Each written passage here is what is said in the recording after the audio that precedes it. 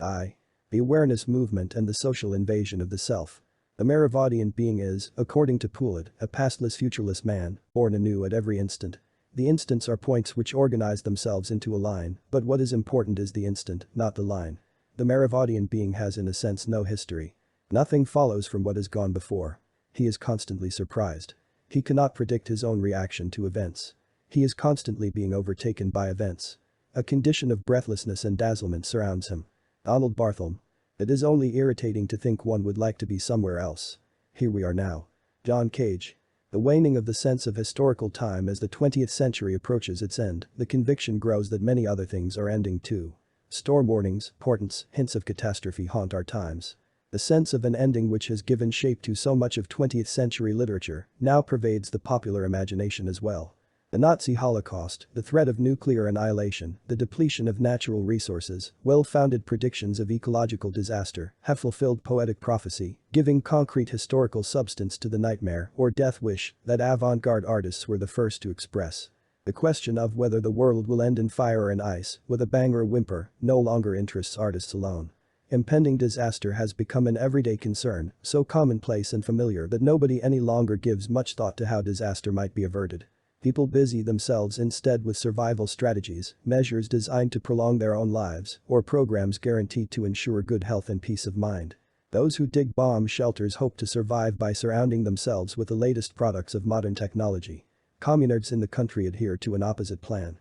To free themselves from dependence on technology and thus to outlive its destruction or collapse.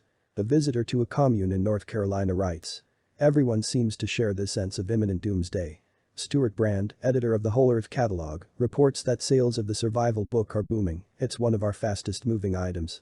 Both strategies reflect the growing despair of changing society, even of understanding it, which also underlies the cult of expanded consciousness, health, and personal growth so prevalent today. After the political turmoil of the 60s, Americans have retreated to purely personal preoccupations.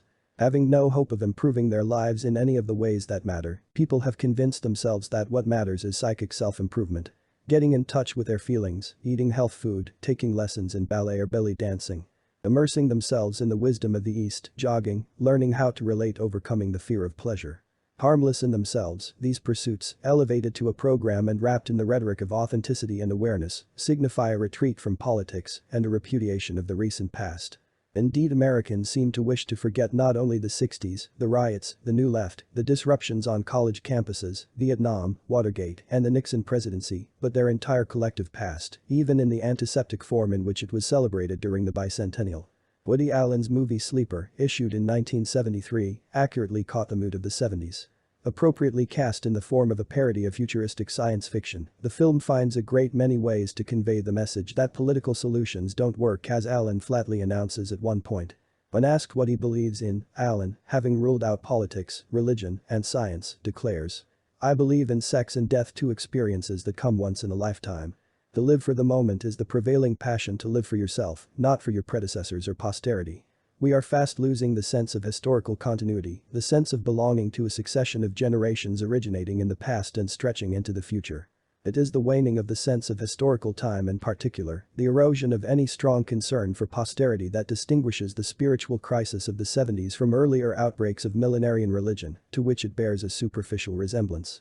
Many commentators have seized on this resemblance as a means of understanding the contemporary cultural revolution, ignoring the features that distinguish it from the religions of the past. A few years ago, Leslie Fiedler proclaimed a new age of faith. More recently, Tom Wolfe has interpreted the new Narcissism as a third great awakening, an outbreak of orgiastic ecstatic religiosity. Jim Haugen, in a book that seems to present itself simultaneously as a critique and a celebration of contemporary decadence, compares the current mood to the millennialism of the waning Middle Ages. The anxieties of the Middle Ages are not much different from those of the present, he writes. Then as now, social upheaval gave rise to millenarian sects. Both Haugen and Wolfe inadvertently provide evidence, however, that undermines a religious interpretation of the consciousness movement. Haugen notes that survival has become the catchword of the 70s and collective narcissism the dominant disposition. Since the society has no future, it makes sense to live only for the moment, to fix our eyes on our own private performance, to become connoisseurs of our own decadence, to cultivate a transcendental self-attention. These are not the attitudes historically associated with millenarian outbreaks. 16th-century Anabaptists awaited the apocalypse not with transcendental self-attention, but with ill-concealed impatience for the golden age it was expected to inaugurate. Nor were they indifferent to the past. Ancient popular traditions of the sleeping king, the leader who will return to his people and restore a lost golden age, informed the millenarian movements of this period. The revolutionary of the Upper Rhine, anonymous author of the Book of 100 Chapters, declared, "The Germans once held the whole world in their hands and they will do so again, and with more power than ever." He predicted that the resurrected Frederick II, emperor of the last days, would reinstate the primitive German religion, move the capital of Christendom from Rome to Trier, abolish private property, and level distinctions between rich and poor. Such traditions, often associated with national resistance to foreign conquest, have flourished at many times and in many forms, including the Christian vision of the Last Judgment. Their egalitarian and pseudo-historical content suggests that even the most radically otherworldly religions of the past expressed a hope of social justice and a sense of continuity with earlier generations. The absence of these values characterizes the survivalist mentality of the 70s. The worldview emerging among us, writes Peter Marin, centers solely on the self and has individual survival as its sole good. In an attempt to identify the peculiar features of contemporary religiosity, Tom Wolfe himself notes that most people, historically, have not lived their lives as if thinking, "I have only one life to live." Instead, they have lived as if they are living their ancestors' lives and their offspring's lives. These observations go very close to the heart of the matter, but they call into question his characterization of the new narcissism as a third-grade awakening. The therapeutic sensibility, the contemporary climate is therapeutic, not religious. People today hunger not for personal salvation, let alone for the restoration of an earlier golden age, but for the feeling, the momentary illusion, of personal well-being, health, and psychic security. Even the radicalism of the 60s served, for many of those who embraced it for personal rather than political reasons, not as a substitute religion, but as a form of therapy. Radical politics filled empty lives, provided a sense of meaning and purpose. In her memoir of the Weathermen, Susan Stern described their attraction in language that owes more to psychiatry and medicine than to religion. When she tried to evoke her state of mind during the 1968 demonstrations at the Democratic National Convention in Chicago, she wrote instead about the state of her health. "I felt good. I could feel my body supple and strong and slim and ready to run miles, and my legs moving sure and swift under me." A few pages later, she says, "I felt real." Repeatedly she explains that association with important people made her feel important. "I felt I was part of a vast network of intense, exciting and brilliant people." When the leaders she idealized disappointed her, as they always did, she looked for new heroes to take their place, hoping to warm herself in their brilliance and to overcome her feeling of insignificance. In their presence, she occasionally felt strong and solid, only to find herself repelled when disenchantment set in again by the arrogance of those whom she had previously admired, by their contempt for everyone around them. Many of the details in Stern's account of the Weathermen would be familiar to students of the revolutionary mentality in earlier epochs. The fervor of her revolutionary commitment, the group's endless disputes about fine points of political dogma, the relentless self-criticism to which members of the sect were constantly exhorted, the attempt to remodel every facet of one's life in conformity with the revolutionary faith.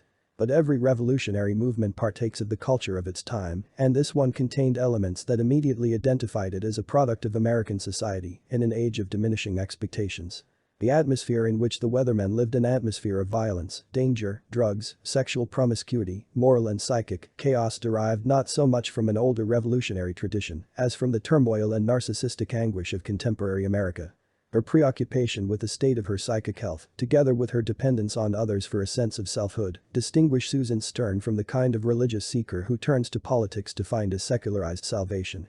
She needed to establish an identity, not to submerge her identity in a larger cause. The narcissist differs also, in the tenuous quality of his selfhood, from an earlier type of American individualist, the American Adam analyzed by R.W.B. Lewis, Quentin Anderson, Michael Rodgin, and by 19th-century observers like Tocqueville. The contemporary narcissist bears a superficial resemblance, in his self-absorption and delusions of grandeur, to the imperial self so often celebrated in 19th-century American literature. The American Adam, like his descendants today, sought to free himself from the past and to establish what Emerson called an original relation to the universe. 19th-century writers and orators restated again and again, in a great variety of forms, Jefferson's doctrine that the earth belongs to the living. The break with Europe, the abolition of primogeniture, and the looseness of family ties gave substance to their belief, even if it was finally an illusion, that Americans, alone among the people of the world, could escape the entangling influence of the past. They imagined, according to Tocqueville, that their whole destiny is in their own hands. Social conditions in the United States, Tocqueville wrote, severed the tie that formerly united one generation to another. The woof of time is every instant broken and the track of generations effaced. Those who went before are soon forgotten, of those who will come after, no one has any idea. The interest of man is confined to those in close propinquity to himself. Some critics have described the narcissism of the 1970s in similar language. The new therapies spawned by the human potential movement, according to Peter Marin, teach that the individual will is all-powerful and totally determines one's fate, thus they intensify the isolation of the self. This line of argument belongs to a well-established American tradition of social thought. Marin's plea for recognition of the immense middle ground of human community recalls Van Wyck Brooks, who criticized the New England transcendentalists for ignoring the genial middle ground of human tradition. Brooks himself, when he formulated his own indictment of American culture, drew on such earlier critics as Santayana, Henry James, Orestes Brownson, and Tocqueville. The critical tradition they established still has much to tell us about the evils of untrammeled individualism, but it needs to be restated to take account of the differences between 19th-century Adamism and the narcissism of our own time. The critique of privatism, though it helps to keep alive the need for community, has become more and more misleading as the possibility of genuine privacy recedes. The contemporary American may have failed, like his predecessors, to establish any sort of common life, but the integrating tendencies of modern industrial society have at the same time undermined his isolation. Having surrendered most of his technical skills to the corporation, he can no longer provide for his material needs. As the family loses not only its productive functions, but many of its reproductive functions as well, men and women no longer manage even to raise their children without the help of certified experts. The atrophy of older traditions of self-help has eroded everyday competence in one area after another and has made the individual dependent on the state, the corporation, and other bureaucracies. Narcissism represents the psychological dimension of this dependence. Notwithstanding his occasional illusions of omnipotence, the narcissist depends on others to validate his self-esteem. He cannot live without an admiring audience. His apparent freedom from family ties and institutional constraints does not free him to stand alone or to glory in his individuality. On the contrary, it contributes to his insecurity, which he can overcome only by seeing his grandiose self reflected in the attentions of others or by attaching himself to those who radiate celebrity, power, and charisma. For the narcissist, the world is a mirror, whereas the rugged individualist saw it as an empty wilderness to be shaped to his own design. In the 19th century American imagination, the vast continent stretching westward symbolized both the promise and the menace of an escape from the past. The West represented an opportunity to build a new society unencumbered by feudal inhibitions, but it also tempted men to throw off civilization and to revert to savagery. Through compulsive industry and relentless sexual repression, 19th-century Americans achieved a fragile triumph over the id. The violence they turned against the Indians and against nature originated not in unrestrained impulse, but in the white Anglo-Saxon superego, which feared the wildness of the West because it objectified the wildness within each individual. While celebrating the romance of the frontier in their popular literature, in practice Americans imposed on the wilderness a new order designed to keep impulse in check while giving free rein to acquisitiveness. Capital accumulation in its own right sublimated appetite and subordinated the pursuit of self-interest to the service of future generations. In the heat of the struggle to win the West, the American pioneer gave full vent to his rapacity and murderous cruelty, but he always envisioned the result not without misgivings, expressed in a nostalgic cult of lost innocence as a peaceful, respectable, church-going community safe for his women and children. He imagined that his offspring, raised under the morally refining influence of feminine culture, would grow up to be sober, law-abiding, domesticated American citizens. And the thought of the advantages they would inherit justified his toil and excused, he thought, his frequent lapses into brutality, sadism, and rape. Today Americans are overcome not by the sense of endless possibility, but by the banality of the social order they have erected against it.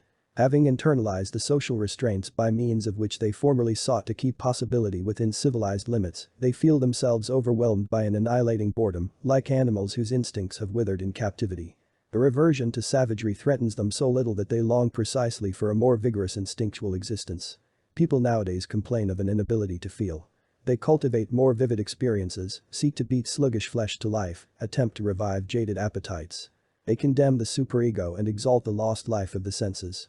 20th century people have erected so many psychological barriers against strong emotion and have invested those defenses with so much of the energy derived from forbidden impulse that they can no longer remember what it feels like to be inundated by desire. They tend, rather, to be consumed with rage, which derives from defenses against desire and gives rise in turn to new defenses against rage itself. Outwardly bland, submissive, and sociable, they seethe with an inner anger for which a dense, overpopulated bureaucratic society can devise few legitimate outlets. The growth of bureaucracy creates an intricate network of personal relations, puts a premium on social skills, and makes the unbridled egotism of the American atom untenable. Yet at the same time it erodes all forms of patriarchal authority and thus weakens the social superego, formerly represented by fathers, teachers, and preachers. The decline of institutionalized authority in an ostensibly permissive society does not, however, lead to a decline of the superego in individuals. It encourages instead the development of a harsh punitive superego that derives most of its psychic energy, in the absence of authoritative social prohibitions, from the destructive, aggressive impulses within the id. Unconscious, irrational elements in the superego come to dominate its operation. As authority figures in modern society lose their credibility, the superego in individuals increasingly derives from the child's primitive fantasies about his parents' fantasies, charged with sadistic rage rather than from internalized ego ideals, formed by later experience with loved and respected models of social conduct. The struggle to maintain psychic equilibrium in a society that demands submission to the rules of social intercourse but refuses to ground those rules in a code of moral conduct encourages a form of self-absorption that has little in common with the primary narcissism of the imperial self. Archaic elements increasingly dominate personality structure, and the self shrinks back, in the words of Maurice Dickstein, toward a passive and primeval state in which the world remains uncreated, unformed. The egomaniacal, experience-devouring imperial self regresses into a grandiose, narcissistic, infantile, empty self. A dark wet hole, as Rudolf Wurlitzer writes in Nog, where everything finds its way sooner or later. I remain near the entrance, handling goods as they are shoved in, listening and nodding. I have been slowly dissolving into this cavity. Plagued by anxiety, depression, vague discontents, a sense of inner emptiness, the psychological man of the 20th century seeks neither individual self-aggrandizement nor spiritual transcendence but peace of mind, under conditions that increasingly militate against it. Therapists, not priests or popular preachers of self-help or models of success like the captains of industry, become his principal allies in the struggle for composure. He turns to them in the hope of achieving the modern equivalent of salvation, mental health. Therapy has established itself as the successor both to rugged individualism and to religion, but this does not mean that the triumph of the therapeutic has become a new religion in its own right. Therapy constitutes an anti-religion, not always to be sure because it adheres to rational explanation or scientific methods of healing, as its practitioners would have us believe, but because modern society has no future and therefore gives no thought to anything beyond its immediate needs. Even when therapists speak of the need for meaning and love, they define love and meaning simply as the fulfillment of the patient's emotional requirements.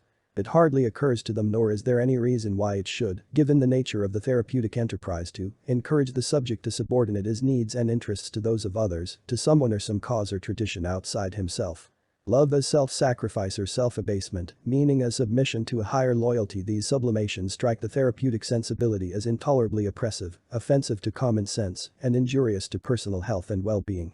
To liberate humanity from such outmoded ideas of love and duty has become the mission of the post-Freudian therapies, and particularly of their converts and popularizers, for whom mental health means the overthrow of inhibitions and the immediate gratification of every impulse. From politics to self-examination having displaced religion as the organizing framework of American culture, the therapeutic outlook threatens to displace politics as well, the last refuge of ideology. Bureaucracy transforms collective grievances into personal problems amenable to therapeutic intervention. In clarifying this process, this trivialization of political conflict, the New Left of the 60s made one of its most important contributions to political understanding. In the 70s, however, many former radicals have themselves embraced a therapeutic sensibility. Rennie Davis leaves radical politics to follow the teenage guru, Maharaj Jai. Abbie Hoffman, former leader of the Yippies, decides that it is more important to get his own head together than to move multitudes. His one-time associate, Jerry Rubin, having reached the dreaded age of 30 and having found himself face to face with his private fears and anxieties, moves from New York to San Francisco, where he shops voraciously on an apparently inexhaustible income in the spiritual supermarkets of the West Coast. In 5 years, Rubin says, from 1971 to 1975, I directly experienced gestalt therapy, bioenergetics, rolfing, massage, jogging, health foods, tai chi, Esalen, hypnotism, modern dance, meditation, Silva mind control, Erica, acupuncture, sex therapy, Reichian therapy. And Morehouse, a smorgasbord course in new consciousness. In his coyly titled memoir, Growing Up at 37, Rubin testifies to the salutary effects of his therapeutic regimen. After years of neglecting his body, he gave himself permission to be healthy and quickly lost 30 pounds. Health foods, jogging, yoga, sauna baths, chiropractors and acupuncturists have made him feel, at 37, like 25. Spiritual progress proved equally gratifying and painless. He shed his protective armor, his sexism, his addiction to love, and learned to love myself enough so that I do not need another to make me happy. He came to understand that his revolutionary politics concealed a Puritan conditioning which occasionally made him uneasy about his celebrity and its material rewards. No strenuous psychic exertion seemed to have been required to convince Rubin that it's okay to enjoy the rewards of life that money brings. He learned to put sex in its proper place and to enjoy it without investing it with symbolic meaning. Under the influence of a succession of psychic healers, he raged against his parents and the righteous, punitive judge within himself, eventually learning to forgive his parents and his superego. He cut his hair, shaved his beard, and liked what I saw. Now I entered rooms and no one knew who I was because I didn't fit their image of me. I was 35, but I looked 23. Rubin sees his journey into myself as part of the consciousness movement of the 70s. Yet this massive self-examination has produced few indications of self-understanding, personal or collective. Self-awareness remains mired in liberationist cliches. Rubin discusses the female in me, the need for a more tolerant view of homosexuality, and the need to make peace with his parents, as if these commonplaces represented hard-won insights into the human condition. As a skillful manipulator of the common coin, a self-confessed media freak and propagandist, he assumes that all ideas, character traits, and cultural patterns derive from propaganda and conditioning. Apologizing for his heterosexuality, he writes, "Men do not turn me on because I was propagandized as a child to think that homosexuality is sick." In therapy, he attempted to reverse the negative programming of childhood. By convincing himself that a collective deconditioning will provide the basis for social and political change, he has tried to build a rickety bridge between his political activities in the 60s and his current preoccupation with his own body and feelings. Like many ex-radicals, he has succeeded only in exchanging current therapeutic slogans for the political slogans he used to mouth with equal disregard of their content. Rubin claims that the inner revolution of the 70s grew out of an awareness that the radicalism of the 60s had failed to address itself to the quality of personal life or to cultural questions, in the mistaken belief that questions of personal growth, in his words, could wait until after the revolution. This accusation contains a certain amount of truth. The left has too often served as a refuge from the terrors of the inner life. Another ex-radical, Paul Zweig, has said that he became a communist in the late 50s because communism released him from the failed rooms and broken vases of a merely private life. As long as political movements exercise a fatal attraction for those who seek to drown the sense of personal failure in collective action, as if collective action somehow precluded rigorous attention to the quality of personal life, political movements will have little to say about the personal dimension of social crisis. Yet the new left, unlike the old left, did begin to address this issue in the brief period of its flowering in the mid-60s. In those years, there was a growing recognition, by no means confined to those associated with the new left, that personal crisis, on the scale it is now assumed, represents a political issue in its own right. And that a thoroughgoing analysis of modern society and politics has to explain, among other things, why personal growth and development have become so hard to accomplish, why the fear of growing up and aging haunts our society, why personal relations have become so brittle and precarious, and why the inner life no longer offers any refuge from the danger around us. The emergence in the 60s of a new literary form, combining cultural criticism, political reportage, and reminiscence, represented an attempt to explore these issues, to illuminate the intersection of personal life and politics, history and private experience. Books like Norman Mailer's Armies of the Night, by disposing of the convention of journalistic objectivity, often penetrated more deeply into events than accounts written by allegedly impartial observers. The fiction of the period, in which the writer made no effort to conceal his presence or point of view, demonstrated how the act of writing could become a subject for fiction in its own right. Cultural criticism took on a personal and autobiographical character, which at its worst degenerated into self-display, but at its best, showed that the attempt to understand culture has to include analysis of the way it shapes the critic's own consciousness. Political upheavals injected themselves into every discussion and made it impossible to ignore the connections between culture and politics. By undermining the illusion of culture as a separate and autonomous development, uninfluenced by the distribution of wealth and power, the political upheaval of the 60s also tended to undermine the distinction between high culture and popular culture, and to make popular culture an object of serious discussion. Confession and anti-confession. The popularity of the confessional mode testifies, of course, to the new narcissism that runs all through American culture, but the best work in this vein attempts, precisely through self-disclosure, To achieve a critical distance from the self and to gain insight into the historical forces, reproduced in psychological form, that have made the very concept of selfhood increasingly problematic. The mere act of writing already presupposes a certain detachment from the self and the objectification of one's own experience, as psychiatric studies of narcissism have shown, makes it possible for the deep sources of grandiosity and exhibitionism after being appropriately inhibited, tamed, and neutralized to find access to reality. Yet the increasing interpenetration of fiction, journalism, and autobiography undeniably indicates that many writers find it more and more difficult to achieve the detachment indispensable to art. Instead of fictionalizing personal material or otherwise reordering it, they have taken to presenting it undigested, leaving the reader to arrive at his own interpretations. Instead of working through their memories, many writers now rely on mere self-disclosure to keep the reader interested, appealing not to his understanding, but to his salacious curiosity about the private lives of famous people.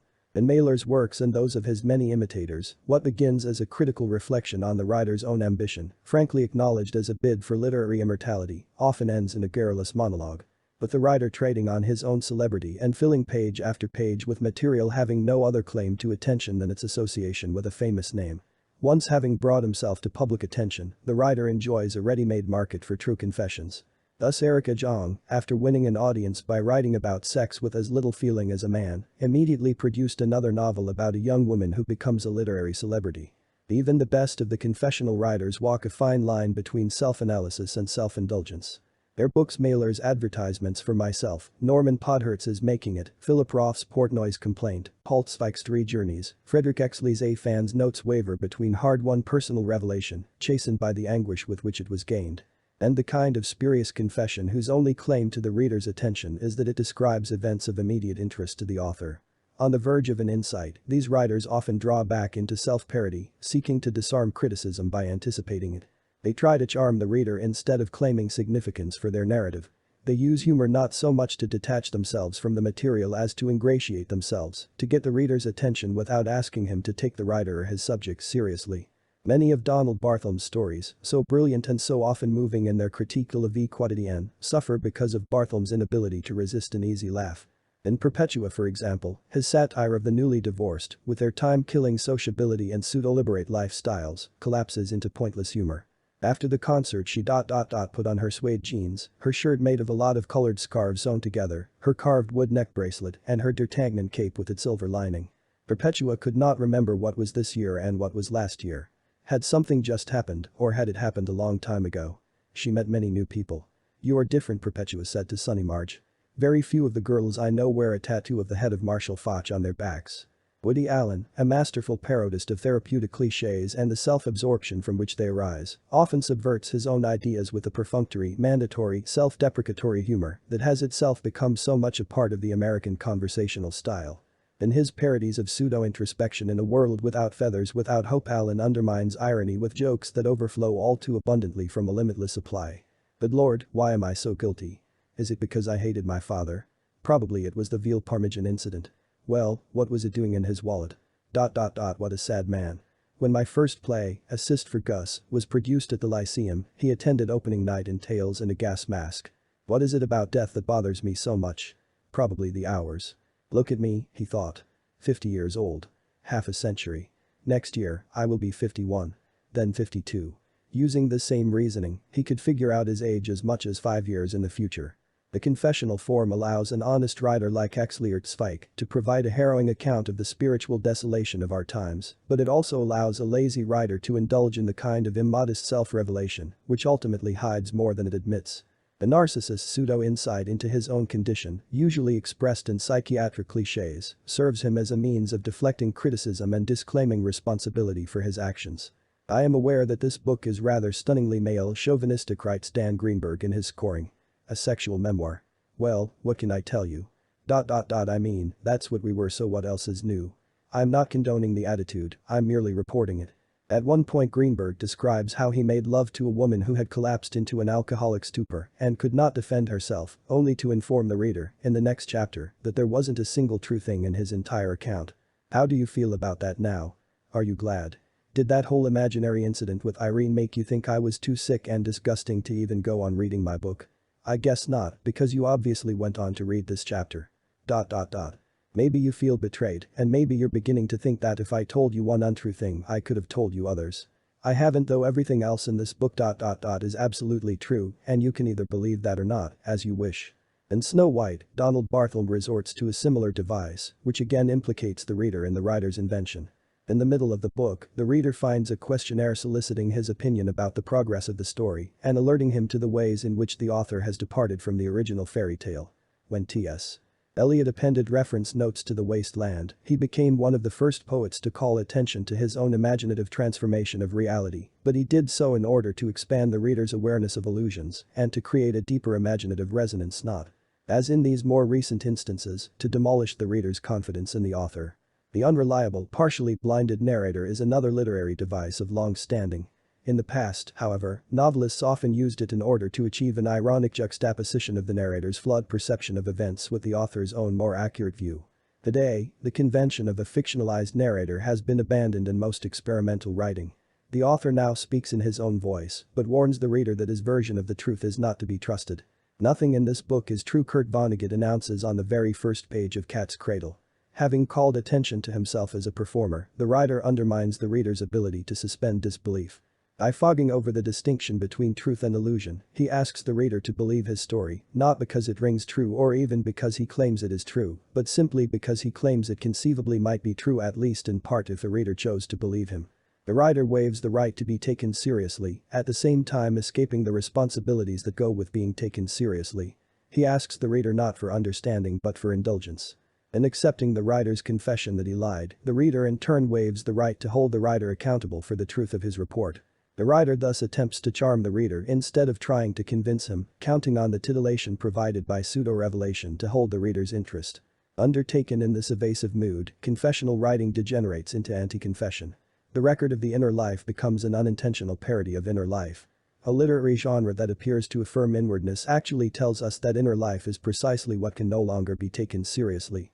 This explains why Allen, Bartholomew, and other satirists so often parody, as a deliberate literary strategy, the confessional style of an earlier time, when the artist bared his inner struggles in the belief that they represented a microcosm of the larger world. Today the artist's confessions are notable only for their utter banality. Woody Allen writes a parody of Van Gogh's letters to his brother, in which the artist becomes a dentist preoccupied with oral prophylaxis, root canal work, and the proper way to brush. The voyage to the interior discloses nothing but a blank. The writer no longer sees life reflected in his own mind. Just the opposite. He sees the world, even in its emptiness, as a mirror of himself. In recording his inner experiences, he seeks not to provide an objective account of a representative piece of reality, but to seduce others into giving him their attention, acclaim, or sympathy, and thus to shore up his faltering sense of self. The void within, in spite of the defenses with which contemporary confessions surround themselves, these books often provide glimpses into the anguish that gives rise to the search for psychic peace. Paul Zweig speaks of his growing conviction, amounting to a faith, that my life was organized around a core of blandness which shed anonymity upon everything I touched, of the emotional hibernation which lasted until I was almost 30. Of the persisting suspicion of personal emptiness which all my talking and my anxious attempts at charm surround and decorate, but don't penetrate or even come close to. In the same vein, Frederick Exley writes. Whether or not I am a writer, I have ... cultivated the instinct of one, an aversion for the herd, without, in my unhappy case, the ability to harness and articulate that aversion. The mass media, with their cult of celebrity and their attempt to surround it with glamour and excitement, have made Americans a nation of fans, moviegoers. The media give substance to and thus intensify narcissistic dreams of fame and glory, encourage the common man to identify himself with the stars and to hate the herd, and make it more and more difficult for him to accept the banality of everyday existence. Frank Gifford and the New York Giants, Exley writes, sustained for me the illusion that fame was possible.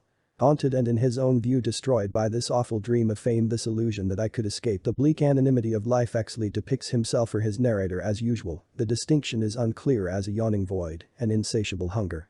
An emptiness waiting to be filled with the rich experiences reserved for the chosen few. An ordinary man in most respects, Exley dreams of a destiny that's grand enough for me. Like Michelangelo's God reaching out to Adam, I want nothing less than to reach across the ages and stick my dirty fingers into posterity. ... There's nothing I don't want. I want this, and I want that, and I want, well, everything. The modern propaganda of commodities and the good life has sanctioned impulse gratification and made it unnecessary for the id to apologize for its wishes or disguise their grandiose proportions. But this same propaganda has made failure and loss unsupportable. When it finally occurs to the new Narcissus that he can live not only without fame but without self, live and die without ever having had one's fellows conscious of the microscopic space one occupies upon this planet. He experiences this discovery not merely as a disappointment but as a shattering blow to his sense of selfhood. The thought almost overcame me, Exley writes, and I could not dwell upon it without becoming unutterably depressed. In his emptiness and insignificance, the man of ordinary abilities tries to warm himself in the stars' reflected glow. In Pages from a Cold Island, Exley dwells on his fascination with Edmund Wilson and tells how he tried to get closer to his idol after Wilson's death by interviewing the great man's survivors. Since the record of these interviews concerns Exley himself far more than it concerns Wilson, and since Exley repeatedly praises Wilson's literary achievement in the rhetoric of conventional tribute, one of the great men of the 20th century. 50 years of relentless dedication to his craft, American letters had never seen his like before. It is clear that Wilson represents for Exley a magical presence, even in death, association with whom confers vicarious importance on his literary admirers and posthumous hangers-on. Exley himself says that he acted as if proximity to Wilson would bring me luck. Other autobiographers describe, with none of Exley's self-consciousness, the same attempt to live vicariously through others more brilliant than oneself. Susan Stern gives the impression that she gravitated to the Weathermen because association with media stars like Mark Rudd and Bernadine Dohrn made her feel that she had finally found her niche in life. Dohrn impressed her as a queen, a high priestess whose splendor and nobility set her apart from the secondary and third-ranking leadership of SDS. Whatever quality she possessed, I wanted it. I wanted to be cherished and respected as Bernadine was. When the trial of the Seattle Seven made Stern a media celebrity in her own right, she found herself someone at last, because there were so many people hanging around me, asking me questions, looking to me for answers, or just looking at me, offering to do things for me. To get some of the glow from the limelight. Now in her prime she imagined herself and tried to impress others as flashy and vulgar, hard and funny, aggressive and dramatic. Wherever I went people loved me. Her eminence in the most violent wing of the American left enabled her to act out, before a large audience, the fantasy of destructive rage that underlay her desire for fame. She imagined herself an avenging fury, an Amazon, a walkure. On the wall of her house, she painted an 8-foot-tall nude woman with flowing green blonde hair and a burning American flag coming out of her cunt. In her acid frenzy, she says, she had painted what I wanted to be somewhere deep in my mind, tall and blonde, nude and armed, consuming or discharging a burning America. Neither drugs nor fantasies of destruction, even when the fantasies are objectified in revolutionary praxis, appease the inner hunger from which they spring. Personal relations founded on reflected glory, on the need to admire and be admired, prove fleeting and insubstantial. Stern's friendships and love affairs usually ended in disillusionment, animosity, recrimination. She complains of an inability to feel anything. I grew more frozen inside, more animated outside. Although her life revolved around politics, the political world has no reality in her memoir, it figures only as a projection of her own rage and unease, a dream of anxiety and violence. Many other books of our time, even books that are the product of political upheaval, convey the same sense of the unreality of politics. Halt Spike, who spent 10 years in Paris in the 50s and 60s and took part in the agitation against the Algerian War, says that the war gradually became an environment pervading every aspect of his existence, yet external events play only a shadowy part in his narrative. They have the quality of hallucination, a vague background of terror and vulnerability. At the height of the violent protest against the Algerian War, he recalled a phrase he had once read in a book about the inner feeling of schizophrenia. The patient, with the pungency of an oracle, had said, "La terre bouge, elle ne m'inspire aucune confiance." The same feeling, Spike says, later overwhelmed him in the Sahara Desert, where he tried to overcome his inner dryness by testing himself, alone, against the rigors of nature. The earth moves about, I can have no confidence in it. In Spike's account of his life, friends and lovers provide moments of what might be called happiness, but their presence fails to arrest the vacant spin of his inner existence. He lived for a time with a girl named Michelle, who hurled herself against his impassibility without success. The carefully laid scene, intended to capture the quality of their connection, captures also the elusive quality of Spike's narrative, the self-mockery intended to charm and to disarm criticism, and the terrible conviction of inauthenticity that lies behind it. As if to mock the anguish in the room, the grey-lit bulk of Notre Dame floats out of the night at a distance of magic and low-muttering cars. The girl is sitting on the floor next to scattered paintbrushes and a murky wooden palette. The boy, in several pieces, or so he feels, on the bed, is saying in a strangled theatrical whisper, "Je ne veux pas être un homme." To make his meaning clearer, which is to say, to lift his anxiety into the intellectual realm, he repeats, Je ne veux pas un homme, hinting at a question of principle which the girl is apparently too obtuse to grasp because she lets out a moan and begins to cry. After 6 years of this, they got married and divorced within a few bracing weeks. Spike's exile came to an end, and with it, his attempt to impersonate his existence with the agility of someone who has nothing more to lose. The inner void, however, persists. The experience of inner emptiness, the frightening feeling that at some level of existence I'm nobody, that my identity has collapsed and deep down, no one's there. It remains for Swami Muktananda, a guru much favored by New Yorkers in search of spiritual healing, to teach Spike how to put his double to sleep. Baba Father teaches the futility of mental processes. Under his instruction, Spike has experienced the delirium of release.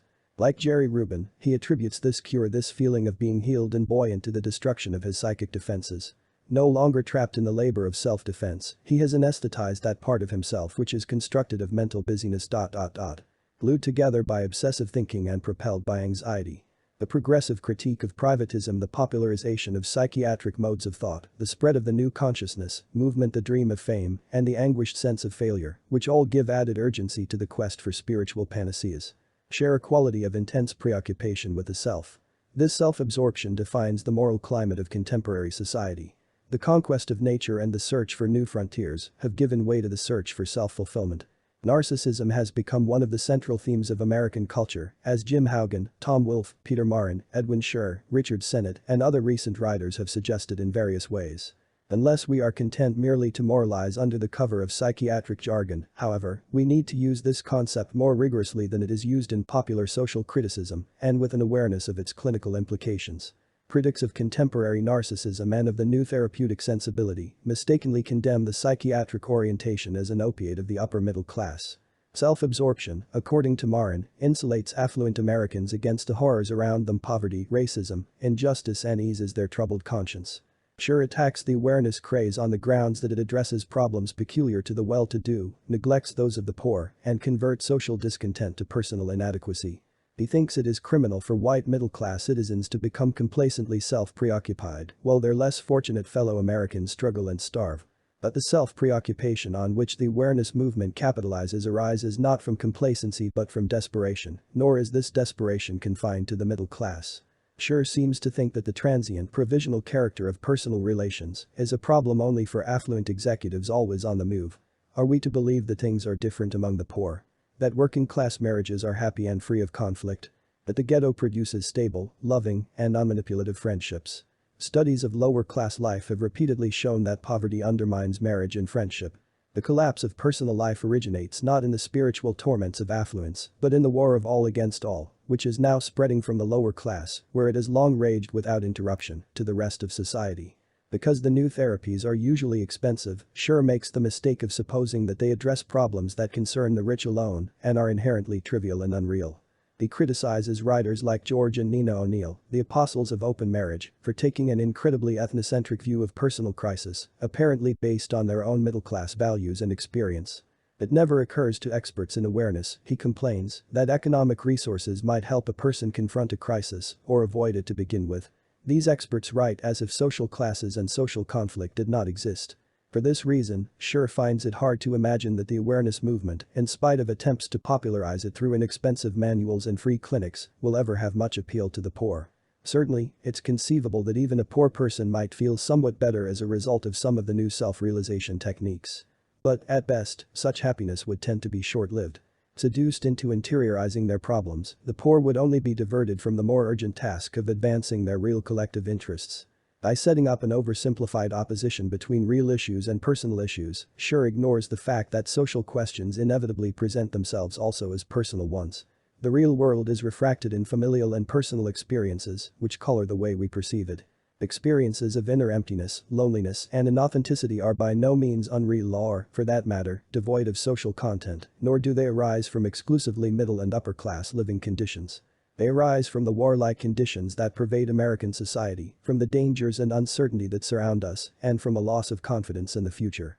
The poor have always had to live for the present, but now a desperate concern for personal survival, sometimes disguised as hedonism, engulfs the middle class as well. Scher himself notes that what seems ultimately to emerge out of this very mixed message is an ethic of self-preservation. But his condemnation of the survival ethic as a retreat into privatism misses the point.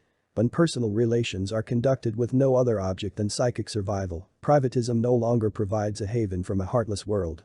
On the contrary, private life takes on the very qualities of the anarchic social order from which it is supposed to provide a refuge. It is the devastation of personal life, not the retreat into privatism, that needs to be criticized and condemned. The trouble with the consciousness movement is not that it addresses trivial or unreal issues, but that it provides self-defeating solutions. Arising out of a pervasive dissatisfaction with the quality of personal relations, it advises people not to make too large an investment in love and friendship, to avoid excessive dependence on others, and to live for the moment the very conditions that created the crisis of personal relations in the first place. The critique of privatism. Richard Sennett on the fall of public man. Richard Sennett's critique of narcissism, more subtle and penetrating than Scher's in its insistence that narcissism is the very opposite of strong self-love, nevertheless implies a similar devaluation of the personal realm. The best things in the Western cultural tradition, in Sennett's view, derive from the conventions that once regulated impersonal relations in public. These conventions, now condemned as constricting, artificial, and deadening to emotional spontaneity, formerly established civilized boundaries between people, set limits on the public display of feeling, and promoted cosmopolitanism and civility. In 18th-century London or Paris, sociability did not depend on intimacy. Strangers meeting in the parks or on the streets might without embarrassment speak to each other. They shared a common fund of public signs which enabled people of unequal rank to conduct a civilized conversation and to cooperate in public projects without feeling called upon to expose their innermost secrets. In the 19th century, however, reticence broke down and people came to believe that public actions revealed the inner personality of the actor. The romantic cult of sincerity and authenticity tore away the masks that people once had worn in public and eroded the boundary between public and private life. As the public world came to be seen as a mirror of the self, people lost the capacity for detachment and hence for playful encounter, which presupposes a certain distance from the self. In our own time, according to Sennett, relations in public, conceived as a form of self-revelation, have become deadly serious. Conversation takes on the quality of confession. Class consciousness declines, people perceive their social position as a reflection of their own abilities and blame themselves for the injustices inflicted on them. Politics degenerates into a struggle not for social change, but for self-realization. When the boundaries between the self and the rest of the world collapse, the pursuit of enlightened self-interest, which once informed every phase of political activity, becomes impossible. The political man of an earlier age knew how to take rather than desire, Sennett's definition of psychological maturity, and judged politics, as he judged reality in general, to see what's in it for him, rather than if it is him. The narcissist, on the other hand, suspends ego interests in a delirium of desire. Far more intricate and suggestive than a brief summary can indicate, Sennett's argument has much to teach us about the importance of self-distance in play and in dramatic reconstructions of reality, about the projection of the search for self into politics, and about the pernicious effects of the ideology of intimacy. But Sennett's idea that politics turns on enlightened self-interest, the careful calculation of personal and class advantage, hardly does justice to the irrational elements that have always characterized the relations between dominant and subordinate classes. It pays too little heed to the ability of the rich and powerful to identify their ascendancy with lofty moral principles, which make resistance a crime not only against the state but against humanity itself. Ruling classes have always sought to instill in their subordinates the capacity to experience exploitation and material deprivation as guilt, while deceiving themselves that their own material interests coincide with those of mankind as a whole. Leaving aside the dubious validity of Sennett's equation of successful ego functioning with the ability to take rather than to desire, which seems to enshrine rapacity as the only alternative to narcissism. The fact is that men have never perceived their interests with perfect clarity and have therefore tended, throughout history, to project irrational aspects of themselves into the political realm. To blame the irrational features of modern politics on narcissism, the ideology of intimacy, or the culture of personality, not only exaggerates the role of ideology in historical development, but underestimates the irrationality of politics in earlier epochs. Sennett's conception of proper politics as the politics of self-interest shares with a Tocquevillian pluralistic tradition from which it evidently derives an ideological element of its own. The tendency of this analysis is to exalt bourgeois liberalism as the only civilized form of political life and bourgeois civility as the only uncorrupted form of public conversation. From the pluralist point of view, the admitted imperfections of bourgeois society remain inaccessible to political correction, since political life is regarded as inherently a realm of radical imperfection. Thus, when men and women demand fundamental alterations in the political system, they are really projecting personal anxieties into politics. In this way, liberalism defines itself as the outer limit of political rationality and dismisses all attempts to go beyond liberalism, including the entire revolutionary tradition, as the politics of narcissism. Sennett's adoption of a Tocquevillian perspective leaves him unable to distinguish between the corruption of radical politics in the late 1960s by the irrational elements in American culture and the validity of many radical goals. His mode of analysis makes all radicalism, all forms of politics that seek to create a society not based on exploitation, automatically suspect. In spite of its idealization of the public life of the past, Sennett's book participates in the current revulsion against politics, the revulsion, that is, against the hope of using politics as an instrument of social change. Sennett's eagerness to restore a distinction between public and private life, moreover, ignores the ways in which they are always intertwined. The socialization of the young reproduces political domination at the level of personal experience. In our own time, this invasion of private life by the forces of organized domination has become so pervasive that personal life has almost ceased to exist. Reversing cause and effect, Sennett blames the contemporary malaise on the invasion of the public realm by the ideology of intimacy. For him, as for Marin and Schur, the current preoccupation with self-discovery, psychic growth, and intimate personal encounters represents unseemly self-absorption, romanticism run rampant. In fact, the cult of intimacy originates not in the assertion of personality, but in its collapse. Poets and novelists today, far from glorifying the self, chronicle its disintegration. Therapies that minister to the shattered ego convey the same message. Our society, far from fostering private life at the expense of public life, has made deep and lasting friendships, love affairs, and marriages increasingly difficult to achieve. As social life becomes more and more warlike and barbaric, personal relations, which ostensibly provide relief from these conditions, take on the character of combat. Some of the new therapies dignify this combat as assertiveness and fighting fair in love and marriage. Others celebrate impermanent attachments under such formulas as open marriage and open-ended commitments. Thus they intensify the disease they pretend to cure. They do this, however, not by diverting attention from social problems to personal ones, from real issues to false issues, but by obscuring the social origins of the suffering, not to be confused with complacent self-absorption that is painfully but falsely experienced as purely personal and private. A sense of an ending ... is ... endemic to what we call modernism, writes Frank Kermode. ... In general, we seem to combine a sense of decadence in society as evidenced by the concept of alienation, which, supported by a new interest in the early Marx, has never enjoyed more esteem with a technological utopianism. In our ways of thinking about the future there are contradictions which, if we were willing to consider them openly, might call for some effort toward complementarity. But they lie, as a rule, too deep. Susan Sontag, noting that people take the news of their doom in diverse ways, contrasts the apocalyptic imagination of earlier ages with that of today. In the past, expectations of the apocalypse often furnished the occasion for a radical disaffiliation from society, whereas in our time they provoke an inadequate response being received without great agitation. Augen's book reflects the current belief in the futility of mere political solutions. Revolution would accomplish nothing more than a change in the management of the disease, and exemplifies the inadequate response in the face of disaster that Sontag finds so characteristic of our age. It's amazingly simple, Haugen announces at the outset. Things fall apart. There's nothing you can do. Let a smile be your umbrella. As an example of the new disposition, which repudiates the view of the self as part of a great biological stream, Wolff cites an advertisement for hair dye. If I've only one life, let me live it as a blonde. Other examples could be cited ad infinitum. The slogan for Schlitz, you only go around once in life, so you have to grab all the gusto you can, the title of a popular soap opera, One Life to Live, and so on. In 1857, Brownson criticized the atomizing individualism of modern life in words that anticipate similar complaints in the 20th century. The work of destruction, commenced by the Reformation, which had introduced an era of criticism and revolution, had, I thought, been carried far enough. All that was dissoluble had been dissolved.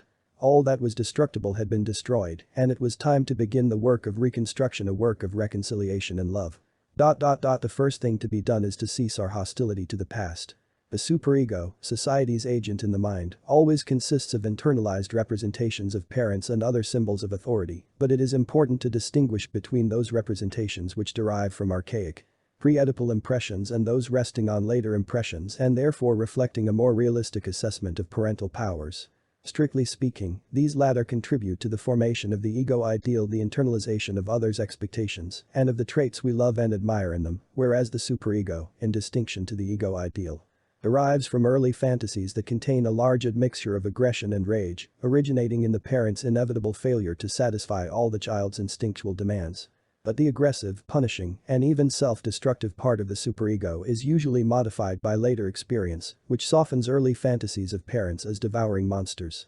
If that experience is lacking, as it so often is in a society that has radically devalued all forms of authority, the sadistic superego can be expected to develop at the expense of the ego ideal, the destructive superego at the expense of the severe but solicitous inner voice we call conscience. Useful creative work, which confronts the individual with unsolved intellectual and aesthetic problems and thereby mobilizes narcissism on behalf of activities outside the self, provides the narcissist, according to Heinz Code, with the best hope of transcending his predicament. A modicum of creative potential, however narrow its scope may be, lies within the realm of the experience of many people. And the narcissistic nature of the creative act, the fact that the object of the creative interest is invested with narcissistic libido, can be approached through ordinary self-observation and empathy. 2. The narcissistic personality of our time. Narcissism as a metaphor of the human condition. Recent critics of the new narcissism not only confuse cause and effect, attributing to a cult of privatism developments that derive from the disintegration of public life. They use the term narcissism so loosely that it retains little of its psychological content. Erich Fromm, in The Heart of Man, drains the idea of its clinical meaning and expands it to cover all forms of vanity, self-admiration, self-satisfaction, and self-glorification in individuals, and all forms of parochialism, ethnic or racial prejudice, and fanaticism in groups. In other words, Fromm uses the term as a synonym for the asocial individualism which, in his version of progressive and humanistic dogma, undermines cooperation, brotherly love, and the search for wider loyalties. Narcissism thus appears simply as the antithesis of that watery love for humanity, disinterested love for the stranger, advocated by Fromm under the name of socialism. Fromm's discussion of individual and social narcissism, appropriately published in a series of books devoted to religious perspectives, provides an excellent example of the inclination, in our therapeutic age, to dress up moralistic platitudes in psychiatric garb. We live in a historical period characterized by a sharp discrepancy between the intellectual development of man and his mental-emotional development, which has left him still in a state of marked narcissism with all its pathological symptoms. Whereas Sennett reminds us that narcissism has more in common with self-hatred than with self-admiration, Fromm loses sight even of this well-known clinical fact in his eagerness to sermonize about the blessings of brotherly love. As always in Fromm's work, the trouble originates in his misguided and unnecessary attempt to rescue Freud's thought from its mechanistic 19th-century basis and to press it into the service of humanistic realism. In practice, this means that theoretical rigor gives way to ethically uplifting slogans and sentiments. Fromm notes in passing that Freud's original concept of narcissism assumed that libido begins in the ego as a great reservoir of undifferentiated self-love, whereas in 1922 he decided, on the contrary, that we must recognize the id as the great reservoir of the libido. Fromm slides over this issue, however, by remarking, the theoretical question whether the libido starts originally in the ego or in the id is of no substantial importance for the meaning of the concept of narcissism itself. In fact, the structural theory of the mind, set forth by Freud in group psychology and in the ego and the id, required modifications of his earlier ideas that have a great deal of bearing on the theory of narcissism. Structural theory made Freud abandon the simple dichotomy between instinct and consciousness and recognized the unconscious elements of the ego and superego, the importance of non-sexual impulses, aggression or the death instinct, and the alliance between superego and id, superego and aggression. These discoveries in turn made possible an understanding of the role of object relations in the development of narcissism, thereby revealing narcissism as essentially a defense against aggressive impulses rather than self-love. Theoretical precision about narcissism is important not only because the idea is so readily susceptible to moralistic inflation, but because the practice of equating narcissism with everything selfish and disagreeable militates against historical specificity. Men have always been selfish, groups have always been ethnocentric, nothing is gained by giving these qualities a psychiatric label. The emergence of character disorders as the most prominent form of psychiatric pathology, however, together with the change in personality structure this development reflects, derives from quite specific changes in our society and culture, from bureaucracy, the proliferation of images, therapeutic ideologies, the rationalization of the inner life, the cult of consumption, and in the last analysis from changes in family life and from changing patterns of socialization. All this disappears from sight if narcissism becomes simply the metaphor of the human condition, as in another existential humanistic interpretation, Shirley Sugerman's Sin and Madness. Studies in Narcissism. The refusal of recent critics of narcissism to discuss the etiology of narcissism or to pay much attention to the growing body of clinical writing on the subject probably represents a deliberate decision. stemming from the fear that emphasis on the clinical aspects of the narcissistic syndrome would detract from the concept's usefulness in social analysis. This decision, however, has proved to be a mistake. In ignoring the psychological dimension, these authors also miss the social. They fail to explore any of the character traits associated with pathological narcissism, which in less extreme form appear in such profusion in the everyday life of our age.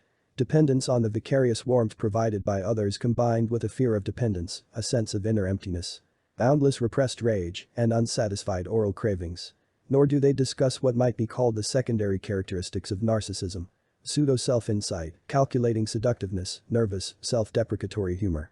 Thus they deprive themselves of any basis on which to make connections between the narcissistic personality type and certain characteristic patterns of contemporary culture, such as the intense fear of old age and death, altered sense of time, fascination with celebrity, fear of competition, decline of the play spirit, deteriorating relations between men and women.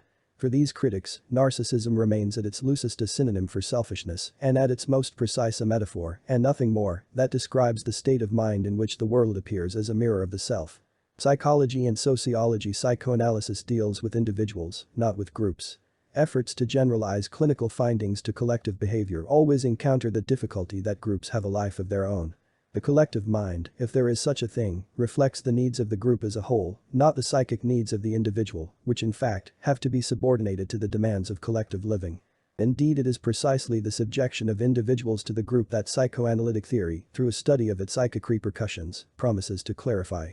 By conducting an intensive analysis of individual cases that rests on clinical evidence rather than common sense impressions, psychoanalysis tells us something about the inner workings of society itself.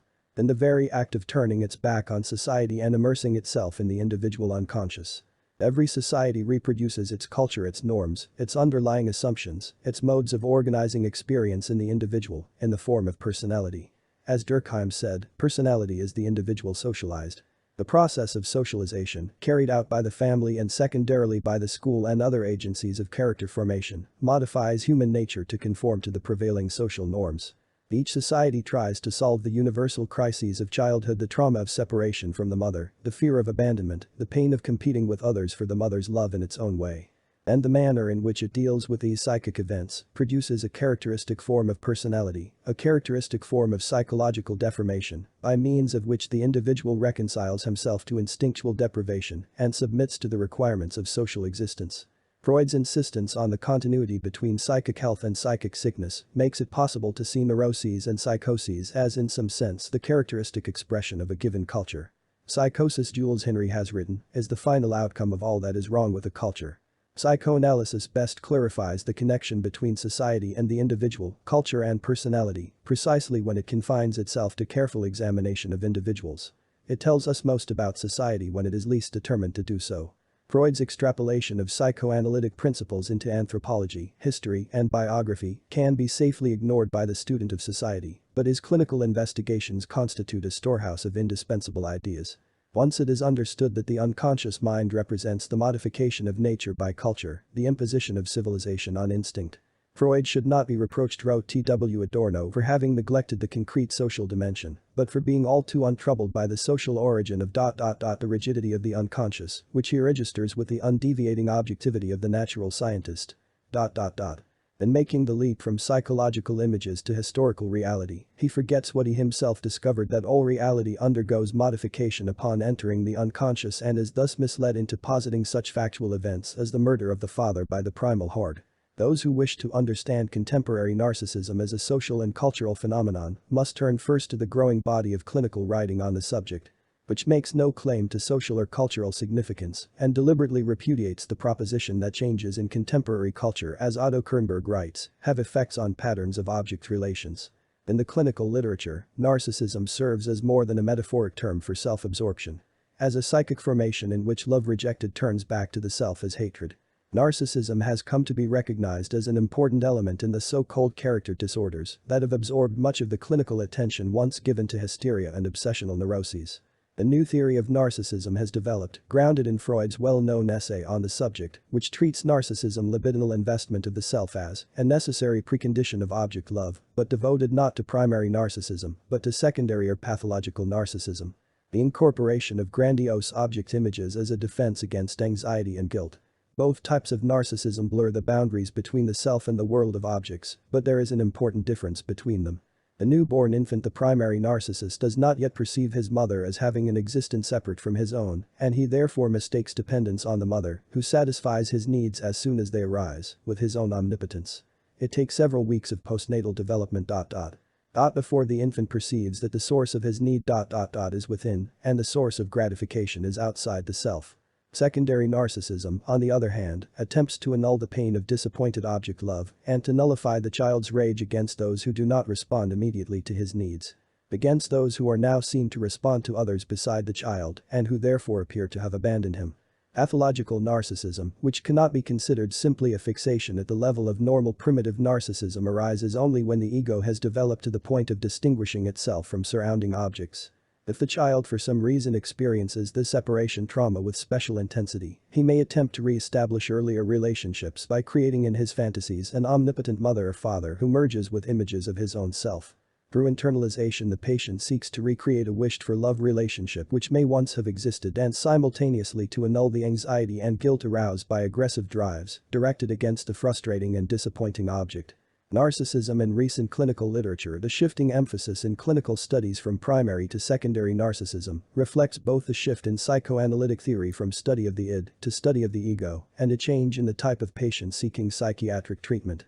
Indeed, the shift from a psychology of instincts to ego psychology itself grew partly out of a recognition that the patients who began to present themselves for treatment in the 1940s and 1950s very seldom resembled the classical neuroses Freud described so thoroughly. In the last 25 years, the borderline patient, who confronts the psychiatrist not with well-defined symptoms but with diffuse dissatisfactions, has become increasingly common. He does not suffer from debilitating fixations or phobias, or from the conversion of repressed sexual energy into nervous ailments. Instead, he complains of vague, diffuse dissatisfactions with life and feels his amorphous existence to be futile and purposeless. He describes subtly experienced yet pervasive feelings of emptiness and depression, violent oscillations of self-esteem, and a general inability to get along. He gains a sense of heightened self-esteem only by attaching himself to strong, admired figures whose acceptance he craves and by whom he needs to feel supported. Although he carries out his daily responsibilities and even achieves distinction, happiness eludes him, and life frequently strikes him as not worth living. Psychoanalysis, a therapy that grew out of experience with severely repressed and morally rigid individuals who needed to come to terms with a rigorous inner censor today, finds itself confronted more and more often with a chaotic and impulse-ridden character. It must deal with patients who act out their conflicts instead of repressing or sublimating them. These patients, though often ingratiating, tend to cultivate a protective shallowness in emotional relations. They lack the capacity to mourn because the intensity of their rage against lost love objects, in particular against their parents, prevents their reliving happy experiences or treasuring them in memory.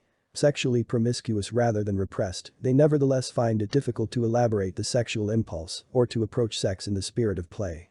They avoid close involvements, which might release intense feelings of rage. Their personalities consist largely of defenses against this rage and against feelings of oral deprivation that originate in the pre-Oedipal stage of psychic development. Often these patients suffer from hypochondria and complain of a sense of inner emptiness. At the same time, they entertain fantasies of omnipotence and a strong belief in their right to exploit others and be gratified. Archaic, punitive, and sadistic elements predominate in the superegos of these patients, and they conform to social rules more out of fear of punishment than from a sense of guilt. They experience their own needs and appetites, suffused with rage, as deeply dangerous, and they throw up defenses that are as primitive as the desires they seek to stifle. On the principle that pathology represents a heightened version of normality, the pathological narcissism found in character disorders of this type should tell us something about narcissism as a social phenomenon. Studies of personality disorders that occupy the borderline between neurosis and psychosis, though written for clinicians and making no claims to shed light on social or cultural issues, depict a type of personality that ought to be immediately recognizable in a more subdued form.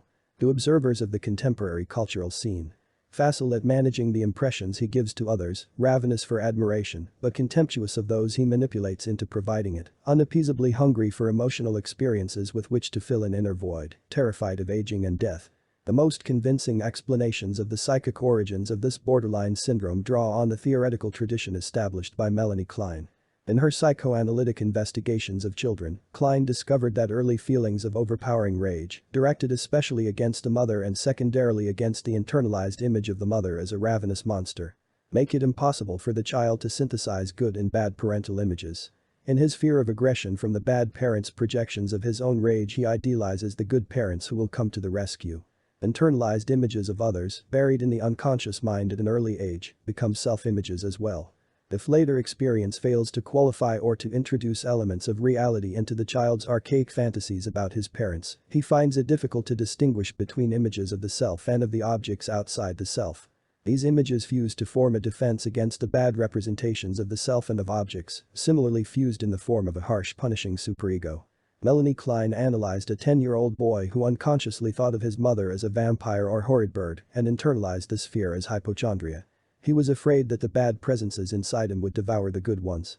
The rigid separation of good and bad images of the self and of objects, on the one hand, and the fusion of self and object images on the other, arose from the boy's inability to tolerate ambivalence or anxiety. Because his anger was so intense, he could not admit that he harbored aggressive feelings toward those he loved. Fear and guilt relating to his destructive fantasies molded his whole emotional life. The child who feels so gravely threatened by his own aggressive feelings, projected onto others and then internalized again as inner monsters, attempts to compensate himself for his experiences of rage and envy with fantasies of wealth, beauty, and omnipotence. These fantasies, together with the internalized images of the good parents with which he attempts to defend himself, become the core of a grandiose conception of the self. The kind of blind optimism, according to Otto Kernberg, protects the narcissistic child from the dangers around and within him, particularly from dependence on others, who are perceived as without exception undependable. Constant projection of all bad self and object images perpetuates a world of dangerous threatening objects, against which the all-good self-images are used defensively, and megalomaniac ideal self-images are built up. The splitting of images determined by aggressive feelings from images that derive from libidinal impulses makes it impossible for the child to acknowledge his own aggression, to experience guilt or concern for objects invested simultaneously with aggression and libido, or to mourn for lost objects. Depression in narcissistic patients takes the form not of mourning with its admixture of guilt, described by Freud in Mourning and Melancholia, but of impotent rage and feelings of defeat by external forces.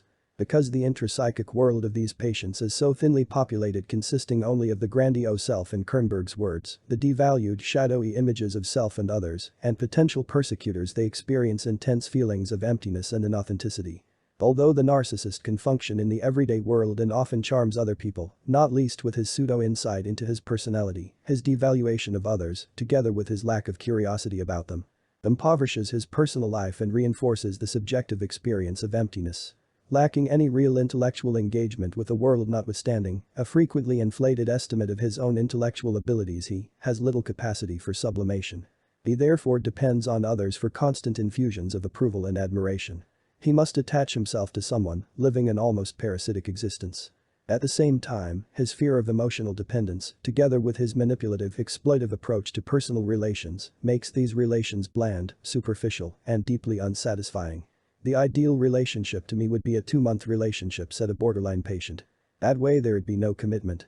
At the end of the 2 months I'd just break it off. Chronically bored, restlessly in search of instantaneous intimacy, of emotional titillation without involvement and dependence, the narcissist is promiscuous and often pansexual as well.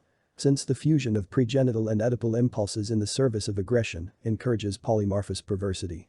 The bad images he has internalized also make him chronically uneasy about his health, and hypochondria in turn gives him a special affinity for therapy and for therapeutic groups and movements. As a psychiatric patient, the narcissist is a prime candidate for interminable analysis. He seeks in analysis a religion or way of life and hopes to find in the therapeutic relationship external support for his fantasies of omnipotence and eternal youth. The strength of his defenses, however, makes him resistant to successful analysis. The shallowness of his emotional life often prevents him from developing a close connection to the analyst. Even though he often uses his intellectual insight to agree verbally with the analyst and recapitulates in his own words what has been analyzed in previous sessions, he uses intellect in the service of evasion rather than self-discovery, resorting to some of the same strategies of obfuscation that appear in the confessional writing of recent decades. The patient uses the analytic interpretations but deprives them quickly of life and meaning, so that only meaningless words are left. The words are then felt to be the patient's own possession, which he idealizes and which give him a sense of superiority. Although psychiatrists no longer consider narcissistic disorders inherently unanalyzable, few of them take an optimistic view of the prospects for success. According to Kernberg, the great argument for making the attempt at all, in the face of the many difficulties presented by narcissistic patients, is the devastating effect of narcissism on the second half of their lives, the certainty of the terrible suffering that lies in store. In a society that dreads old age and death, aging holds a special terror for those who fear dependence and whose self-esteem requires the admiration usually reserved for youth, beauty, celebrity, or charm. The usual defenses against the ravages of age: identification with ethical or artistic values beyond one's immediate interests, intellectual curiosity, the consoling emotional warmth derived from happy relationships in the past can do nothing for the narcissist. Unable to derive whatever comfort comes from identification with historical continuity, he finds it impossible, on the contrary, to accept the fact that a younger generation now possesses many of the previously cherished gratifications of beauty, wealth, power and, particularly, creativity. To be able to enjoy life in a process involving a growing identification with other people's happiness and achievements is tragically beyond the capacity of narcissistic personalities. Social influences on narcissism: every age develops its own peculiar forms of pathology, which express in exaggerated form its underlying character structure. In Freud's time, hysteria and obsessional neurosis carried to extremes the personality traits associated with the capitalist order at an earlier stage in its development: acquisitiveness, fanatical devotion to work, and a fierce repression of sexuality. In our time, the pre-schizophrenic, borderline, or personality disorders have attracted increasing attention, along with schizophrenia itself. This change in the form of neuroses has been observed and described since World War II by an ever-increasing number of psychiatrists. According to Peter V.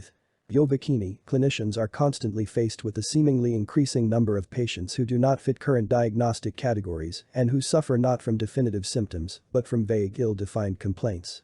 When I refer to this type of patient, he writes, practically everyone knows to whom I am referring. The growing prominence of character disorders seems to signify an underlying change in the organization of personality, from what has been called inner direction to narcissism. Alan Wheelis argued in 1958 that the change in the patterns of neuroses fell within the personal experience of older psychoanalysts, while younger ones become aware of it from the discrepancy between the older descriptions of neuroses and the problems presented by the patients who come daily to their offices.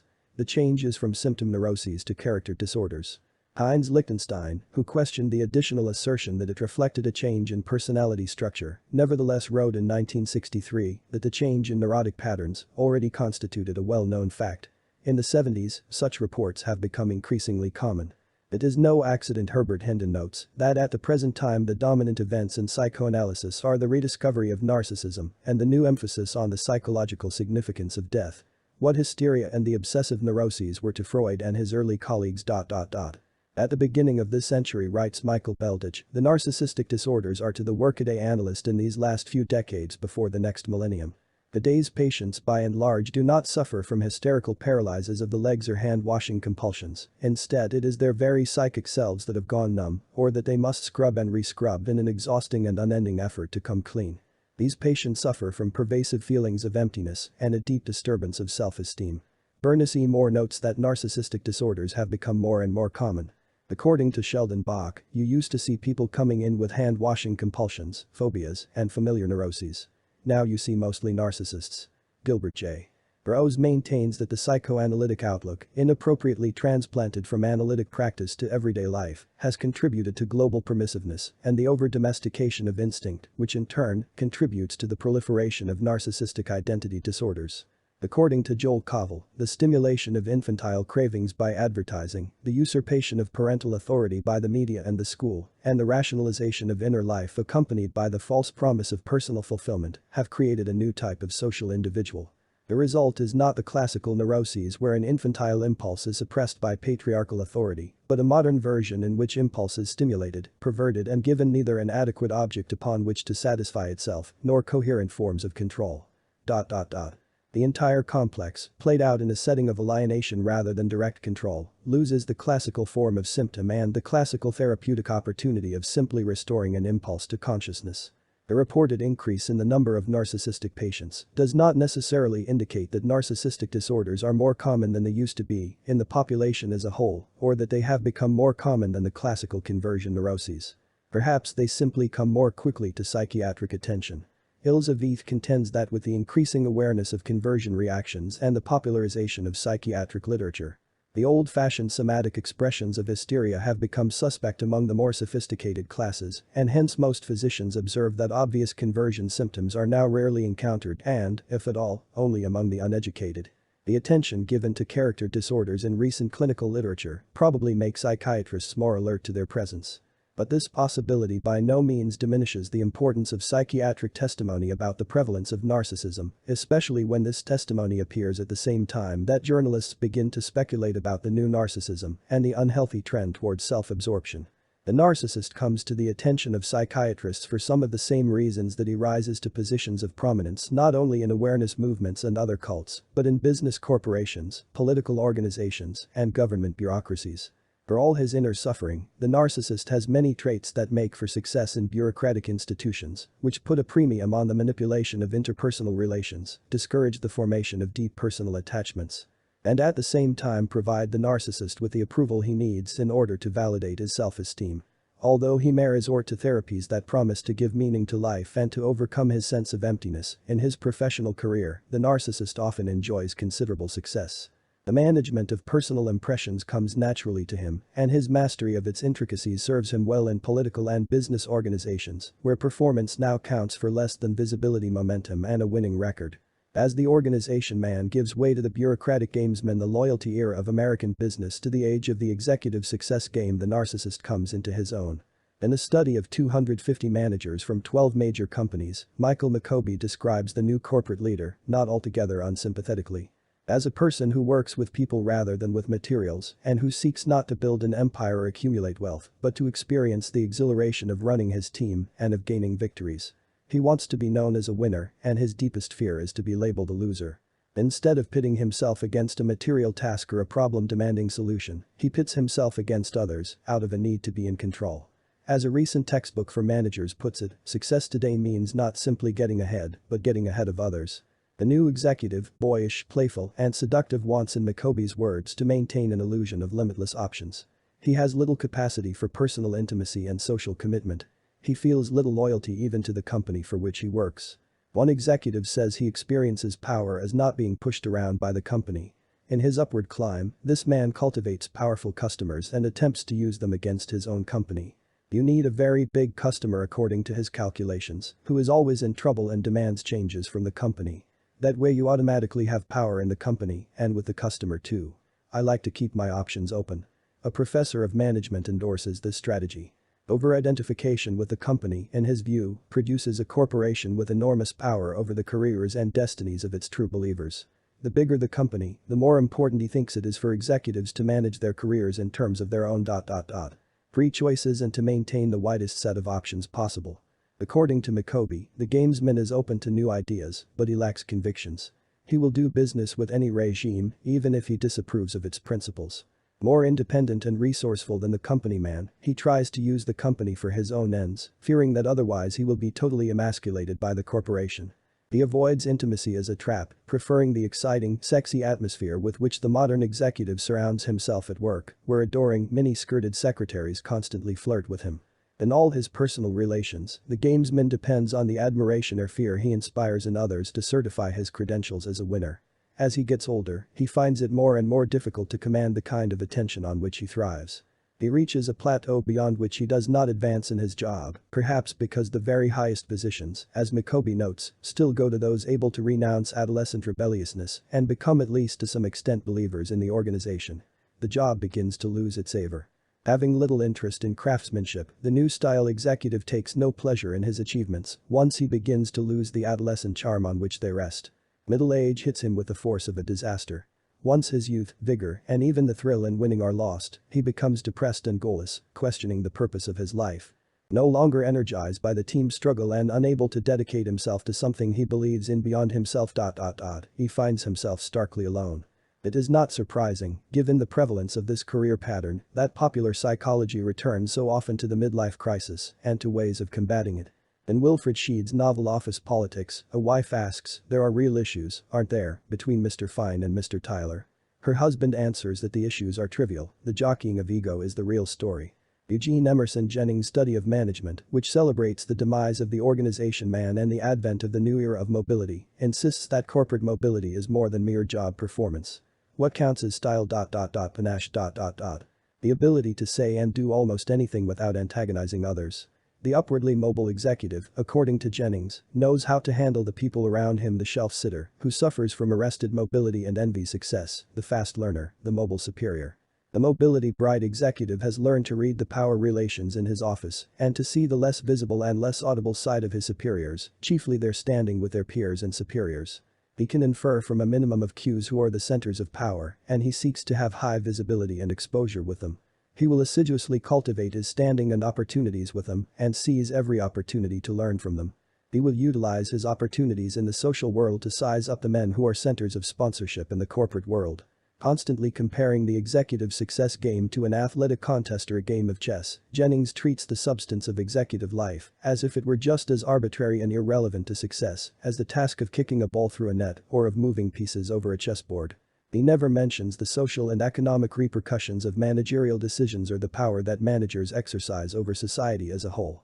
For the corporate manager on the make, power consists not of money and influence, but of momentum, a winning image, a reputation as a winner. Power lies in the eye of the beholder and thus has no objective reference at all. The manager's view of the world, as described by Jennings, McCoby, and by the managers themselves, is that of the narcissist, who sees the world as a mirror of himself and has no interest in external events except as they throw back a reflection of his own image. The dense interpersonal environment of modern bureaucracy, in which work assumes an abstract quality almost wholly divorced from performance, by its very nature, elicits and often rewards a narcissistic response. Bureaucracy, however, is only one of a number of social influences that are bringing a narcissistic type of personality organization into greater and greater prominence. Another such influence is the mechanical reproduction of culture, the proliferation of visual and audio images in the society of the spectacle. We live in a swirl of images and echoes that arrest experience and play it back in slow motion. Cameras and recording machines not only transcribe experience but alter its quality, giving to much of modern life the character of an enormous echo chamber, a hall of mirrors.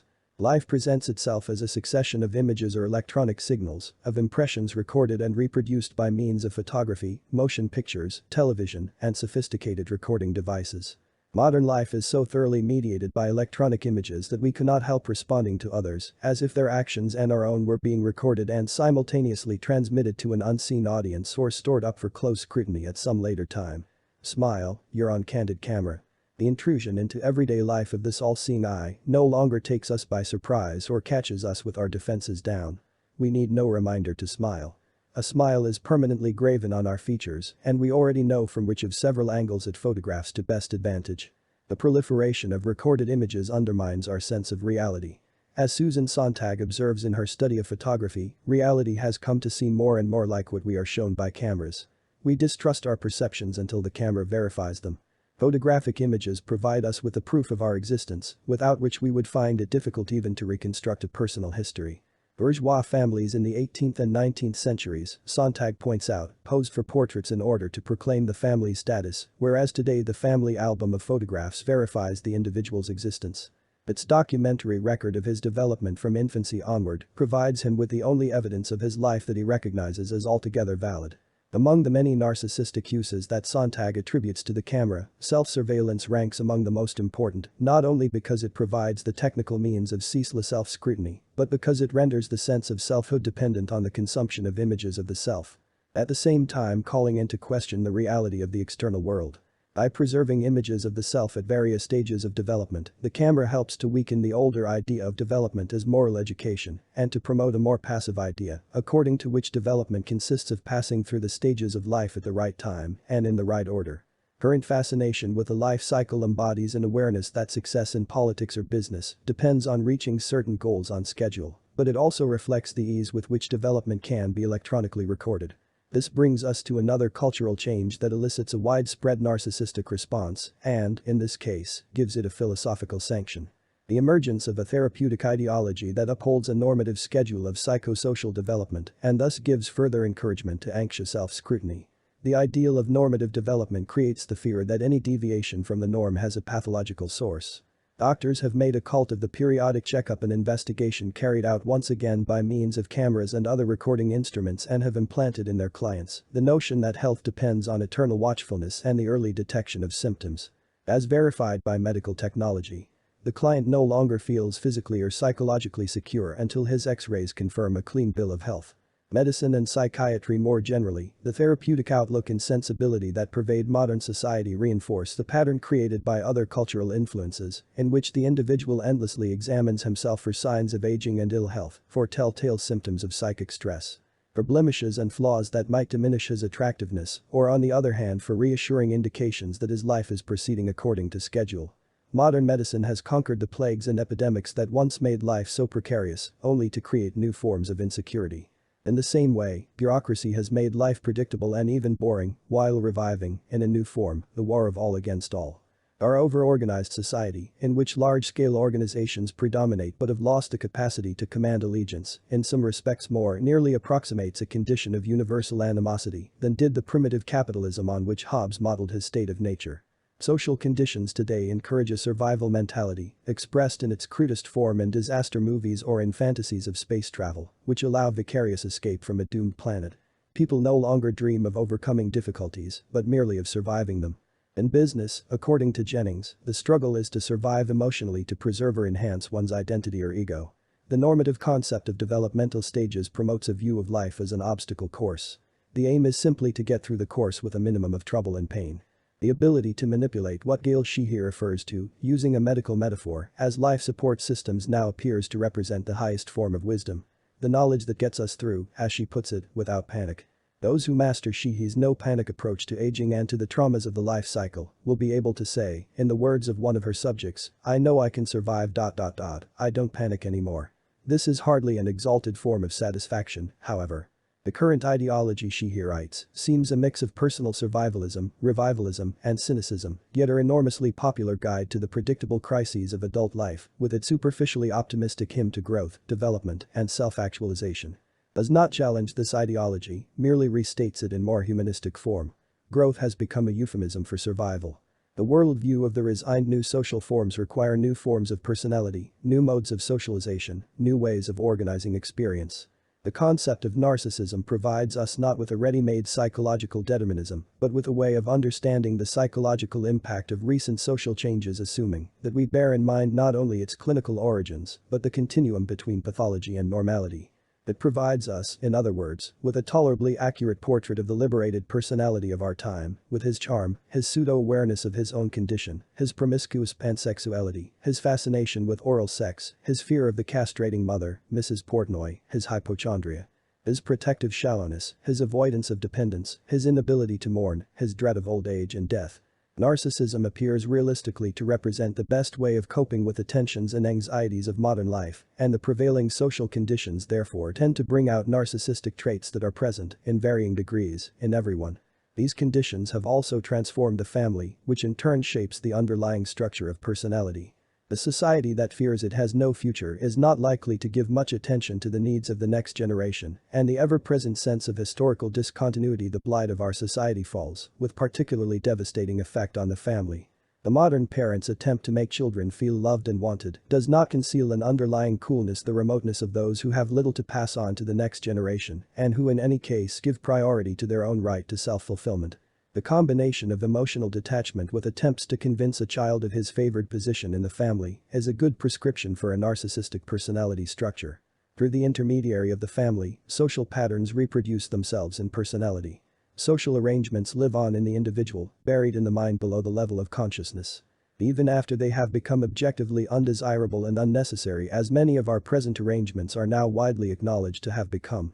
The perception of the world as a dangerous and forbidding place, though it originates in a realistic awareness of the insecurity of contemporary social life, receives reinforcement from the narcissistic projection of aggressive impulses outward.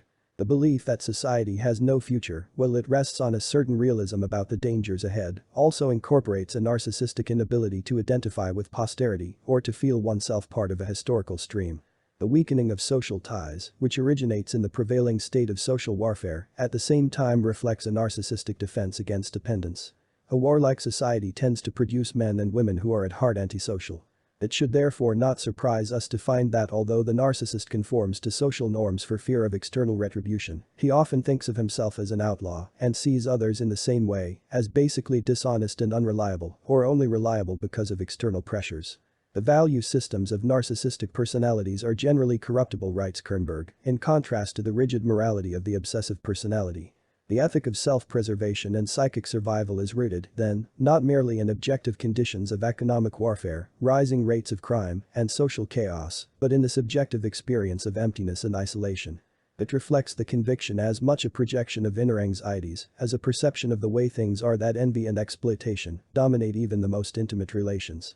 The cult of personal relations, which becomes increasingly intense as the hope of political solutions recedes, conceals a thoroughgoing disenchantment with personal relations, just as the cult of sensuality implies a repudiation of sensuality in all but its most primitive forms. The ideology of personal growth, superficially optimistic, radiates a profound despair and resignation. It is the faith of those without faith. On its home ground, Adorno added, psychoanalysis carries specific conviction. The further it removes itself from that sphere, the more its theses are threatened alternately with shallowness or wild over-systematization. If someone makes a slip of the tongue and a sexually loaded word comes out, if someone suffers from agoraphobia, or if a girl walks in her sleep, psychoanalysis not merely has its best chances of therapeutic success, but also its proper province, the relatively autonomous.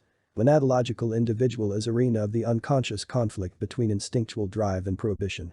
The further it departs from this area, the more tyrannically it has to proceed, and the more it has to drag what belongs to the dimension of outer reality into the shades of psychic immanence.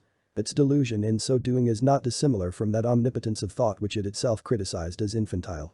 Those who argue, in opposition to the thesis of the present study, that there has been no underlying change in the structure of personality, cite this passage to support the contention that although we do see certain symptom constellations and personality disorders more or less frequently than in Freud's day.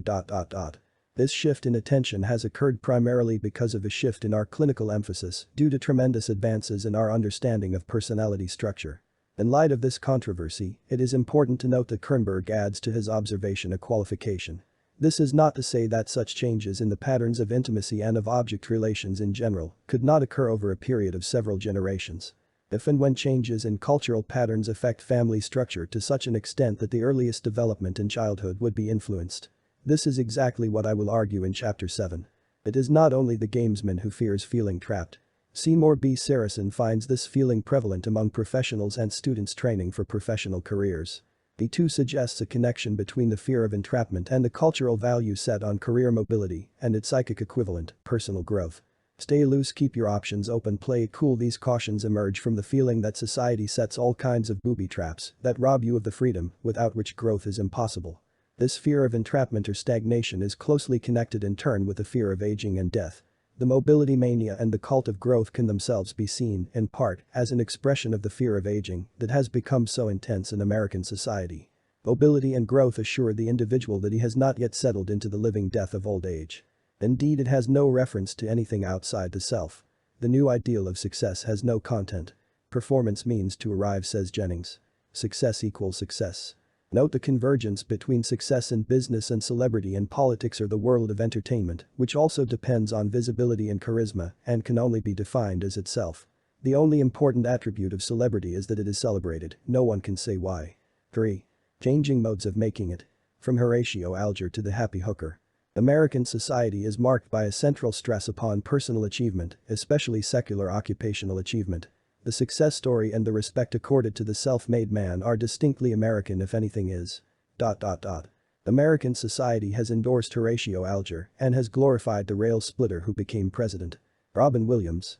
The man of ambition is still with us, as in all times, but now he needs a more subtle initiative, a deeper capacity to manipulate the democracy of emotions, if he is to maintain his separate identity and significantly augment it with success. The sexual problems of the neurotic competing for some ephemeral kudos in mid-century Manhattan are very different from the problems of the neurotic in turn of the century Vienna. History changes the expression of neurosis, even if it does not change the underlying mechanisms. Philip Rieff. The original meaning of the work ethic. Until recently, the Protestant work ethic stood as one of the most important underpinnings of American culture. According to the myth of capitalist enterprise, thrift and industry held the key to material success and spiritual fulfillment. America's reputation as a land of opportunity rested on its claim that the destruction of hereditary obstacles to advancement had created conditions in which social mobility depended on individual initiative alone. The self-made man, archetypical embodiment of the American dream, owed his advancement to habits of industry, sobriety, moderation, self-discipline, and avoidance of debt. He lived for the future, shunning self-indulgence in favor of patient painstaking accumulation, and as long as the collective prospect looked on the whole so bright, he found in the deferral of gratification not only his principal gratification, but an abundant source of profits.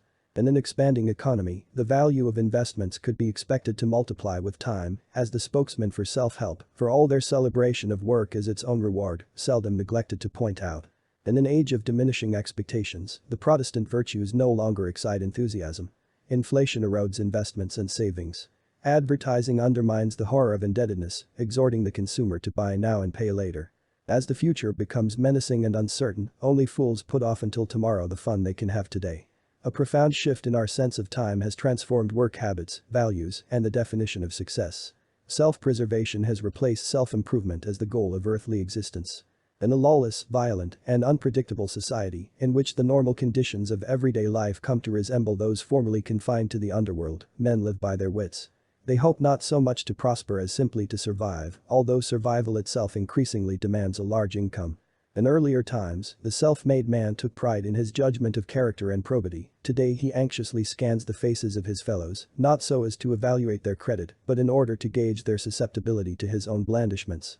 He practices the classic arts of seduction and with the same indifference to moral niceties, hoping to win your heart while picking your pocket. The happy hooker stands in place of Horatio Alger as the prototype of personal success. If Robinson Crusoe embodied the ideal type of economic man, the hero of bourgeois society in its ascendancy, the spirit of Moll Flanders presides over its dotage. The new ethic of self-preservation has been a long time taking shape, it did not emerge overnight. In the first 3 centuries of our history, the work ethic constantly changed its meaning. These vicissitudes, often imperceptible at the time, foreshadowed its eventual transformation into an ethic of personal survival. For the Puritans, a godly man worked diligently at his calling not so much in order to accumulate personal wealth as to add to the comfort and convenience of the community. Every Christian had a general calling to serve God and a personal calling, in the words of Cotton Mather, by which his usefulness, in his neighborhood, is distinguished.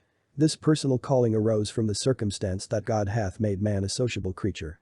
The Puritans recognized that a man might get rich at his calling, but they saw personal aggrandizement as incidental to social labor, the collective transformation of nature, and the progress of useful arts and useful knowledge. They instructed men who prospered not to lord it over their neighbors. The true Christian, according to Calvinist conceptions of an honorable and godly existence, bore both good fortune and bad with equanimity, contenting himself with what came to his lot. This he had learned to do, said John Cotton. If God prosper him, he had learned not to be puffed up, and if he should be exposed to want, he could do it without murmuring. It is the same act of unbelief that makes a man murmur in crosses, which puffs him up in prosperity. Whatever the moral reservations with which Calvinism surrounded the pursuit of wealth, many of its practitioners, especially in New England, waxed fat and prosperous on the trade in rum and slaves. As the Puritan gave way to the Yankee, a secularized version of the Protestant ethic emerged. Whereas Cotton Mather advised against going into debt on the grounds that it injured the creditor, let it be uneasy unto you, at any time to think, I have so much of another man's estate in my hands, and I to his damage detain it from him. Benjamin Franklin argued that indebtedness injured the debtor himself, putting him into his creditor's hands. Puritan sermons on the calling quoted copiously from the Bible. Franklin codified popular common sense in the sayings of Poor Richard. God helps them that help themselves. Lost time is never found again. Never leave that till tomorrow which you can do today. If you would know the value of money, go and try to borrow some, for he that goes a-borrowing goes a-sorrowing. The Puritans urged the importance of socially useful work, the Yankees stressed self-improvement. Yet he understood self-improvement to consist of more than money-making. This important concept also implied self-discipline, the training and cultivation of God-given talents, above all the cultivation of reason. The 18th century ideal of prosperity included not only material comfort but good health, good temper, wisdom, usefulness, and the satisfaction of knowing that you had earned the good opinion of others. In the section of his autobiography devoted to the art of virtue, Franklin summed up the results of a lifelong program of moral self-improvement. The temperance he ascribes his long-continued health and what is still left to him of a good constitution. The industry and frugality, the early easiness of his circumstances and acquisition of his fortune, with all that knowledge which enabled him to be an useful citizen and obtained for him some degree of reputation among the learned. The sincerity and justice, the confidence of his country, and the honorable employs it conferred upon him. And to the joint influence of the whole mass of the virtues, evenness of temper, and that cheerfulness in conversation which makes his company still sought for and agreeable even to his younger acquaintance. Virtue pays, in the 18th century version of the work ethic, but what it pays cannot be measured simply in money. The real reward of virtue is to have little to apologize for or to repent of at the end of your life. Wealth is to be valued, but chiefly because it serves as one of the necessary preconditions of moral and intellectual cultivation. From self-culture to self-promotion through winning images in the 19th century, the ideal of self-improvement degenerated into a cult of compulsive industry. P.T. Barnum, who made a fortune in a calling the very nature of which the Puritans would have condemned, every calling whereby God will be dishonored, every calling whereby none but the lusts of men are nourished. Every such calling is to be rejected, delivered many times a lecture frankly entitled, The Art of Money Getting, which epitomized the 19th century conception of worldly success. Barnum quoted freely from Franklin, but without Franklin's concern for the attainment of wisdom or the promotion of useful knowledge. Information interested Barnum merely as a means of mastering the market. Thus he condemned the false economy of the farm wife who douses her candle at dusk, rather than lighting another for reading, not realizing that the information gained through reading is worth far more than the price of the candles. Always take a trustworthy newspaper, Barnum advised young men on the make, and thus keep thoroughly posted in regard to the transactions of the world. He who is without a newspaper is cut off from his species. Barnum valued the good opinion of others not as a sign of one's usefulness, but as a means of getting credit. Uncompromising integrity of character is invaluable. The 19th century attempted to express all values in monetary terms. Everything had its price. Charity was a moral duty because the liberal man will command patronage, while the sordid, uncharitable miser will be avoided. The sin of pride was not that it offended God, but that it led to extravagant expenditures. The spirit of pride and vanity, when permitted to have full sway, is the undying cankerworm which gnaws the very vitals of a man's worldly possessions. The 18th century made a virtue of temperance, but did not condemn moderate indulgence in the service of sociability. Rational conversation, on the contrary, appeared to Franklin and his contemporaries to represent an important value in its own right. The 19th century condemned sociability itself, on the grounds that it might interfere with business. How many good opportunities have passed, never to return, while a man was sipping a social glasses with his friend. Preachments on self-help now breathe the spirit of compulsive enterprise. Henry Ward Beecher defined the beau ideal of happiness as a state of mind in which a man is so busy that he does not know whether he is or is not happy. Russell Sage remarked that work has been the chief and, you might say, the only source of pleasure in my life. Even at the height of the Gilded Age, however, the Protestant ethic did not completely lose its original meaning. In the success manuals, the McGuffey readers, the Peter Parley books, and the hortatory writings of the great capitalists themselves, the Protestant virtues industry, thrift, temperance still appeared not merely as stepping stones to success, but as their own reward. The spirit of self-improvement lived on, in debased form, in the cult of self-culture, proper care and training of mind and body, nurture of the mind through great books, development of character. The social contribution of individual accumulation still survived as an undercurrent in the celebration of success, and the social conditions of early industrial capitalism, in which the pursuit of wealth undeniably increased the supply of useful objects, gave some substance to the claim that accumulated capital means progress. In condemning speculation and extravagance, in upholding the importance of patient industry, in urging young men to start at the bottom and submit to the discipline of daily life, even the most unabashed exponents of self-enrichment clung to the notion that wealth derives its value from its contribution to the general good and to the happiness of future generations. The 19th century cult of success placed surprisingly little emphasis on competition. It measured achievement not against the achievements of others, but against an abstract ideal of discipline and self-denial. At the turn of the century, however, preachments on success began to stress the will to win. The bureaucratization of the corporate career changed the conditions of self-advancement. Ambitious young men now had to compete with their peers for the attention and approval of their superiors. The struggle to surpass the previous generation and to provide for the next gave way to a form of sibling rivalry, in which men of approximately equal abilities jostled against each other in competition for a limited number of places. Advancement now depended on willpower, self-confidence, energy, and initiative, the qualities celebrated in such exemplary writings as George Lorimer's Letters from a Self-Made Merchant to His Son. By the end of the 19th century, writes John Coilty in his study of the success myth, self-help books were dominated by the ethos of salesmanship and boosterism. Personal magnetism, a quality which supposedly enabled a man to influence and dominate others, became one of the major keys to success. In 1907, both Lorimer's Saturday Evening Post and Orison Swett Martin's Success magazine inaugurated departments of instruction in the art of conversation, fashion, and culture. The management of interpersonal relations came to be seen as the essence of self-advancement. The captain of industry gave way to the confidence man, the master of impressions. Young men were told that they had to sell themselves in order to succeed. At first, self-testing through competition remained almost indistinguishable from moral self-discipline and self-culture, but the difference became unmistakable when Dale Carnegie and then Norman Vincent Peale restated and transformed the tradition of Mather, Franklin, Barnum, and Lorimer. As a formula for success, winning friends and influencing people had little in common with industry and thrift. The prophets of positive thinking disparaged the old adage that hard work alone is the magic key that will unlock the door to our desires.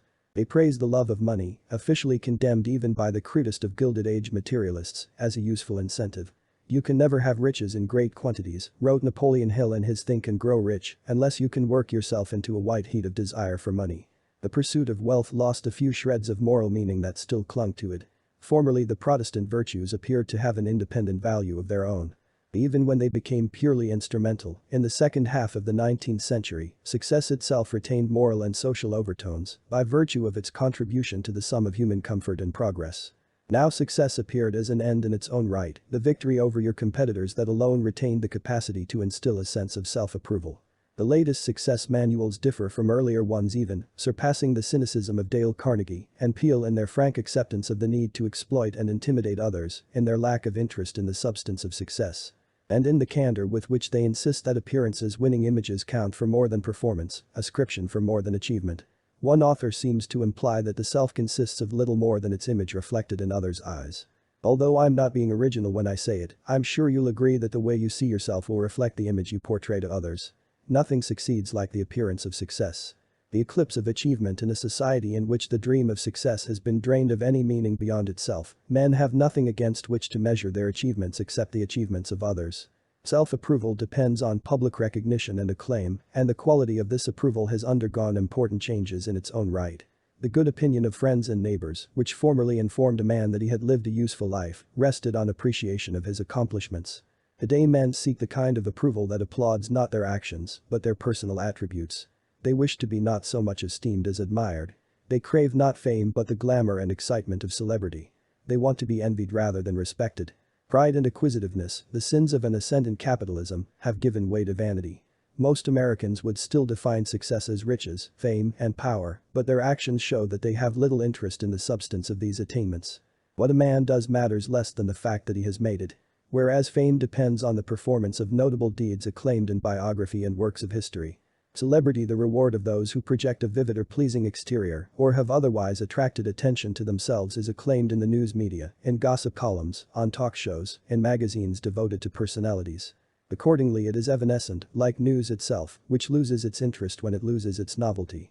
Worldly success has always carried with it a certain poignancy, an awareness that you can't take it with you, but in our time, when success is so largely a function of youth, glamour, and novelty, glory is more fleeting than ever, and those who win the attention of the public worry incessantly about losing it. Success in our society has to be ratified by publicity.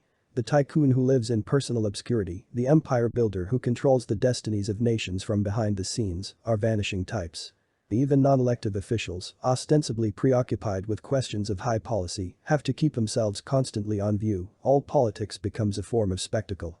It is well known that Madison Avenue packages politicians and markets them as if they were cereals or deodorants, but the art of public relations penetrates even more deeply into political life, transforming policy making itself. The modern prince does not much care that there's a job to be done, the slogan of American capitalism, at an earlier and more enterprising stage of its development. What interests him is that relevant audiences, in the language of the Pentagon Papers, have to be cajoled, won over, seduced.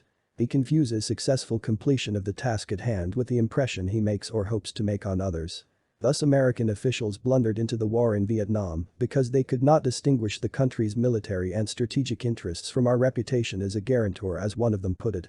More concerned with the trappings than with the reality of power, they convinced themselves that failure to intervene would damage American credibility. They borrowed the rhetoric of games theory to dignify their obsession with appearances, arguing that American policy in Vietnam had to address itself to the relevant audiences of U.S. actions: the communists, the South Vietnamese, our allies, who must trust us as underwriters, and the American public. When policy making, the search for power, and the pursuit of wealth have no other objects than to excite admiration or envy, men lose the sense of objectivity, always precarious under the best of circumstances. impressions overshadow achievements. Public men fret about their ability to rise to crisis, to project an image of decisiveness, to give a convincing performance of executive power. Their critics resort to the same standards. When doubts began to be raised about the leadership of the Johnson administration, they focused on the credibility gap. Public relations and propaganda have exalted the image in the pseudo-event. People talk constantly. Daniel Boorstin has written, not of things themselves, but of their images. In the corporate structure as in government, the rhetoric of achievement, of single-minded devotion to the task at hand, the rhetoric of performance, efficiency, and productivity no longer provides an accurate description of the struggle for personal survival. Hard work, according to Eugene Emerson Jennings, constitutes a necessary but not sufficient cause of upward mobility. It is not a route to the top. The newspaperman with experience both in journalism and in the Southern Regional Council has reported that in neither, I realized, did it matter to the people in charge how well or how badly I performed. Not the goals, but keeping the organization going, became the important thing. Even the welfare of the organization, however, no longer excites the enthusiasm it generated in the 50s. The self-sacrificing company man, writes Jennings, has become an obvious anachronism. The upwardly mobile corporate executive does not view himself as an organization man. His anti-organizational posture, in fact, has emerged as his chief characteristic. He advances through the corporate ranks not by serving the organization, but by convincing his associates that he possesses the attributes of a winner. As the object of the corporate career shifts from task orientation and task mastery to the control of the other players moves, in the words of Thomas Sass, success depends on information about the personality of the other players. The better the corporate executive or bureaucrat understands the personal characteristics of his subordinates, the better he can exploit their mistakes in order to control them and to reassert his own supremacy. If he knows that his subordinates lie to him, the lie communicates the important information that they fear and wish to please him. By accepting the bribe, as it were, of flattery, cajolery, or sheer subservience implicit in being lied to, the recipient of the lie states, in effect, that he is willing to barter these items for the truth. On the other hand, acceptance of the lie reassures the liar that he will not be punished, while reminding him of his dependence and subordination. In this way, both parties gain a measure of security. In Joseph Heller's novel Something Happened, the protagonist's boss makes it clear that he wants from his subordinates not good work but spastic colitis and nervous exhaustion. God damn it, I want the people working for me to be worse off than I am, not better. That's the reason I pay you so well. I want to see you right on the verge. I want to try it out in the open. I want to be able to hear it in a stuttering, flustered, tongue-tied voice. Don't trust me. I don't trust flattery, loyalty, and sociability. I don't trust deference, respect, and cooperation. I trust fear. According to Jennings, the loyalty ethic has declined in American business among other reasons because loyalty can be too easily simulated or feigned by those most desirous of winning. The argument that bureaucratic organizations devote more energy to the maintenance of hierarchical relations than to industrial efficiency gains strength from the consideration that modern capitalist production arose in the first place, not because it was necessarily more efficient than other methods of organizing work, but because it provided capitalists with greater profits and power. The case for the factory system, according to Stephen Marglin, rested not on its technological superiority over handicraft production, but on the more effective control of the labor force it allowed the employer. In the words of Andrew Ewer, the philosopher of manufactures, introduction of the factory system enabled the capitalist to subdue the refractory tempers of work people. As the hierarchical organization of work invades the managerial function itself, the office takes on the characteristics of the factory. And the enforcement of clearly demarcated lines of dominance and subordination within management takes on as much importance as the subordination of labor to management as a whole. In the era of corporate mobility, however, the lines of superiority and subordination constantly fluctuate, and the successful bureaucrat survives not by appealing to the authority of his office, but by establishing a pattern of upward movement, cultivating upwardly mobile superiors, and administering homeopathic doses of humiliation to those he leaves behind in his ascent to the top. The art of social survival, the transformation of the myth of success, of the definition of success, and of the qualities believed to promote it, is a long-term development arising not from particular historical events, but from general changes in the structure of society. The shifting emphasis from capitalist production to consumption, the growth of large organizations and bureaucracies, the increasingly dangerous and warlike conditions of social life. More than 25 years have passed since David Reisman argued that the transition from the invisible hand to the glad hand marked a fundamental change in the organization of personality, from the inner directed type dominant in the 19th century to the other directed type of today. Other scholars at that time, when interest in culture and personality studies was stronger than it is now, proposed similar descriptions of the changing character structure of advanced capitalist society. William H. White's organization Man Eric Fromm's market-oriented personality Karen Horney's neurotic personality of our time, and the studies of American national character by Margaret Mead and Jeffrey Gore all captured essential aspects of the new man. His eagerness to get along well with others. His need to organize even his private life in accordance with the requirements of large organizations, his attempt to sell himself as if his own personality were a commodity with an assignable market value, his neurotic need for affection, reassurance, and oral gratification. The corruptibility of his values. In one respect, however, these studies of American culture and personality created a misleading impression of the changes that were taking place beneath what Reisman called the bland surface of American sociability. The critics of the 40s and 50s mistook the surface for the deeper reality. According to Eric Fromm, Americans had lost the capacity for spontaneous feeling, even for anger. One of the essential aims of the educational process was to eliminate antagonism, to cultivate a commercialized friendliness. If you do not smile, you are judged lacking in a pleasing personality, and you need a pleasing personality if you want to sell your services, whether as a waitress, a salesman, or a physician. Like many social scientists, Fromm exaggerated the degree to which aggressive impulses can be socialized. He saw man as entirely a product of socialization, not as a creature of instinct whose partially repressed or sublimated drives always threaten to break out in all their original ferocity. The American cult of friendliness conceals but does not eradicate a murderous competition for goods and position. Indeed, this competition has grown more savage in an age of diminishing expectations. In the 50s, affluence, leisure, and the quality of life loomed as major issues. The welfare state had allegedly eradicated poverty, gross economic inequalities, and the conflicts to which they formerly gave rise. The seeming triumphs of American capitalism left social critics little to worry about, except the decline of individualism and the menace of conformity. Arthur Miller's Willy Loman, the salesman who wants no more out of life than to be well liked, symbolized the issues that troubled the post-war period. In the 70s, a harsher time, it appears that the prostitute, not the salesman, best exemplifies the qualities indispensable to success in American society. She too sells herself for a living, but her seductiveness hardly signifies a wish to be well liked. She craves admiration but scorns those who provide it and thus derives little gratification from her social successes. She attempts to move others while remaining unmoved herself. The fact that she lives in a milieu of interpersonal relations does not make her a conformist or an other-directed type. She remains a loner, dependent on others only as a hawk depends on chickens. She exploits the ethic of pleasure that has replaced the ethic of achievement, but her career more than any other reminds us that contemporary hedonism, of which she is the supreme symbol, originates not in the pursuit of pleasure, but in a war of all against all. In which even the most intimate encounters become a form of mutual exploitation.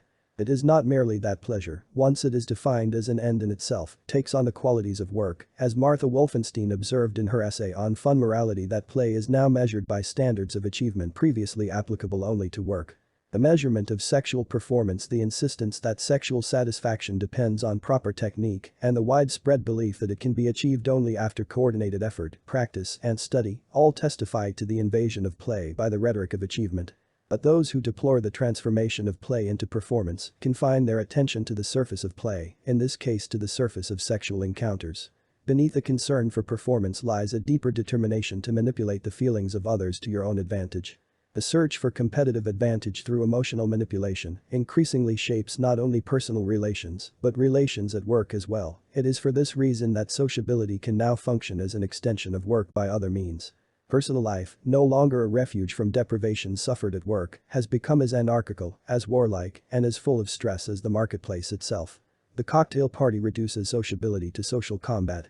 Experts write tactical manuals in the art of social survival, advising the status-seeking partygoer to take up a commanding position in the room, surround himself with a loyal band of retainers, and avoid turning his back on the field of battle.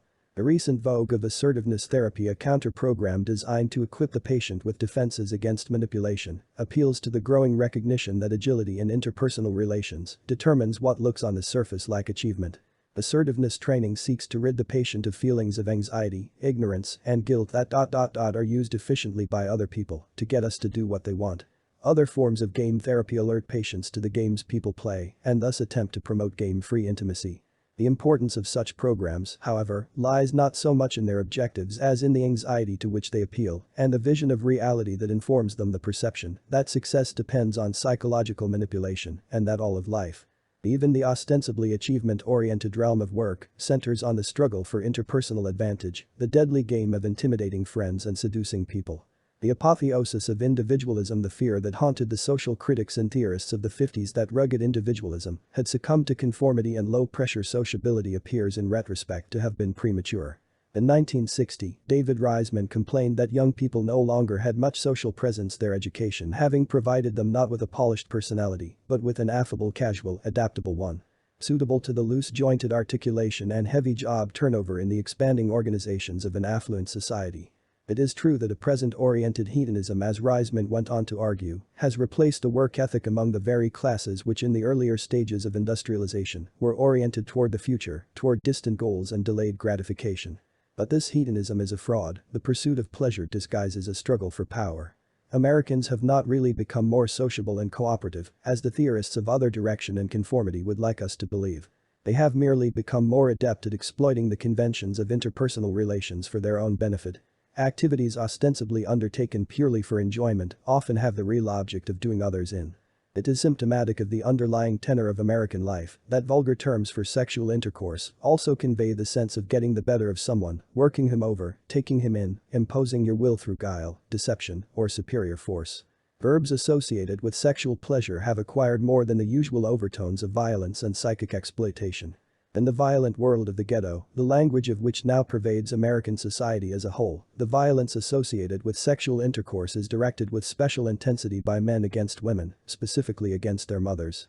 The language of ritualized aggression and abuse reminds those who use it that exploitation is the general rule and some form of dependence the common fate, that the individual, in Leah Rainwater's words, is not strong enough or adult enough to achieve his goal in a legitimate way, but is rather like a child, dependent on others who tolerate his childish maneuvers. Accordingly, males, even adult males, often depend on women for support and nurture.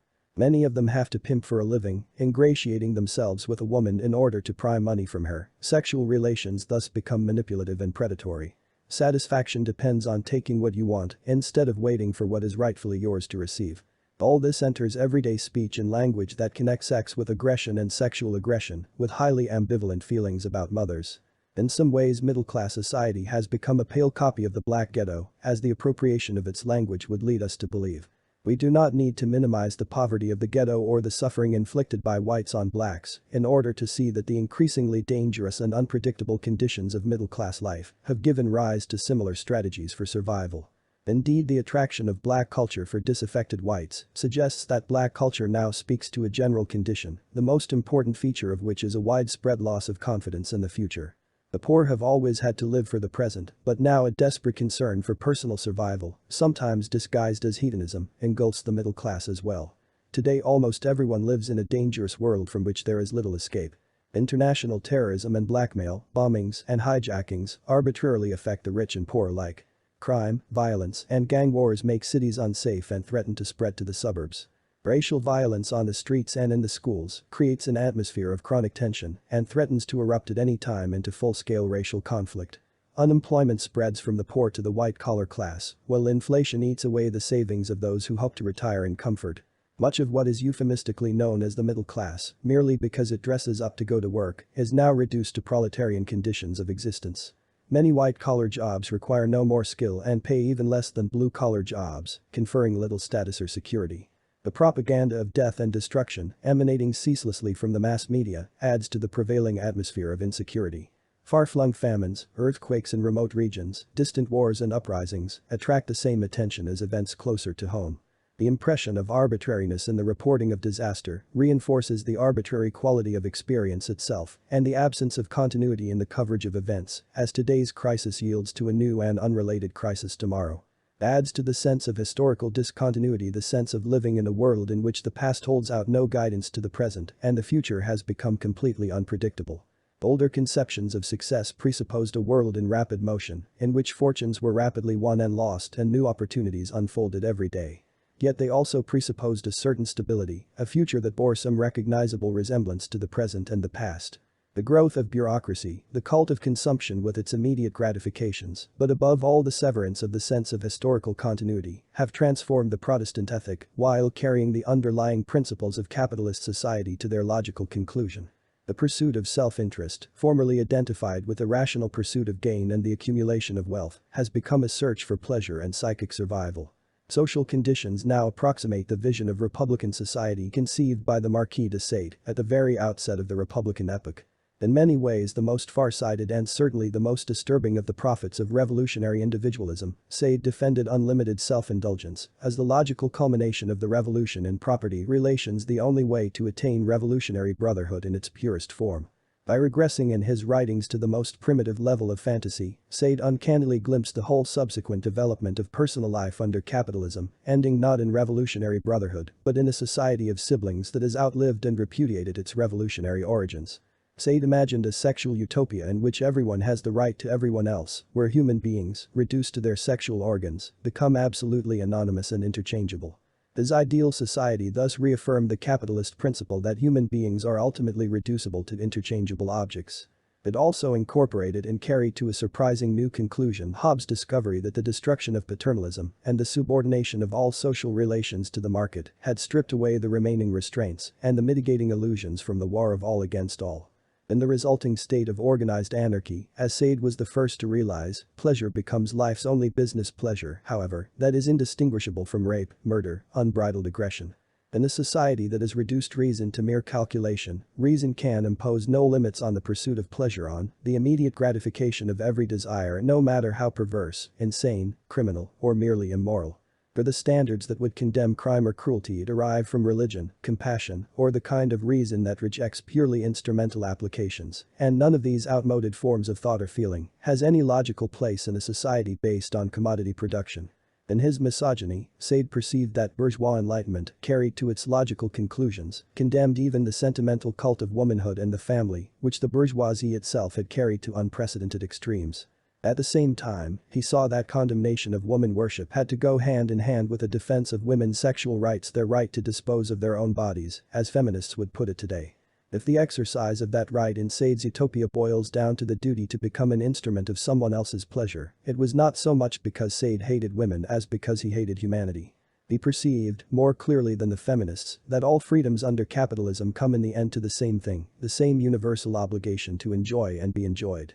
In the same breath, and without violating his own logic, Sade demanded for women the right fully to satisfy all their desires and all parts of their bodies, and categorically stated that all women must submit to her pleasure. Pure individualism thus issued in the most radical repudiation of individuality. All men, all women resemble each other according to Sade, and to those of his countrymen who would become Republicans, he adds the ominous warning. Do not think you can make good Republicans so long as you isolate in their families the children who should belong to the Republic alone. The bourgeois defense of privacy culminates not just in Sade's thought but in the history to come, so accurately foreshadowed in the very excess, madness, infantilism of his ideas and the most thoroughgoing attack on privacy, the glorification of the individual, in his annihilation. Efforts to reduce Franklin's art of virtue to a purely prudential ethic of money-getting and self-advancement miss its finer shadings. All Franklin's moral attitudes, wrote Max Weber in The Protestant Ethic and the Spirit of Capitalism, are colored with utilitarianism. Virtues. Are only insofar virtues as they are actually useful to the individual. Man is dominated by the making of money, by acquisition as the ultimate purpose of his life. D.H. Lawrence expressed a somewhat similar opinion in Studies in Classic American Literature. These interpretations ignore the connections, so important in the bourgeois outlook of the 18th century, between money-making, sociability, and the progress of the useful arts, between the spirit of capitalism and the spirit of invention and workmanship. Self-improvement is not the same thing as self-advancement, in Franklin's eyes. Indeed, ambition, in the 18th century, was a Hamiltonian much more than a Franklinian or Jeffersonian virtue. In the 1950s, the organization man thought of an attractive, socially gifted wife as an important asset to his career. Today executives are warned of the apparent serious conflict between marriage and a management career. A recent report compares the elite corps of professional managers to the Janissaries, elite soldiers of the Ottoman Empire, who were taken from their parents as children, raised by the state, and never allowed to marry. A young man considering a managerial career might well think of himself as a modern-day Janissary and consider very, very carefully whether marriage in any way conforms to his chosen life. In the late 60s, white radicals enthusiastically adopted the slogan, "Up against the wall, Motherfucker." But the term has long since lost its revolutionary associations, like other black idioms first popularized among whites by political radicals and spokesmen for the counterculture, and in slightly expurgated form has become so acceptable that the term mother has everywhere become, even among teeny boppers, a term of easygoing familiarity or contempt.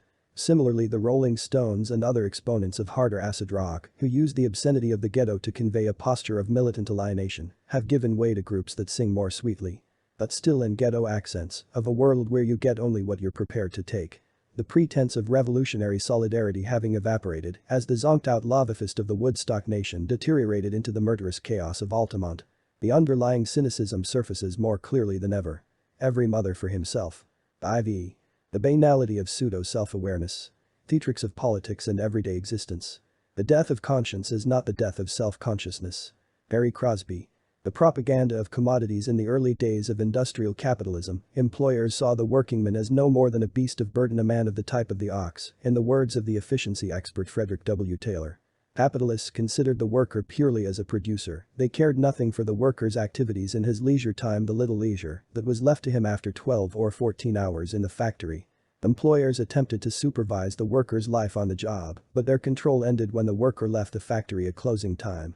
Even when Henry Ford established a sociological department at the Ford Motor Works in 1914, he regarded the supervision of the workers' private lives merely as a means of making the men sober, thrifty, industrious producers. Ford sociologists attempted to impose an old-fashioned Protestant morality on the labor force, they inveighed against tobacco, liquor, and dissipation. Only a handful of employers at this time understood that the worker might be useful to the capitalist as a consumer, that he needed to be imbued with a taste for higher things. That an economy based on mass production required not only the capitalistic organization of production, but the organization of consumption and leisure as well. Mass production, said the Boston department store magnate Edward A. Lean in 1919, demands the education of the masses. The masses must learn to behave like human beings in a mass production world. They must achieve, not mere literacy, but culture. In other words, the modern manufacturer has to educate the masses in the culture of consumption. The mass production of commodities in ever-increasing abundance demands a mass market to absorb them. The American economy, having reached the point where its technology was capable of satisfying basic material needs, now relied on the creation of new consumer demands, on convincing people to buy goods for which they are unaware of any need until the need is forcibly brought to their attention by the mass media. Advertising, said Calvin Coolidge, is the method by which the desire is created for better things. The attempt to civilize the masses has now given rise to a society dominated by appearances, the society of the spectacle. In the period of primitive accumulation, capitalism subordinated being to having, the use value of commodities to their exchange value. Now it subordinates possession itself to appearance and measures exchange value as a commodity's capacity to confer prestige, the illusion of prosperity and well-being. When economic necessity yields to the necessity for limitless economic development, writes Guy Debord, the satisfaction of basic and generally recognized human needs gives way to an uninterrupted fabrication of pseudo-needs. In a simpler time, advertising merely called attention to the product and extolled its advantages. Now it manufactures a product of its own. The consumer, perpetually unsatisfied, restless, anxious, and bored. Advertising serves not so much to advertise products as to promote consumption as a way of life. It educates the masses into an unappeasable appetite not only for goods, but for new experiences and personal fulfillment. It upholds consumption as the answer to the age-old discontents of loneliness, sickness, weariness, lack of sexual satisfaction. At the same time, it creates new forms of discontent peculiar to the modern age. It plays seductively on the malice of industrial civilization. Is your job boring and meaningless? Does it leave you with feelings of futility and fatigue? Is your life empty? Consumption promises to fill the aching void, hence the attempt to surround commodities with an aura of romance, with allusions to exotic places and vivid experiences, and with images of female breasts from which all blessings flow. The propaganda of commodities serves a double function. First, it upholds consumption as an alternative to protest or rebellion. Paul Nystrom, an early student of modern marketing, once noted that industrial civilization gives rise to a philosophy of futility, a pervasive fatigue, a disappointment with achievements that finds an outlet in changing the more superficial things in which fashion reigns. The tired worker, instead of attempting to change the conditions of his work, seeks renewal and brightening his immediate surroundings with new goods and services. In the second place, the propaganda of consumption turns alienation itself into a commodity. It addresses itself to the spiritual desolation of modern life and proposes consumption as the cure. It not only promises to palliate all the old unhappiness to which flesh is heir, it creates or exacerbates new forms of unhappiness, personal insecurity, status anxiety, anxiety in parents about their ability to satisfy the needs of the young. Do you look dowdy next to your neighbors? Do you own a car inferior to theirs? Are your children as healthy? As popular? Doing as well in school? Advertising institutionalizes envy and its attendant anxieties. A servant of the status quo, advertising has nevertheless identified itself with a sweeping change in values, a revolution in manners and morals that began in the early years of the 20th century and has continued until the present. The demands of the mass consumption economy have made the work ethic obsolete even for workers. Formerly the guardians of public health and morality urged the worker to labor as a moral obligation, now they teach him to labor so that he can partake of the fruits of consumption. In the 19th century, elites alone obeyed the laws of fashion, exchanging old possessions for new ones for no other reason than that they had gone out of style. Economic orthodoxy condemned the rest of society to a life of drudgery and mere subsistence. The mass production of luxury items now extends aristocratic habits to the masses. The apparatus of mass promotion attacks ideologies based on the postponement of gratification, it allies itself with sexual revolution. It sides or seems to side the women against male oppression and with the young against the authority of their elders.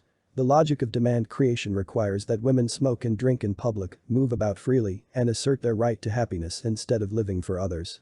The advertising industry thus encourages the pseudo-emancipation of women, flattering them with its insinuating reminder, "You've come a long way, baby," and disguising the freedom to consume as genuine autonomy. Similarly, it flatters and glorifies youth in the hope of elevating young people to the status of full-fledged consumers in their own right, each with a telephone, a television set, and a hi-fi in his own room. The education of the masses has altered the balance of forces within the family, weakening the authority of the husband in relation to the wife and parents in relation to their children. It emancipates women and children from patriarchal authority, however, only to subject them to the new paternalism of the advertising industry, the industrial corporation, and the state.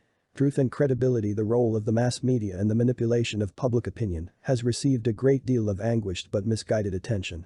Much of this commentary assumes that the problem is to prevent the circulation of obvious untruths, whereas it is evident, as the more penetrating critics of mass culture have pointed out, that the rise of mass media makes the categories of truth and falsehood irrelevant to an evaluation of their influence. Truth has given way to credibility, facts to statements that sound authoritative without conveying any authoritative information. Statements announcing that a given product is preferred by leading authorities without saying what it is preferred to, statements claiming a product superiority to unspecified competitors. Statements implying that a given characteristic belongs uniquely to the product in question, when in fact it belongs to its rivals as well, all serve to blur the distinction between truth and falsehood in a fog of plausibility. Such claims are true yet radically misleading. President Nixon's press secretary, Ron Ziegler, once demonstrated the political use of these techniques when he admitted that his previous statements on Watergate had become inoperative. Many commentators assumed that Ziegler was groping for a euphemistic way of saying that he had lied. What he meant, however, was that his earlier statements were no longer believable. Not their falsity, but their inability to command assent rendered them inoperative. The question of whether they were true or not was beside the point. Advertising and propaganda, as Daniel Boorstin has pointed out, we live in a world of pseudo-events and quasi-information, in which the air is saturated with statements that are neither true nor false, but merely credible. But even Boorstin minimizes the degree to which appearances images dominate American society. Backing away from the more disturbing implications of his study, he draws a false distinction between advertising and propaganda, which allows him to posit a sphere of technological rationality, one that includes the operations of the state and much of the routine of modern industry, into which the irrationality of image making cannot penetrate. Propaganda, which he identifies exclusively with totalitarian regimes, consists of information intentionally biased according to Boorstin, information, moreover, that depends primarily on its emotional appeal, whereas a pseudo-event represents an ambiguous truth that appeals to our honest desire to be informed. This distinction will not stand up. It rests on a crude conception of modern propaganda, an art which long ago incorporated the most advanced techniques of modern advertising. The master propagandist, like the advertising expert, avoids obvious emotional appeals and strives for a tone that is consistent with the prosaic quality of modern life, a dry, bland matter-of-factness. Nor does the propagandist circulate intentionally biased information. He knows that partial truths serve as more effective instruments of deception than lies. Thus he tries to impress the public with statistics of economic growth that neglect to give the base year from which growth is calculated. But accurate but meaningless facts about the standard of living with raw and uninterpreted data, in other words, from which the audience is invited to draw the inescapable conclusion that things are getting better and the present regime therefore deserves the people's confidence. Or on the other hand that things are getting worse so rapidly that the present regime should be given emergency powers to deal with the developing crisis. By using accurate details to imply a misleading picture of the whole, the artful propagandist, it has been said, makes truth the principal form of falsehood.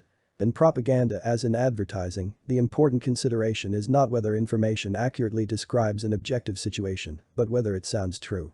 It sometimes becomes necessary to suppress information even when it reflects credit on the government for no other reason than that the facts sound implausible. Jacques Ellul explains in his study of propaganda why, in 1942, the Germans did not reveal that the invincible General Rommel had been absent from North Africa at the moment of Montgomery's victory. Everybody would have considered it a lie to explain the defeat and prove that Rommel had not really been beaten. The Office of War Information in the United States, eager to use atrocities to inflame public opinion against Germany, deliberately avoided the most horrifying atrocity of all, the extermination of the Jews. On the ground that the story would be confusing and misleading if it appears to be simply affecting the Jewish people. Truth has to be suppressed if it sounds like propaganda. The only reason to suppress a piece of news as an Allied handbook used in World War II is if it is unbelievable. It is true that propaganda subtly appeals to the emotions. Ellul notes that propaganda uses facts not to support an argument but to exert emotional pressure. The same thing is true of advertising, however. In both cases, the emotional appeal remains muted and indirect, it inheres in the facts themselves, nor is it inconsistent with the honest desire to be informed. Knowing that an educated public craves facts and cherishes nothing so much as the illusion of being well informed, the modern propagandist avoids using high-sounding slogans, he rarely appeals to a higher destiny. He seldom calls for heroism and sacrifice or reminds his audience of the glorious past. He sticks to the facts. Propaganda thus merges with information. One of the principal functions of the greatly enlarged federal bureaucracy is to satisfy the demand for this kind of information. The bureaucracy not only provides supposedly reliable information to high officials, it provides misinformation to the public. The more technical and recondite this product, the more convincing it sounds. Hence the pervasiveness, in our culture, of the obfuscatory jargon of pseudoscience. This language surrounds the claims of administrators and advertisers alike with an aura of scientific detachment. More important, it is calculatedly obscure and unintelligible qualities that commend it to a public that feels informed in proportion as it is befuddled. In one of his characteristic pronouncements, at a press conference in May 1962, John F. Kennedy proclaimed the end of ideology in words that appealed to both these public needs: the need to believe that political decisions are in the hands of dispassionate bipartisan experts, and the need to believe that the problems experts deal with are unintelligible to laymen. Most of us are conditioned for many years to have a political viewpoint Republican or Democratic, liberal, conservative, or moderate. The fact of the matter is that most of the problems that we now face are technical problems, are administrative problems. They are very sophisticated judgments, which do not lend themselves to the great sort of passionate movements which have stirred this country so often in the past. They deal with questions which are now beyond the comprehension of most men. Politics as spectacle systems analysts and social accountants take it as an article of faith that with the growth of the complexity of society, as one of them, Albert Biderman, once put it, immediate experience with its events plays an increasingly smaller role as a source of information and basis of judgment, in contrast to symbolically mediated information about these events. But the substitution of symbolically mediated information for immediate experience of pseudo-events for real events has not made government more rational and efficient, as both the technocrats and their critics assume. On the contrary, it has given rise to a pervasive air of unreality, which ultimately befuddles the decision-makers themselves. The contagion of unintelligibility spreads through all levels of government. It is not merely that propagandists fall victim to their own propaganda, the problem goes deeper. When politicians and administrators have no other aim than to sell their leadership to the public, they deprive themselves of intelligible standards by which to define the goals of specific policies or to evaluate success or failure.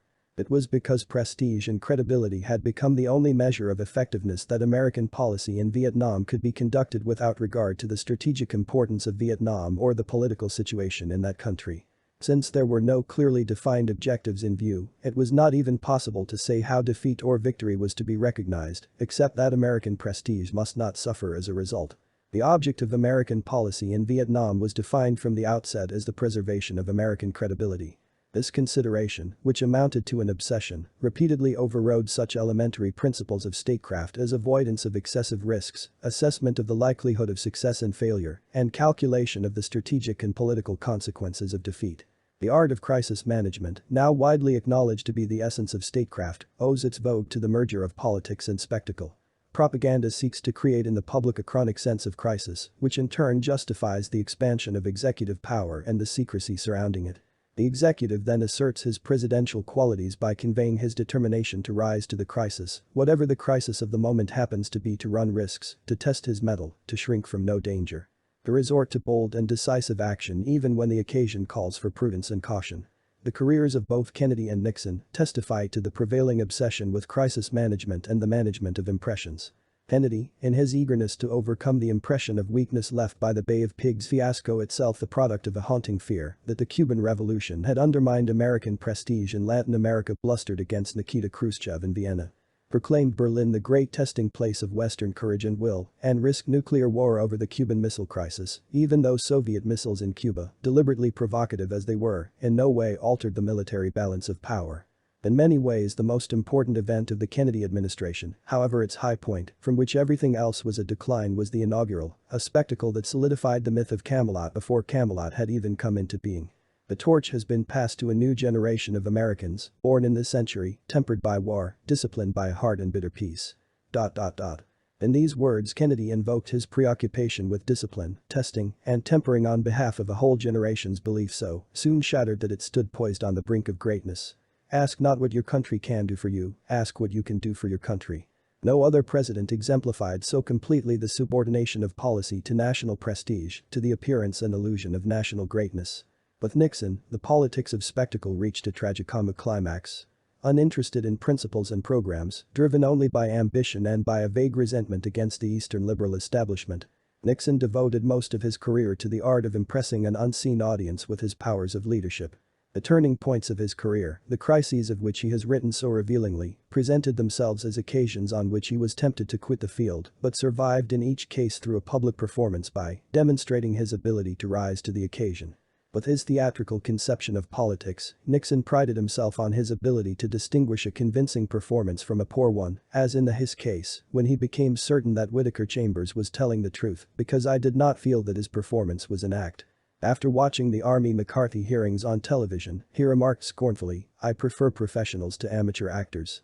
During his famous kitchen debate with Nikita Khrushchev, Nixon was sure that Khrushchev was going through an act, and he later reproached Marshal Georgy Zhukov with underestimating the intelligence of the Soviet people. "They aren't dumb. They know when somebody is acting and when it's the real thing, particularly when the acts have been so amateurish."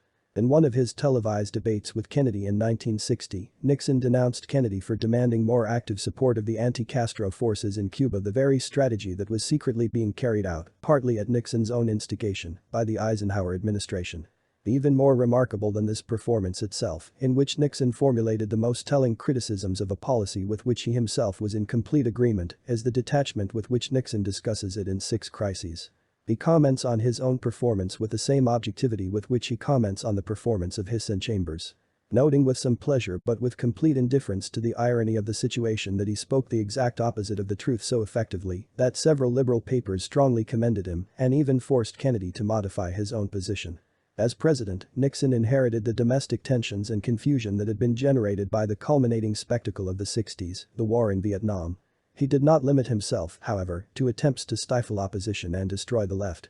Instead he mounted a full-scale attack on a single individual, Daniel Ellsberg, instituted an elaborate security program to prevent further leaks of what was regarded as vital security information, and convinced himself that Ellsberg was somehow in league with a leading Democratic contender for the presidency. These security measures, though highly irrational, probably originated in the not unreasonable belief that presidential power had come to rest on the ability to manipulate information and that this power, in order to be completely effective, had to be recognized by everyone else as indivisible. Once Watergate became a full-fledged crisis, Nixon devoted himself to convincing the nation that he would by all means prove equal to the emergency. To the end, he approached his mounting difficulties as a problem in public relations. In long conversations with his chief advisor, himself a public relations man, both Nixon and H.R. Haldeman showed an indifference to truth that goes beyond cynicism and indifference that can be explained only on the assumption that the concept of truth for men exercising irresponsible powers. has lost most of its meaning. I think we have to find a way to make statements. Nixon said at one point. Any kind of statement. As general as possible. Just so somebody can say that. A statement has been made through the president upon which he has based his statement to the effect that he has confidence in his staff. I didn't do this, I didn't do that. Haldeman didn't do this, Ehrlichman didn't do that. Paulson didn't do that. Haldeman's reply: I wouldn't say that this is the whole truth. Evinces a lingering capacity to distinguish between truth and falsehood, but does not alter the fact that words chosen purely for their public effect quickly lose all reference to reality. Political discussion founded on such principles degenerates into meaningless babble, even when it is carried on behind closed doors. Radicalism as street theater. The degeneration of politics into spectacle has not only transformed policy making into publicity, debased political discourse, and turned elections into sporting events in which each side claims the advantage of momentum. It has also made it more difficult than ever to organize a political opposition. When the images of power overshadow the reality, those without power find themselves fighting phantoms. Particularly in a society where power likes to present itself in the guise of benevolence, where government seldom resorts to the naked use of force, it is hard to identify the oppressor, let alone to personify him or to sustain a burning sense of grievance in the masses. In the 60s, the New Left attempted to overcome this insubstantiality of the establishment by resorting to politics of confrontation. By deliberately provoking violent repression, it hoped to forestall the co-optation of dissent. The attempt to dramatize official repression, however, imprisoned the left in a politics of theater, of dramatic gestures, of style without substance, a mirror image of the politics of unreality, which it should have been the purpose of the left to unmask. The oraticians of the Cold War saw the tactics of escalation as a means of impressing relevant audiences with the nation's strength of purpose. The strategists of the left, equally obsessed with appearances, believed that gestures of escalating opposition would eventually bring the establishment to its knees. In both cases, politics appeared as a game the object of which was to communicate to the opponent the escalating cost of his own policies. When he was sufficiently impressed with the cost, on this assumption, he would abandon intransigence in favor of conciliation. Thus opponents of the war in Vietnam announced in 1967, with great fanfare, that they intended to move from dissent to resistance, expecting that resistance would have to be countered by repressive measures intolerable to liberal opinion. It will be bloody, said one radical in defense of a particularly futile protest, but blood makes the liberals mad. Far from provoking a liberal reaction, however, the politics of street theater solidified opposition to the left and created a mounting demand for law and order. The escalation of militant tactics fragmented the left and drew the more revolutionary elements into suicidal confrontations with the police and the National Guard. We are working to build a guerrilla force in an urban environment, the National Secretary of SDS announced in 1967. In fact, SDS was laying the groundwork for its own collapse 2 years later. The delusion that street theater represented the newest form of guerrilla warfare helped to ward off an uneasy realization that it represented no more than a form of self-promotion, by means of which the media stars of the left brought themselves to national attention with its concomitant rewards. One exponent of guerrilla theater, after exhorting his followers to live by their wits, quickly explained that to live by your wits is not to imitate the hustler who is a low-class capitalist, but rather the Latin American guerrilla who is a low-class socialist. Such talk served not only to reassure the faithful, but to play up to the relevant audience of black and third world militants, to which the white left had become unduly sensitive and which it desperately wanted to impress with its revolutionary machismo. The rhetoric of black power corrupted the white left and the black left alike, substituting a politics of the media for the civil rights struggles earlier waged in deadly earnest in the South. As the black power rhetoricians co-opted the civil rights movement, they also captivated white liberals who sought to appease the guilt associated with white skin privilege by adopting the gestures and language of black militancy. Both whites and blacks embraced radical style in place of radical substance. By 1968, when the New Left gathered for its Festival of Life outside the Democratic National Convention in Chicago, the prominence of the Youth International led by Jerry Rubin and Abbie Hoffman made it clear that a theatrical conception of politics had driven more rational conceptions from the field. The IP is just all theater of the streets, Rubin has claimed, compelling people by example to change their awareness. Entering a congressional hearing room in a Paul Revere costume or wearing judicial robes to a court proceeding is a way of acting out fantasies and ending repressions. Acting out fantasies does not end repressions, however, it merely dramatizes the permissible limits of antisocial behavior. In the 60s and early 70s, radicals who transgressed these limits, under the illusion that they were fomenting insurrection or doing just all therapy on the nation in Rubin's words, often paid a heavy price. Clubbing, imprisonment, police harassment, or death itself. In the case of the terrorists, the weathermen and the recruits to the Symbionese Liberation Army who followed the logic of guerrilla theater to its inevitable ending. Yet these radicals had so few practical results to show for their sacrifices that we are driven to conclude that they embraced radical politics in the first place, not because it promised practical results, but because it served as a new mode of self-dramatization. Hero worship and narcissistic idealization on the fringes of the radical movement, many tortured spirits actively sought a martyrdom made doubly attractive by the glamour of modern publicity. The left, with its vision of social upheaval, has always attracted more than its share of lunatics, but the media have conferred a curious sort of legitimacy on antisocial acts, merely by reporting them. The streaker at a football game becomes for a moment the center of all eyes. The criminal who murders or kidnaps a celebrity takes on the glamour of his victim. The Manson gang with their murder of Sharon Tate and her friends, the Symbionese Liberation Army with its abduction of Patty Hearst. Share with the presidential assassins and would-be assassins of recent years a similar psychology. Such people display, in exaggerated form, the prevailing obsession with celebrity and a determination to achieve it, even at the cost of rational self-interest and personal safety. The narcissist divides society into two groups. The rich, great, and famous on the one hand and the common herd on the other. Narcissistic patients, according to Kernberg, are afraid of not belonging to the company of the great, rich, and powerful, and of belonging instead to the mediocre, by which they mean worthless and despicable, rather than average in the ordinary sense of the term. They worship heroes only to turn against them when their heroes disappoint them. Unconsciously fixated on an idealized self-object for which they continue to yearn. Such persons are forever searching for external omnipotent powers, from whose support and approval they attempt to derive strength.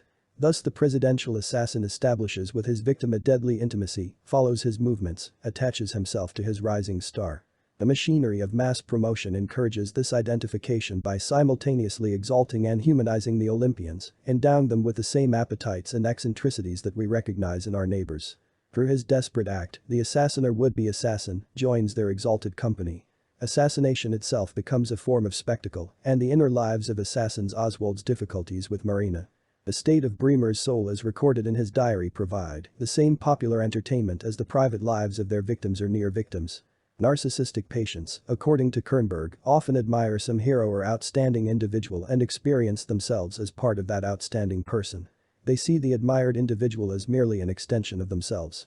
If the person rejects them, they experience immediate hatred and fear and react by devaluing the former idol. Just as heroism differs in subtle ways from celebrity, so hero worship, which esteems the hero's actions and hopes to emulate them or at least to prove worthy of his example, must be distinguished from narcissistic idealization. The narcissist admires and identifies himself with winners out of his fear of being labeled a loser. He seeks to warm himself in their reflected glow, but his feelings contain a strong admixture of envy, and his admiration often turns to hatred if the object of his attachment does something to remind him of his own insignificance. The narcissist lacks the confidence in his own abilities that would encourage him to model himself on another person's exalted example. Thus the narcissistic fascination with celebrity, so rampant in our society, coincides historically with what Jules Henry calls the erosion of the capacity for emulation, loss of the ability to model oneself consciously after another person. One of the high school students interviewed by Henry said flatly, "I think a person shouldn't mold himself after someone else. To pick a person after whom to model oneself," Henry writes, "is an aggressive act of will, and Bill is much too anxious and passive to do it." When cynicism, resignation, and passivity enter life, the first makes all emulative choice of properties seem vain, and passivity and resignation sap the will necessary to the emulative decision. But positively, in order for a morally sound emulative choice to be made, there must be present some faith in oneself, a certain amount of naive optimism and a certain quantity of will. When the superego consists not so much of conscious ego ideals, but of unconscious archaic fantasies about parents of superhuman size, emulation becomes almost entirely unconscious and expresses not the search for models, but the emptiness of self-images. The protagonist of Heller's Something Happened, who completely lacks naive optimism and a sense of self, experiences an almost enslaving instinct to be like just about everyone I find myself with. It happens not only in matters of speech, but with physical actions as well. It operates unconsciously. With a determination of its own, in spite of my vigilance and aversion, and usually I do not realize I have slipped into someone else's personality until I am already there. The narcissist cannot identify with someone else without seeing the other as an extension of himself, without obliterating the other's identity. Incapable of identification, in the first instance with parents and other authority figures, he is therefore incapable of hero worship or of the suspension of disbelief that makes it possible to enter imaginatively into the lives of others while acknowledging their independent existence. A narcissistic society worships celebrity rather than fame and substitutes spectacle for the older forms of theater, which encouraged identification and emulation, precisely because they carefully preserved a certain distance between the audience and the actors, the hero worshipper and the hero. Narcissism and the theater of the absurd at the same time that public life and even private life take on the qualities of spectacle. A counter-movement seeks to model spectacle, theater, all forms of art, on reality to obliterate the very distinction between art and life. Both developments popularize a sense of the absurd, that hallmark of the contemporary sensibility.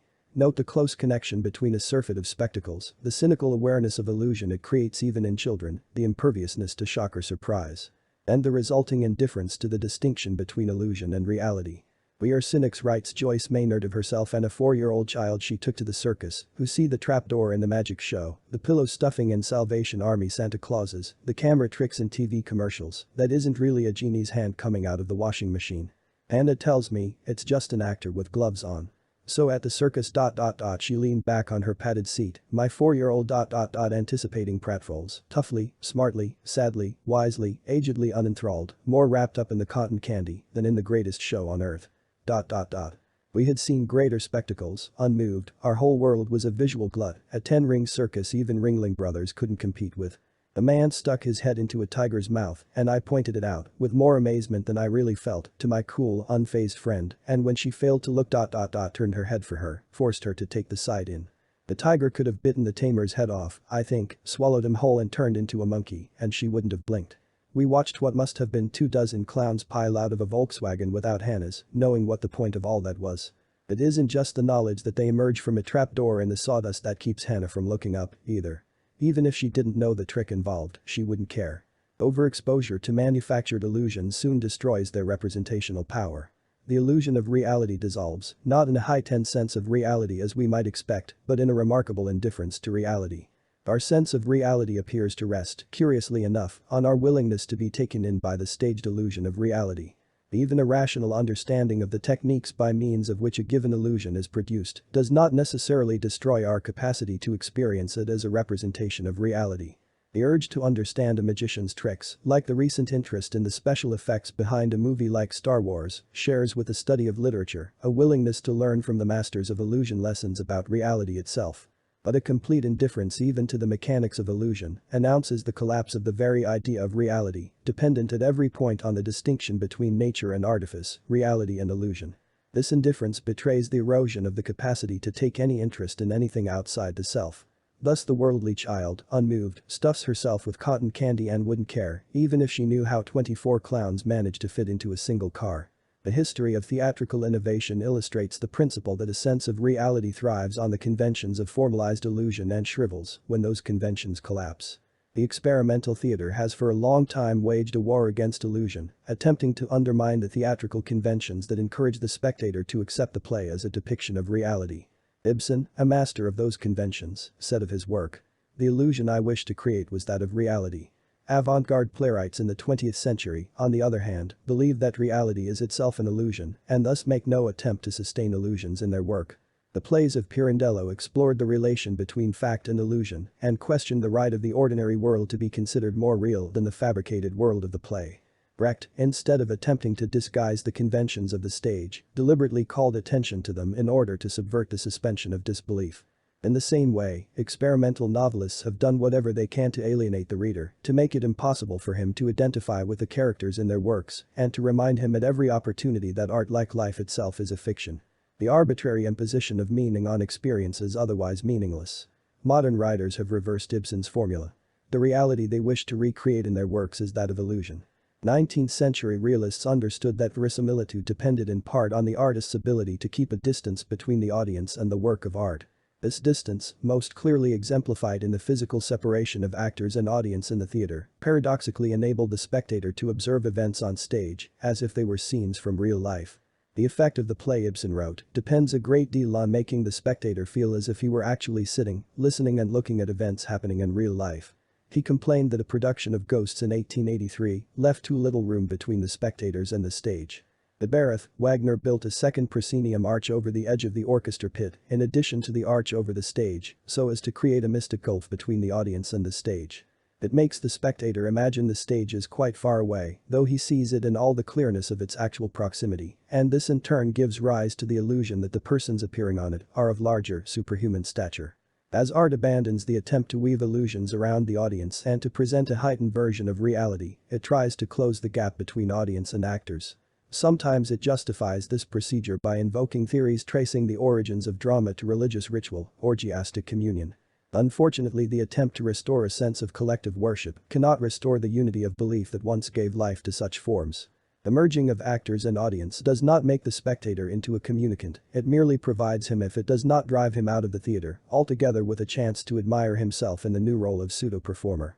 An experience not qualitatively different, even when clothed in the rhetoric of the avant-garde, from that of the studio audience at television performances, which dotes on images of itself periodically flashed across the monitors.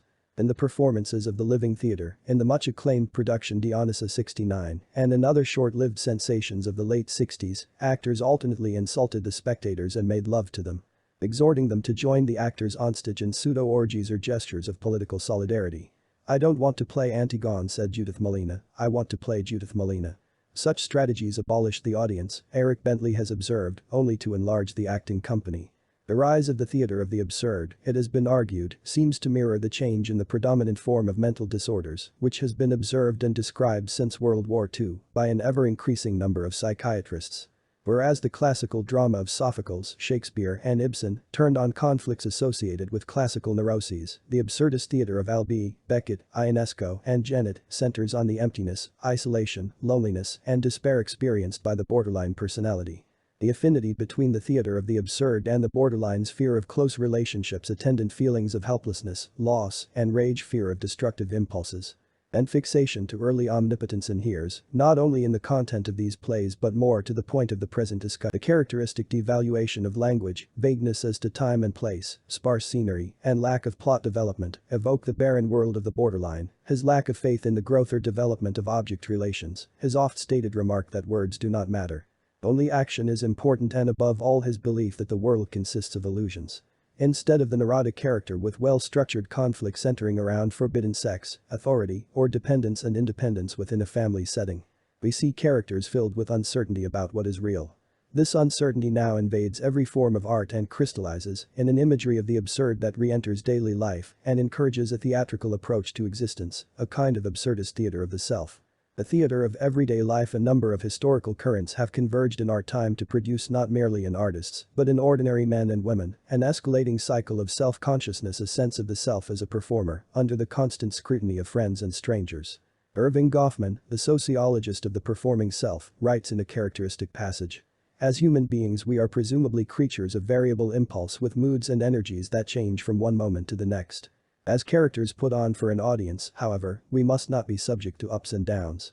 A certain bureaucratization of the spirit is expected so that we can be relied upon to give a perfectly homogeneous performance at every appointed time. This bureaucratization of the spirit has become more and more oppressive and is now widely recognized, thanks to Goffman, as an important element in the contemporary malaise. The self-consciousness that mocks all attempts at spontaneous action or enjoyment derives in the last analysis from the waning belief in the reality of the external world, which has lost its immediacy in a society pervaded by symbolically mediated information. The more man objectifies himself in his work, the more reality takes on the appearance of illusion. As the workings of the modern economy and the modern social order become increasingly inaccessible to everyday intelligence, art and philosophy abdicate the task of explaining them to the allegedly objective sciences of society, which themselves have retreated from the effort to master reality into the classification of trivia. Reality thus presents itself, to laymen and scientists alike, as an impenetrable network of social relations, as role-playing the presentation of self in everyday life. To the performing self, the only reality is the identity he can construct out of materials furnished by advertising and mass culture, themes of popular film and fiction, and fragments torn from a vast range of cultural traditions, all of them equally contemporaneous to the contemporary mind. In order to polish and perfect the part he has devised for himself, the new Narcissus gazes at his own reflection, not so much in admiration as in unremitting search of flaws, signs of fatigue, decay. Life becomes a work of art, while the first artwork in an artist, in Norman Mailer's pronouncement, is the shaping of his own personality. The second of these principles has now been adopted not only by those who write advertisements for myself for publication, but by the everyday artist in the street. All of us, actors and spectators alike, live surrounded by mirrors.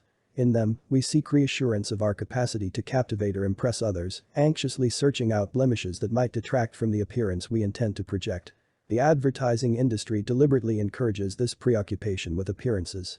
In the 20s, the women in ads were constantly observing themselves, ever self-critical. A noticeable proportion of magazine ads directed at women depicted them looking into mirrors. Ads of the 1920s were quite explicit about this narcissistic imperative. They unabashedly used pictures of veiled nudes and women in autoerotic stances to encourage self-comparison and to remind women of the primacy of their sexuality. The booklet advertising beauty aids depicted on its cover a nude with the caption, "Your masterpiece yourself." Today the treatment of such themes is more explicit than ever. Moreover, advertising encourages men as well as women to see the creation of the self as the highest form of creativity. In an earlier stage of capitalist development, industrialization reduced the artisan or peasant to a proletarian, stripped him of his land and tools, and stranded him in the marketplace with nothing to sell but his labor power. In our time, the elimination of skills not only from manual work but from white-collar jobs as well has created conditions in which labor power takes the form of personality rather than strength or intelligence. Men and women alike have to project an attractive image and to become simultaneously role players and connoisseurs of their own performance. Changes in the social relations of production, which have given society the appearance of something opaque and impenetrable, have also given rise to the new idea of personality described by Richard Sennett in The Fall of Public Man. Whereas the 18th century concept of character stressed the elements common to human nature, the 19th century began to see personality as the unique and idiosyncratic expression of individual traits. Outward appearances, in this view, involuntarily expressed the inner man. People soon became obsessed, according to Sennett, with the fear of inadvertently giving themselves away through their actions, facial expressions, and details of dress. In the same century, as Edgar Wind has shown, the art critic Giovanni Morelli propounded the theory that original paintings could be distinguished from forgeries by close examination of insignificant details, the characteristic rendering of an ear or an eye that betrayed the hand of the master. Every painter, Morelli insisted, has his own peculiarities which escape him without his being aware of them. Naturally, these discoveries about personality and its involuntary expression had the effect, not only on artists and critics but on laymen as well, of encouraging self-conscious self-scrutiny.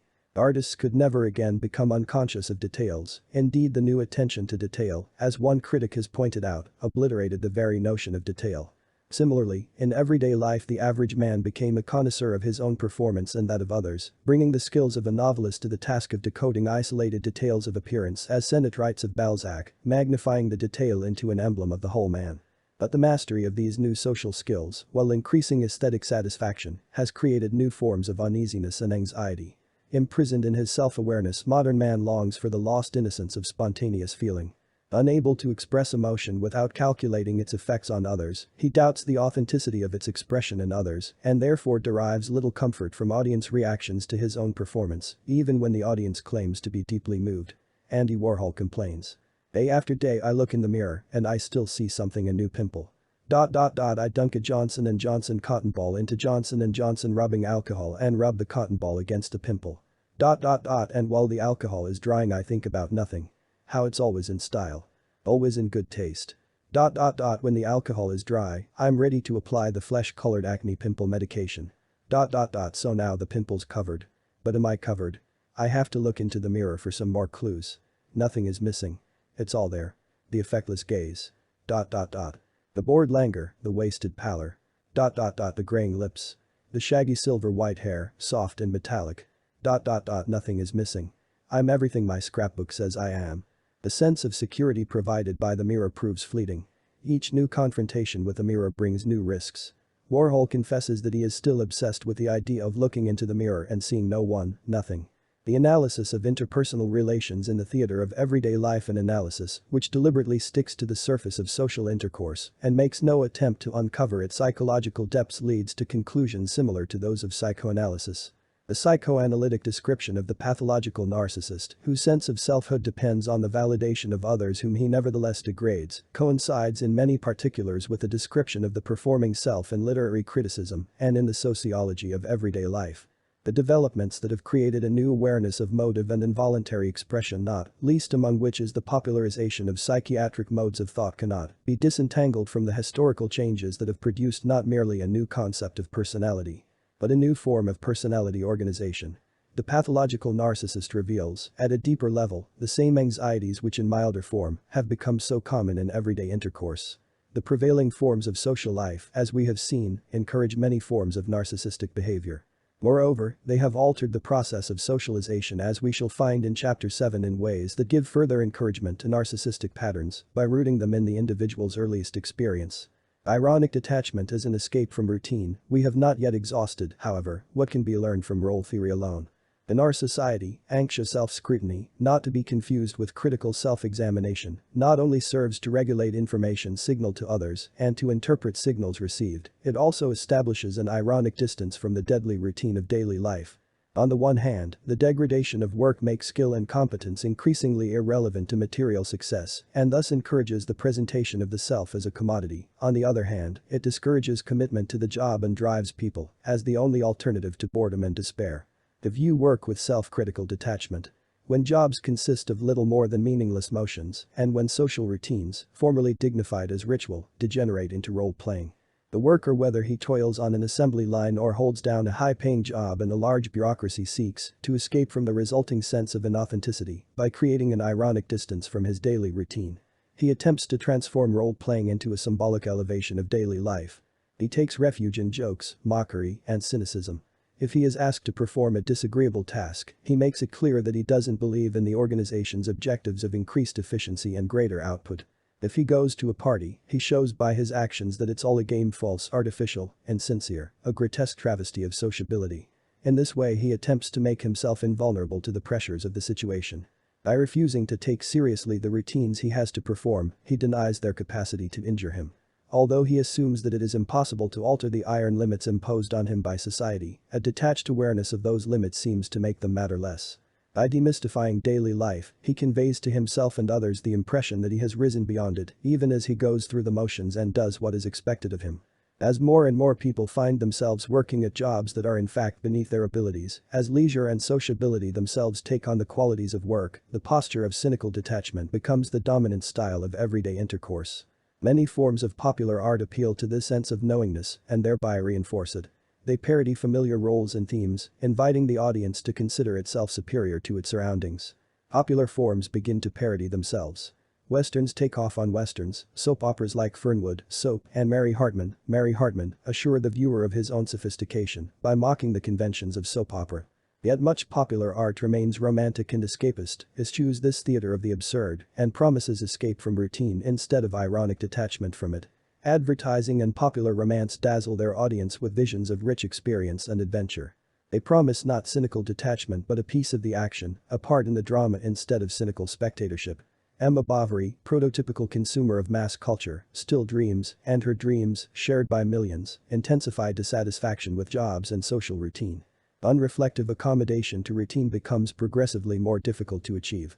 While modern industry condemns people to jobs that insult their intelligence. The mass culture of romantic escape fills their heads with visions of experience beyond their means, beyond their emotional and imaginative capacities as well, and thus contributes to a further devaluation of routine. The disparity between romance and reality, the world of the beautiful people and the workaday world, gives rise to an ironic detachment that dulls pain, but also cripples the will to change social conditions, to make even modest improvements in work and play, and to restore meaning and dignity to everyday life. No exit escape through irony and critical self-awareness is in any case itself an illusion, at best it provides only momentary relief. Distancing soon becomes a routine in its own right. Awareness commenting on awareness creates an escalating cycle of self-consciousness that inhibits spontaneity. It intensifies the feeling of inauthenticity that rises in the first place out of resentment against the meaningless roles prescribed by modern industry. Self-created roles become as constraining as the social roles from which they are meant to provide ironic detachment. We long for the suspension of self-consciousness, of the pseudo-analytic attitude that has become second nature, but neither art nor religion, historically the great emancipators from the prison of the self, retain the power to discourage disbelief. In a society based so largely on illusions and appearances, the ultimate illusions, art and religion, have no future. Credo quia absurdum, the paradox of religious experience in the past, has little meaning in a world where everything seems absurd, not merely the miracles associated with religious faith and practice. As for art, it not only fails to create the illusion of reality, but suffers from the same crisis of self-consciousness that afflicts the man in the street. Novelists and playwrights call attention to the artificiality of their own creations and discourage the reader from identifying with the characters. By means of irony and eclecticism, the writer withdraws from his subject, but at the same time becomes so conscious of these distancing techniques that he finds it more and more difficult to write about anything except the difficulty of writing. Writing about writing then becomes in itself an object of self-parody, as when Donald Barthelme inserts into one of his stories the wry reflection. Another story about writing a story. Another regressus in infinitum. Who doesn't prefer art that at least overtly imitates something other than its own processes? That doesn't continually proclaim "don't forget I'm an artifice." In the same vein, John Barth asks, in the course of writing a novella. How does one write a novella? How find the channel, bewildered in these creaks and crannies? Storytelling isn't my cup of wine, isn't somebody's, my plot doesn't rise and fall in meaningful stages, but ... digresses, retreats, hesitates, groans from its utter etc., collapses, dies. The experimental writer's emotional withdrawal, according to Maurice Dickstein, threatens to disintegrate into catatonia. Giving up the effort to master reality, the writer retreats into a superficial self-analysis, which blots out not only the external world, but the deeper subjectivity that enables the imagination to take wing. His incursions into the self are as hollow as his excursus into the world. Psychological analysis once again reinforces what we learn from the sociology of art and the sociology of role-playing in everyday life. Although the inability to suspend disbelief originates in changing artistic conventions and in the self-consciousness through which we try to distance ourselves from everyday life and which imprisons us in its own right, this vigilant self-scrutiny often has a psychological basis as well. Those who feel secure in the ego's ability to control the id, according to Coed, take pleasure in occasionally suspending the secondary process, for example, in sleep or in sexual activity, since they know they can regain it when they wish to. The narcissist, on the other hand, finds his own desires so threatening that he often experiences the utmost difficulty in sleeping, in elaborating the sexual impulse and fantasy, the foremost proving ground for a person's capacity to decathect the secondary processes. Or in suspending current reality during psychoanalytic sessions. The narrator of Heller's Something Happened confesses. I am often aghast upon awakening from a sound, dreamless sleep to realize how far away from life I have been and how defenseless I was while I was there. I might be unable to return. I don't like to lose touch with consciousness entirely. In psychiatric sessions, as in the theater, conventions surrounding the psychoanalytic encounter normally support decathexis of current reality. The diminution of stimuli from the immediate surroundings makes it possible to turn toward a world of imaginatively and artistically worked over memories. With some patients, however, the inability to tolerate the decathexis of current reality and to accept the ambiguity of the analytic situation becomes itself the central problem of analysis. As usual, Coed adds, it does no good to confront the patient with a moral argument against this incapacity or to persuade or exhort him to change his ways. The recent attack on theatrical illusion, which undermines the 20th century religion of art as effectively as the attack on religious illusions in the 19th century undermined religion itself, participates in the fear of fantasy associated with resistance to the decathexis of current reality. When art, religion, and finally even sex lose their power to provide an imaginative release from everyday reality, the banality of pseudo-self-awareness becomes so overwhelming that men finally lose the capacity to envision any release at all, except in total nothingness, blankness. Warhol provides a good description of the resulting state of mind. The best love is not to think about it love. Some people can have sex and really let their minds go blank and fill up with the sex, other people can never let their minds go blank and fill up with the sex, so while they're having the sex they're thinking, can this really be me? Am I really doing this? This is very strange. 5 minutes ago I wasn't doing this. In a little while I won't be doing it. What would mom say? How did people ever think of doing this? So the first type of person ... is better off. The other type has to find something else to relax with and get lost in. Imprisoned in his pseudo-awareness of himself, the new Narcissus would gladly take refuge in an ID fix, an erotic compulsion, a magnificent obsession, anything to get his mind off his own mind. The even unreflecting acquiescence in the daily grind, as the possibility of achieving it recedes into the historical distance, comes to seem like an almost enviable state of mind. It is a tribute to the peculiar horror of contemporary life that it makes the worst features of earlier times, the stupefaction of the masses, the obsessed and driven lives of the bourgeoisie, seem attractive by comparison. A 19th century capitalist, compulsively industrious in the attempt to deliver himself from temptation, suffered torments inflicted by inner demons. Contemporary man, tortured on the other hand by self-consciousness, turns to new cults and therapies, not to free himself from obsessions, but to find meaning and purpose in life, to find something to live for, precisely to embrace an obsession, if only the passion maîtresse of therapy itself. He would willingly exchange his self-consciousness for oblivion and his freedom to create new roles for some form of external dictation, the more arbitrary the better. The hero of a recent novel renounces free choice and lives according to the dictation of dice. I established in my mind at that moment and for all time the never-questioned principle that what the dice dictates, I will perform. Men used to rail against the irony of fate, now they prefer it to the irony of unceasing self-consciousness. Whereas earlier ages sought to substitute reason for arbitrary dictation both from without and within, the 20th century finds reason in the debased contemporary form of ironic self-consciousness, a harsh master. It seeks to revive earlier forms of enslavement. The prison life of the past looks in our own time like liberation itself. Family life, according to Nystrom, inherently tends to promote custom, the antithesis of fashion. Private home life is more effectively ruled by custom than public or semi-public life. On the other hand, the conflict of youth with convention encourages rapid changes in dress and styles of consumption. In general, Nystrom argues, rural life, illiteracy, social hierarchy, and inertia support custom, whereas fashion, the culture of consumption, derives from the progressive forces at work in modern society. Public education, free speech, circulation of ideas and information. The philosophy of progress. In Slaughterhouse-Five, a novel written somewhat in the telegraphic schizophrenic manner of tales, i.e., in deliberate disregard of the conventional sense of time.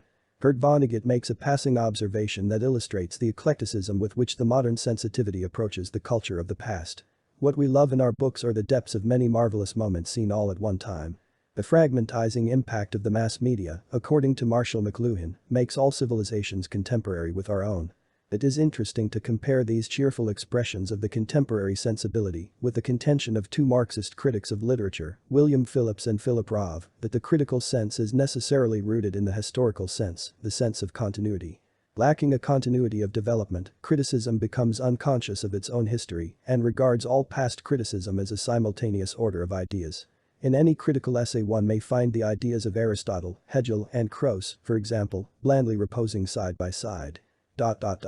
Within this chaos social necessity asserts itself, of course, that is, fashions change, consciousness changes, new generations grow up and are influenced by the accumulated weight of the past, but only as an unpredictable, blind force. Itself adding to the confusion of critics unable to fathom the currents of never-flagging change. Though these reflections were addressed to the literary humanism of the 20s and 30s, they apply with equal force to the postmodernist revolt against time. People aren't supposed to look back, Vonnegut writes. I'm certainly not going to do it anymore. According to the study of the borderline personality and the theater of the absurd, already cited, clinically, many of the borderline patients express just such an inability to integrate past experiences with the present and have almost panic-like feelings when forced to do so. The degradation of sport. The spirit of play versus the rage for national uplift among the activities through which men seek release from everyday life, games offer in many ways the purest form of escape. Like sex, drugs, and drink, they obliterate awareness of everyday reality, but they do this not by dimming awareness, but by raising it to a new intensity of concentration. Moreover, they have no side effects, hangovers, or emotional complications. They aim simultaneously satisfy the need for free fantasy and the search for gratuitous difficulty. They combine childlike exuberance with deliberately created complications. By establishing conditions of equality among the players, according to Roger Caillois, games attempt to substitute ideal conditions for the normal confusion of everyday life. They recreate the freedom, the remembered perfection of childhood, and mark it off from ordinary life with artificial boundaries, within which the only constraints are the rules to which the players freely submit. Games enlist skill and intelligence, the utmost concentration of purpose, on behalf of activities utterly useless, which make no contribution to the struggle of man against nature, to the wealth or comfort of the community, or to its physical survival. The uselessness of games makes them offensive to social reformers, improvers of public morals, or functionalist critics of society like Veblen, who saw in the futility of upper-class sports anachronistic survivals of militarism and prowess. Yet the futility of play, and nothing else, explains its appeal, its artificiality, the arbitrary obstacles it sets up for no other purpose than to challenge the players to surmount them, the absence of any utilitarian or uplifting object. Games quickly lose their charm when forced into the service of education, character development, or social improvement. Today the official view of the beneficial, wholesome effects of sport, which has replaced the various utilitarian ideologies of the past, stresses their contribution to health, fitness, and hence to the national well-being, considered as the sum of the nation's human resources. The socialist version of this ideology hardly differs from the capitalist version promulgated, for example, by John F. Kennedy in his tiresome pronouncements on physical fitness. Attempting to justify the creation of his President's Council on Youth Fitness, headed by the Oklahoma football coach, Bud Wilkinson, Kennedy cited the consistent decline of strength and fitness as measured by standard tests. Our growing softness, our increasing lack of physical fitness, is a menace to our security. This attack on softness goes hand in hand with a condemnation of spectatorship.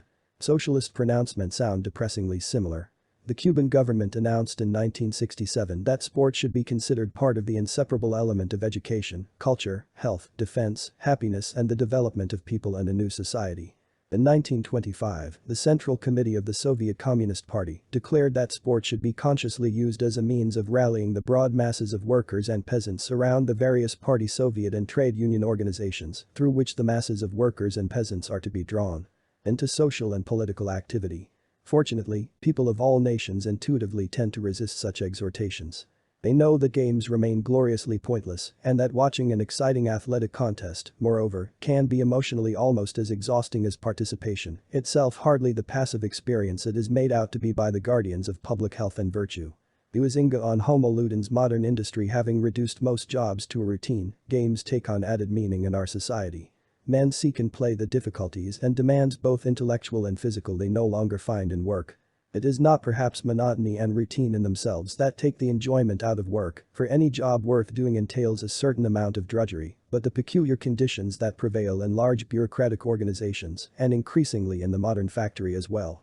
When work loses its tangible palpable quality, loses the character of the transformation of matter by human ingenuity, it becomes wholly abstract and interpersonal. The intense subjectivity of modern work, exemplified even more clearly in the office than in the factory, causes men and women to doubt the reality of the external world and to imprison themselves, as noted in the previous chapter, in a shell of protective irony. Work now retains so few traces of play, and the daily routine affords so few opportunities to escape from the ironic self-consciousness that has itself assumed the qualities of a routine, that people seek abandon and play with more than the usual intensity. At a time when image is one of the most frequently used words in American speech and writing, Joseph Epstein notes in a recent essay on sports, one does not too often come upon the real thing. The history of culture, as Huizinga showed in his classic study of play, Homo ludens, appears from one perspective to consist of the gradual eradication of the play element from all cultural forms, from religion, from the law, from warfare, above all from productive labor. The rationalization of these activities leaves little room for the spirit of arbitrary invention or the disposition to leave things to chance.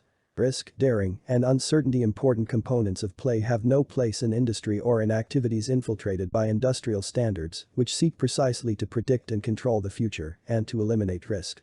Games accordingly have assumed an importance unprecedented even in ancient Greece, where so much of social life revolved around contests. Sports, which satisfy also the starved need for physical exertion, for a renewal of the sense of the physical basis of life, have become an enthusiasm not just of the masses, but of those who set themselves up as a cultural elite. The rise of spectator sports to their present importance coincides historically with the rise of mass production, which intensifies the need sport satisfies, while creating the technical and promotional capacity to market athletic contests to a vast audience. But according to a common criticism of modern sport, these same developments have destroyed the value of athletics. Commercialization has turned play into work, subordinated the athlete's pleasure to the spectators, and reduced the spectator himself to a state of vegetative passivity, that very antithesis of the health and vigor sport ideally promotes. The mania for winning has encouraged an exaggerated emphasis on the competitive side of sport, to the exclusion of the more modest but more satisfying experiences of cooperation and competence. The cult of victory, proclaimed by such football coaches as Vince Lombardi and George Allen, has made savages of the players and rabid chauvinists of their followers. The violence and partisanship of modern sports lead some critics to insist that athletics impart militaristic values to the young, irrationally inculcate local and national pride in the spectator, and serve as one of the strongest bastions of male chauvinism. Huizinga himself, who anticipated some of these arguments but stated them far more persuasively, argued that modern games and sports had been ruined by a fatal shift toward over-seriousness. At the same time, he maintained that play had lost its element of ritual, had become profane, and consequently had ceased to have any organic connection whatever with the structure of society. The masses now crave trivial recreation and crude sensationalism and throw themselves into these pursuits with an intensity far beyond their intrinsic merit. Instead of playing with the freedom and intensity of children, they play with a blend of adolescence and barbarity that Huizinga calls pluralism, investing games with patriotic and martial fervor while treating serious pursuits like games. The far-reaching contamination of play and serious activity has taken place, according to Huizinga. The two spheres are getting mixed. In the activities of an outwardly serious nature hides an element of play. Recognized play, on the other hand, is no longer able to maintain its true play character as a result of being taken too seriously and being technically over-organized. The indispensable qualities of detachment, artlessness, and gladness are thus lost. The critique of sport and analysis of the critique of modern sport in its vulgar form as well as in Huizinga's more refined version brings to light a number of common misconceptions about modern society and clarifies some of the central issues of this study. Especially the nature of spectacle and the difference between spectacle and other kinds of performance, ritual, and contest. A large amount of writing on sports has accumulated in recent years, and the sociology of sport has even entrenched itself as a minor branch of social science. Much of this commentary has no higher purpose than to promote athletics or to exploit the journalistic market they have created, but some of it aspires to social criticism. Those who have formulated the now familiar indictment of organized sport include the sociologist Harry Edwards, psychologist and former tennis player Dorcas Susan Budd, who think sport should promote competence instead of competition. Disillusioned professional athletes like Dave Megusi and Chip Oliver, and radical critics of culture and society, notably Paul Hawke and Jack Scott. The discussion of their work helps to isolate what is historically specific to the present cultural malaise. The critics of sport, in their eagerness to uncover evidence of corruption and decline, attack intrinsic elements of athletics, elements essential to their appeal in all periods and places, on the erroneous assumption that spectatorship, violence, and competition reflect conditions peculiar to modern times. On the other hand, they overlook the distinctive contribution of contemporary society to the degradation of sport and therefore misconceive the nature of that degradation. They concentrate on issues, such as over-seriousness which are fundamental to an understanding of sport, indeed to the very definition of play, but peripheral or irrelevant to their historical development and contemporary transformation. Take the common complaint that modern sports are spectator-oriented rather than participant-oriented. Spectators, in this view, are irrelevant to the success of the game. What a naive theory of human motivation this implies. The attainment of certain skills unavoidably gives rise to an urge to show them off. At a higher level of mastery, the performer no longer wishes merely to display his virtuosity, for the true connoisseur can easily distinguish between the performer who plays to the crowd and the superior artist who matches himself against the full rigor of his art itself, but to ratify a supremely difficult accomplishment. To give pleasure, to forge a bond between himself and his audience, which consists in their shared appreciation of a ritual executed flawlessly, with deep feeling and a sense of style and proportion. In all games, particularly in athletic contests, display and representation constitute a central element, a reminder of the former connections between play, ritual, and drama. The players not only compete, they enact a familiar ceremony that reaffirms common values. Ceremony requires witnesses. Enthusiastic spectators conversant with the rules of the performance and its underlying meaning. Far from destroying the value of sports, the attendance of spectators makes them complete. Indeed, one of the virtues of contemporary sports lies in their resistance to the erosion of standards and their capacity to appeal to a knowledgeable audience. Norman Podhoretz has argued that the sports public remains more discriminating than the public for the arts, and that excellence is relatively uncontroversial as a judgment of performance. More important, everyone agrees on the standards against which excellence should be measured. The public for sport still consists largely of men who took part in sports during boyhood and thus acquired a sense of the game and a capacity to distinguish among many levels of excellence.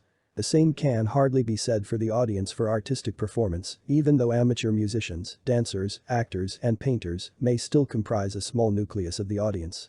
Constant experimentation in the arts has created so much confusion about standards that the only surviving measure of excellence is novelty and shock value, which in a jaded time often resides in a work's sheer ugliness and banality. In sport, on the other hand, novelty and rapid shifts of fashion play a small part in games' appeal to a discriminating audience.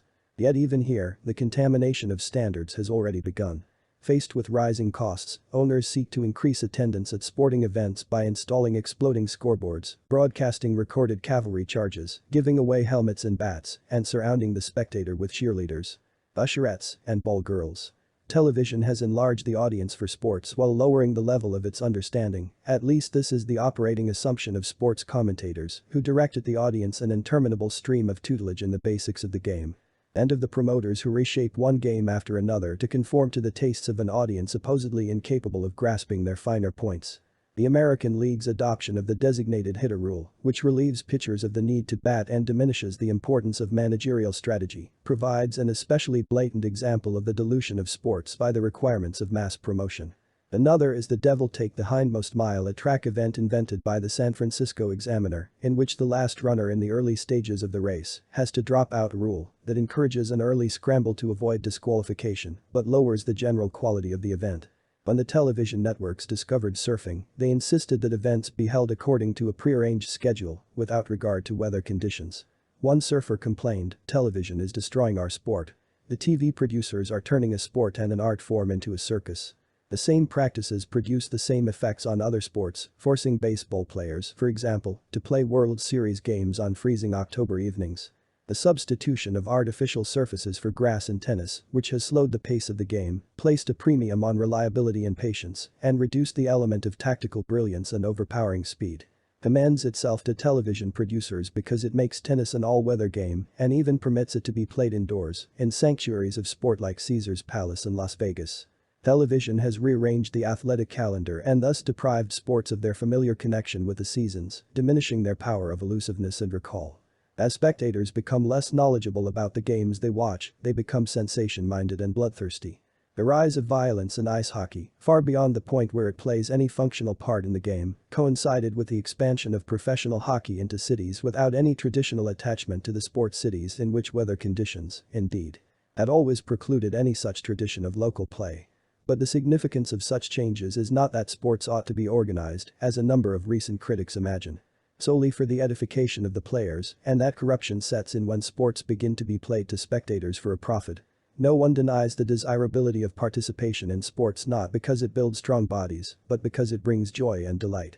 It is by watching those who have mastered a sport, however, that we derive standards against which to measure ourselves. By entering imaginatively into their world, we experience in heightened form the pain of defeat and the triumph of persistence in the face of adversity. An athletic performance, like other performances, calls up a rich train of associations and fantasies, shaping unconscious perceptions of life. Spectatorship is no more passive than daydreaming, provided the performance is of such quality that it elicits an emotional response.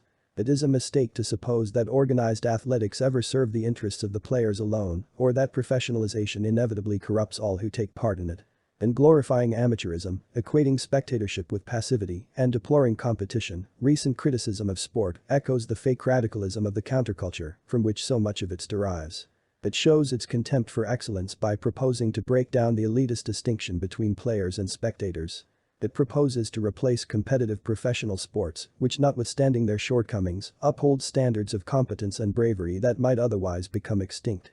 But the bland regimen of cooperative diversions in which everyone can join regardless of age or ability, new sports for the non-competitive having no object, really according to a typical effusion, except to bring people together to enjoy each other.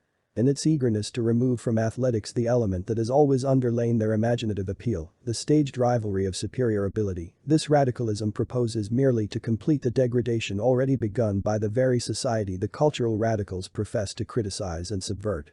Vaguely uneasy about the emotional response evoked by competitive sports, the critics of passive spectatorship wish to enlist sport in the service of healthy physical exercise, subduing or eliminating the element of fantasy, make-believe, and play-acting that has always been associated with games.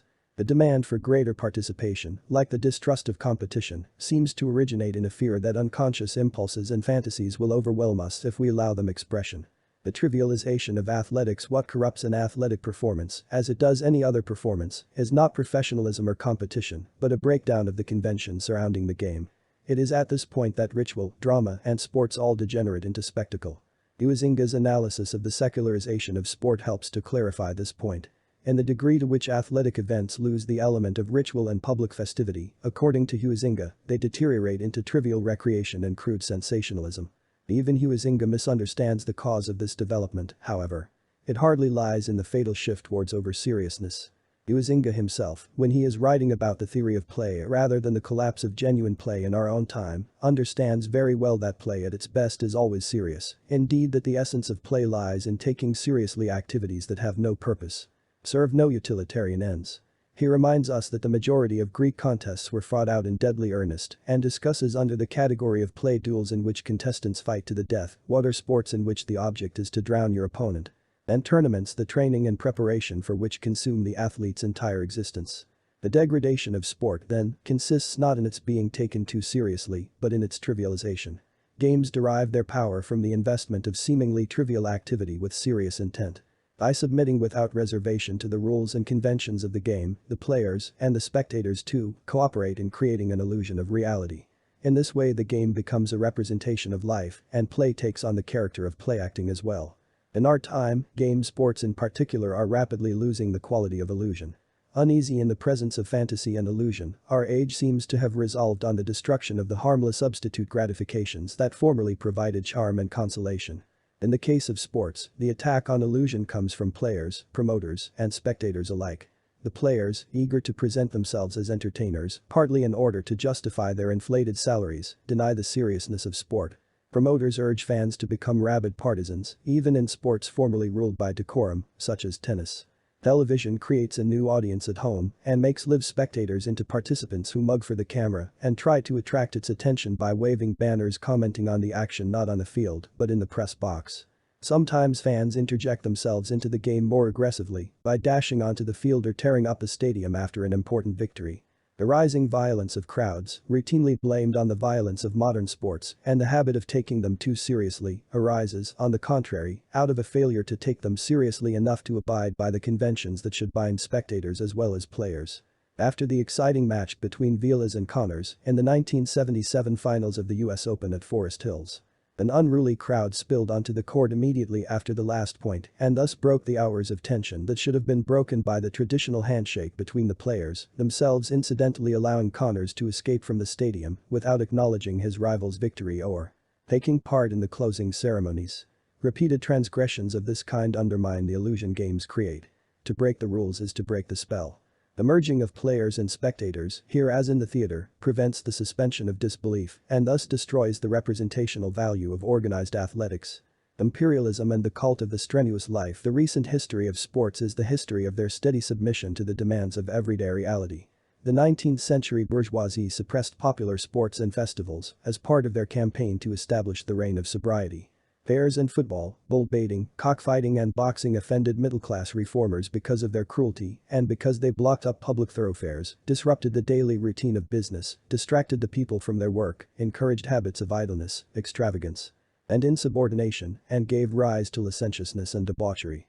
In the name of rational enjoyment and the spirit of improvement, these reformers exhorted the laboring man to forsake his riotous public sports and wakes and to stay at his hearth, in the respectable comfort of the domestic circle.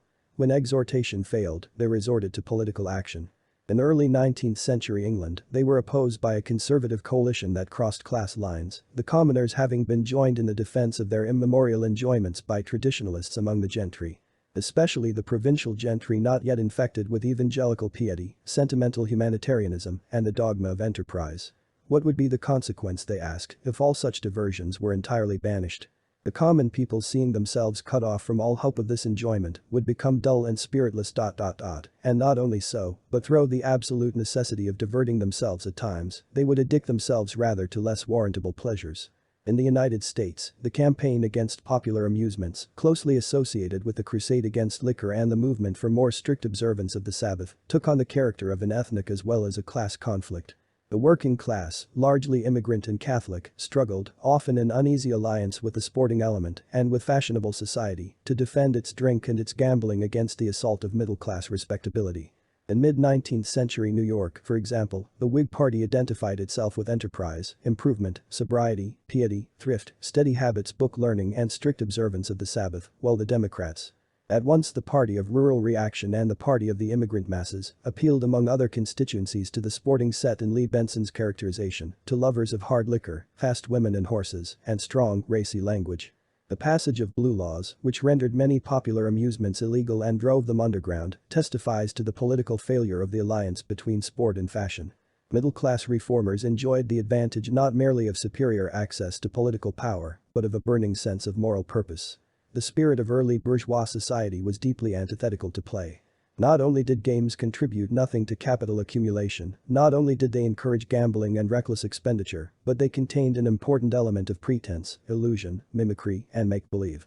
The bourgeois distrust of games reflected a deeper distrust of fancy, of histrionics, of elaborate dress and costume. Veblen, whose satire against middle-class society incorporated many of its own values, including its hatred of useless and unproductive play, condemned upper-class sports on the grounds of their futility, nor did he miss the connection between sport and histrionic display. It is noticeable, for instance, that even very mild-mannered and matter-of-fact men who go out shooting are apt to carry an excess of arms and accoutrements in order to impress upon their own imagination the seriousness of their undertaking. These huntsmen are also prone to a histrionic prancing gait and to an elaborate exaggeration of the motions, whether of stealth or of onslaught, involved in their deeds of exploit. Veblen's satire against a leisure class miscarried. In America, where leisure found its only justification in the capacity to renew mind and body for work, the upper class refused to become a leisure class at all. Fearful of being displaced by the rising robber barons, it mastered the art of mass politics, asserted its control over the emerging industrial corporations, and embraced the ideal of the strenuous life. Sports played an important part in this moral rehabilitation of the ruling class. Having suppressed or driven to the margins of society many of the recreations of the people, the haute bourgeoisie proceeded to adapt the games of its class enemies to its own purposes. In the private schools that prepared its sons for the responsibilities of business and empire, sports were placed at the service of character building. The new ideology of imperialism, both in England and in the United States, glorified the playing field as the source of qualities essential to national greatness and martial success. Far from cultivating sport as a form of display and splendid futility, the new national bourgeoisie, which at the end of the century replaced the local elites of an earlier day, celebrated precisely their capacity to instill the will to win. At a time when popular preachers of success were redefining the work ethic to stress the element of competition, athletic competition took on new importance as a preparation for the battle of life. Then a never-ending stream of books turned out to satisfy the rising demand for sports fiction. Popular authors upheld Frank Merriwell and other athletes as models for American youth. A young man on the make, formerly advised to go into business at an early age and to master it from top to bottom, now learned the secret of success on the playing field in fierce but friendly competition with his peers. Proponents of the new strenuousness insisted that athletics trained the courage and manliness that would promote not only individual success but upper-class ascendancy. In most countries, according to Theodore Roosevelt, the bourgeoisie, the moral, respectable commercial, middle classes, looked upon with a certain contempt which is justified by their timidity and unwarlikeness. But the minute a middle class produces men like Hawkins and Frobisher on the seas, or men such as the average Union soldier in the Civil War, it acquires the hearty respect of others which it merits. Roosevelt believed that sports would help to produce such leaders. At the same time, he warned his sons not to regard football, boxing, riding, shooting, walking, and rowing as the end to which all your energies must be devoted, or even the major portion of your energies. Athletic competition also laid the foundations of national greatness, according to ideologues of the new imperialism. Walter Camp, whose tactical innovations at Yale brought into being the modern game of football, argued during World War I that the grand do-or-die spirit that holds the attack on the 1-yard line was what made Chateau Thierry. General Douglas MacArthur echoed these platitudes in World War II. Upon the fields of friendly strife are sown the seeds which, on other days, on other fields, will bear the seeds of victory. By this time, however, the cult of the strenuous life was as obsolete as the explicit racism that once informed imperialist ideology.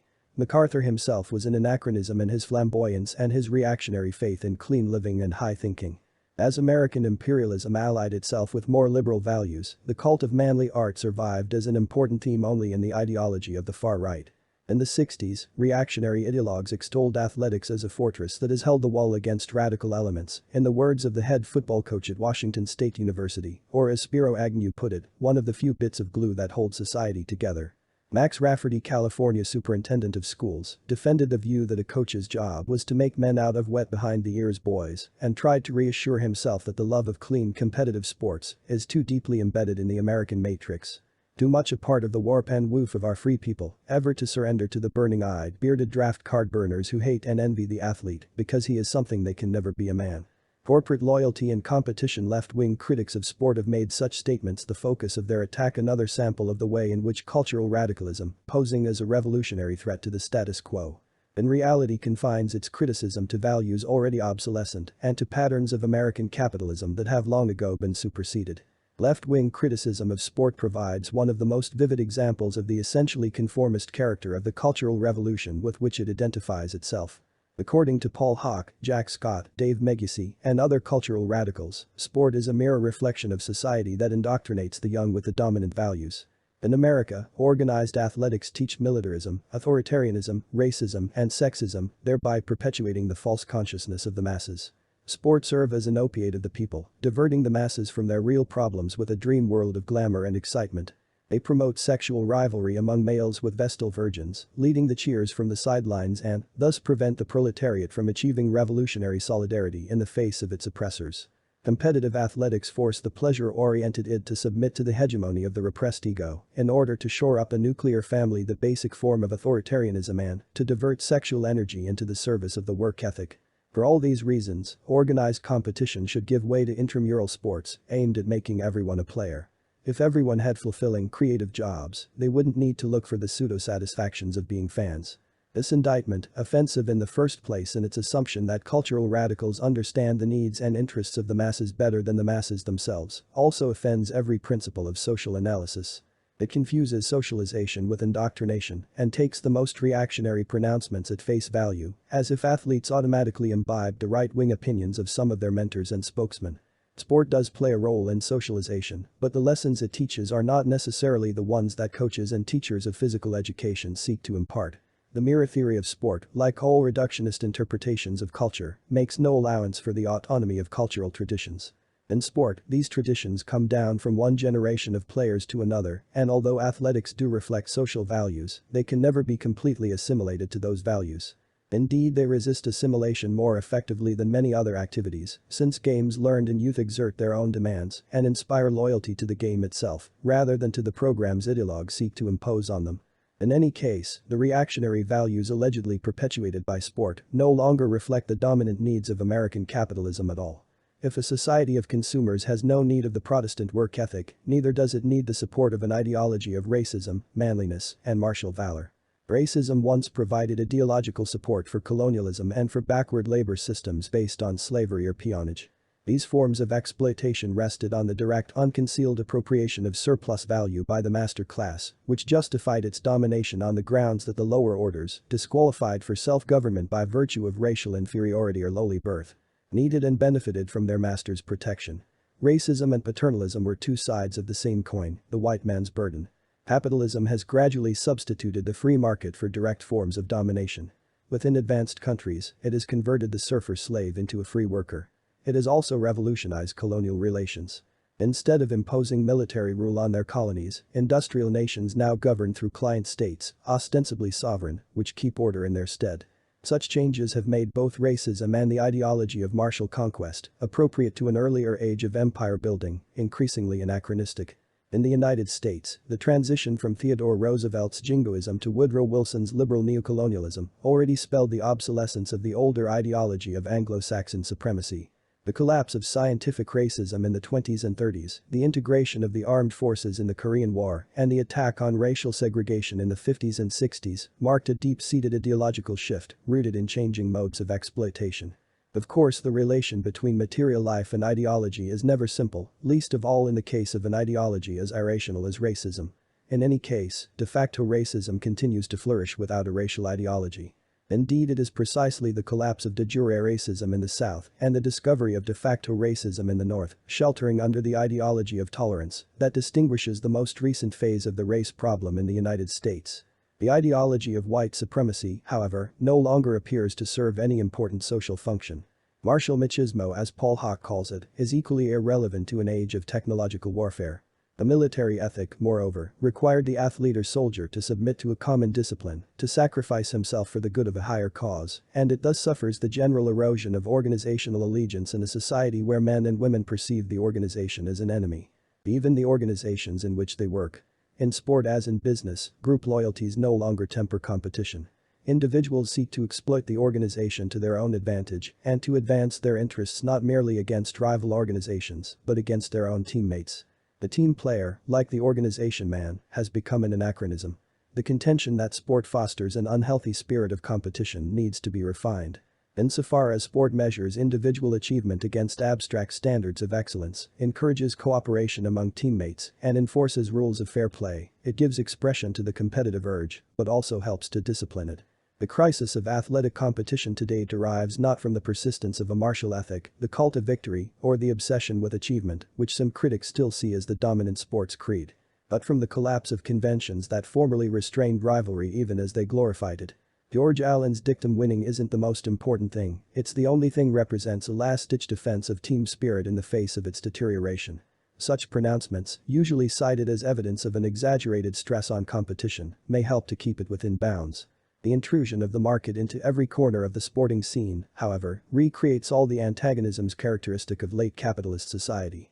But the free agent draft, the escalation of athletic salaries, and the instantaneous stardom conferred by the media on athletic success, competition among rival organizations, has degenerated into a free-for-all.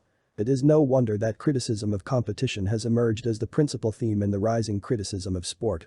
People today associate rivalry with boundless aggression and find it difficult to conceive of competition that does not lead directly to thoughts of murder. Poet writes of one of his patients. Even as a child he had become afraid of emotionally cathected competitiveness for fear of the underlying, near-delusional, fantasies of exerting absolute sadistic power.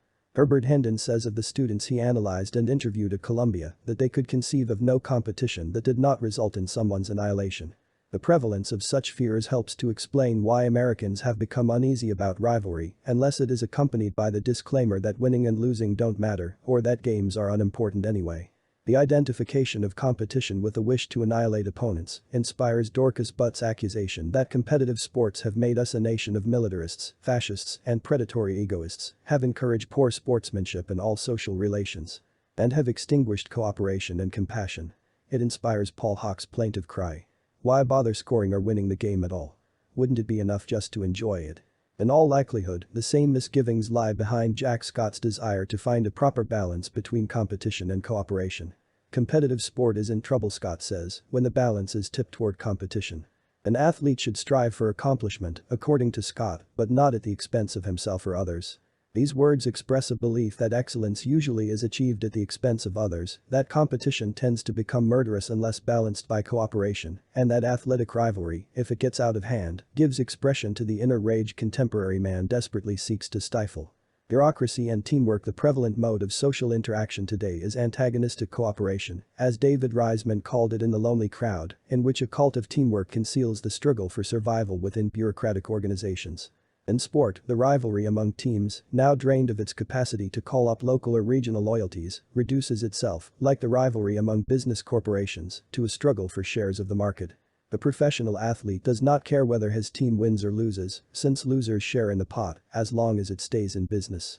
The professionalization of sport and the extension of professional athletics into the universities, which now serve as a farm system for the major leagues, have undercut the old school spirit and have given rise among athletes to a thoroughly businesslike approach to their craft.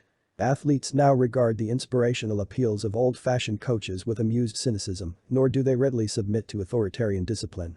The proliferation of franchises and the frequency with which they move from one locality to another undermines local loyalties, both among participants and spectators, and discourages attempts to model team spirit on patriotism. In a bureaucratic society, all forms of corporate loyalty lose their force, and although athletes still make a point of subordinating their own achievements to those of the team, they do so in order to promote easy relations with their colleagues. Not because the team as a corporate entity transcends individual interests. On the contrary, the athlete as a professional entertainer seeks above all to further his own interests and willingly sells his services to the highest bidder. The better athletes become media celebrities and supplement their salaries with endorsements that often exceed the salaries themselves. All these developments make it difficult to think of the athlete as a local or national hero, as the representative of his class or race, or in any way as the embodiment of some larger corporate unit. Only the recognition that sports have come to serve as a form of entertainment justifies the salaries paid to star athletes and their prominence in the media. As Howard Cosell has candidly acknowledged, sports can no longer be sold to the public as just sports or as religion. Sports aren't life and death.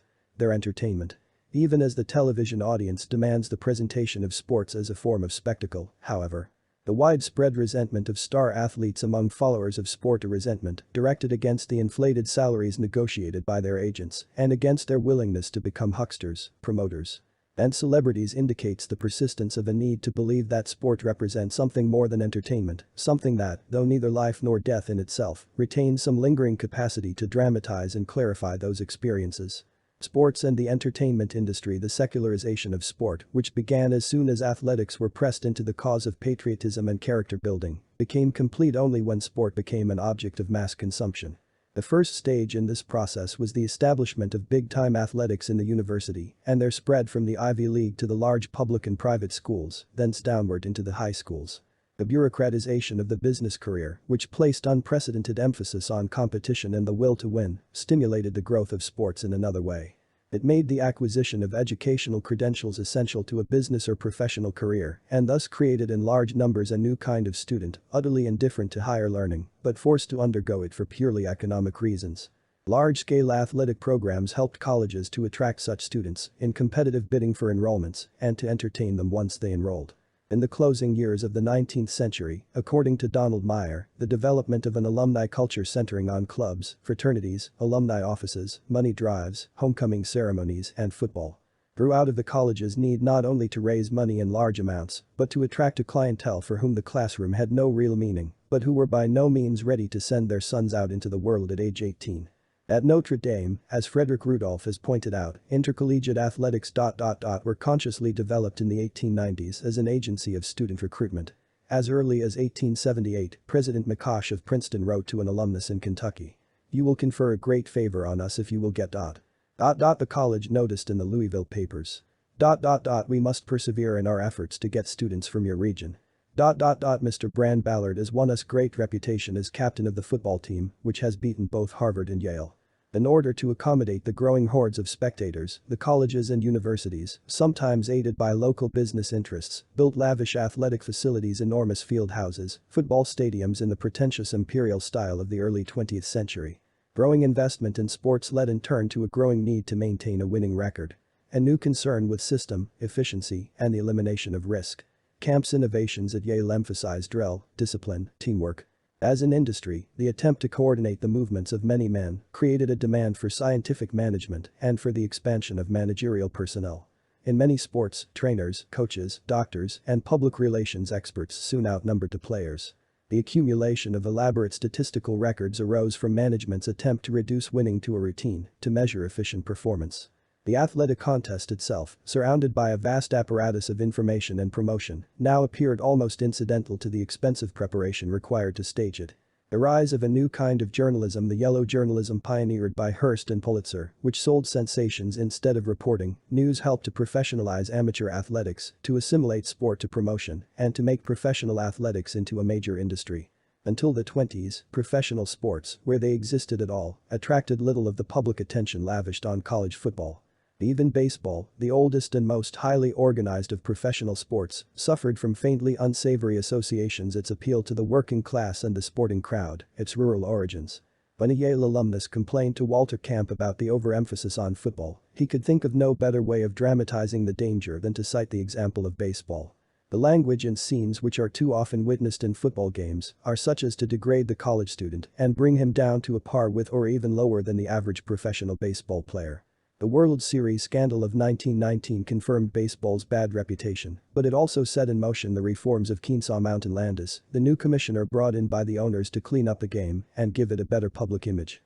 Landis's regime, the success of the eminently respectable and efficient New York Yankees, and the idolization of Babe Ruth soon made professional baseball America's #1 pastime. Ruth became the first modern athlete to be sold to the public as much for his color, personality, and crowd appeal as for his remarkable abilities.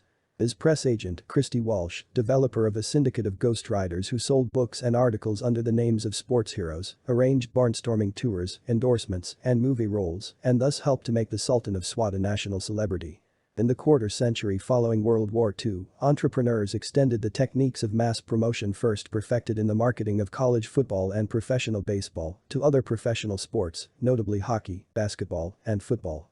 Television did for these games what mass journalism and radio had done for baseball, elevating them to new heights of popularity and at the same time reducing them to entertainment. In his recent study of sport, Michael Novak notes that television has lowered the quality of sports reporting, freeing announcers from the need to describe the course of play and encouraging them instead to adopt the style of professional entertainers. The invasion of sport by the entertainment ethic, according to Novak, breaks down the boundaries between the ritual world of play and the sordid reality from which it is designed to provide escape. Broadcasters like Howard Cosell, who embody the virulent passion for debunking in the land, mistakenly import critical standards more appropriate to political reporting into the coverage of sports. Newspapers report the business side of sports on the sports page, instead of confining it to the business section where it belongs. It is important, Novak argues, to keep sports as insulated as we can from business, entertainment, politics, and even gossip. The preservation of parts of life not drawn up into politics and work is essential for the human spirit. Especially when politics has become a brutal, ugly business and work, not sport, the opiate of the people. Athletics alone, in Novak's view, offer a glimpse of the real thing. They take place in a world outside of time, which must be sealed off from the surrounding corruption. Leisure has escaped the anguished outcry of the true fan, who brings to sports a proper sense of awe, only to find them corrupted from within by the spread of the entertainment ethic. Sheds more light on the degradation of sports than the strictures of left-wing critics. The wish to abolish competition, emphasize the value of sports as health-giving exercise, and promote a more cooperative conception of athletics, in other words, to make sports an instrument of personal and social therapy. Novak's analysis, however, minimizes the extent of the problem and misconstrues its cause. In a society dominated by the production and consumption of images, no part of life can long remain immune from the invasion of spectacle. Nor can this invasion be blamed on the spirit of debunking. It arises, in a paradoxical fashion, precisely out of the attempt to set up a separate sphere of leisure, uncontaminated by the world of work and politics. Play has always, by its very nature, set itself off from workaday life, yet it retains an organic connection with the life of the community by virtue of its capacity to dramatize reality and to offer a convincing representation of the community's values. The ancient connections between games, ritual, and public festivity suggest that although games take place within arbitrary boundaries, they are nevertheless rooted in shared traditions to which they give objective expression. Games and athletic contests offer a dramatic commentary on reality rather than an escape from it, a heightened reenactment of communal traditions, not a repudiation of them. It is only when games and sports come to be valued purely as a form of escape that they lose the capacity to provide this escape. The appearance in history of an escapist conception of leisure coincides with the organization of leisure as an extension of commodity production. The same forces that have organized the factory and the office have organized leisure as well, reducing it to an appendage of industry. Accordingly, sport has come to be dominated not so much by an undue emphasis on winning as by the desperate urge to avoid defeat.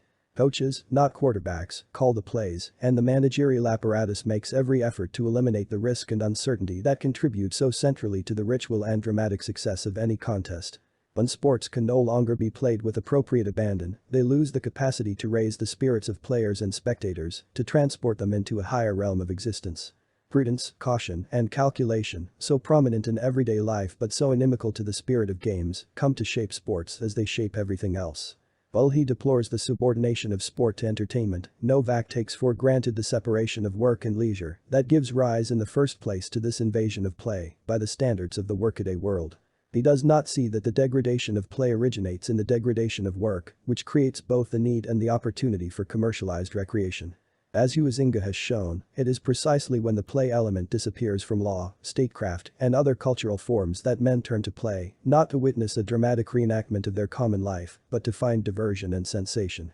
At that point, games and sport, far from taking themselves too seriously, as Huizinga mistakenly concluded, become, on the contrary, a thing of no consequence.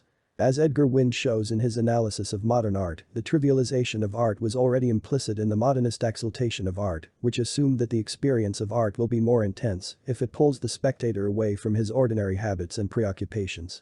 The modernist aesthetic guarantees the socially marginal status of art at the same time that it opens art to the invasion of commercialized aesthetic fashion, a process that culminates, by a curious but inexorable logic, in the postmodernist demand for the abolition of art and its assimilation to reality. The development of sport follows the same pattern. The attempt to create a separate realm of pure play, totally isolated from work, gives rise to its opposite, the insistence, in Cosell's words, that sports are not separate and apart from life. A special wonderland where everything is pure and sacred and above criticism, but a business subject to the same standards and open to the same scrutiny as any other. The positions represented by Novak and Cassell are symbiotically related and arise out of the same historical development. The emergence of the spectacle as the dominant form of cultural expression. What began as an attempt to invest sport with religious significance, indeed to make it into a surrogate religion in its own right, ends with the demystification of sport, the assimilation of sport to show business. This does not mean that virtuosity is the principal component of sport. In implying a comparison, here and elsewhere, between athletic and musical performances, I wish to make just the opposite point. The performer who seeks merely to dazzle the audience with feats of technical brilliance plays to the lowest level of understanding, foregoing the risks that come from intense emotional engagement with the material itself. In the most satisfying kind of performance, the performer becomes unconscious of the audience and loses himself in his part. In sport, the moment that matters is what a former basketball player describes as the moment when all those folks in the stands don't count. The player in question, now a scholar, left big-time sport when he discovered he was expected to have no life outside it, but he retains more insight into the nature of games than Dave Megacy, Chip Oliver, and other ex-athletes. Rejecting the simple-minded radicalism according to which commercialization has corrupted sports, he says. Money in professional sports has nothing to do with capitalism, owners, or professionalism. It's the moment in some games where it doesn't matter who's watching, all that counts is that instant where how you play determines which team wins and which team loses. If virtuosity were the essence of sport, we could dispense with basketball and content ourselves with displays of dunking and dribbling. But to say that real artistry consists not of dazzling technique but of teamwork, timing, a sense of the moment, an understanding of the medium, and the capacity to lassen oneself in play, does not of course mean that games would have the same significance if no one watched them. It means simply that the superior performance has the quality of being unobserved. In any case, the fashionable chatter about the need for greater participation in sports is entirely irrelevant to a discussion of their cultural significance. We might just as well assess the future of American music by counting the number of amateur musicians. In both cases, participation can be an eminently satisfying experience, but in neither case does the level of participation tell us much about the status of the art. The founder of the modern Olympics, Pierre de Coubertin, admired the English and attributed their imperial success to the character-building influence of athletics. Is Arnoldism applicable in France? He wondered. Philip Goodhart and Christopher Chataway, in their account of the rise of this new cult of sports, character development and empire, make it clear that the new view of sports was a middle-class view that unfolded in opposition to both aristocratic and popular traditions. Whereas cricket, boxing, and horse racing had been identified with gambling, the middle class attempted to use sports to promote respectability, patriotism, and manly vigor. Schooling and the new illiteracy. The spread of stupefaction, the extension of formal schooling to groups formerly excluded from it, is one of the most striking developments in modern history. The experience of Western Europe and the United States in the last 200 years suggests that mass education provides one of the principal foundations of economic development. And modernizers throughout the rest of the world have tried to duplicate the achievement of the West in bringing education to the masses. Faith in the wonder-working powers of education has proved to be one of the most durable components of liberal ideology, easily assimilated by ideologies hostile to the rest of liberalism. Yet the democratization of education has accomplished little to justify this faith. It has neither improved popular understanding of modern society, raised the quality of popular culture, nor reduced the gap between wealth and poverty, which remains as wide as ever. On the other hand, it has contributed to the decline of critical thought and the erosion of intellectual standards, forcing us to consider the possibility that mass education, as conservatives have argued all along, is intrinsically incompatible with the maintenance of educational quality. Conservative and radical critics of the educational system agree on a central contention that intellectual standards are inherently elitist. Radicals attack the school system on the grounds that it perpetuates an obsolescent literary culture, the linear culture of the written word, and imposes it on the masses. Efforts to uphold standards of literary expression and logical coherence, according to this view, serve only to keep the masses in their place. Educational radicalism unwittingly echoes the conservatism which assumes that common people cannot hope to master the art of reasoning or achieve clarity of expression, and that forcibly exposing them to high culture ends, inevitably, in abandonment of academic rigor. Cultural radicals take the same position, in effect, but use it to justify lower standards as a step toward the cultural emancipation of the oppressed. Forced to choose between these positions, those who believe in critical thought as an indispensable precondition of social or political progress might well renounce the very possibility of progress and side with the conservatives, who at least recognize intellectual deterioration when they see it and do not attempt to disguise it as liberation. But the conservative interpretation of the collapse of standards is much too simple. Standards are deteriorating even at Harvard, Yale, and Princeton, which can hardly be described as institutions of mass education. A faculty committee at Harvard reports, the Harvard faculty does not care about teaching. According to a study of general education at Columbia, teachers have lost their common sense of what kind of ignorance is unacceptable. As a result, students reading Rabelais's description of civil disturbances ascribe them to the French Revolution. The class of 25 had never heard of the Oedipus complex or of Oedipus. Only one student in a class of 15 could date the Russian Revolution within a decade. In any case, the decline of literacy cannot be attributed solely to the failure of the educational system. Schools in modern society serve largely to train people for work, but most of the available jobs, even in the higher economic range, no longer require a high level of technical or intellectual competence. Indeed, most jobs consist so largely of routine and depend so little on enterprise and resourcefulness that anyone who successfully completes a given course of study soon finds himself overqualified for most of the positions available. The deterioration of the educational system thus reflects the waning social demand for initiative, enterprise, and the compulsion to achieve. Contrary to the pronouncements of most educational theorists and their allies in the social sciences, advanced industrial society no longer rests on a population primed for achievement. It requires instead a stupefied population, resigned to work that is trivial and shoddily performed, predisposed to seek its satisfaction in the time set aside for leisure. Such at least is the belief held, though not always avowed, by those who wield most of the power in America. The crisis of our culture, as R.P. Blackmer noted in 1954, rises from the false belief that our society requires only enough mind to create and tend the machines, together with enough of the new illiteracy for other machines, those of our mass media, to exploit. This is perhaps the form of society most expensive and wasteful in human talent mankind has yet thrown off. Blackmer's analysis has gained cogency with the passage of time. Riding on the eve of an unprecedented expansion of academic facilities, he saw beyond the academic boom, predicted the academic depression of the 70s, and connected this depression to the surplus of talent endemic to modern industrial society. The existing surplus of talent in the academic proletariat in Western Europe, i.e., the growing number of people turned out by institutions of higher learning who find that there is nothing serious for them to do with their training, is only an advanced form of the surplus which will appear in 1970, at latest, in America. Not only has the American economy outlived the need for large numbers of highly trained workers, a fact to which the rising levels of unemployment among Ph.D.s and college graduates eloquently attest, but political power no longer seeks to surround itself with philosophical justifications.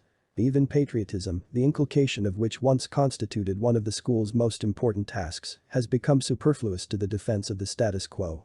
The deterioration of training in history, government, and philosophy reflects their increasingly marginal status as part of the apparatus of social control. The atrophy of competent sweeping social changes, reflected in academic practice, thus underlie the deterioration of the school system and the consequent spread of stupidity. Mass education, which began as a promising attempt to democratize the higher culture of the privileged classes, has ended by stupefying the privileged themselves. Modern society has achieved unprecedented rates of formal literacy, but at the same time it has produced new forms of illiteracy.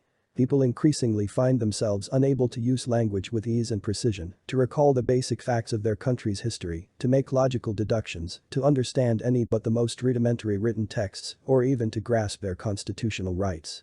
The conversion of popular traditions of self-reliance into esoteric knowledge administered by experts encourages a belief that ordinary competence in almost any field, even the art of self-government, lies beyond reach of the layman. Standards of teaching decline, the victims of poor teaching come to share the experts' low opinion of their capacities, and the teaching profession complains of unteachable students. One study after another documents the steady decline of basic intellectual skills. In 1966, high school seniors scored an average of 467 points on the verbal section of the Scholastic Aptitude Test, hardly cause for celebration. 10 years later they scored only 429. Scores on the mathematical part of the test dropped from an average of 495 to 470. Many publishers have simplified textbooks in response to complaints that a new generation of students, raised on television, movies, and what one educator calls the anti-language assumptions of our culture, find existing textbooks unintelligible. The decline of intellectual competence cannot be accounted for, as some observers would have it, on the reactionary assumption that more students from minority and low-income groups are taking tests, going to college, and thus dragging down the scores. The proportion of these students has remained unchanged over the last 10 years. Meanwhile, the decline of academic achievement has extended to elite schools, as well as to community colleges, junior colleges, and public high schools. Every year, 40 to 60% of the students at the University of California find themselves required to enroll in remedial English. At Stanford, only a quarter of the students in the class entering in 1975 managed to pass the university's English placement test, even though these students had achieved high scores on the Scholastic Aptitude Test. At private high schools, average test scores in math and English dropped by 8 and 10 points in a single year between 1974 and 1975. Such studies merely confirm what everyone knows who has taught high school or college students in the last 10 or 15 years. Even at the top schools in the country, students' ability to use their own language, their knowledge of foreign languages, their reasoning powers, their stock of historical information, and their knowledge of the major literary classics have all undergone a relentless process of deterioration. According to the dean of the University of Oregon, they don't read as much, they haven't been given enough practice in thinking and composition. The net result is that when you walk into a classroom you can't expect as much from a student as you could say 15 years ago. That is a fact of professional life. A professor of psychology at UCLA reports almost universal faculty concern about composition, the very poor essays, and the tremendous amount of students who need remedial work. An English professor at Ohio State has observed an increase in complaints in the last 3 years among faculty throughout the university about the functional illiteracy of lower division students. Nor is this functional illiteracy confined to freshmen and sophomores. Scores on the graduate record examination have also declined. In view of all this evidence, it should not surprise us that Americans are becoming increasingly ignorant about their own rights as citizens. 47% of a sample of 17-year-olds, on the verge of becoming eligible voters, did not know the simple fact, according to a recent survey, that each state elects 2 United States senators. More than half of the 17-year-olds and more than 3/4 of the 13-year-olds in the survey could not explain the significance of the Fifth Amendment protection against self-incrimination. 1 of every 8 17-year-olds believed that the president does not have to obey the law, and 1 of every 2 students at both ages believed that the president appoints members of Congress. Half of 13-year-olds thought that the law forbids anyone to start a new political party. Hardly any of the students in either group could explain what steps the Constitution entitles Congress to take in order to stop a president from fighting a war without congressional approval. If an educated electorate is the best defense against arbitrary government, the survival of political freedom appears uncertain at best. Large numbers of Americans now believe that the Constitution sanctions arbitrary executive power, and recent political history, with its steady growth of presidential power, can only have reinforced such an assumption. What has become of the early Republican dream? Universal public education, instead of creating a community of self-governing citizens, has contributed to the spread of intellectual torpor and political passivity. The reasons for this anomaly lie in the peculiar historical conditions in which the modern educational system developed. Historical origins of the modern school system. The democratization of education took place for 2 reasons: to provide the modern state with enlightened citizens and to train an efficient workforce. In the 19th century, political considerations predominated. Educational reform went hand in hand with the broadening of the suffrage, the disestablishment of religion, and the establishment of republican institutions. Like these other innovations, the common school system grew out of the democratic revolution, which created a new type of citizenship based on equality before the law and limited government to government of laws, not men. The model citizen of early Republican theory knew what his rights were and defended them from infringement by his fellow citizens and by the state. He could not be fooled by demagogues or overawed by the learned obfuscations of professional wise men. Appeals to authority left him unimpressed. Always on the alert for forgery, he had, moreover, enough worldly wisdom about men's motives, understanding of the principles of critical reasoning, and skill in the use of language to detect intellectual fraud in whatever form it presented itself. Training such exemplary citizens obviously required a new system of education, though far more important, in the minds of early Republican theorists, was the consideration that it presupposed a nation of small property holders and a fairly equal distribution of wealth. Republican education had as its object, in Jefferson's words, to diffuse knowledge more generally through the mass of the people. It stressed what the 18th century would have called useful knowledge, especially ancient and modern history, which Jefferson hoped might teach the young to judge the actions and designs of men, to know ambition under every disguise it may assume, and knowing it, to defeat its views. The contrast between early American society and politically more backward states clarifies the conditions Republican education was designed to overcome. In France, for example, even the revolution did not put an end to the vegetative stupor of the masses, which social reformers saw as a major obstacle to further progress. In their eyes, the rural population remained not only illiterate but irrationally attached to traditional ways, steeped in superstition. Michael Chevalier ended his study of American society, written in the 1830s, with a series of observations that vividly crystallizes the issue. The progress of the human race, according to Chevalier, could be conceived as a progressive initiation of the masses into the intellectual discoveries, the conquests of the human mind that began with the Reformation. In America, the great discoveries of science and art had already been exposed to the vulgar gaze and placed within the reach of all. France, on the other hand, especially the French countryside, presented the depressing picture of age-old ignorance. Examine the population of our rural districts, sound the brains of our peasants, and you will find that the spring of all their actions is a confused medley of biblical parables with the legends of gross superstition.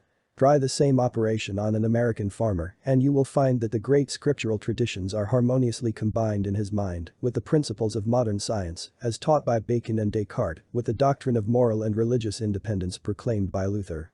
And with the still more recent notions of political freedom. He is one of the initiated.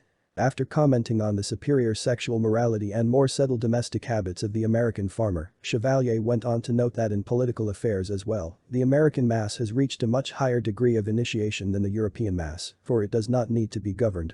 Every man here in the United States has in himself the principle of self-government in a much higher degree and is more fit to take a part in public affairs. The difference extended to economic life as well, according to Chevalier. The American mechanic was a better workman, largely because he was self-reliant and full of self-respect. From industrial discipline to manpower selection, ironically, these observations appeared at the very moment European conditions were about to reproduce themselves in the United States, in the form of a mass migration of European workers and peasants. Beginning with the Irish in the 1840s, the immigration of politically backward elements, as they were commonly regarded, sharpened the fear, already an undercurrent in American social thought, that the United States would regress to a hated old-world pattern of class conflict, hereditary poverty, and political despotism.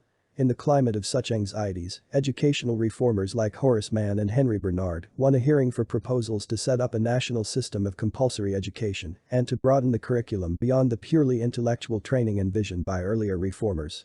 From this time on, the problem of acculturating the immigrant population never wandered far from the center of the American educational enterprise. Americanization became the specifically American model for education conceived as initiation into modern culture. Because the task of initiation presented itself in this form, the American school, in contrast to the European, placed heavy emphasis on the non-academic side of the curriculum. The democratic aim of bringing the fruits of modern culture to the masses gave way in practice to a concern with education as a form of social control. Even in the 1830s, the common school already commended itself, in part, as a means of subtly discouraging the masses from aspiring to culture. In soliciting public support, 19th-century reformers appealed to the belief that schools under proper professional leadership would facilitate social mobility and the gradual eradication of poverty, or, alternately, to the quite different hope that the system would promote order by discouraging ambitions incommensurate with the student stations and prospects. The latter argument probably appealed more strongly to wealthy benefactors and public officials than the first. Both led to the same conclusions. That the best interests of society lay in a system of universal compulsory education, which would isolate the student from other influences and subject him to a regular regimen, and that the system must be operated by a centralized professional bureaucracy. The differences between American and European systems of public education should not be exaggerated. European systems too gave much attention to moral instruction. Both served the same general purposes: to train self-reliant citizens, to diffuse the elementary principles of modern culture, to overcome provincial backwardness. And also, what was not always easy to distinguish from these objectives, to unify modern nations by eliminating linguistic and regional variations, inculcating patriotism, and instilling loyalty to the principles of 89-76, the Glorious Revolution. Or some other event symbolizing the birth of the state. Both systems from the beginning thus combined democratic and undemocratic features, as the political objectives of public education gave way to a growing preoccupation with industrial objectives. The undemocratic features became more and more pronounced. At first, 19th-century students of society saw a close connection between political and economic initiation. They conceived of industrial training as an extension of the training required for Republican citizenship. The same habits of mind that made good citizens self-reliance, self-respect, versatility appeared to be essential to good workmanship. By bringing modern culture to the masses, the school system would also inculcate industrial discipline in the broadest sense of the term. To speak of industrial discipline today has unfortunate connotations of regimentation, the subordination of men to machines, the substitution of the laws of the marketplace for the laws of nature. What industrial discipline meant to an earlier and now almost extinct democratic tradition was best expressed by one of its last exponents, Veblen, who believed that modern industry nourished in the producing classes iconoclastic habits of mind skepticism, a critical attitude toward authority and tradition, a materialistic and scientific outlook, and a development of the instinct of workmanship beyond anything possible in earlier forms of society. An efficient labor force, from the point of view of this tradition, did not imply docile and subservient workers, on the contrary, it implied a labor force, in Chevalier's terms, that did not need to be governed. During the period around the turn of the century, the same period in which Americanization became the semi-official slogan of American educators, a second and much cruder form of industrial education, stressing manual training and vocational education, crept into the public schools under the watchword of efficiency. According to educators and industrial spokesmen, the schools had a responsibility to instruct the lower orders in the manual skills that would make them productive workers and useful citizens. George Eastman, after complaining that black people were densely ignorant, concluded that the only hope of the Negro race and the settlement of this problem is through proper education of the Hampton-Tuskegee type, which is directed almost wholly toward making them useful citizens through education on industrial lines. In 1908, a group of businessmen urged the National Education Association to introduce more courses in commercial and industrial subjects into the elementary curriculum. 70% of the pupils in elementary schools, they pointed out, never went on to high school, and the best training for these students was utilitarian first and cultural afterward. Manpower training bore the same relation to industrial discipline, in Veblen's sense that political indoctrination training for citizenship, as it now came to be called, bore to political initiation. Both innovations represented debased versions of democratic practice, attractive to those who resented what they regarded as the school's overemphasis on culture. Both reforms belonged to a broader movement to make the school more efficient. In response to a public outcry about the high rate of academic failure in the schools, an outcry that swelled to a chorus around 1910. Educators introduced systems of testing and tracking that had the effect of relegating academic failures to programs of manual and industrial training, where many of them continued to fail. Protests against genteel culture, overemphasis on academic subjects, gentlemen's education and the cultured ease in the classroom, of drawing room quiet and refinement, frequently coincided with an insistence that higher education and culture should not in any case be desired by the mob. The progressive period thus saw the full flowering of the school as a major agency of industrial recruitment, selection, and certification. Of the three ways in which the schools train an efficient labor force, inculcation of industrial discipline, vocational training, and selection, the third henceforth became by far the most important. Fitting the man to the job in the jargon of educational reformers at the time of World War I. From Americanization to life adjustment even in the 20th century, however, the school system by no means had a universally demoralizing effect on those who passed through it. Down into the 30s and 40s, those groups with a cultural tradition that valued formal learning, notably the Jews, managed to make use of the system, even a system increasingly geared to the purpose of industrial recruitment, as a lever of collective self-advancement. Under favorable conditions, the school's emphasis on Americanism and its promotion of universal norms had a liberating effect, helping individuals to make a fruitful break with parochial ethnic traditions. Recent criticism of the school, which sometimes equates mass education with a rigid form of indoctrination and totalitarian conditioning, partakes of the prevailing sentimentality about ethnicity. It deplores the disintegration of folk culture and pays no attention to the degree to which disintegration was often the price paid for intellectual emancipation. When Randolph Bourne, a favorite of radical historians who believe his critique of education anticipates their own, extolled cultural pluralism, he had in mind as a model not the intact immigrant cultures of the ghettos, but the culture of the twice uprooted immigrant intellectuals he met at Columbia. One of those immigrant intellectuals, Mary Antin, wrote an account of her schooling that shows how Americanization could lead, in some cases, to a new sense of dignity. Learning about George Washington taught her, she says, that I was more nobly related than I had ever supposed. I had relatives and friends who were notable people by the old standards. I had never been ashamed of my family, but this George Washington, who died long before I was born, was like a king in greatness, and he and I were fellow citizens. More recently, Norman Podhoretz has described his introduction to literary culture in the 1940s at the hands of a teacher who exemplified all the limitations of the genteel sensibility, yet conveyed to her student an indispensable sense of the world beyond his experience. The reforms of the progressive period gave rise to an unimaginative educational bureaucracy and a system of industrial recruitment that eventually undermined the ability of the school to serve as an agency of intellectual emancipation. But it was a long time before the bad effects of these changes became pervasive. as educators convinced themselves, with the help of intelligence tests, that most of the students could never master an academic curriculum, they found it necessary to devise other ways of keeping them busy. The introduction of courses in homemaking, health, citizenship, and other non-academic subjects, together with the proliferation of athletic programs and extracurricular activities, reflected the dogma that schools had to educate the whole child. But it also reflected the practical need to fill up the students' time and to keep them reasonably contented. Such programs spread rapidly through the public schools in the 20s and 30s, often justified by the need to make good citizenship, in the words of the Dean of Teachers College, a dominant aim of the American public school. The Linds reported in Middletown that vocational education, bookkeeping, stenography, commercial English, home economics, physical education, and extracurricular activities, skills and pastimes formerly centered in the home or taught by means of apprenticeship occupied much of the time formerly devoted to Greek, Latin, history, grammar, and rhetoric. Educational reformers brought the family's work into the school in the hope of making the school an instrument not merely of education, but of socialization as well.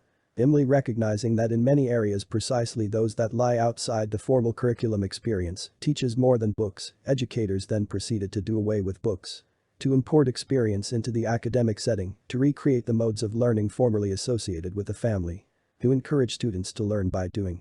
Having imposed a deadening academic curriculum on every phase of the child's experience, they demanded, too late, that education be brought into contact with life. Two educators wrote in 1934, without any awareness of the irony of their prescriptions.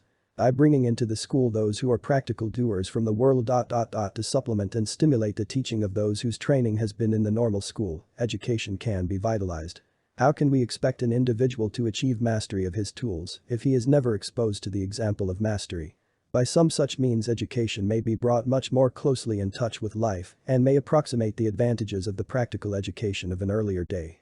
In practice, this advice dictated a continuing search for undemanding programs of study. The search reached new heights in the 40s when the educational establishment introduced another in a series of panaceas: education for life adjustment.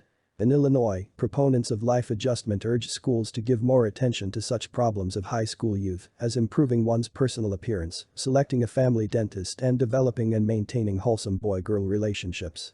Elsewhere, observers reported hearing classroom discussions on such topics as how can I be popular? Why are my parents so strict?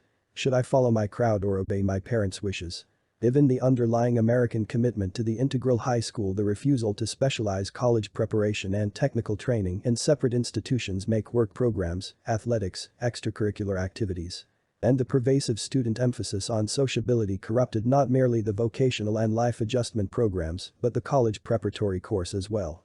The concept of industrial discipline deteriorated to the point where intellectual and even manual training became incidental to the inculcation of orderly habits. According to a report of the National Manpower Council issued in 1954, the school enforces a regular schedule by setting hours of arrival and attendance, assigns tasks that must be completed, rewards diligence, responsibility, and ability, corrects carelessness and ineptness, encourages ambition.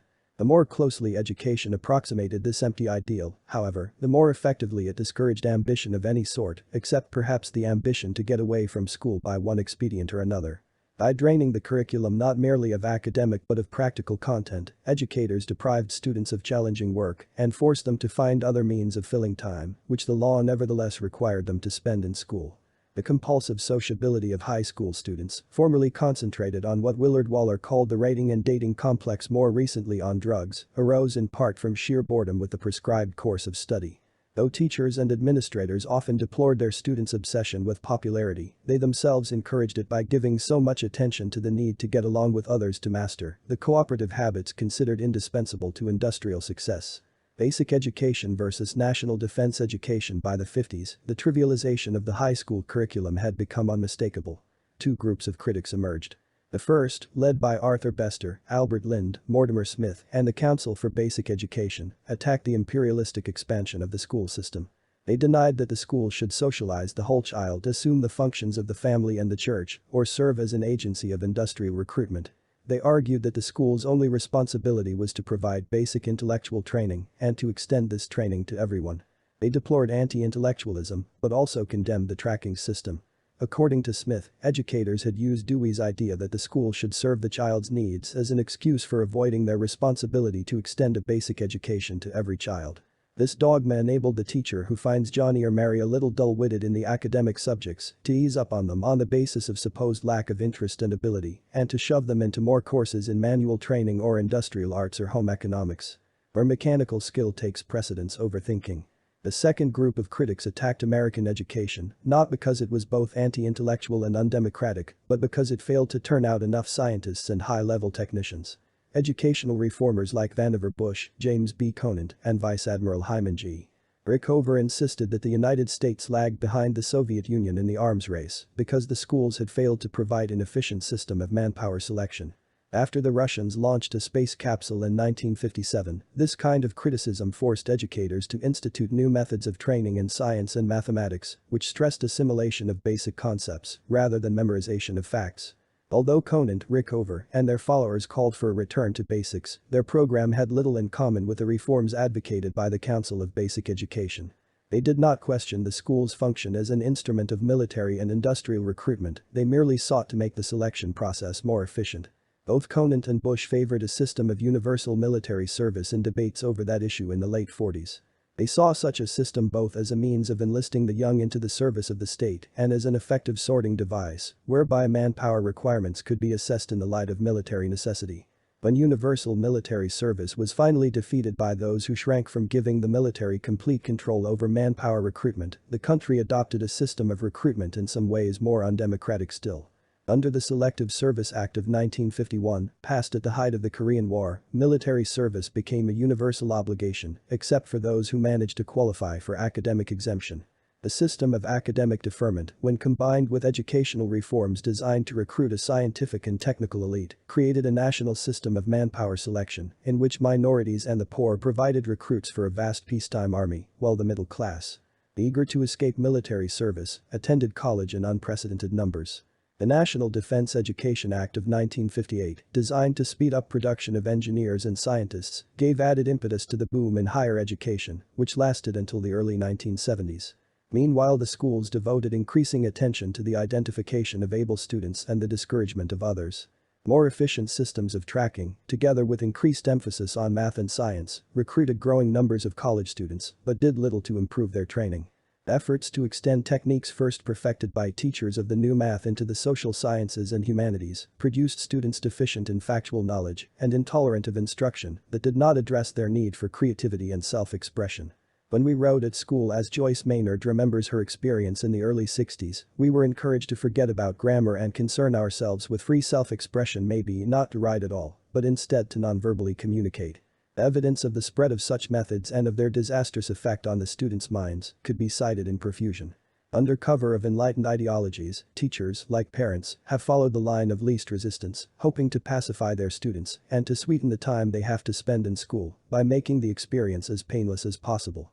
Hoping to avoid confrontations and quarrels, they leave the students without guidance, meanwhile treating them as if they were incapable of serious exertion.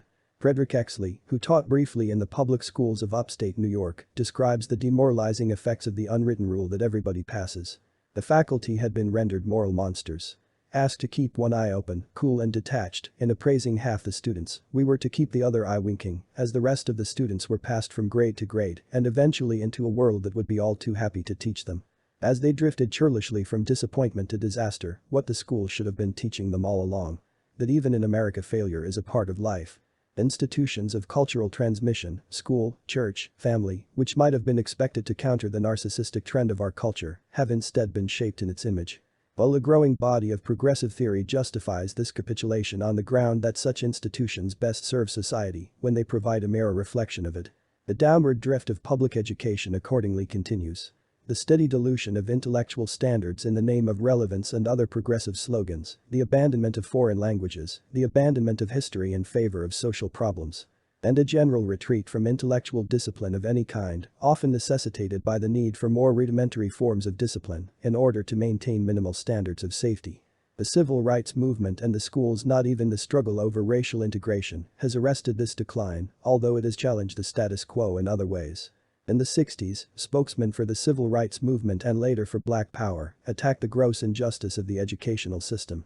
The disparity in the academic performance of black and white schoolchildren dramatized the failure of American education more clearly than any other issue. Precisely for this reason, educators had always attempted to explain it away either on the grounds of racial inferiority or, when racism became scientifically unacceptable, on the grounds of cultural deprivation. Cultural anthropology, which overthrew scientific racism in the 30s, provided educators with a new excuse for their failure to educate lower-class children. They came from culturally deprived backgrounds and were therefore unteachable. As Kenneth B. Clark pointed out, social scientists and educators, in the use and practice of the concept of cultural deprivation, have unintentionally provided an educational establishment that was already resistant to change. But the justification for continued inefficiency, much more respectable and much more acceptable in the middle of the 20th century than racism. The struggle over desegregation brought to the surface the inherent contradiction between the American commitment to universal education on the one hand and the realities of a class society on the other. Americans in the 19th century had adopted a system of common schooling without giving up their belief in the inevitability of social inequality. They had endorsed the principle of equal educational opportunity while maintaining an educational system that encouraged lower-class children to settle for training commensurate with their social station and prospects.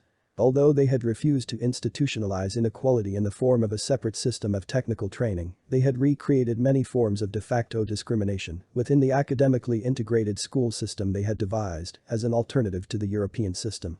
In the 60s, the most glaring exception to official egalitarianism, the racially segregated system of separate but equal schooling, began to crumble under the combined onslaught of the courts, the Attorney General's office, and the federal bureaucracy, only to give way to new patterns of discrimination in ostensibly integrated schools, together with unmistakable evidence of that discrimination in the educational impoverishment of black children. Conflicts over educational policy in the 50s had made it clear that the country faced a choice between basic education for all and a complicated educational bureaucracy that functioned as an agency of manpower selection. The same issue, often clouded by overheated rhetoric, underlay the more bitter struggles of the 60s and 70s. For black people, especially for upwardly mobile blacks in whom the passion for education burns as brightly as it ever did in descendants of the Puritans or in Jewish immigrants, desegregation represented the promise of equal education in the basic subjects indispensable to economic survival, even in an otherwise illiterate modern society: reading, writing, and arithmetic. Black parents, it would seem, clung to what seems today an old-fashioned, from the point of view of educational innovators, a hopelessly reactionary conception of education. According to this supposedly traditional view, the school functions best when it transmits the basic skills on which literate societies depend, upholds high standards of academic excellence, and sees to it that students make these standards their own. The struggle for desegregated schooling implied an attack not only on racial discrimination but on the proposition, long embedded in the practice of the schools, that academic standards are inherently elitist and that universal education therefore requires the dilution of standards, the downward adjustment of standards to class origins and social expectations. The demand for desegregation entailed more than a renewed commitment to equal opportunity, it also entailed a repudiation of cultural separatism and a belief that access to common cultural traditions remained the precondition of advancement for dispossessed groups. The early middle class and its ideological derivation, the movement for equal education, nevertheless embodied demands that could not be met without a radical overhaul of the entire educational system and of much else besides. It flew in the face of long-established educational practice. It contained implications unpalatable not merely to entrenched educational bureaucrats but to progressives who believed that education had to be tailored to the needs of the young, that overemphasis on academic subjects inhibited creativity, and that too much stress on academic competition encouraged individualism at the expense of cooperation. The attempt to revive basic education on the part of blacks and other minorities cut across the grain of educational experimentation: the open classroom, the school without walls, the attempt to promote spontaneity and to undermine the authoritarianism allegedly rampant in the classroom. Cultural pluralism and the new paternalism in the late 60s, as the civil rights movement gave way to the movement for black power, radicals in the educational world began to identify themselves with a new theory of black culture, an inverted version of the theory of cultural deprivation, which upheld the ghetto subculture as a functional adaptation to ghetto life, indeed as an attractive alternative to the white middle-class culture of competitive achievement. Radicals now criticized the school for imposing white culture on the poor. Black power spokesmen, eager to exploit white liberal guilt, joined the attack, demanding separate programs of black studies, an end to the tyranny of the written word, instruction in English as a second language. Ostensibly a radical advance over the middle-class movement for racial integration, black power provided a new rationale for second-class segregated schools. Just as the radical critics of traditional schooling played into the hands of the educational establishment by condemning basic education as cultural imperialism. Instead of criticizing the expansion of the educational bureaucracy, these critics turned their fire against the safer target of education itself, legitimizing a new erosion of standards in the name of pedagogical creativity. Instead of urging the school to moderate its claims and to return to basic education, they demanded a further expansion of the curriculum to include programs in Black history, Black English, Black cultural awareness, and Black pride. The educational radicalism of the late 60s, for all its revolutionary militance, left the status quo intact and even reinforced it. In default of radical criticism, it remained for moderates like Kenneth Clark to make the genuinely radical point that Black children or any other group of children can't develop pride by just saying they have it, by singing a song about it.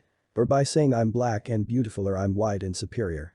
Racial pride, Clark insisted, comes from demonstrable achievement.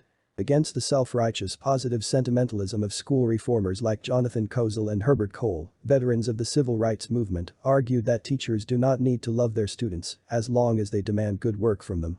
In upholding standards and asking everybody to meet them, teachers convey more respect for their students, according to these spokesmen for the much maligned Negro middle class, than they convey when they patronize the culture of the ghetto and seek, as Highland Lewis put it, to gild a noisome lily. In the long run, it does not matter to the victims whether bad teaching justifies itself on the reactionary grounds that poor people cannot hope to master the intricacies of mathematics, logic, and English composition or whether, on the other hand, pseudo-radicals condemn academic standards as part of the apparatus of white cultural control, which purportedly prevents blacks and other minorities from realizing their creative potential. In either case, reformers with the best intentions condemn the lower class to a second-rate education and thus help to perpetuate the inequalities they seek to abolish. In the name of egalitarianism, they preserve the most insidious form of elitism, which in one guise or another holds the masses incapable of intellectual exertion. The whole problem of American education comes down to this. In American society, almost everyone identifies intellectual excellence with elitism. This attitude not only guarantees the monopolization of educational advantages by the few, it lowers the quality of elite education itself and threatens to bring about a reign of universal ignorance. The rise of the multiversity recent developments in higher education have progressively diluted its content and reproduced, at a higher level, the conditions that prevail in the public schools. The collapse of general education, the abolition of any serious effort to instruct students in foreign languages, the introduction of many programs in Black studies, women's studies, and other forms of consciousness, raising for no other purpose than to head off political discontent. The ubiquitous inflation of grades all have lowered the value of a university education at the same time that rising tuitions place it beyond reach of all but the affluent. The crisis of higher learning in the 60s and 70s grew out of earlier developments. The modern university took shape in the early 20th century as the product of a series of compromises. From the 1870s down to the First World War, advocates of research, social service, and liberal culture vied for control of the university. Faculties divided into adherents of one or another of these programs, while students and administrators injected their own interests into the debate. In the end, none of these factions achieved a decisive victory, but each won substantial concessions. The introduction of electives, together with extracurricular diversions of various kinds, helped to pacify the students. The elective system also represented a compromise between the demands of the undergraduate college, still organized around an older conception of general culture, and the research-oriented graduate and professional schools that were being superimposed on it. The hope that the lecture system would transform the teacher from a drill master into a creative scholar depended upon giving the professor enough latitude to present a subject he knew thoroughly and yet relieving him of students for whom attendance was an unwelcome task. Unfortunately, the elective system also relieved the faculty from the need to think about the broader purposes of education, including the possibility that for many students attending any classes at all had become an unwelcome task and about the relation of one branch of knowledge to another. At the same time, the union of college and professional schools in the same institution preserved the fiction of general education, on which university administrators heavily relied in their appeals for funds. The greatly expanded administrative apparatus now emerged not simply as one more element in a pluralistic community, but as the only body responsible for the policy of the university as a whole. The decision to combine professional training and liberal education in the same institution, and the compromises necessary in order to implement it, rendered the faculty incapable of confronting larger questions of academic policy. These now became the responsibility of administrative bureaucracies, which grew up in order to manage the sprawling complexity of institutions that included not only undergraduate and graduate colleges, but professional schools, vocational schools, research and development institutes, area programs, semi-professional athletic programs, hospitals, large-scale real estate operations, and innumerable other enterprises. The corporate policies of the university, both internal and external addition of new departments and programs, cooperation in war research, participation in urban renewal programs now had to be made by administrators. And the idea of the service university or multiversity, whose facilities were in theory available to all, but in practice only to the highest bidders, justified their own dominance in the academic structure. The faculty accepted this new state of affairs because, as Brander Matthews once said in explaining the attraction of Columbia to humane men of letters like himself, so long as we do our work faithfully we are left alone to do it in our own fashion. The best that can be said about the American university in what might be called its classic period roughly from 1870 to 1960 is that it provided a rather undemanding environment in which the various groups that made up the university enjoyed the freedom to do much as they pleased, provided they did not interfere with the freedom of others or expect the university as a whole to provide a coherent explanation of its existence. The students accepted the new status quo not only because they had plenty of non-academic diversions, but because the intellectual chaos of the undergraduate curriculum was not yet fully evident, because the claim that a college degree meant a better job still bore some relation to reality. And because in its relations to society, the university seemed to have identified itself with the best rather than the worst in American life. What precipitated the crisis of the 60s was not simply the pressure of unprecedented numbers of students, many of whom would gladly have spent their youth elsewhere, but a fatal conjuncture of historical changes.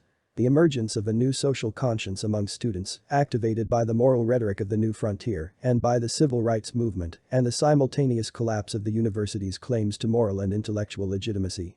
Instead of offering a rounded program of humane learning, the university now frankly served as a cafeteria from which students had to select so many credits. Instead of diffusing peace and enlightenment, it allied itself with the war machine. Eventually, even its claim to provide better jobs became suspect. The uprising of the 60s began as an attack on the ideology of the multiversity and its most advanced expression, the University of California at Berkeley, and whatever else it subsequently became, the movement remained, in part, an attempt to reassert faculty-student control over the larger policy of the university expansion into urban neighborhoods, war research, ROTC. The whole development of the American university, its haphazard growth by accretion, its lack of an underlying rationale, the inherent instability of the compromises that attended its expansion rendered such an accounting almost unavoidable. At the same time, the student movement embodied a militant anti-intellectualism of its own, which corrupted and eventually absorbed it.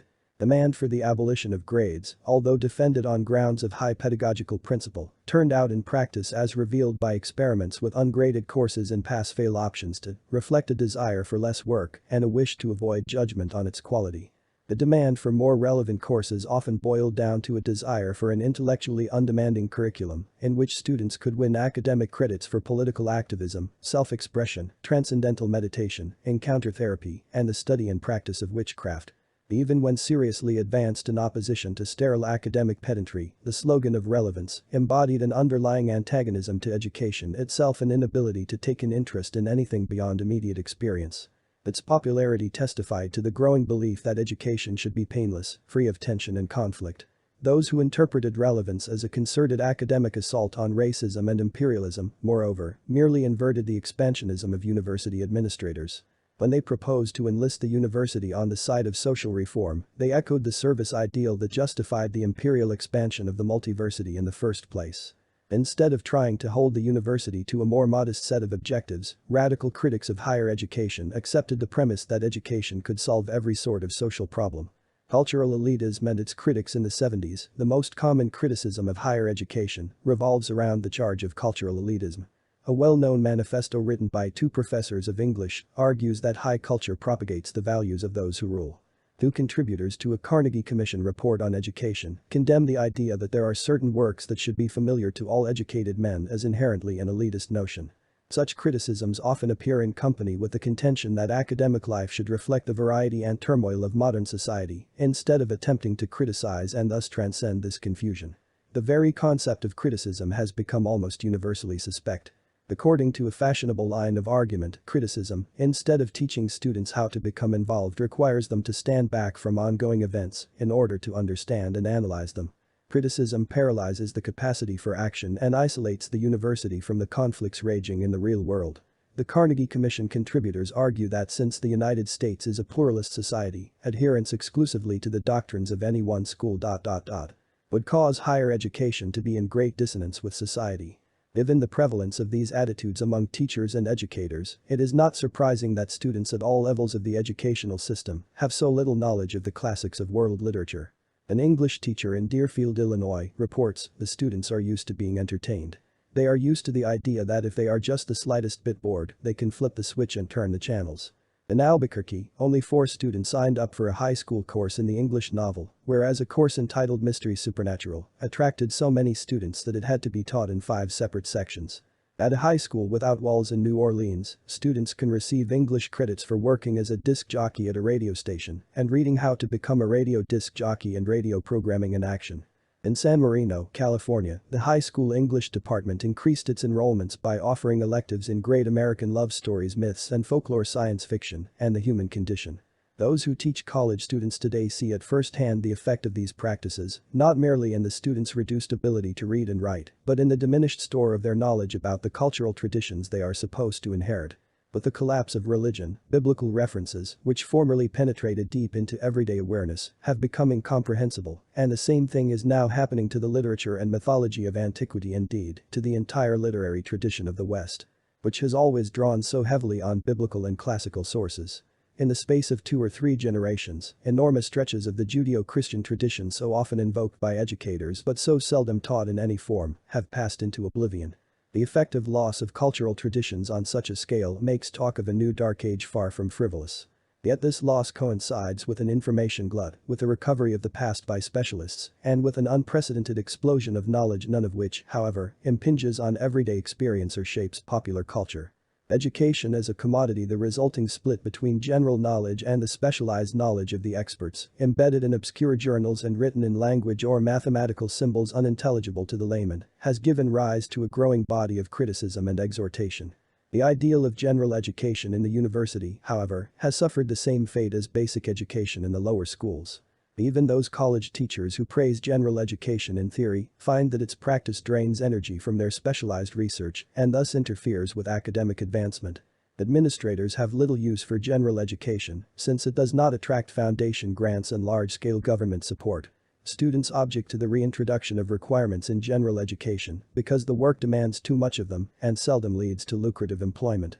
Under these conditions, the university remains a diffuse, shapeless, and permissive institution that has absorbed the major currents of cultural modernism and reduced them to a watery blend, a mind-emptying ideology of cultural revolution, personal fulfillment, and creative alienation. Donald Barthelme's parody of higher learning in Snow White, like all parody in an age of absurdity, so closely resembles reality as to become unrecognizable as parody. Beaver College is where she got her education. She studied modern woman, her privileges and responsibilities. The nature and nurture of women and what they stand for in evolution and in history, including householding, upbringing, peacekeeping, healing and devotion. And how these contribute to the rehumanizing of today's world. Then she studied classical guitar, utilizing the methods and techniques of Sohr, Tarrega, Segovia, etc.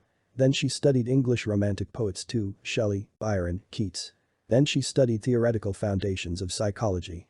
Mind, consciousness, unconscious mind, personality, the self, interpersonal relations, psychosexual norms, social games, groups, adjustment, conflict, authority, individuation, integration and mental health.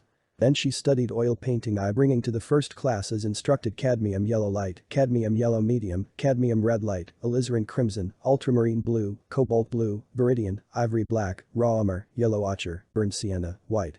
Then she studied personal resources and too, self-evaluation, developing the courage to respond to the environment, opening and using the mind, individual experience, training, the use of time, mature redefinition of goals, action projects. Then she studied realism and idealism in the contemporary Italian novel. Palizeschi, Brancati, Valenci, Pratolini, Moravia, Pavese, Levi, Salone, Berto, Casola, Ginsberg, Malapert, Calvino, Gatta, Bassani, Landolfi. Then she studied Here is an education eminently befitting the heroine of Barthelme's novel, a commonplace young woman who longs for experiences such as would befall a fairy tale princess. The latter-day Madame Bovary, Snow White is a typical victim of mass culture, the culture of commodities and consumerism, with its suggestive message that experiences formerly reserved for those of high birth, deep understanding, or much practical acquaintance of life can be enjoyed by all without effort, on purchase of the appropriate commodity. Snow White's education is itself a commodity, the consumption of which promises to fulfill her creative potential in the jargon of pseudo-emancipation. That all students are effortlessly creative and that the need to release this creativity takes precedence over the need, say, to train people with a vanishing capacity for silence and self-containment. These are high among the ruling dogmas of American educators. The mindless eclecticism of Snow White's education reflects the chaos of contemporary life and the unreasonable expectation that students will achieve for themselves the intellectual coherence their teachers can no longer give them. The teachers excuse their own failure under the pretense of tailoring instruction to the needs of the individual student. Snow White's instructors assume that higher learning ideally includes everything, assimilates all of life. And it is true that no aspect of contemporary thought is proved immune to educationalization. The university has boiled all experience down into courses of study, a culinary image, appropriate to the underlying ideal of enlightened consumption. In its eagerness to embrace experience, the university comes to serve as a substitute for it. In doing so, however, it merely compounds its intellectual failures notwithstanding its claim to prepare students for life. Not only does higher education destroy the students' minds, it incapacitates them emotionally as well, rendering them incapable of confronting experience without benefit of textbooks, grades, and predigested points of view. Far from preparing students to live authentically, the higher learning in America leaves them unable to perform the simplest task: to prepare a meal or go to a party or get into bed with a member of the opposite sex without elaborate academic instruction. The only thing it leaves to chance is higher learning. When elders make no demands on the young, they make it almost impossible for the young to grow up. A former student of mine, repelled by the conditions he now faces as a teacher at Evergreen State College in Washington, writes in criticism of recent changes in the curriculum. In a statement to his colleagues, the betrayal of youth at Evergreen starts from the assumption shared by many teachers and administrators that first-year students are only interested in wallowing in their own subjectivity and repelled by the thought of doing academic work. Hoping to bolster flagging enrollments, he says, the faculty and administration have turned the first-year curriculum into a playpen of self-exploration. Judged by this test, Matthews found that there is no university in the United States where the position of the professor is pleasanter than it is at Columbia. Unfortunately, these observations describe conditions at Columbia better than the idealistic description of what higher education ought to be, written by one of the Columbia deans, Frederick P. Heppel. A group of young men living and working and thinking and dreaming together, free to let their thoughts and dreams determine the future for them. These young men, hourly learning much from one another, are brought into touch with the wisdom of the past, the circumstances of the present, the visions of the future, by a group of older students, striving to provide them with ideas rather than beliefs, and guiding them in observing for themselves nature's laws and human relationships. Randolph Bourne, a Columbia graduate, scathingly pointed out the gap between ideal and reality. The professors emphatically do not look upon themselves as older students, the curriculum shows little concern for nature's laws and human relationships, and there prevails an utterly mechanical and demoralizing system of measuring intellectual progress by points and credits. The system which cultivates the taking of courses and not the study of a subject. There seems to be little halt in the process of complicating the machinery of manufacturing the degree, in getting rid of plain-speaking and idealistic teachers, and in turning more and more of the teaching over to mediocre young instructors. In short, there is no more obvious fact about the American college than that its administrative and curricular organization has not, in these last few years of standardizing, been in any way directed by the ideal of the intellectual community of youth. Another source of popular wisdom, the fairy tale, has dried up, thanks again to progressive ideologues who wish to protect the child from these allegedly terrifying stories. The censorship of fairy tales, like the attack on irrelevant literature in general, belongs to a general assault on fantasy and imagination. The psychologistic age robs people of harmless sublimations in the name of relevance and realism, yet the effect of this training in realism, as Bruno Bettelheim shows, is to accentuate the discontinuity between generations, since the child comes to feel that his parents inhabit a world wholly alien to his own, and to make the child distrust his own experience. Formerly religion, myth, and fairy tale retained enough childlike elements to offer a convincing view of the world to a child. Science cannot take their place. Hence the widespread regression among young people to magical thinking of the most primitive kind. The fascination with witchcraft and the occult, the belief in extrasensory perception, the proliferation of primitive Christian cults. I. The socialization of reproduction and the collapse of authority. The socialization of workingmen, the survival of any form of human society, depends on the production of the necessities of life and the reproduction of the labor force itself. Until recently, the work of reproduction, which includes not merely the propagation of the species but the care and nurture of the young, took place largely in the family. The factory system, established in the 19th century, socialized production but left other functions of the family intact. The socialization of production, however, proved to be the prelude to the socialization of reproduction itself, the assumption of child-rearing functions by surrogate parents, responsible not to the family but to the state, to private industry, or to their own codes of professional ethics.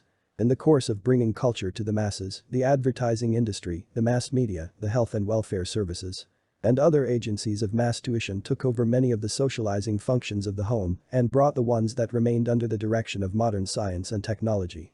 It is in this light that we should see the school's appropriation of many of the training functions formerly carried out by the family, including manual training, household arts, instruction in manners and morals, and sex education.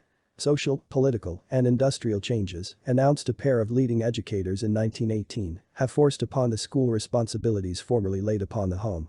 Once the school had mainly to teach the elements of knowledge, now it is charged with the physical, mental, and social training of the child as well. These words reflected a consensus among the helping professions that the family could no longer provide for its own needs.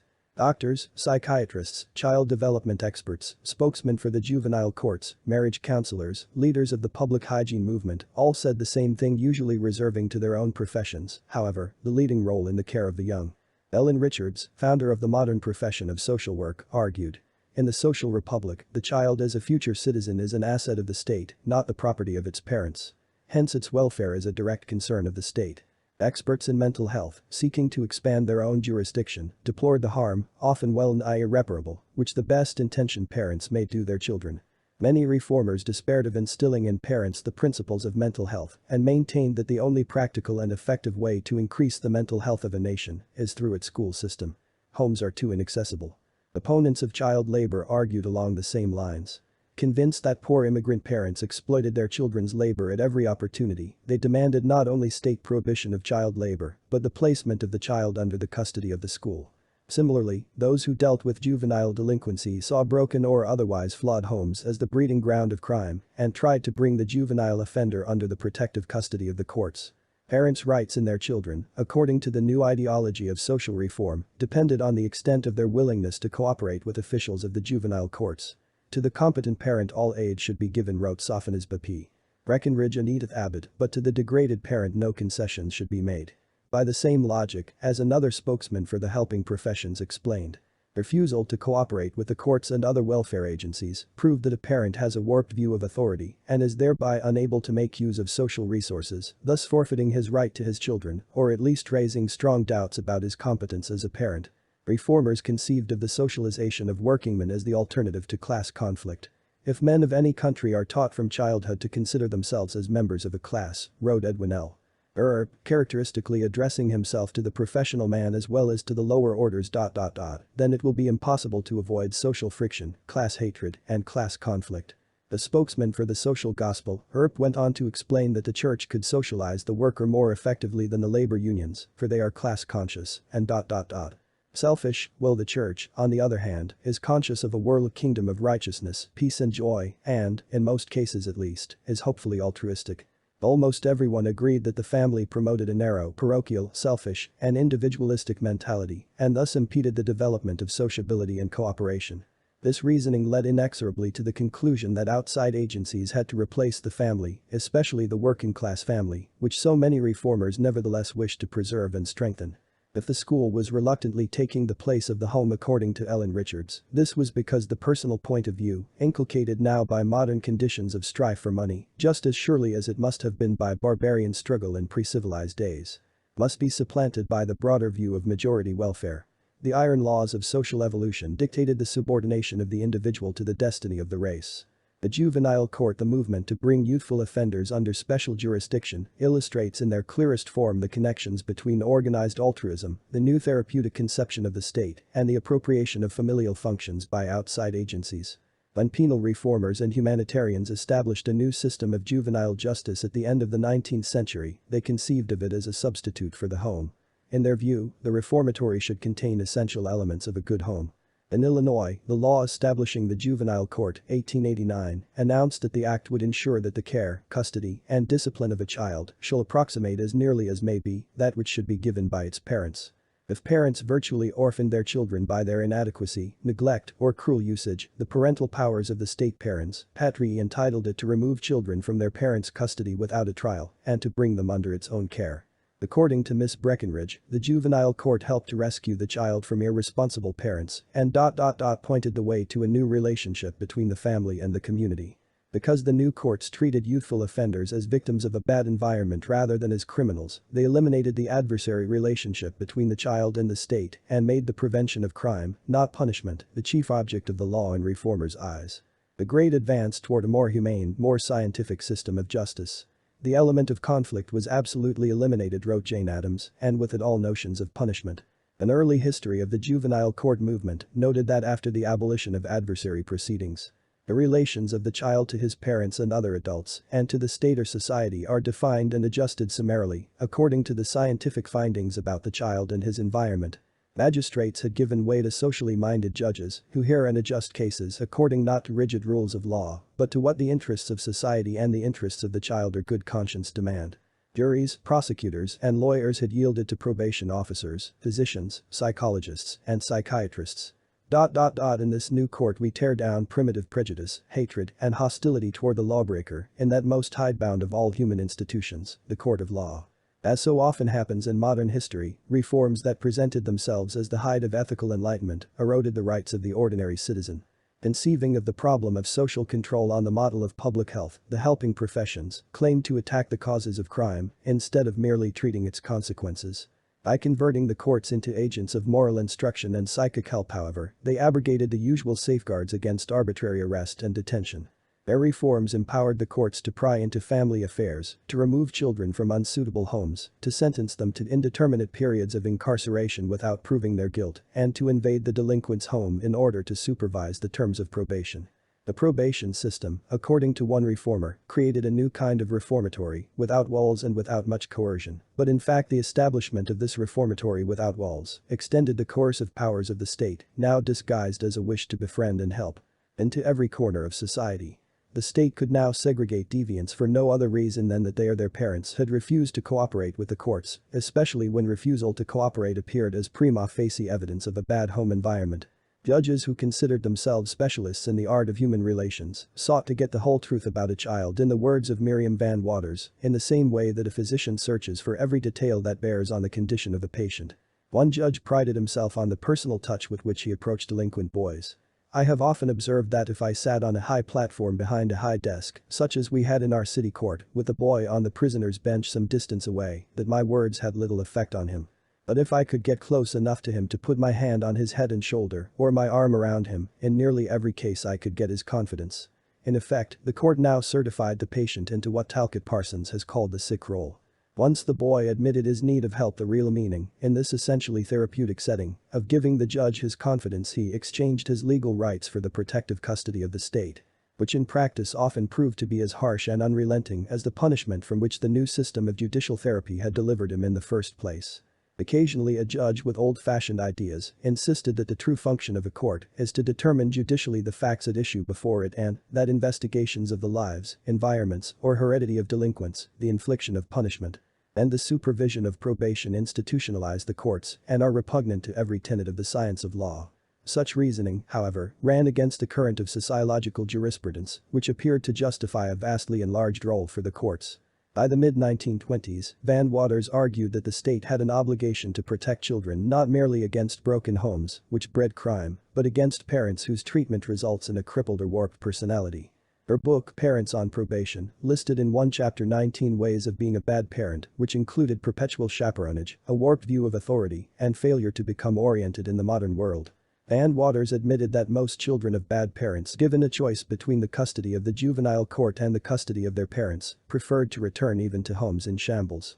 This incurable loyalty of children to unworthy adults, although it was the despair of the social worker, nevertheless suggested that a child's own home gave him something that the mere kindness and plenty of the foster home could not furnish.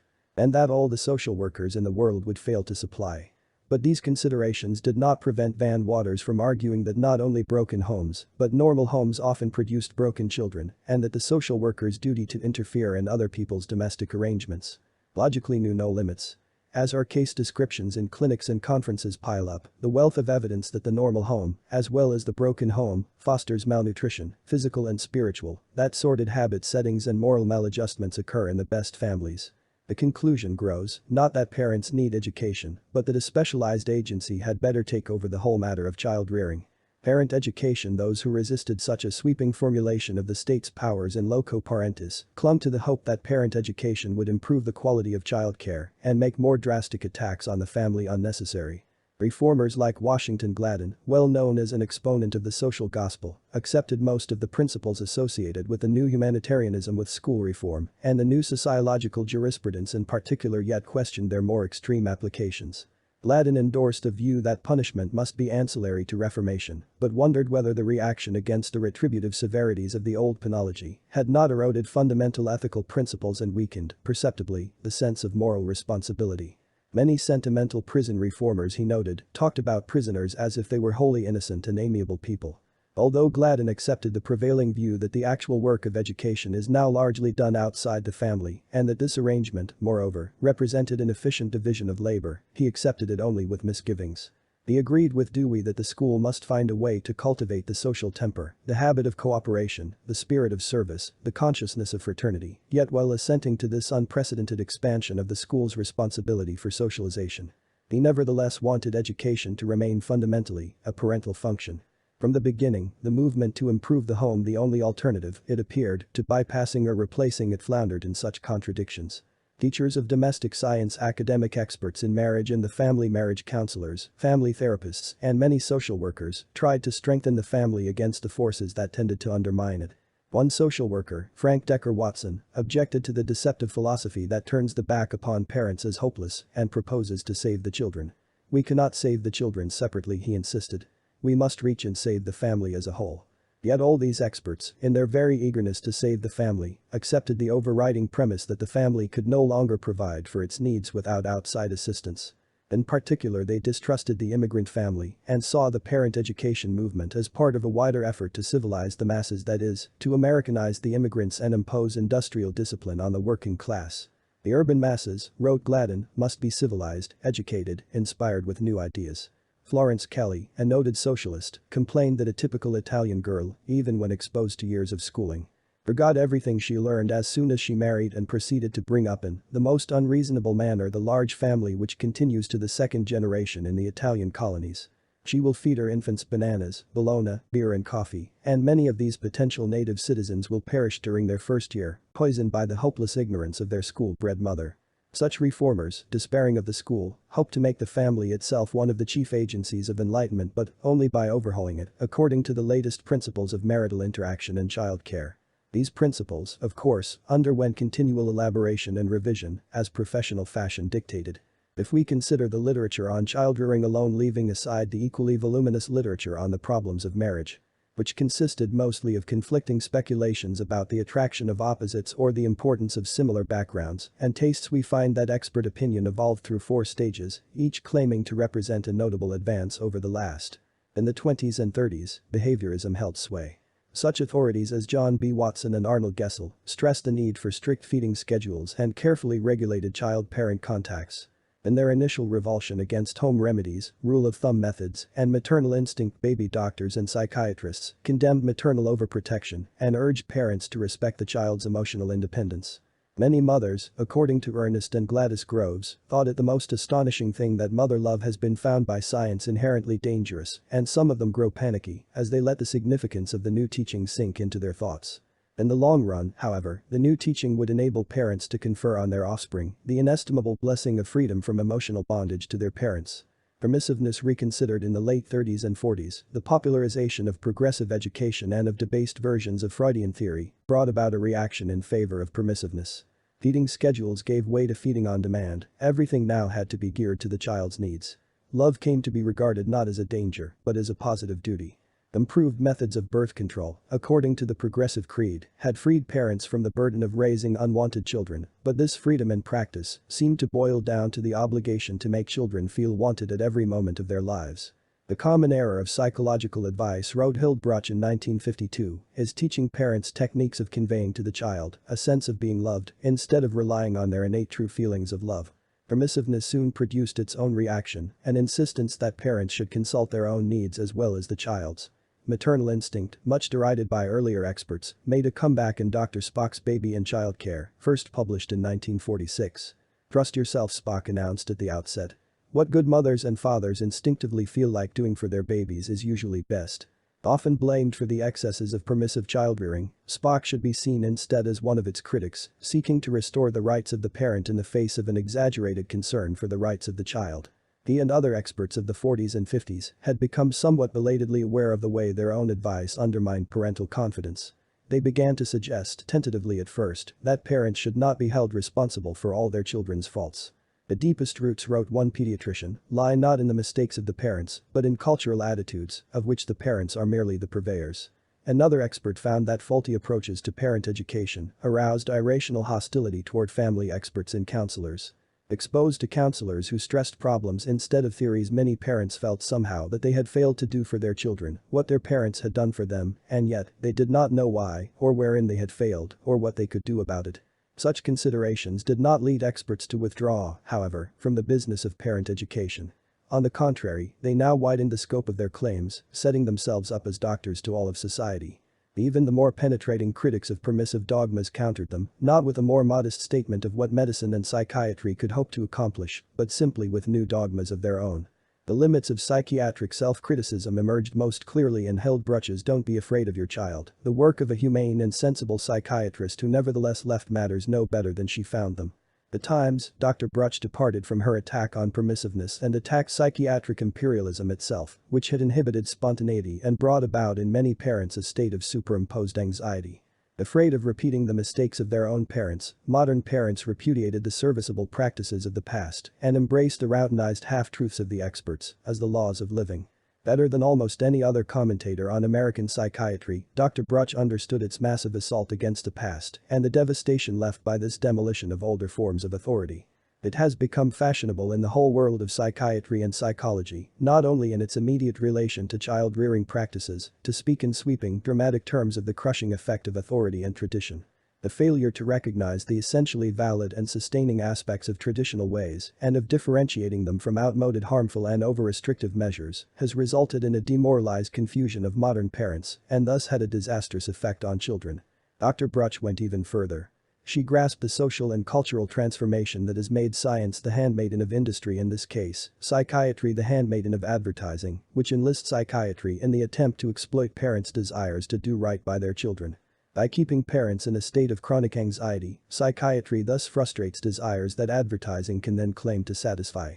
It lays the emotional foundation for the insistence of the advertising industry that the health and safety of the young, the satisfaction of their daily nutritional requirements, their emotional and intellectual development, and their ability to compete with their peers for popularity and success all depend on consumption of vitamins, Band-Aids, cavity-preventing toothpaste, cereals, mouthwashes, and laxatives. Having confronted or at least glimpsed all this, Dr. Bruch betrayed her own perceptions by attributing the trouble she identified not to the inherently expansionist ambitions of modern psychiatry, but rather to the misuse of psychiatry by a few irresponsible practitioners. Too often, she wrote, parents consulted self-appointed, unlicensed experts when they should have gone to a medical psychiatric expert working in close conjunction with a physician. For all the barbs she launched against her own profession, she subscribed to most of its cliches.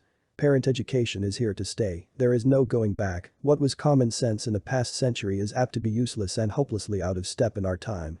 Her attack on permissive childrearing boiled down to a criticism of psychiatric malpractice. Although she urged parents to recognize their own inner resources and capacity for judgment, her book, like Dr. Spock's, abounded in dire warnings of the damage ignorant parents could inflict on their offspring. Spock undermined his own plea for confidence by reminding parents that failure to give children love and security could lead to irreparable harm. Similarly, Bruch condemned permissiveness on the grounds that it could produce deep emotional disturbance in the child. Such pronouncements had the effect of weakening parental confidence in the very act of trying to restore it. The cult of authenticity. Since the critique of permissiveness seldom challenged psychiatric orthodoxy, it soon hardened into a new dogma of its own, the dogma of authenticity. Earlier experts had advised a parent to follow one or another set of prescriptions, now the experts told him to trust his own feelings. Whatever he did was right as long as he did it spontaneously. Children are not easily fooled about true feelings, warned Dr. Bruch. Parent effectiveness training, the latest vogue in childrearing, has popularized a cult of authenticity that began to emerge in the 50s. Like other forms of psychic self-help, parent effectiveness training teaches the need to get in touch with your feelings and to base everyday intercourse on the communication of these feelings to others. If parents can understand their own needs and wishes and convey them to their children, encouraging children to reciprocate in the same fashion, they can eliminate many sources of friction and conflict. Objective statements should be excluded from discourse with the child, according to this reasoning, in the first place because no one can argue rationally about beliefs, and in the second place, because statements about reality convey ethical judgments and therefore arouse strong emotions. When a child says, "I never have good luck," no argument or explanation will change this belief. When a child tells of an event, it is sometimes helpful to respond, not to the event itself, but to the feelings around it. Since all feelings are legitimate, their expression should be greeted neither with praise nor with blame. If a child does something to annoy the parent should express his annoyance instead of condemning the child or the action. If the child expresses emotions that seem incommensurate with the occasion, the parent, instead of pointing out this discrepancy, instead of making an objective statement about reality and the emotions appropriate to it, should indicate to the child that he understands the child's feelings and acknowledges his right to express them. It is more important for a child to know what he feels than why he feels it. The child needs to learn that his own anger is not catastrophic, that it can be discharged without destroying anyone. The cult of authenticity reflects the collapse of parental guidance and provides it with a moral justification. It confirms and clothes in the jargon of emotional liberation the parent's helplessness to instruct the child in the ways of the world or to transmit ethical precepts. By glorifying this impotence as a higher form of awareness, it legitimizes the proletarianization of parenthood, the appropriation of childrearing techniques by the helping professions. As John R. Seeley noted in 1959, the transfer of parental knowledge to other agencies parallels the expropriation of the worker's technical knowledge by modern management, the taking over from the worker of the sad necessity of providing himself with the means of production.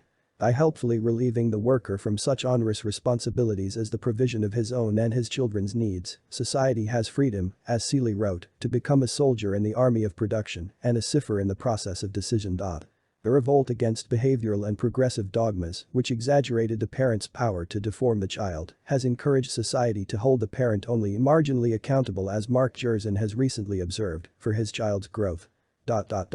Obstetricians take charge at birth, pediatricians are responsible for a child's ailments and cures, the teacher for his intelligence. The supermarket and food industry for his food, television for his myths. Ironically, the devaluation of parenthood coincides with a belated movement to return to the family functions it has surrendered to the apparatus of organized therapy and tuition. Rising rates of crime, juvenile delinquency, suicide, and mental breakdown have finally convinced many experts, even many welfare workers, that welfare agencies furnish a poor substitute for the family. The satisfaction with the results of socialized welfare and the growing expense of maintaining it now prompt efforts to shift health and welfare functions back to the home. Psychological repercussions of the transfer of functions. It is too late, however, to call for a revival of the patriarchal family or even of the companionate family that replaced it. The transfer of functions, as it is known in the antiseptic jargon of the social sciences, in reality, the deterioration of childcare has been at work for a long time, and many of its consequences appear to be irreversible.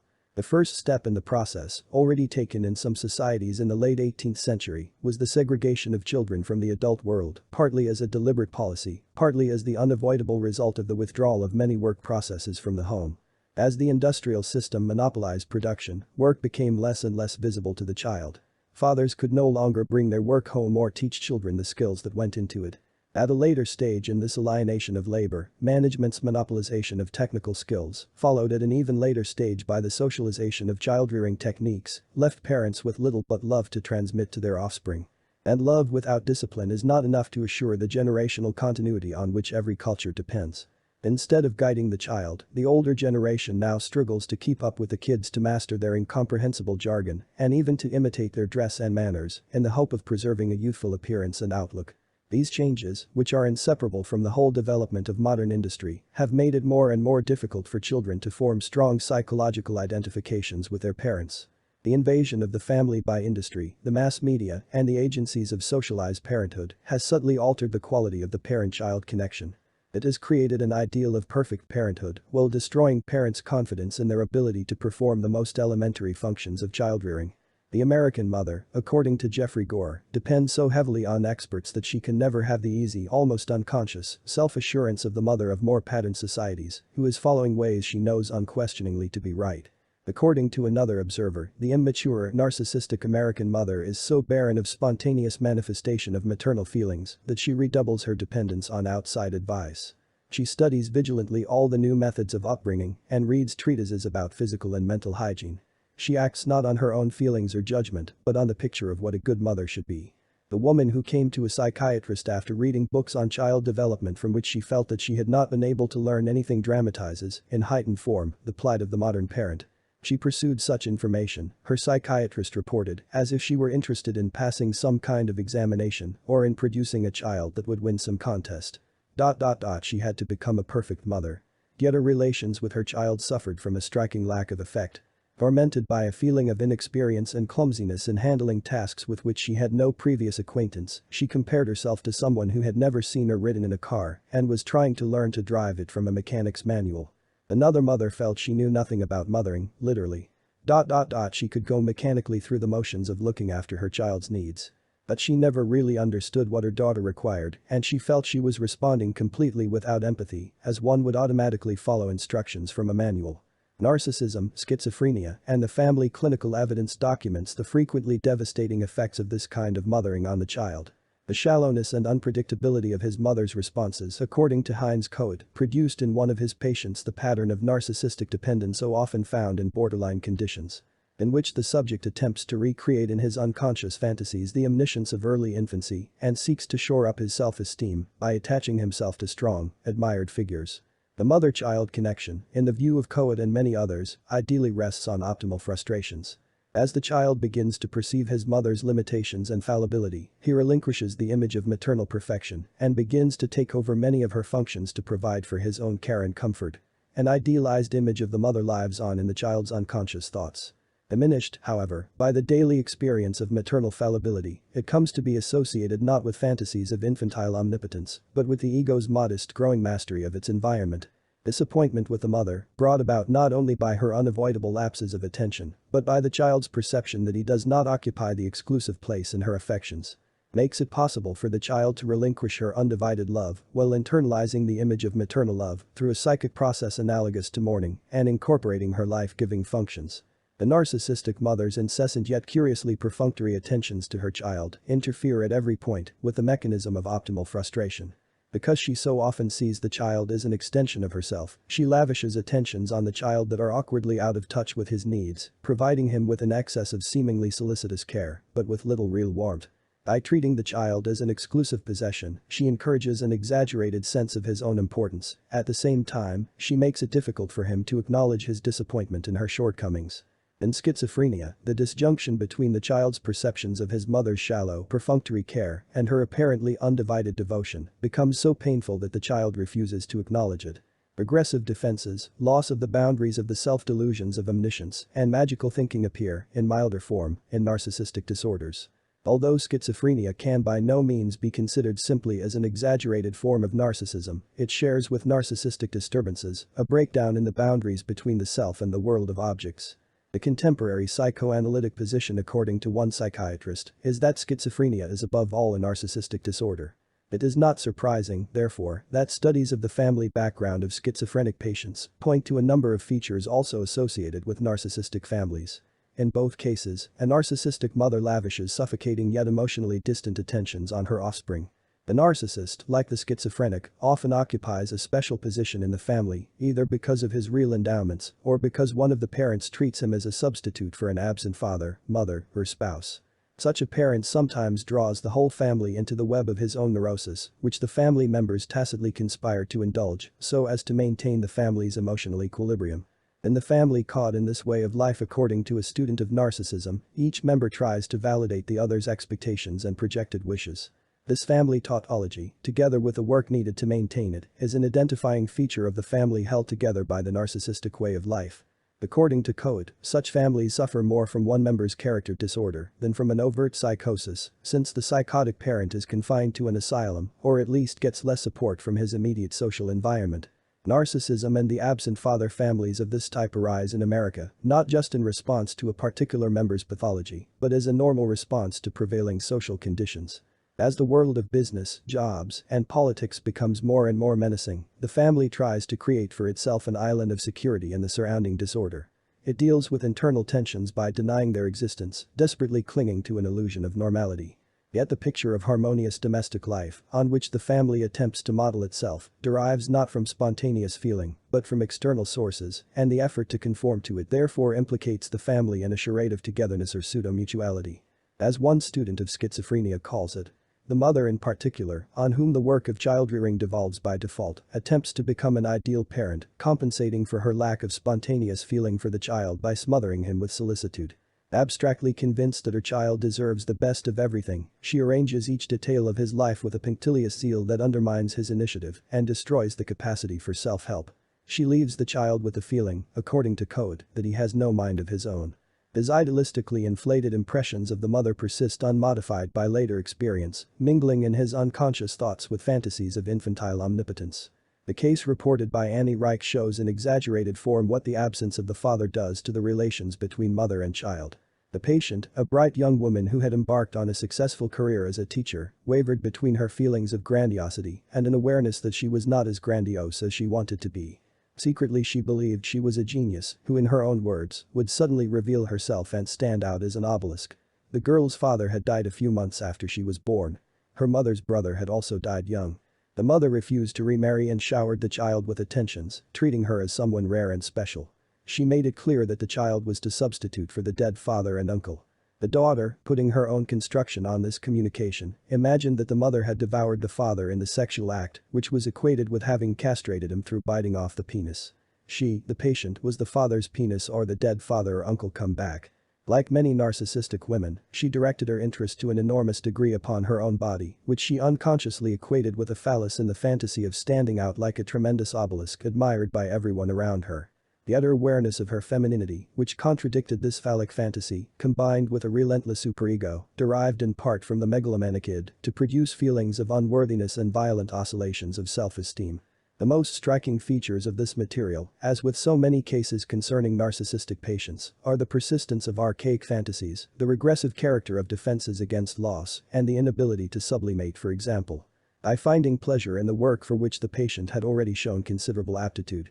We have seen how an exaggerated dependence on the mother, encouraged by the mother herself, makes it difficult for the child to reconcile himself, after a period of mourning, to her loss.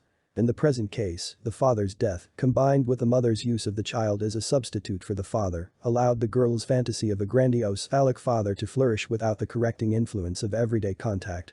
The normal impact of reality on this fantasy subject, which would have helped to achieve some degree of desexualization as the child came to understand that her father had other qualities besides sexual ones, and also to reduce to normal size the figure of the father that was seen in such supernatural dimensions, was absent in this case, hence, the unsublimated phallic character of the ego ideal and its megalomaniac scope. Women with otherwise well-integrated personalities, according to Dr. Reich, unconsciously seek to please a narcissistic mother by replacing the missing father, either by elaborating grandiose fantasies of success or by attaching themselves to successful men. One patient said that during intercourse she felt as though she were the man with a phallus-like body making love to herself, the girl. Another achieved minor success as an actress and described the euphoria of being admired by the audience as an intense excitement experienced over the entire body surface and a sensation of standing out, erect, with her whole body. Obviously she felt like a phallus with her whole body. In such patients, the superego or ego ideal consists of archaic representations of the father unmitigated by reality. The identification of themselves with a sexual organ, their grandiose ambitions, and the feelings of worthlessness that alternate with delusions of grandeur all testify to the primitive origin of the superego and to the aggressiveness with which it punishes failure to live up to the exaggerated ideal of an all-powerful father. Behind this image of the phallic father stands an even earlier attachment to the primitive mother, equally untempered by experiences that might reduce early fantasies to human scale. Narcissistic women seek to replace the absent father, whom the mother has castrated, and thus to reunite themselves with the mother of earliest infancy. On the assumption that pathology represents a heightened version of normality, we can now see why the absence of the American father has become such a crucial feature of the American family. Not so much because it deprives the child of a role model, as because it allows early fantasies of the father to dominate subsequent development of the superego.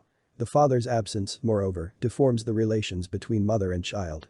According to a misguided popular theory, the mother takes the father's place and confuses the child by assuming a masculine role, momism. In the child's fantasies, however, it is not the mother who replaces the father but the child himself. When a narcissistic mother, already disposed to see her offspring as extensions of herself, attempts to compensate the child for the father's desertion and also to conform to the socially defined standards of ideal motherhood, her constant but perfunctory attentions, her attempts to make the child feel wanted and special, and her wish to make it stand out communicate themselves to the child in a charged and highly disturbing form. The child imagines that the mother has swallowed or castrated the father and harbors the grandiose fantasy of replacing him by achieving fame or attaching himself to someone who represents a phallic kind of success, thereby bringing about an ecstatic reunion with the mother. The intensity of the child's dependence on the mother prevents him from acknowledging her limitations, which in any case are concealed beneath an appearance of continual solicitude. The father's emotional absence from the family makes the mother the dominant parent, yet her dominance makes itself felt chiefly in the child's fantasies, where the father too plays an active part, not in everyday life. In this sense, the American mother is an absent parent also. Outside experts have taken over many of her practical functions, and she often discharges those that remain in a mechanical manner that conforms not to the child's needs, but to a preconceived ideal of motherhood. In view of the suffocating yet emotionally distant care they receive from narcissistic mothers, it is not surprising that so many young people, for example, the alienated students interviewed by Kenneth Keniston and Herbert Hendon, describe their mothers as both seductive and aloof, devouring and indifferent. Nor is it surprising that so many narcissistic patients experience maternal seductiveness as a form of sexual assault. Their unconscious impressions of the mother are so overblown and so heavily influenced by aggressive impulses and the quality of her care so little attuned to the child's needs that she appears in the child's fantasies as a devouring bird, a vagina full of teeth. The abdication of authority and the transformation of the superego, the psychological patterns associated with pathological narcissism, which in less exaggerated form manifest themselves in so many patterns of American culture in the fascination with fame and celebrity, the fear of competition, the inability to suspend disbelief, the shallowness and transitory quality of personal relations, the horror of death originate in the peculiar structure of the American family, which in turn originates in changing modes of production. Industrial production takes the father out of the home and diminishes the role he plays in the conscious life of the child. The mother attempts to make up to the child for the loss of its father, but she often lacks practical experience of childrearing, feels herself at a loss to understand what the child needs, and relies so heavily on outside experts that her attentions fail to provide the child with a sense of security. Both parents seek to make the family into a refuge from outside pressures, yet the very standards by which they measure their success and the techniques through which they attempt to bring it about derive in large part from industrial sociology, personnel management, child psychology, in short, from the organized apparatus of social control. The family's struggle to conform to an externally imposed ideal of family solidarity and parenthood creates an appearance of solidarity at the expense of spontaneous feeling, a ritualized relatedness empty of real substance. Because these family patterns are so deeply rooted in the social conditions created by modern industry, they cannot be changed by prophylactic or educational reforms designed to improve the quality of communication, diminish tensions, and promote interpersonal skills. Such reforms, by extending the sway of the health and welfare professions, usually do more harm than good. The injunction to feel spontaneous emotion does not make it easier to feel. In any case, the psychological patterns promoted by the family are reinforced by conditions outside the family. Because those patterns seem to find their clearest expression in the pathology of narcissism and ultimately in schizophrenia, we should not jump to the conclusion that the family produces misfits, people who cannot function efficiently in modern industrial society. In many ways it does a good job of preparing the child for the conditions he will encounter when he leaves home. Other institutions, for example, the school and the adolescent peer group, merely strengthen earlier patterns by satisfying expectations created by the family. As Jules Henry writes, there is a constant interplay between each family and the culture at large, one reinforcing the other. Each unique family upbringing gives rise to needs in the child that are satisfied by one or another aspect of the adolescent and school culture. According to Henry and other observers of American culture, the collapse of parental authority reflects the collapse of ancient impulse controls and the shift from a society in which superego values, the values of self-restraint, were ascendant. The one in which more and more recognition was being given to the values of the id, the values of self-indulgence. A reversal of the normal relations between the generations, the decline of parental discipline, the socialization of many parental functions, and the self-centered, impulse-dominated, detached, infused actions of American parents give rise to characteristics that can have seriously pathological outcomes when present in extreme form, but which in milder form, equip the young to live in a permissive society, organized around the pleasures of consumption. Arnold Rogo argues, along similar lines, that American parents, alternately permissive and evasive in dealing with the young, find it easier to achieve conformity by the use of bribery than by facing the emotional turmoil of suppressing the child's demands. In this way they undermine the child's initiative and make it impossible for him to develop self-restraint or self-discipline, but since American society no longer values these qualities anyway, the abdication of parental authority itself instills in the young the character traits demanded by a corrupt, permissive, hedonistic culture. The decline of parental authority reflects the decline of the superego in American society as a whole. These interpretations, which lucidly capture the prevailing styles of parental discipline, their impact on the young, and the connections between the family and society, need to be modified in one important detail.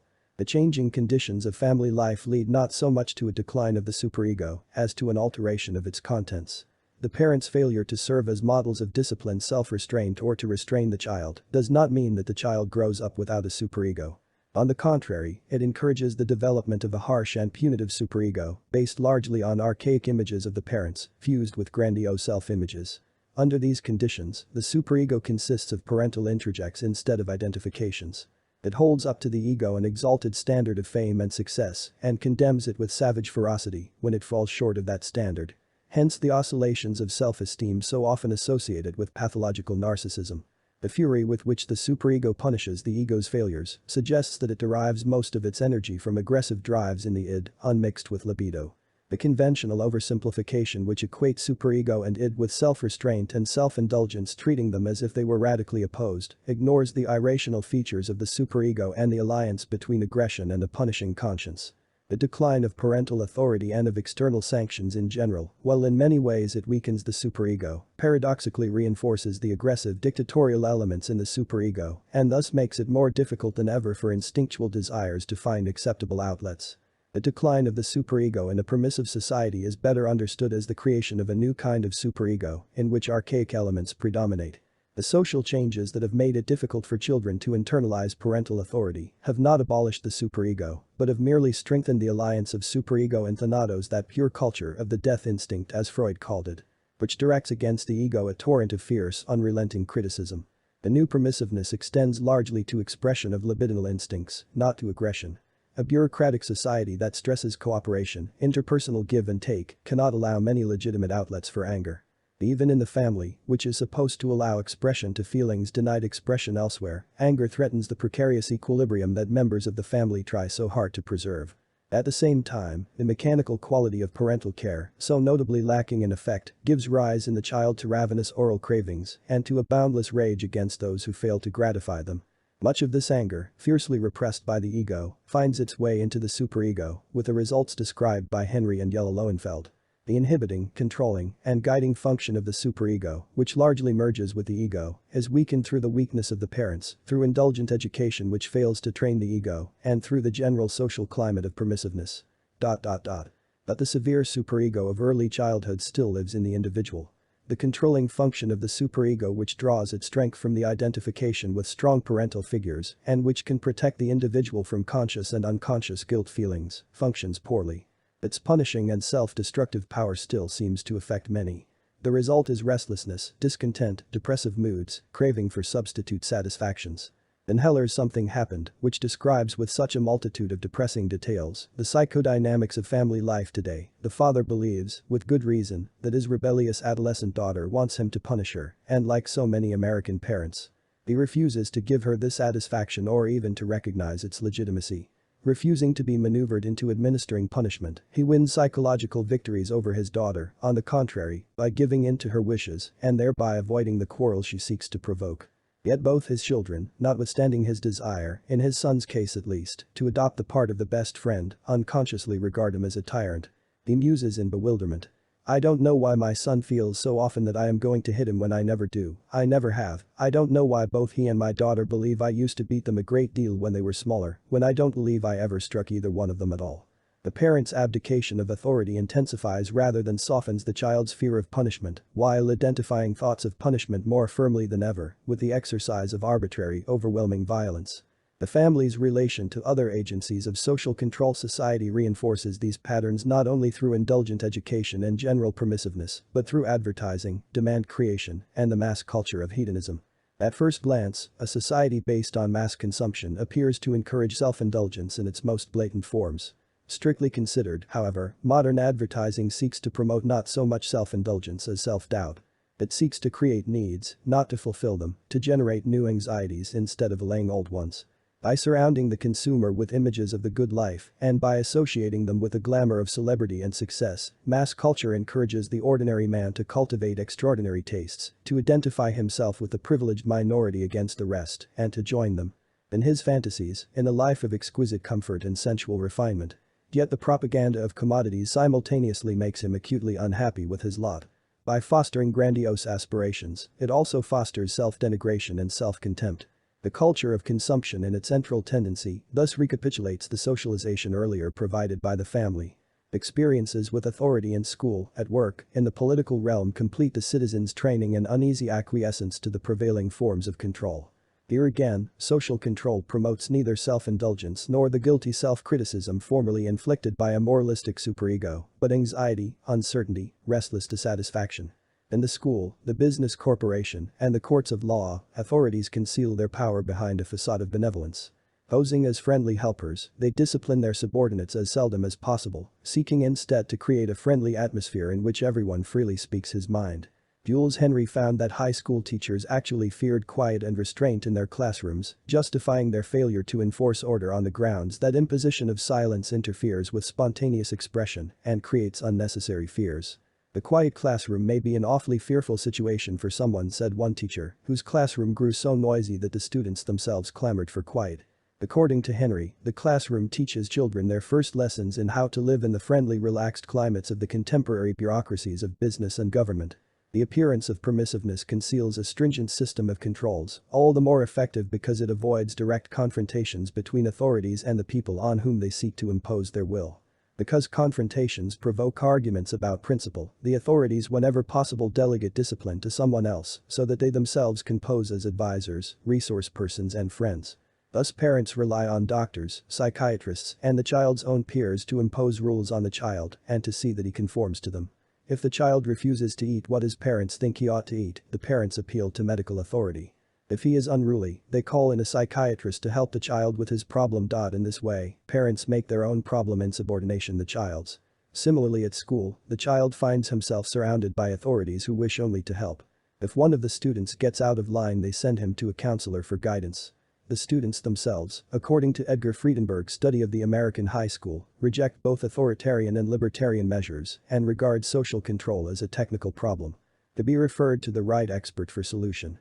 Thus, if a teacher finds an unruly student smoking in the washroom, he should neither beat him calmly and coolly and with emotional restraint or publicly humiliate him, on the one hand, nor ignore the offense, on the other hand, as a minor infraction that should not contribute to the student's reputation as a troublemaker.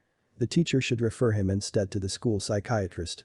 Beating him would make him more unmanageable than ever, in the student's view, whereas the psychiatric solution, in effect, enlists his own cooperation in the school's attempt to control him. Human relations on the job.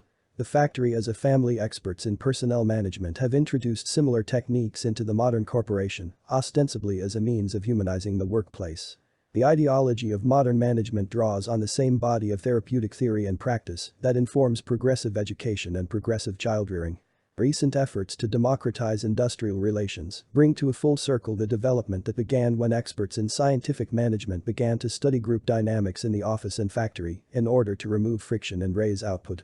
Social scientists then applied the ideas first worked out in the study of small groups to study and treatment of the family, arguing that most domestic conflicts originated in the attempt to impose outmoded authoritarian controls on an institution that was evolving from an authoritarian to a democratic form. By the 1950s, almost all psychiatrists, social workers, and social scientists condemned the values associated with the traditional or authoritarian family. Our textbooks wrote one team of experts discussed the democratic family system and the sharing of authority. In the late 50s and 60s, industrial relations experts began to extend these ideas to the problems of management. In The Human Side of Enterprise, 1960, Douglas McGregor urged corporate executives to accept the limits of authority. Defining authority, too crudely, as command sanctioned by force, McGregor argued that authority represented an outmoded form of social control in an age of interdependence. Command remained effective, he reasoned, only so long as workers occupied a debased, dependent position in the industrial hierarchy and found it difficult to satisfy even their material needs. The psychiatrist Abraham Maslow had demonstrated that as soon as human beings satisfy the basic need for bread, shelter, and security, they devote their attention to satisfying the need for self-actualization. Yet industrial managers, McGregor complained, still took a carrot-and-stick approach to the worker, unscientifically assuming that people hate work and have to be coerced into performing it or enticed with material rewards. McGregor made it clear that he did not wish to see an abdication of managerial responsibility. Like Dr. Spock and Dr. Bruch, he rejected the permissive approaches of his predecessors, which had allegedly contaminated early experiments in human relations.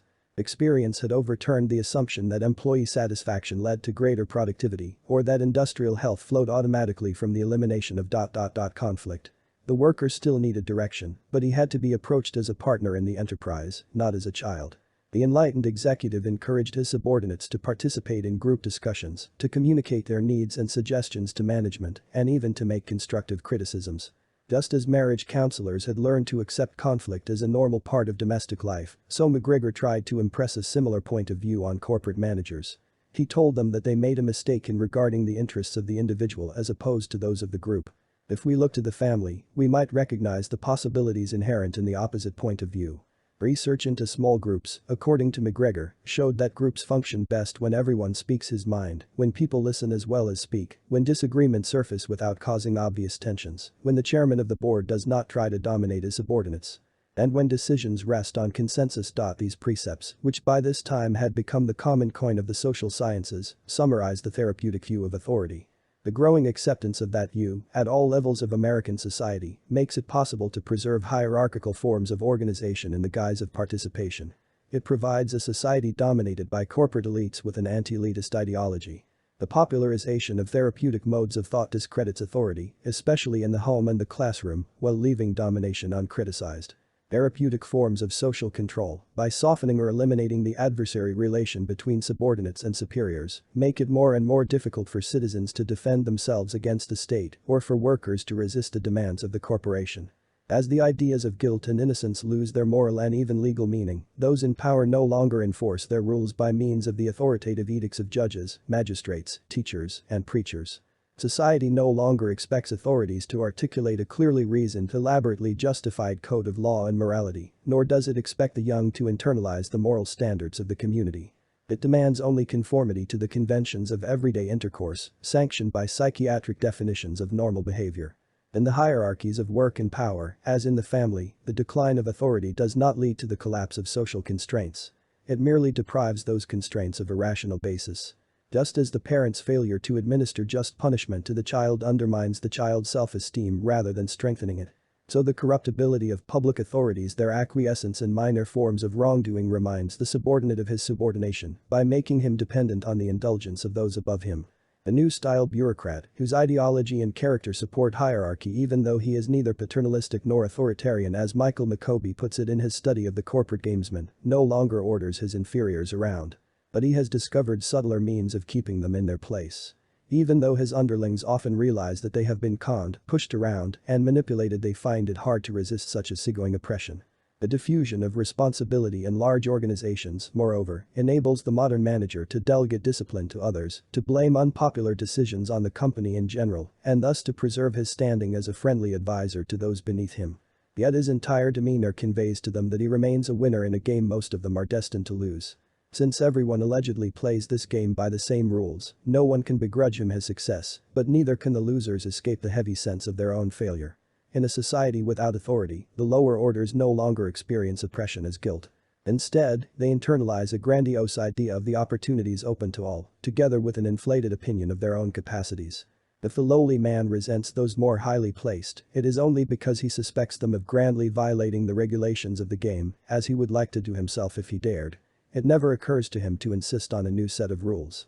Groves and Groves were not alone in noting, even at this early date, certain disturbing effects of professional teaching on parents.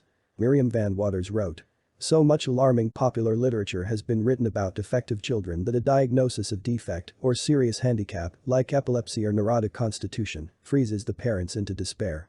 Such observations, however, seldom prompted those who made them to question the wisdom of professional teaching, which by its very nature, even when it seeks to reassure, holds up a norm of child development, deviations from which necessarily give rise to parental alarm.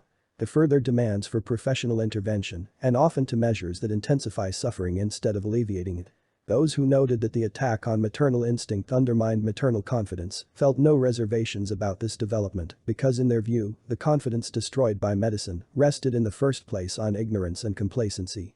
According to Laureen Pred, the severe criticism of the average mother's way with her children coming from social workers, psychiatrists and educators has helped to destroy a great complacency which was formerly the young mother's protection. The dictum that mother knows best and the dogma of the natural instincts of motherhood have so fallen in disfavor as to be available refuges only for the ignorant or the stubborn. A writer in Good Housekeeping observed in 1914. Souls full of love bring also heads full of ignorance. Instinct tells a mother what to do. Oh, it's an old chant, and it is as scientific as the classic statement that an upstanding fork means a collar or that the moon is made of green cheese. Instinct forsooth. And Lisa Althor's Kinflix, the heroine's mother, a product of the permissive period, complains. If anything had been drummed into her in her years of motherhood, it was that you mustn't squelch the young. It might stunt their precious development. Never mind about your own development. The importance of wanted children attained the status of dogma as early as 1912, when Mary Roberts Coolidge argued that organized education for motherhood, together with improvements in contraception, would soon make motherhood something more than a blind obedience to nature and mankind. Motherhood would soon become a high vocation worthy of the best preparation and the profoundest devotion, according to Coolidge. Freed of the burden of raising unwanted children, women would confront childrearing not as a burdensome biological duty, but as a challenging career requiring careful study and the application of rational technique. We are rapidly passing from a purely instinctual to conscious and voluntary motherhood. The same thing holds true of the critique of permissiveness that runs through a group of psychiatric essays collected in 1959 by Samuel Liebman, Emotional Forces in the Family. These essays contain the same mixture of sense and pseudo-sense. In the development of the family in the technical age, Juste M. Mirlou analyzes, with great discernment, the invasion of the family by mass culture and by half-assimilated psychiatric ideas, which then become tools of sexual and generational combat. An imposed intellectualization of the emotions, according to Mirlou, has become a substitute for mature action. The delusion of explanation replaces the appropriate act. Words, and mere words are produced rather than goodwill and good action. Sex itself is expressed in words instead of affection. In the remaining essays, however, analysis of psychologizing and the delusion of explanation gives way to criticism of a single form of psychologizing, the dogma of permissiveness. Bertram Schaffner writes, in the same vein as Hildebruch and Dr. Spock, that the so-called human relations school of thought, both in childrearing and in industrial management, has gone too far in the direction of permissiveness and has too readily assumed that the child could do no wrong. In the recent confused picture of parent-child relations, some parents have taken the concept of providing security for the child to mean that the child should have every wish and need met, should not have the experience of being refused. Schaffner's attack on the abdication of authority in the family and at work recalls Bruch's plea for a father or mother who can say no without going through an elaborate song and dance. The contributors to the Liebman volume, like other critics of permissiveness, write as if parental authority could be restored by professional exhortation, at the same time that they repeat the conventional injunction against leaving childrearing to instinct. It is our responsibility, concludes Lawrence S. Kuby, to re-examine critically everything which used to be left to mothers or fathers' uninformed impulses, under such euphemistic cliches as instinct and love. Lest mother love mask self-love and father love mask unconscious impulses to destroy. Psychiatrists have the last word after all. Gilbert J. Rose has criticized global permissiveness in child development along the same lines, but with more sensitivity to the evil of psychologizing as such. The analytic tendency to look with suspicion upon action as possible acting out. Inappropriately transferred from analytic practice encourages passivity in everyday life, according to Rose. Some parents, for example, are incapable of such things as putting their child to bed in the face of protest or of curbing the children's aggression. The avoidance of being judgmental and analysis is sometimes generalized into a moral detachment in everyday life. This suspension of the moral sense, often combined with a hypertrophy of the therapeutic attitude, leads to calling something sick where there is no clinical evidence and not calling it bad, though such is obvious. The naive idea that sickness accounts for badness and that badness necessarily results from being misunderstood is the prejudice of a therapeutic morality. The contention that parent effectiveness training and other enlightened techniques of childrearing originated in the 50s will surprise those commentators who can remember nothing more ancient than the latest issue of the New York Times News of the Week in Review and who regard the 50s. Accordingly, as the dark age of traditional parenthood, a period, for example, in which sex education usually didn't amount to much more than a brief embarrassed conversation. Nancy McGrath, a freelance journalist, belatedly discovered the cult of spontaneity in 1976 and jumped to the conclusion that it represented a complete reversal of the permissiveness encouraged by Dr. Spock. In fact, Spock anticipated recent writers in his insistence that parents had rights as important as the child's, one of the principal dogmas of parent effectiveness training. Ian Hildebroch condemned permissive styles of childrearing on precisely the same grounds that Nancy McGrath now condemns Fitzhugh Dodson's How to Parent and Lee Salk's How to Raise a Human Being, that such teaching mistakenly instructs parents to adapt to a baby's needs, not expect a baby to adapt to theirs. As a result of the invasion of parenthood by the health industry, Seeley concluded, one finds parents convinced of their impotence, clinging to doctrine in the face of confronting fact at hand, robbed of spontaneity, or, equivalently, forcing themselves as a routine to be spontaneouses. Ill-ridden, dubious about their own discriminatory capacity, in double tutelage to the child himself and to his agent, the expert, penetrable, defenseless, credulous, and sure only that, while it doth not yet appear, the day of salvation is at hand. In another essay in the same collection, Seeley noted that modern society presents a social division of labor in which the burden of rationality is externalized, thrust upon a body of professionals, and hence set beyond one's own capacity to mismanage. In effect, one is to become rational, not by some internal and personal struggle, but by setting in motion a public process that, once started, one cannot resist, a process in which one selects an elite to procure for oneself and others that environment that is most conducive to rational behavior. In 1976, the Center for Policy Research, New York, organized a conference on dependency based on the premise that traditional public responses have lost much, if not all, legitimacy, and that institutionalization and professional care have become widely suspect. Both in its attack on asylums and in its suspicious attitude toward the motive of benevolence, this conference accurately reflects the current revulsion against socialized welfare and the revisionist scholarship which supports that revulsion by disparaging the motives of reformers and depicting asylums as total institutions. The work of Irving Goffman, Thomas Sass, Elliot Friedson, David Rothman, and others has helped to shape a new orthodoxy, which criticizes institutionalization and professional dominance but fails to see the connection between these developments and the rise of modern management or the degradation of work. In practice, the critique of professionalism seldom rises above the level of a consumer's movement, while in theory, it is already hardened into a cliché. For historians, social control serves the same purpose in the 70s that status anxiety served in the 50s. It offers a comprehensive all-purpose explanation that fits every case and contingency and can now be manipulated with little thought. Even the best of the social control studies tend, in the words of Richard Fox, to exaggerate the novelty of 19th-century perceptions of disorder, to reify the controllers to the point where they become either a homogeneous elite or, as in Rothman's case, indistinguishable from society as a whole, and to assume that institutions are imposed by that elite or that society upon passive malleable subjects. Kenneth Keniston, Philip Slater, and other Parsonian critics of American culture have argued that the nuclear family, in Keniston's words, produces deep discontinuities between childhood and adulthood. The critique of privatism, which has emerged as one of the dominant themes in recent cultural radicalism, finds an obvious target in the nuclear family, which ostensibly encourages a predatory and anachronistic individualism and thus cripples children for the demands of cooperative living in a complex, interdependent society. Often associated with the radical psychiatry of R.D. Laing and Wilhelm Reich and with urgent calls for a cultural revolution, this criticism of the nuclear family merely updates and clothes in the latest liberationist jargon an indictment of the family first articulated by social workers, educators, penal reformers, and other social pathologists, and used by these experts to justify their appropriation of familial functions. By associating itself with psychiatric criticism of the family, the cultural revolution thus reaffirms one of the strongest tendencies in the society it claims to criticize. In the school studied by Jules Henry, an 11-year-old boy wrote gratefully that his father teaches me baseball and other sports and gives me as much as he can, but complained that he never gives me a spanking when I've done wrong. Henry observes. What this child seems to be saying is that the father cannot give what the child feels he needs in order to make him a person. Just punishment for his wrongdoing. It is startling for people in a permissive culture to learn that not to be given pain can be felt as a deprivation. Yet it is more painful for some children to bear guilt unpunished than to get a spanking. When Ann Landers advised a high school student to complain to the principal about other students who carried on sexual activities in the cafeteria, she was told that the principal is probably a gutless wonder and that the teachers know what goes on and who the offensive kids are. But they don't want to stir up any trouble, so they keep quiet. The same column carried a letter from a 16-year-old girl who insisted that adolescents complaining of being under their parents' thumb should consider themselves lucky not to have parents who take the easy way out and don't stand up to their kids because they hate the hassle.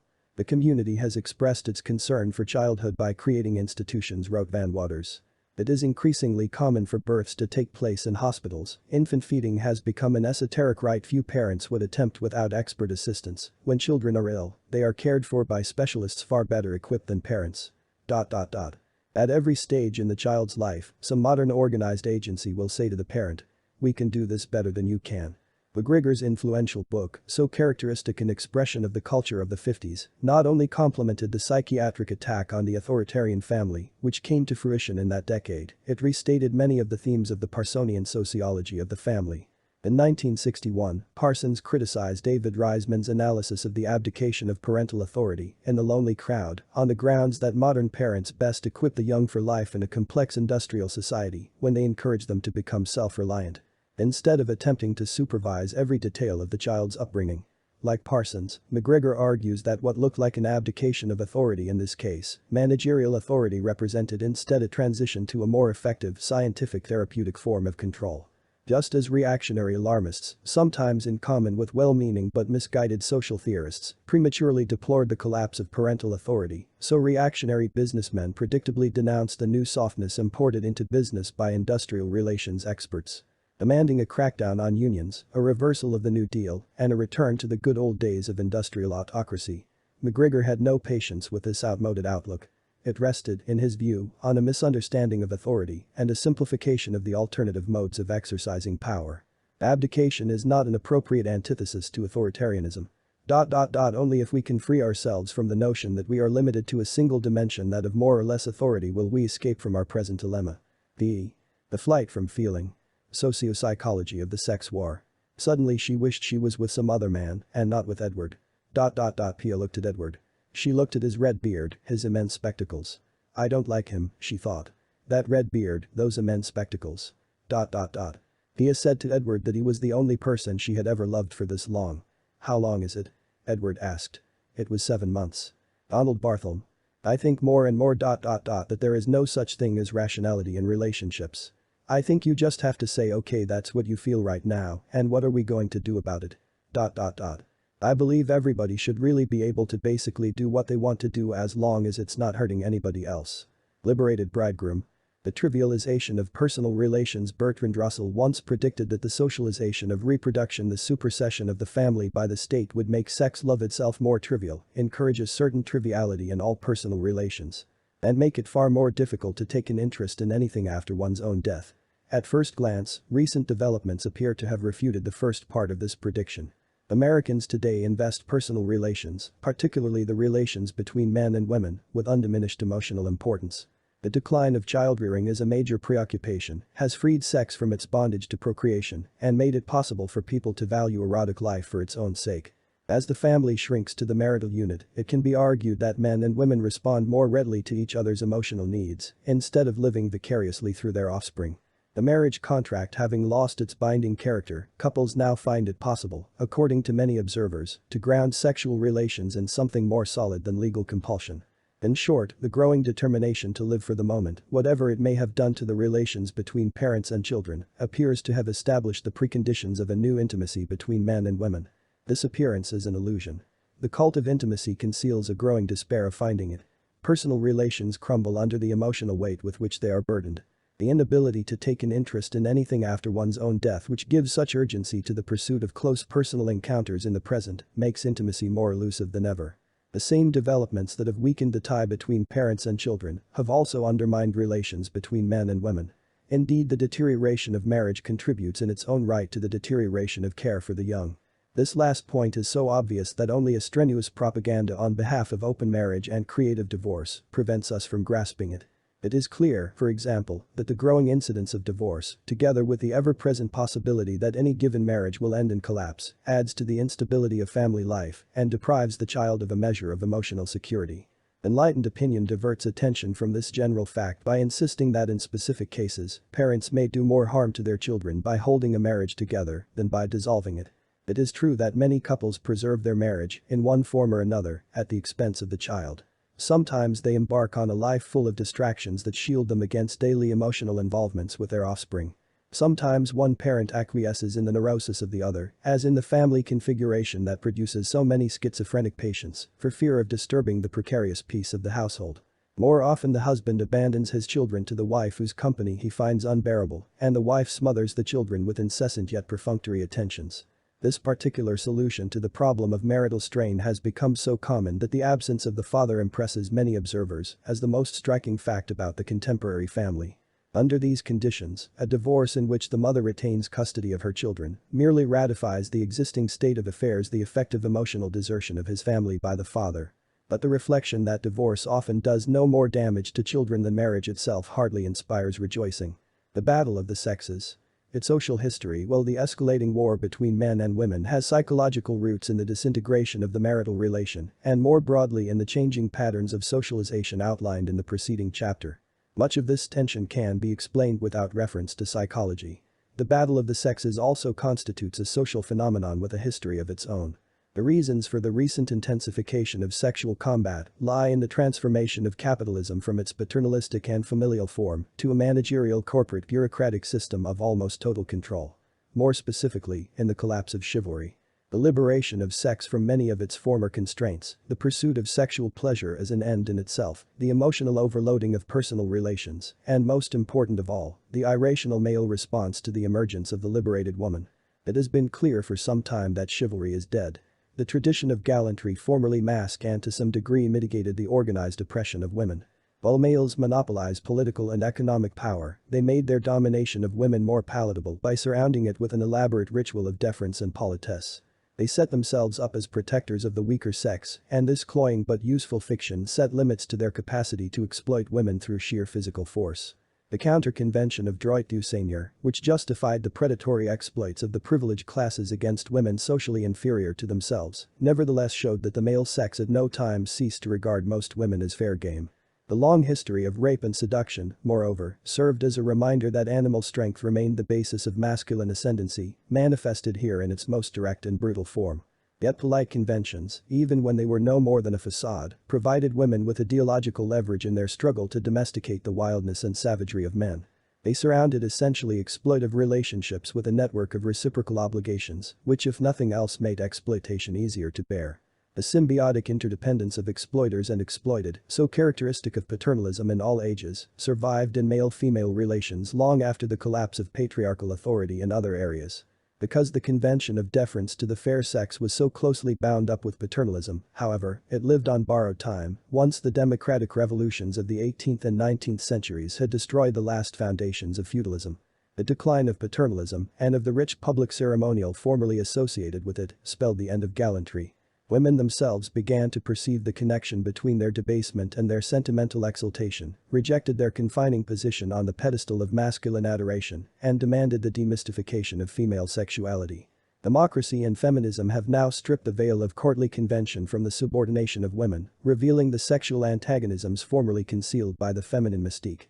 Denied illusions of comedy, men and women find it more difficult than before to confront each other as friends and lovers, let alone as equals. As male supremacy becomes ideologically untenable, incapable of justifying itself as protection, men assert their domination more directly, in fantasies and occasionally in acts of raw violence. Thus the treatment of women in movies, according to one study, has shifted from reverence to rape. Women who abandon the security of well-defined though restrictive social roles have always exposed themselves to sexual exploitation, having surrendered the usual claims of respectability. Mary Wollstonecraft, attempting to live as a free woman, found herself brutally deserted by Gilbert Imlay. Later feminists forfeited the privileges of sex and middle-class origin when they campaigned for women's rights. Men reviled them publicly as sexless she-men and approached them privately as loose women. A Cincinnati brewer, expecting to be admitted to Emma Goldman's hotel room when he found her alone, became alarmed when she threatened to wake the whole establishment. He protested, "I thought you believed in free love." Ingrid Benjus reports that when she hitchhiked across the country, men expected her to pay for rides with sexual favors. Her refusal elicited the predictable reply, "Well, girls shouldn't hitchhike in the first place." What distinguishes the present time from the past is that defiance of sexual conventions less and less presents itself as a matter of individual choice, as it was for the pioneers of feminism. Since most of those conventions have already collapsed, even a woman who lays no claim to her rights nevertheless finds it difficult to claim the traditional privileges of her sex. All women find themselves identified with women's lib merely by virtue of their sex, unless by strenuous disavowals they identify themselves with its enemies. All women share in the burdens as well as the benefits of liberation, both of which can be summarized by saying that men no longer treat women as ladies. The sexual revolution, the demystification of womanhood, goes hand in hand with the desublimation of sexuality. The repeal of reticence has dispelled the aura of mystery surrounding sex and removed most of the obstacles to its public display. Institutionalized sexual segregation has given way to arrangements that promote the intermingling of the sexes at every stage of life. Efficient contraceptives, legalized abortion, and a realistic and healthy acceptance of the body have weakened the links that once tied sex to love, marriage, and procreation. Men and women now pursue sexual pleasure as an end in itself, unmediated even by the conventional trappings of romance. Sex valued purely for its own sake loses all reference to the future and brings no hope of permanent relationships. Sexual liaisons, including marriage, can be terminated at pleasure. This means, as Willard Waller demonstrated a long time ago, that lovers forfeit the right to be jealous or to insist on fidelity as a condition of erotic union. In his sociological satire of the recently divorced, Waller pointed out that the bohemians of the 1920s attempted to avoid emotional commitments while eliciting them from others. Since the bohemian was not ready to answer with his whole personality for the consequences of the affair, nor to give any assurance of its continuance, he lost the right to demand such an assurance from others. To show jealousy under these conditions became nothing short of a crime. So if one falls in love in Bohemia, he conceals it from his friends as best he can. In similar studies of the rating and dating complex on college campuses, Waller found that students who fell in love invited the ridicule of their peers. Exclusive attachments gave way to an easygoing promiscuity as the normal pattern of sexual relations. Popularity replaced purity as the measure of a woman's social value. The sentimental cult of virginity gave way to playful woman sharing, which had no negative effect, as Wolfenstein and Leitz pointed out in their study of movies, on the friendly relations between the men.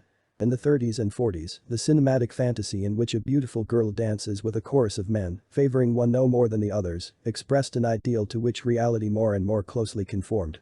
In Elmtown's Youth, August Hollingshead described a freshman girl who violated conventional taboos against drinking, smoking, and fast behavior, and still retained her standing in the school's most prominent clique. Partly because of her family's wealth, but largely by means of her carefully calibrated promiscuity. To be seen with her adds to a boy's prestige in the elite peer group. She pets with her dates discreetly, never goes too far, just far enough to make them come back again. In high school as in college, the peer group attempts through conventional ridicule and vituperation to prevent its members from falling in love with the wrong people, indeed from falling in love at all, for as Hollingshead noted, lovers are lost to the adolescent world with its quixotic enthusiasms and varied group activities. These studies show that the main features of the contemporary sexual scene had already established themselves well before the celebrated sexual revolution of the 60s and 70s. Casual promiscuity, a wary avoidance of emotional commitments, an attack on jealousy and possessiveness. Recent developments, however, have introduced a new source of tension. The modern woman's increasingly insistent demand for sexual fulfillment. In the 1920s and 1930s, many women still approached sexual encounters with a hesitance that combined prudery and a realistic fear of consequences. Superficially seductive, they took little pleasure in sex even when they spoke the jargon of sexual liberation and professed to live for pleasure and thrills. Doctors worried about female frigidity, and psychiatrists had no trouble in recognizing among their female patients the classic patterns of hysteria described by Freud, in which a coquettish display of sexuality often coexists with powerful repression and a rigid puritanical morality. Today women have dropped much of their sexual reserve. In the eyes of men, this makes them more accessible as sexual partners, but also more threatening. Formerly men complained about women's lack of sexual response, now they find this response intimidating and agonize about their capacity to satisfy it. "I'm sorry they ever found out they could have orgasms too," Heller's Bob Slocum says. The famous Masters Johnson report on female sexuality added to these anxieties by depicting women as sexually insatiable, inexhaustible in their capacity to experience orgasm after orgasm. Some feminists have used the Masters report to attack the myth of the vaginal orgasm to assert women's independence of men or to taunt men with their sexual inferiority. Theoretically, a woman could go on having orgasms indefinitely if physical exhaustion did not intervene, writes Mary Jane Sherfy. According to Kate Millett, while the male's sexual potential is limited, the female's appears to be biologically nearly inexhaustible. Sexual performance thus becomes another weapon in the war between men and women. Social inhibitions no longer prevent women from exploiting the tactical advantage which the current obsession with sexual measurement has given them. Whereas the hysterical woman, even when she fell in love and longed to let herself go, seldom conquered her underlying aversion to sex, the pseudo-liberated woman of Cosmopolitan exploits her sexuality in a more deliberate and calculating way. Not only because she has fewer reservations about sex, but because she manages more successfully to avoid emotional entanglements. Women with narcissistic personalities, writes Otto Kernberg, may appear quite hysterical on the surface, with their extreme coquettishness and exhibitionism, but the cold, shrewdly calculating quality of their seductiveness is in marked contrast to the much warmer, emotionally involved quality of hysterical pseudo-hypersexuality. Togetherness, both men and women have come to approach personal relations with a heightened appreciation of their emotional risks. Determined to manipulate the emotions of others while protecting themselves against emotional injury, both sexes cultivate a protective shallowness. A cynical detachment they do not altogether feel, but which soon becomes habitual and in any case embitters personal relations merely through its repeated profession. At the same time, people demand from personal relations the richness and intensity of a religious experience. Although in some ways men and women have had to modify their demands on each other, especially in their inability to exact commitments of lifelong sexual fidelity, in other ways they demand more than ever. In the American middle class, moreover, men and women see too much of each other and find it hard to put their relations in proper perspective. The degradation of work and the impoverishment of communal life force people to turn to sexual excitement to satisfy all their emotional needs. Formerly, sexual antagonism was tempered not only by chivalric paternalistic conventions, but by a more relaxed acceptance of the limitations of the other sex. Men and women acknowledged each other's shortcomings without making them the basis of a comprehensive indictment. Partly because they found more satisfaction than is currently available in casual relations with their own sex, they did not have to raise friendship itself into a political program, an ideological alternative to love. An easygoing, everyday contempt for the weaknesses of the other sex, institutionalized as folk wisdom concerning the emotional incompetence of men or the brainlessness of women, kept sexual enmity within bounds and prevented it from becoming an obsession. Feminism and the ideology of intimacy have discredited the sexual stereotypes which kept women in their place, but which also made it possible to acknowledge sexual antagonism without raising it to the level of all-out warfare. Today, the folklore of sexual differences and the acceptance of sexual friction survive only in the working class. Middle-class feminists envy the ability of working-class women to acknowledge that men get in their way without becoming man-haters. These women are less angry at their men because they don't spend that much time with them, according to one observer. Middle-class women are the ones who were told men had to be their companions. Feminism and the intensification of sexual warfare, not merely the cult of sexual companionship and togetherness, but feminism itself has caused women to make new demands on men and to hate men when they fail to meet those demands. Feminist consciousness raising, moreover, has had irreversible effects. Once women begin to question the inevitability of their subordination and to reject the conventions formerly associated with it, they can no longer retreat to the safety of those conventions. The woman who rejects the stereotype of feminine weakness and dependence can no longer find much comfort in the cliché that all men are beasts. She has no choice except to believe, on the contrary, that men are human beings, and she finds it hard to forgive them when they act like animals. Although her own actions, which violate the conventions of female passivity and thus appear to men as a form of aggression, help to call up animal-like actions in males, even her understanding of this dynamic does not make it any easier to make allowances for her adversary. "You want too much," an older woman says to a younger one. "You aren't willing to compromise. Men will never be as sensitive or aware as women are. It's just not in their nature. So you have to get used to that and be satisfied with ... Either sexual satisfaction or theoretical intelligence or being loved and not understood or else being left alone to do the things you want to do.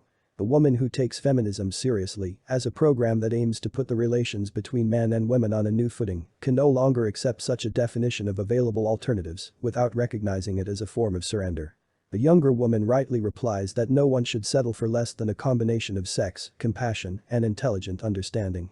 The attempt to implement these demands, however, exposes her to repeated disappointments, especially since men appear to find the demand for tenderness as threatening to their emotional security as the demand for sexual satisfaction.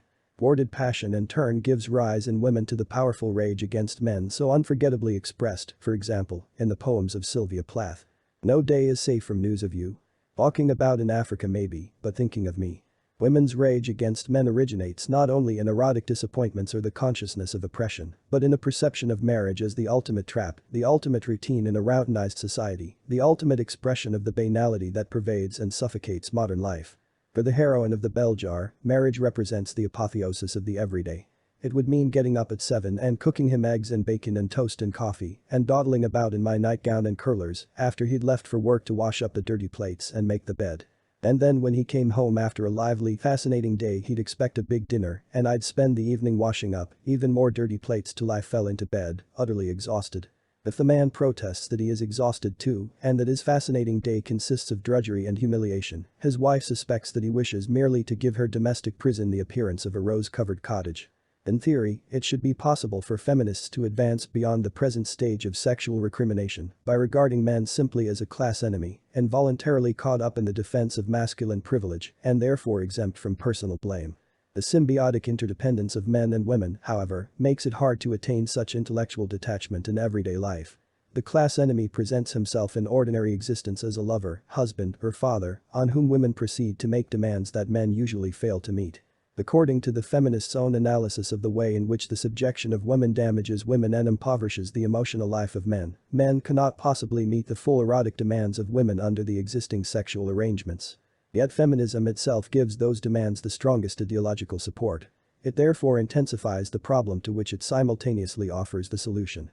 On the one hand, feminism aspires to change the relations between men and women so that women will no longer be forced into the role of victim and shrew, in the words of Simone de Beauvoir.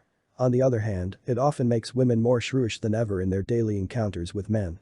This contradiction remains unavoidable so long as feminism insists that men oppress women and that this oppression is intolerable, at the same time urging women to approach men not simply as oppressors, but as friends and lovers. Strategies of accommodation because the contradictions exposed and exacerbated by feminism are so painful, the feminist movement has always found attempting to renounce its own insights and program and to retreat into some kind of accommodation with the existing order. Often disguised as embattled militancy. In the 19th century, American feminists edged away from their original programs, which envisioned not only economic equality, but a sweeping reform of marriage and sexual relations, into a protracted campaign for women's suffrage. Today many feminists argue, once again in the name of political realism, that women need to establish their influence within the two-party system as a kind of loyal opposition before they can raise broader issues. Such tactics merely serve to postpone the discussion of broader issues indefinitely. Just as the women's rights movement of the 19th century drew back from discussions of love and marriage when they met with public hostility. So strong forces in the National Organization for Women today propose to improve women's image, to show that feminism in no way threatens men, and to blame social conditions or bad attitudes, not male supremacy, for the subordination of the female sex. More subtle forms of accommodation pose as radical challenges to mainstream feminism and the status quo. Some militants have revived discredited theories of matriarchal origins or myths of the moral superiority of women, thereby consoling themselves for their lack of power. They appeal to the illusory solidarity of sisterhood in order to avoid arguments about the proper goals of the feminist movement. By institutionalizing women's activities as alternatives to the male death culture, they avoid challenging that culture and protect women from the need to compete with men for jobs, political power, and public attention. What began as a tactical realization that women have to win their rights without waiting for men to grant them has degenerated into the fantasy of a world without men. As one critic has noted, the movement's apparent vigor turns out to be mere busyness with self-perpetuating make-work. Much of it serving in the short run to provide its more worldly experts with prestige, book contracts, and grants, its dreamers with an illusory matriarchal utopia. Radical lesbians carry the logic of separation to its ultimate futility, withdrawing at every level from the struggle against male domination, while directing a steady stream of abuse against men and against women who refuse to acknowledge their homosexual proclivities. Proclaiming their independence from men, militant lesbians in fact envision a protected enclave for themselves within a male-dominated society. Yet this form of surrender, the dream of an island secure against male intrusion, remains attractive to women who repeatedly fail to find a union of sexuality and tenderness in their relations with men. As such disappointments become more and more common, sexual separatism commends itself as the most plausible substitute for liberation. All these strategies of accommodation derive their emotional energy from an impulse much more prevalent than feminism: the flight from feeling. For many reasons, personal relations have become increasingly risky, most obviously because they no longer carry any assurance of permanence. Men and women make extravagant demands on each other and experience irrational rage and hatred when their demands are not met. Under these conditions, it is not surprising that more and more people long for emotional detachment or enjoy sex, as Hendon writes, only in situations where they can define and limit the intensity of the relationship. The lesbian confesses, "The only men I've ever been able to enjoy sex with were men I didn't give a shit about. Then I could let go because I didn't feel vulnerable." Sexual separatism is only one of many strategies for controlling or escaping from strong feeling. Many prefer the escape of drugs, which dissolve anger and desire in a glow of good feeling and create the illusion of intense experience without emotion. Others simply undertake to live alone, repudiating connections with either sex. The reported increase in single-member households undoubtedly reflects a new taste for personal independence, but it also expresses a revulsion against close emotional attachments of any kind. The rising rate of suicide among young people can be attributed, in part, to the same flight from emotional entanglements. Suicide, in Hendon's words, represents the ultimate numbness. The most prevalent form of escape from emotional complexity is promiscuity. The attempt to achieve a strict separation between sex and feeling. Here again, escape masquerades as liberation, regression as progress. The progressive ideology of non-binding commitments and cool sex makes a virtue of emotional disengagement while purporting to criticize the depersonalization of sex. Enlightened authorities like Alex Comfort, Nina and George O'Neill, Robert and Anna Francoeur insist on the need to humanize sex by making it into a total experience instead of a mechanical performance. Yet in the same breath they condemn the human emotions of jealousy and possessiveness and decry romantic illusions. Radical therapeutic wisdom urges men and women to express their needs and wishes without reserve, since all needs and wishes have equal legitimacy, but warns them not to expect a single mate to satisfy them. This program seeks to allay emotional tensions, in effect, by reducing the demands men and women make on each other, instead of making men and women better able to meet them. The promotion of sex as a healthy, normal part of life masks a desire to divest it of the emotional intensity that unavoidably clings to it. The reminders of earlier entanglements with parents, the unhealthy inclination to recreate those relations in relation with lovers. The enlightened insistence that sex is not dirty expresses a wish to sanitize it by washing away its unconscious associations. The humanistic critique of sexual depersonalization thus sticks to the surface of the problem. Even while preaching the need to combine sex with feeling, it gives ideological legitimacy to the protective withdrawal from strong emotions. It condemns the overemphasis on technique while extolling sexual relations that are hermetically free of effect. It exhorts men and women to get in touch with their feelings, but encourages them to make resolutions about freedom and non-possessiveness, as Ingrid Benjes writes, which tear the very heart out of intimacy. It satirizes the crude pornographic fantasies sold by the mass media, which idealize hairless women with inflated mammaries, but it does so out of an aversion to fantasy itself, which so rarely conforms to social definitions of what is healthy-minded. The critics of dehumanized sex, like the critics of sport, hope to abolish spectatorship and to turn everyone into a participant, hoping that vigorous exercise will drive away unwholesome thoughts. They attack pornography, not because they wish to promote more complicated and satisfying fantasies about sex, but because, on the contrary, they wish to win acceptance for a realistic view of womanhood and of the reduced demands that men and women have a right to make of each other. The castrating woman of male fantasy, the flight from feeling, whether or not it tries to justify itself under an ideology of non-binding commitments, takes the form above all of a flight from fantasy. This shows that it represents more than a defensive reaction to external disappointments. Today men and women seek escape from emotion, not only because they have suffered too many wounds in the wars of love, but because they experience their own inner impulses as intolerably urgent and menacing. The flight from feeling originates not only in the sociology of the sex war, but in the psychology that accompanies it. If many of us, as Ingrid Benjes observes of women and as others have observed of men as well, have had to anesthetize ourselves to our needs, it is the very character of those needs and of the defenses erected against them which gives rise to the belief that they cannot be satisfied in heterosexual relations, perhaps should not be satisfied in any form, and which therefore prompts people to withdraw from intense emotional encounters. Instinctual desires always threaten psychic equilibrium and for this reason can never be given direct expression. In our society, however, they present themselves as intolerably menacing, in part because the collapse of authority has removed so many of the external prohibitions against the expression of dangerous impulses. The superego can no longer ally itself, in its battle against impulse, with outside authorities. It has to rely almost entirely on its own resources, and these too have diminished in their effectiveness. Not only have the social agents of repression lost much of their force, but their internal representations in the superego have suffered a similar decline. The ego ideal, which cooperates in the work of repression by making socially acceptable behavior itself an object of libidinal cathexis, has become increasingly pallid and ineffective in the absence of compelling moral models outside the self. This means, as we have seen, that the superego has to rely more and more on harsh punitive dictation, drawing on the aggressive impulses in the id and directing them against the ego. The narcissist feels consumed by his own appetites. The intensity of his oral hunger leads him to make inordinate demands on his friends and sexual partners, yet in the same breath he repudiates those demands and asks only a casual connection without promise of permanence on either side. He longs to free himself from his own hunger and rage, to achieve a calm detachment beyond emotion, and to outgrow his dependence on others.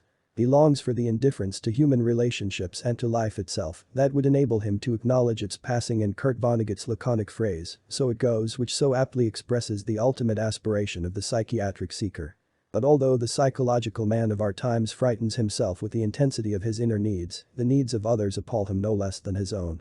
One reason the demands he inadvertently imposes on others make him uneasy is that they may justify others in making demands on himself.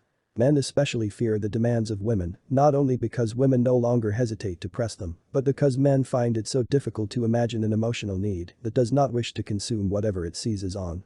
Women today ask for two things in their relations with men: sexual satisfaction and tenderness. Whether separately or in combination, both demands seem to convey to many males the same message that women are voracious, insatiable. Why should men respond in this fashion to demands that reason tells them have obvious legitimacy? Rational arguments notoriously falter in the face of unconscious anxieties. Women's sexual demands terrify men because they reverberate at such deep layers of the masculine mind, calling up early fantasies of a possessive, suffocating, devouring, and castrating mother. The persistence of such fantasies in later life intensifies and brings into the open the secret terror that has always been an important part of the male image of womanhood. The strength of these pre-Oedipal fantasies and the narcissistic type of personality makes it likely that men will approach women with hopelessly divided feelings, dependent and demanding in their fixation on the breast, but terrified of the vagina which threatens to eat them alive.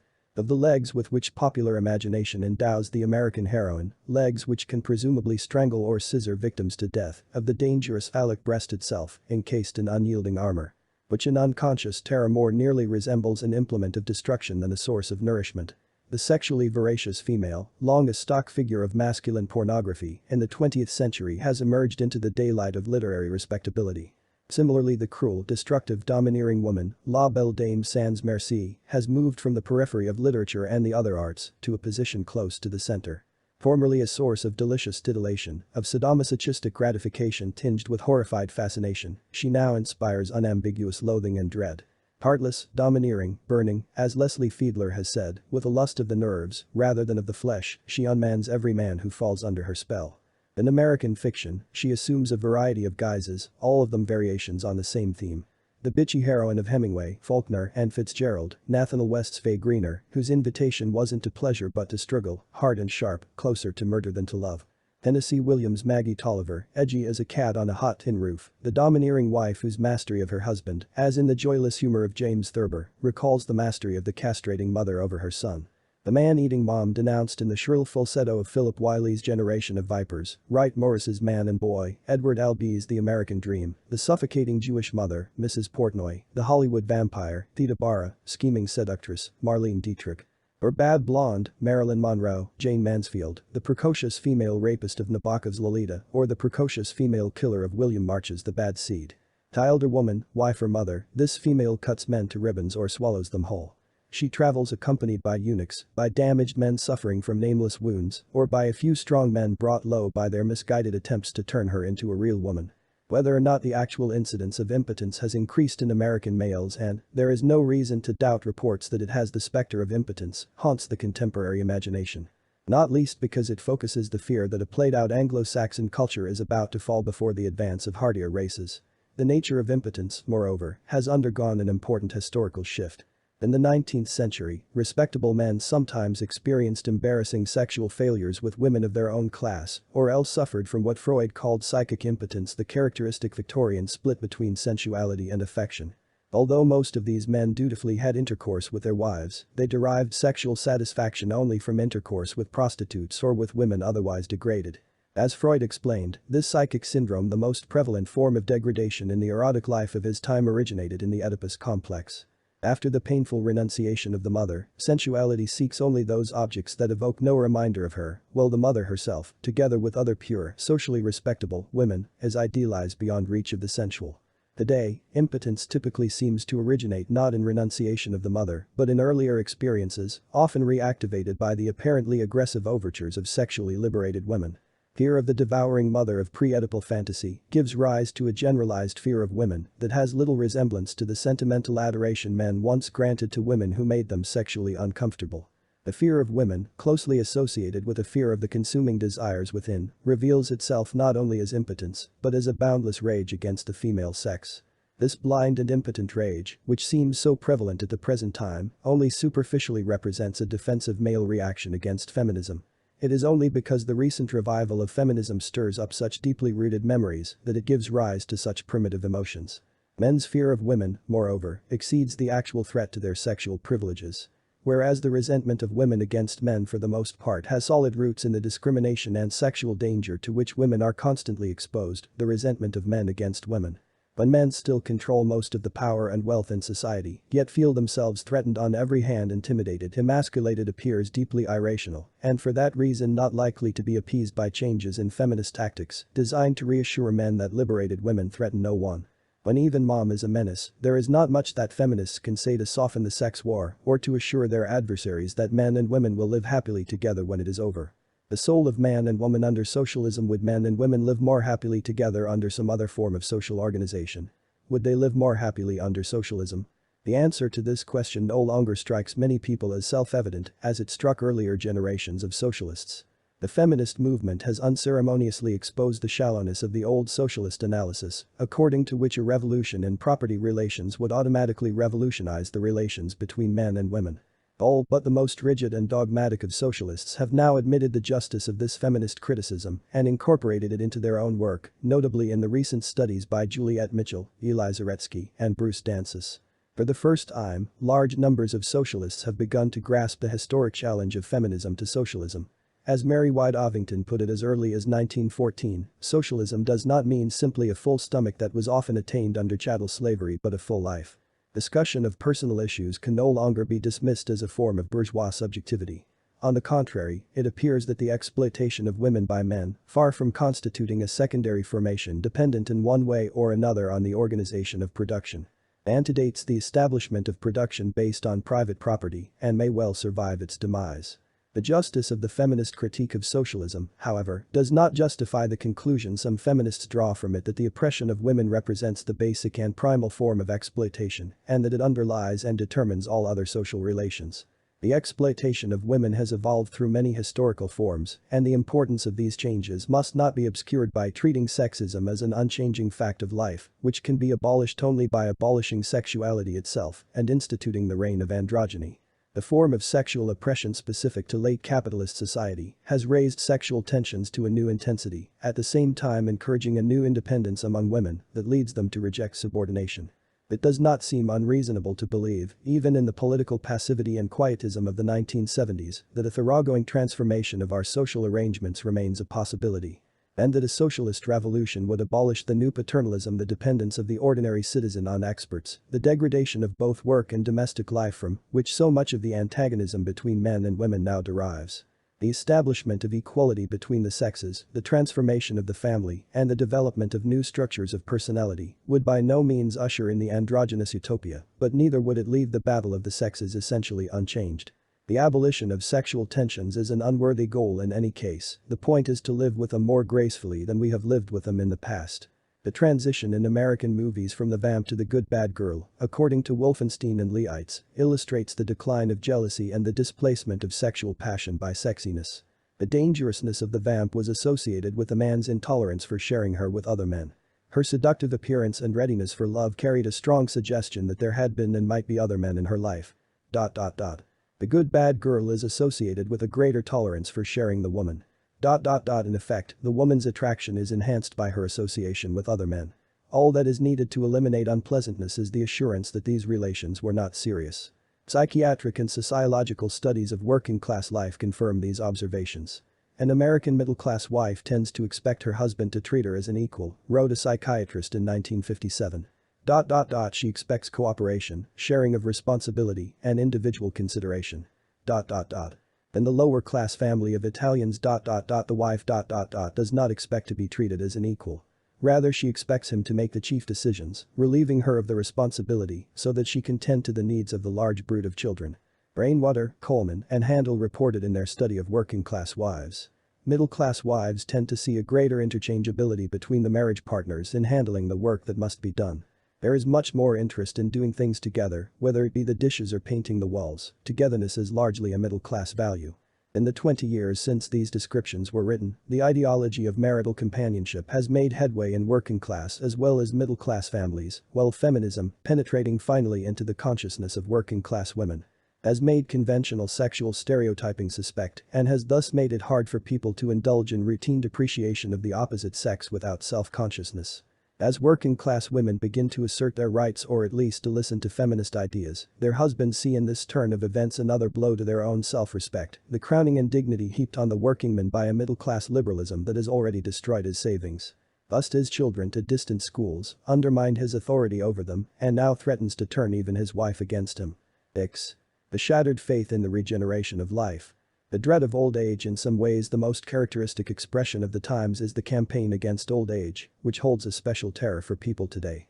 As the proportion of old people in the population increases, the problem of old age attracts the anxious attention of doctors, demographers, psychiatrists, medical researchers, sociologists, social reformers, policy makers, and futurologists.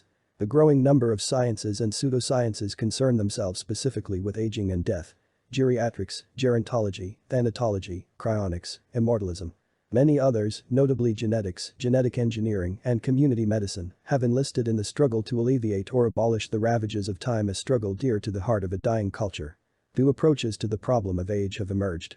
The first seeks not to prolong life, but to improve its quality, especially the quality of what used to be known as the declining years. Resisting the equation of old age with loss of powers, proponents of this approach demand a more active social role for those who, though past middle age, have by no means outlived their usefulness.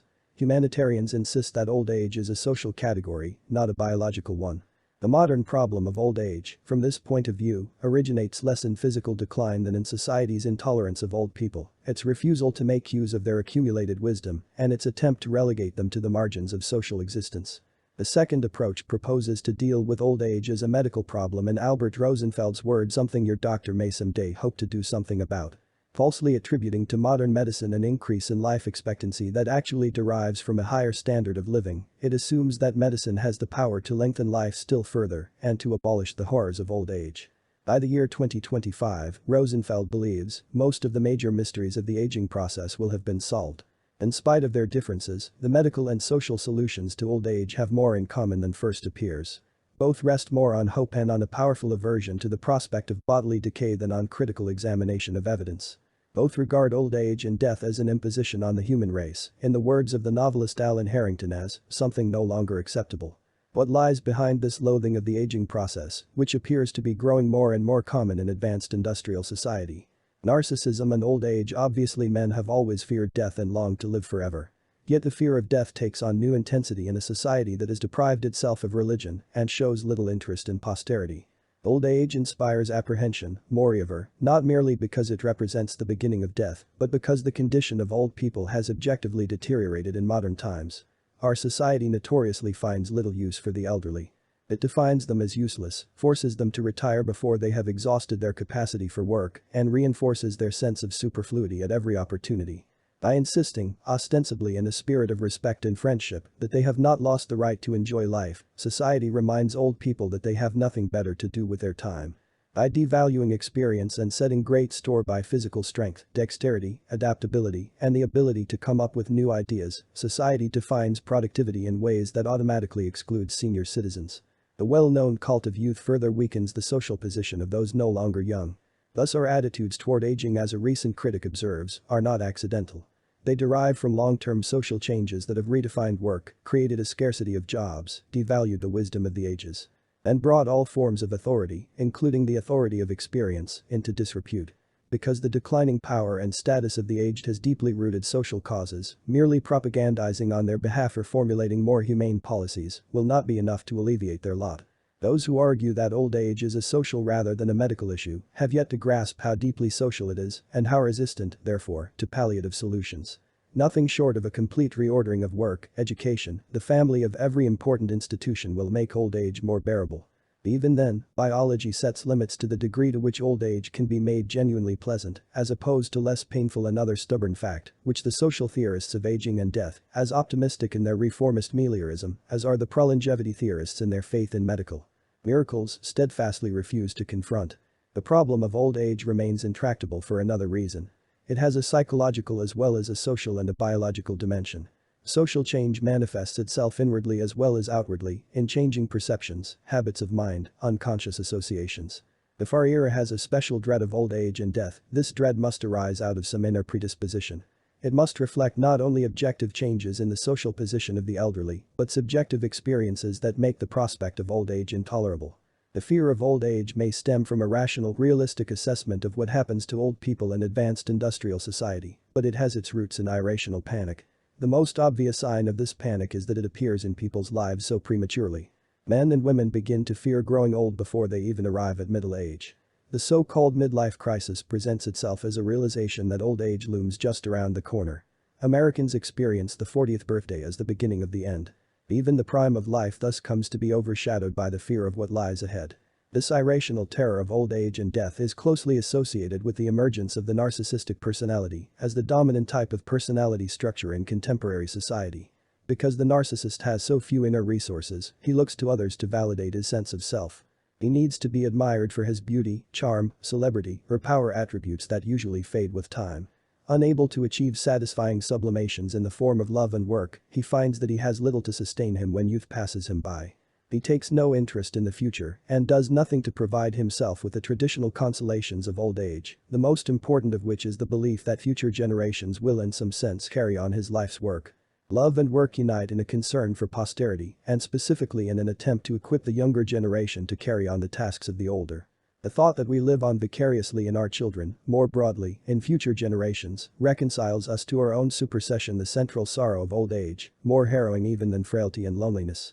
When the generational link begins to fray, such consolations no longer obtain. The emergence of the narcissistic personality reflects, among other things, a drastic shift in our sense of historical time. Narcissism emerges as the typical form of character structure in a society that has lost interest in the future. Psychiatrists who tell parents not to live through their offspring, married couples who postpone or reject parenthood, often for good practical reasons, social reformers who urge zero population growth, all testify to a pervasive uneasiness about reproduction, to widespread doubts, indeed, about whether our society should reproduce itself at all. Under these conditions, the thought of our eventual supersession and death becomes utterly insupportable and gives rise to attempts to abolish old age and to extend life indefinitely.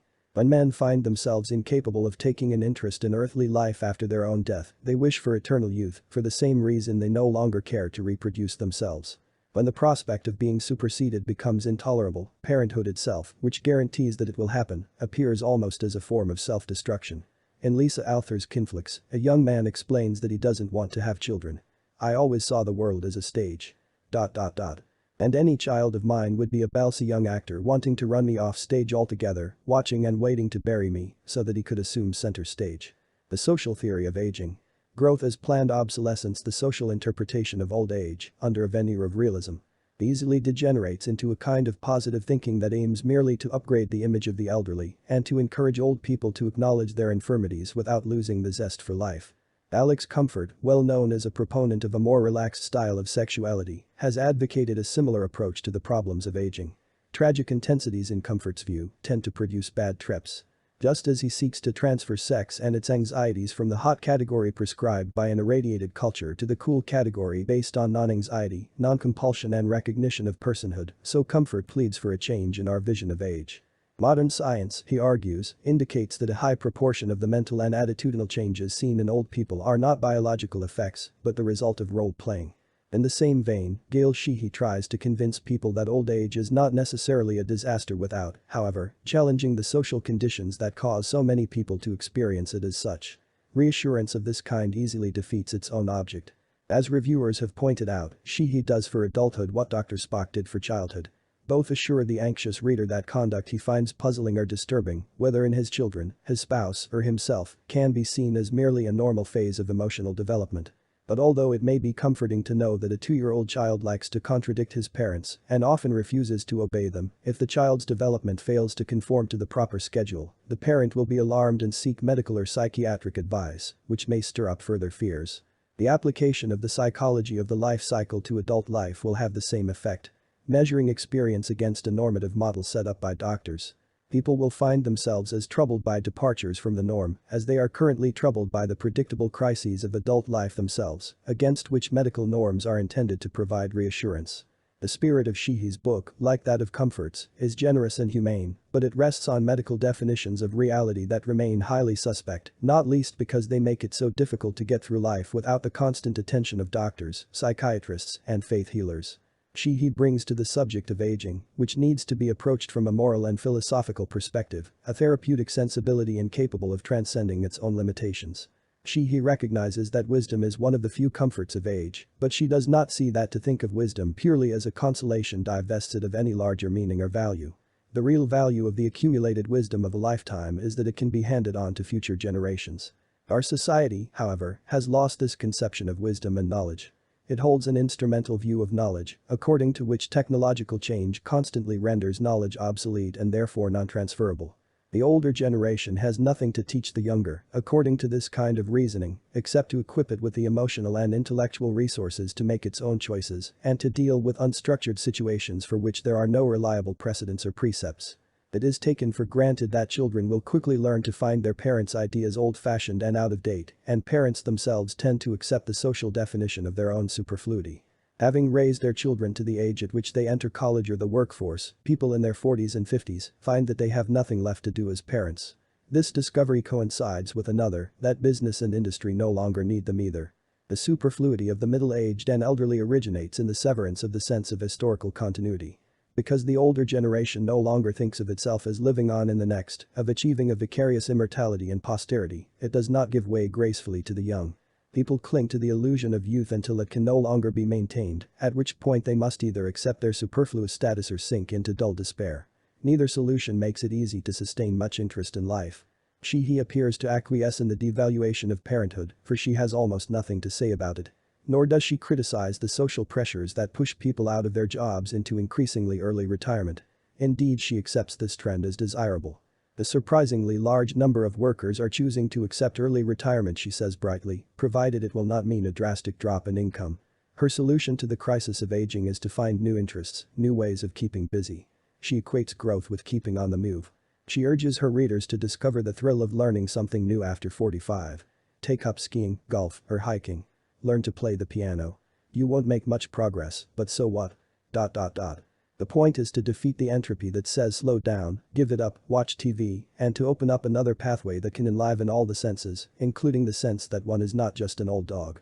According to Sheehy, it is our own view of ourselves that determines the richness or paucity of the middle years. In effect, she urges people to prepare for middle age and old age in such a way that they can be phased out without making a fuss. The psychology of growth, development, and self-actualization, present survival as spiritual progress, resignation as renewal. In a society in which most people find it difficult to store up experience and knowledge, let alone money, against old age, or to pass on accumulated experience to their descendants, the growth experts compound the problem by urging people past 40 to cut their ties to the past. Embark on new careers and new marriages, creative divorce, take up new hobbies, travel light, and keep moving. This is a recipe not for growth but for planned obsolescence. It is no wonder that American industry has embraced sensitivity training as an essential part of personnel management.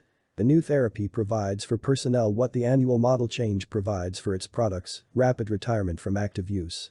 Corporate planners have much to learn from the study of the life cycle carried out by humanistic psychology, which provides techniques by means of which people can prematurely phase themselves out of active life, painlessly and without panic. Prolongevity. The biological theory of aging. Alex Comfort and other advocates of the cultural approach to aging have cautioned their followers against hoping for a medical extension of the lifespan, even though Comfort himself, in an unguarded moment, once predicted that if the scientific and medical resources of the United States alone were mobilized, aging could be conquered within a decade. After his discovery of humanism, Comfort became more cautious. Medical research could hope merely to make it take, say, 70 years to reach today's 60. Those who subscribe to a biological theory of aging, on the other hand, put their faith in a great medical breakthrough. August Kinzel, former president of the Salk Institute, declared in 1967 that we will lick the problem of aging completely, so that accidents will be essentially the only cause of death. 10 years later, Robert Sinsheimer of the California Institute of Technology said flatly, "We know of no intrinsic limits to the lifespan. How long would you like to live?" Such statements always contain the qualification, implicit or explicit, that progress depends on the commitment of enormous resources to the battle against old age. Their purpose is not to describe what science actually knows, but to raise money for more research, or in the case of Sinsheimer's sweeping prediction, to scare scientists into self-restraint. Curiosity, says Sinsheimer, is not necessarily the highest virtue, and science ... may not merit total commitment. We can agree wholeheartedly with this sentiment while remaining unconvinced that medical science stands on the verge of eradicating old age, as Albert Rosenfeld puts it. Biologists still do not agree about the causes of aging and have postulated a great variety of conflicting theories to explain it. The superabundance of theory suggests that gerontologists work in a field still in the early stages of development. Yet Rosenfeld and other publicists of the medical profession, confident that all these ideas will somehow prove to contain part of the truth, as if the sheer proliferation of hypotheses added up to scientific progress, take the medical conquest of old age for granted and devote most of their attention to the attempt to allay doubts and misgivings that we short-sightedly feel, Rosenfeld says, about tampering with the human lifespan.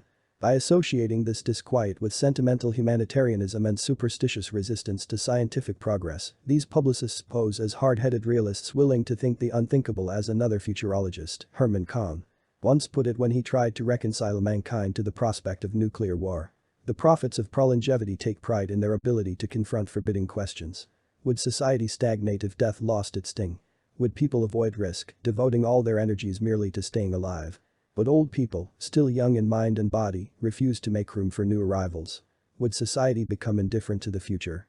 Needless to say, Rosenfeld reassures himself in each case that things would not turn out so badly. Thus people would pay more, not less, attention to the future, he contends, if they became their own posterity and had to live with the consequences of their heedless folly. But the remarkable thing about this reasoning is not that Rosenfeld has loaded the dice by arguing that medical progress is inevitable, in spite of the qualms it arouses in the tender-minded, but that his fixation on the hypothetical consequences of prolongevity prevents him from seeing that possibilities he projects into an imaginary science fiction future have already rooted themselves in the prosaic everyday reality of the present. Futurology, in its infatuation with a technological utopia in the offing, so different from a genuine concern for posterity, cannot see what is under its nose.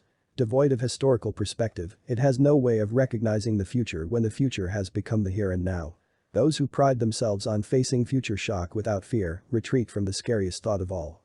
That social stagnation is not just a hypothetical possibility but a reality which already has us in its grip. Indeed, the prolongevity movement, together with futurology in general, itself reflects the stagnant character of late capitalist culture. It arises not as a natural response to medical improvements that have prolonged life expectancy, but from changing social relations and social attitudes, which cause people to lose interest in the young and in posterity, to cling desperately to their own youth, to seek by every possible means to prolong their own lives, and to make way only with the greatest reluctance for new generations. In the end, the discovery that one is old is inescapable, writes David Hackett Fisher. But most Americans are not prepared to make it. He describes with sympathetic irony the desperation with which adults now ape the styles of youth. This historian observed a Boston matron on the far side of 50 who might have worn a graceful palla in ancient Rome, dressed in a miniskirt and leather boots. He saw a man in his 60s who might have draped himself in the dignity of a toga, wearing hip-hugger jeans and a tie-dyed t-shirt. He witnessed a conservative businessman who in an earlier generation might have hesitated each morning, wondering whether to wear black or charcoal gray, going to the office in white plastic shoes, chartreuse trousers and Sarah's shirt, purple aviator glasses, and a Prince Valiant haircut. Most astonishing were college professors who put aside their Harris tweeds and adopted every passing adolescent fad with an enthusiasm out of all proportion to their years. One season it was the nerd jacket, another, dashikis, the next, railroad overalls. In the early 1970s it was love beads and leather jackets. Every twist and turn of teenage fashion revolutionized their costumes. But always, old was out and young was in. The denial of age in America culminates in the pro-longevity movement, which hopes to abolish old age altogether. But the dread of age originates not in a cult of youth, but in a cult of the self. Not only in its narcissistic indifference to future generations, but in its grandiose vision of a technological utopia without old age, the pro-longevity movement exemplifies the fantasy of absolute sadistic power which, according to Code, so deeply colors the narcissistic outlook. Pathological in its psychological origins and inspiration, superstitious in its faith in medical deliverance, the pro-longevity movement expresses in characteristic form the anxieties of a culture that believes it has no future. Most historians and demographers now believe that improvements in diet, sanitation, and general standards of living, not improvements in medical technology, account for the increase in life expectancy since the 18th century.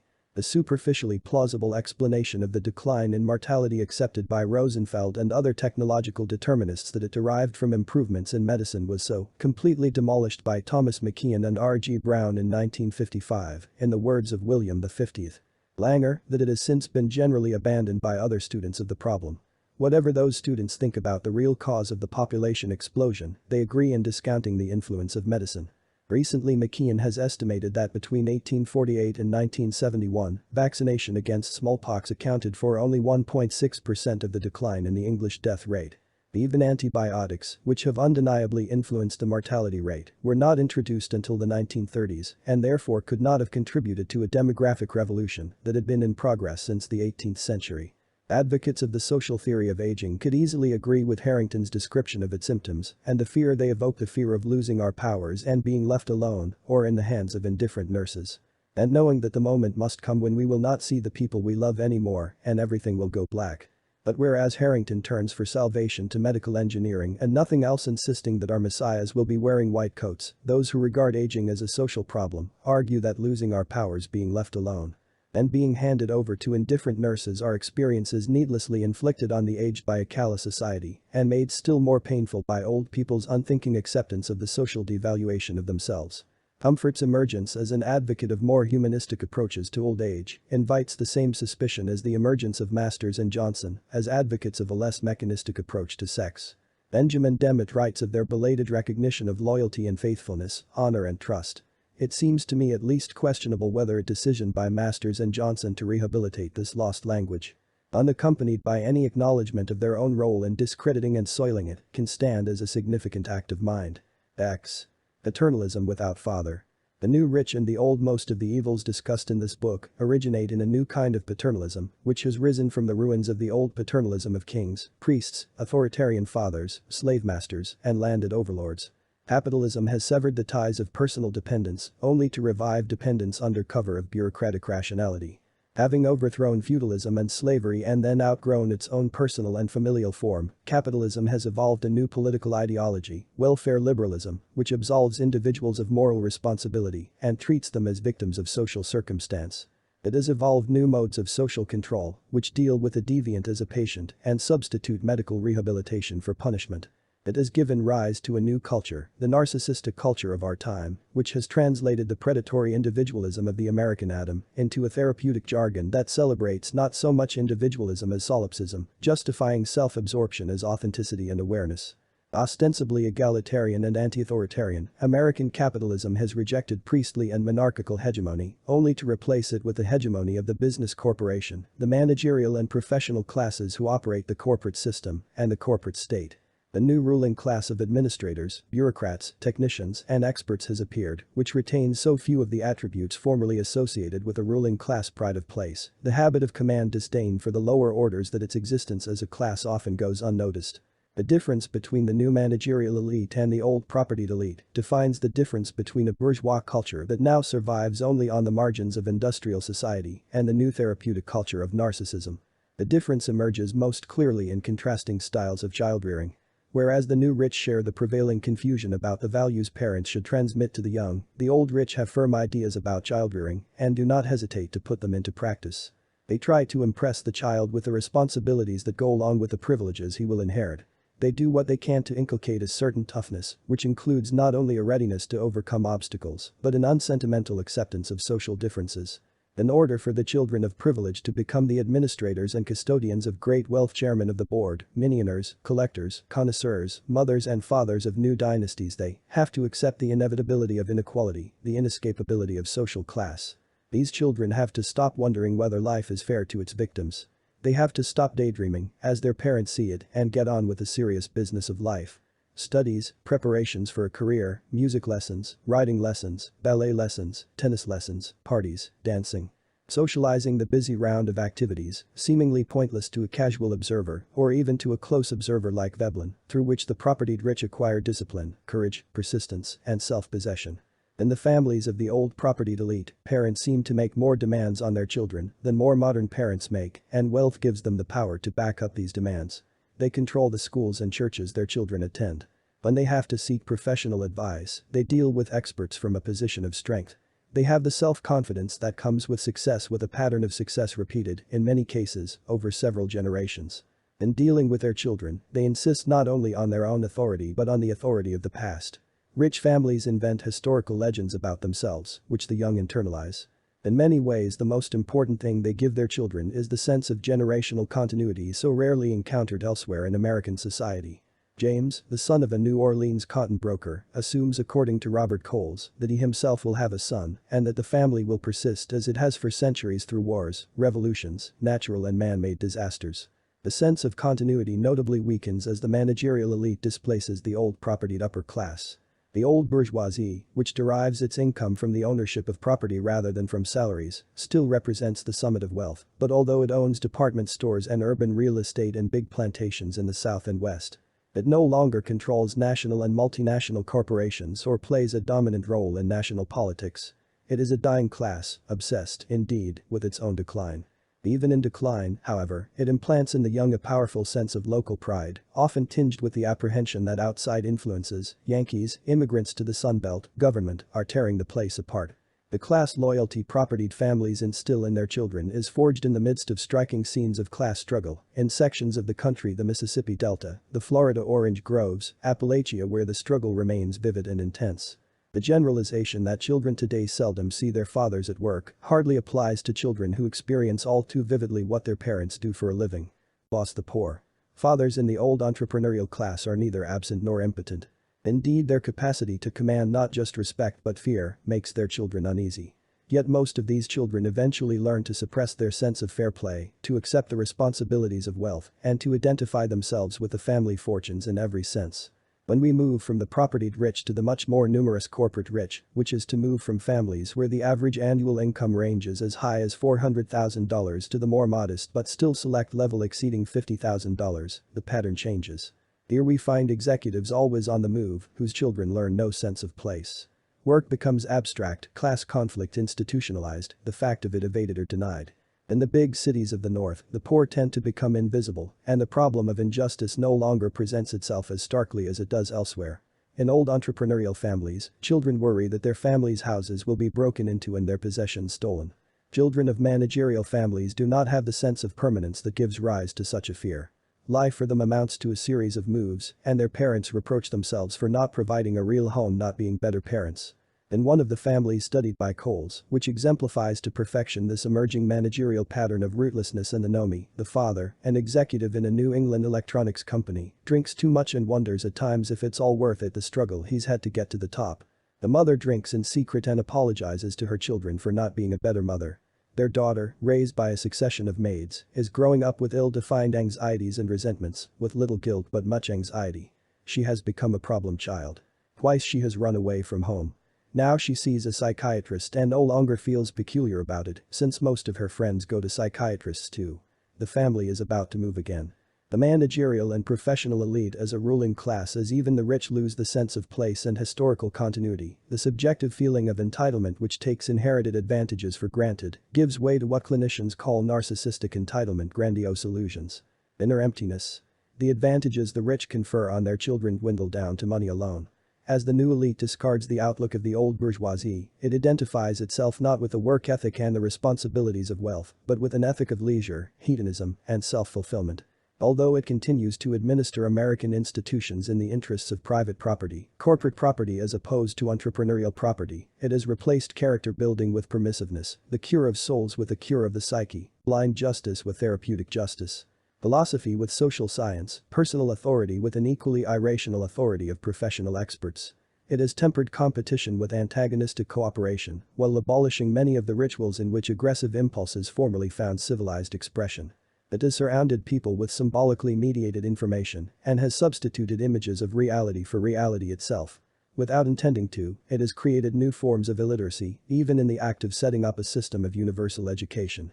It has undermined the family while attempting to rescue the family. It has torn away the veil of chivalry that once tempered the exploitation of women and has brought men and women face to face as antagonists. It has expropriated the worker's knowledge of his craft and the mother's instinct for childrearing and has reorganized this knowledge as a body of esoteric lore, accessible only to the initiated.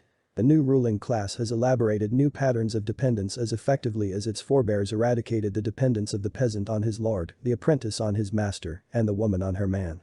I do not wish to imply a vast conspiracy against our liberties. These things have been done in broad daylight and have been done, on the whole, with good intentions. Nor have they arisen as a unified policy of social control. Social policy in the United States has unfolded in response to a series of immediate emergencies, and those who make policy seldom see beyond the problems at hand. The cult of pragmatism, moreover, justifies their unwillingness or inability to make far-reaching plans for the future.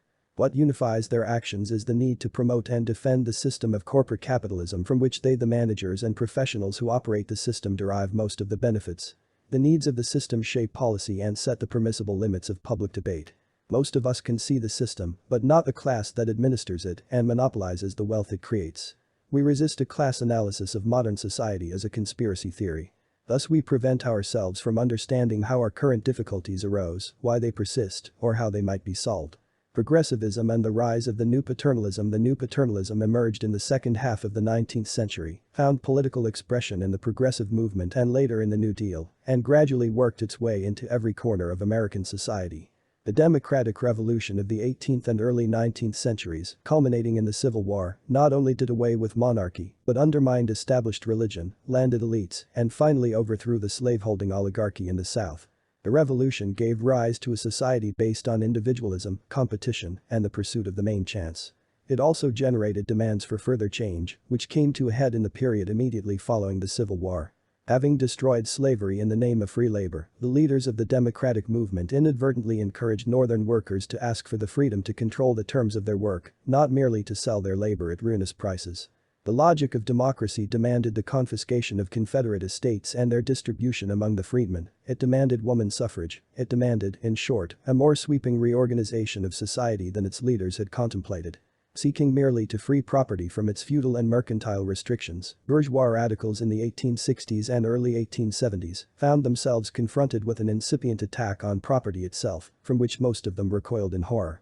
After the collapse of Reconstruction and the radical agitation associated with it, American liberalism no longer spoke for the artisan, the small farmer, and the independent entrepreneur, the producing classes, that had been the backbone of the democratic movement. Faced with unrest at home and with the spectacle of the Paris Commune abroad, liberalism now identified itself, in the words of E. L. Godkin, with the more well-to-do and observing classes. It undertook to reform society from the top down, to professionalize the civil service, break the power of the urban machine, and put the best men into office.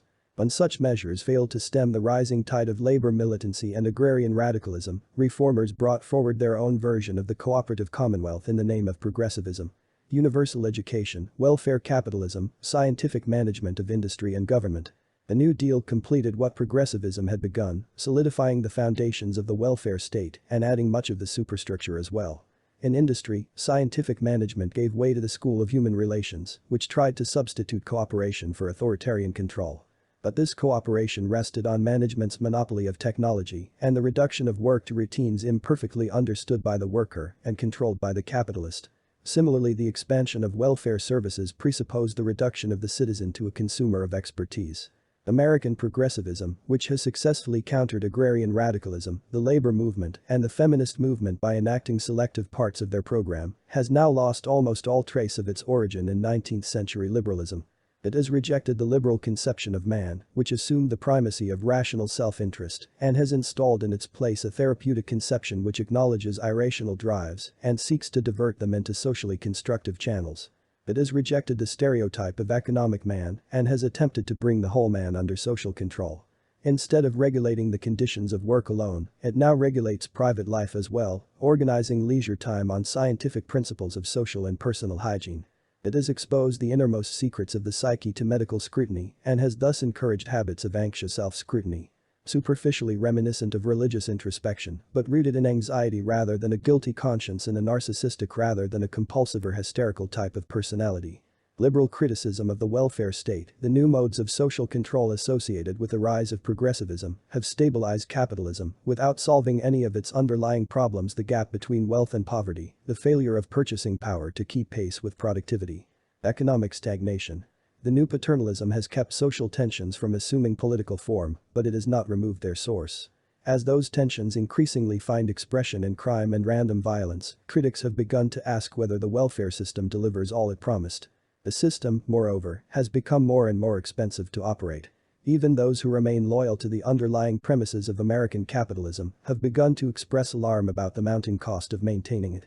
Proposals to replace the welfare system with a guaranteed income or a negative income tax have gained a sympathetic hearing. In his book on old age, David Hackett Fisher argues that a national inheritance system, whereby a gift of capital at birth would accumulate interest and provide for the citizen in his old age, would prove cheaper than present arrangements. The modification or abandonment of the welfare system now presents itself not as a utopian dream, but as a matter of sound business practice. The health and welfare industries, which have done so much to promote the new paternalism by professionalizing activities formerly carried on in the workshop, the neighborhood, or the home, have themselves begun to harbor second thoughts about the results of their own labors. Members of the helping professions have begun to question the efficiency of the public institutions and welfare agencies that monopolize the knowledge formerly administered by ordinary citizens: the hospital, the mental asylum, the juvenile court.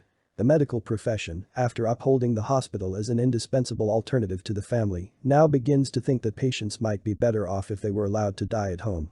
Psychiatrists have been speculating along similar lines, not only because existing facilities are overcrowded, but because they have failed to achieve the high rates of cure once predicted with such confidence. Lawyers have begun to criticize the courts for removing neglected children from their homes, without evidence that such children suffer serious harm, and without proof that institutionalization or transfer to foster parents provides any solution. Even the school's claim on the child has begun to give way to parental claims.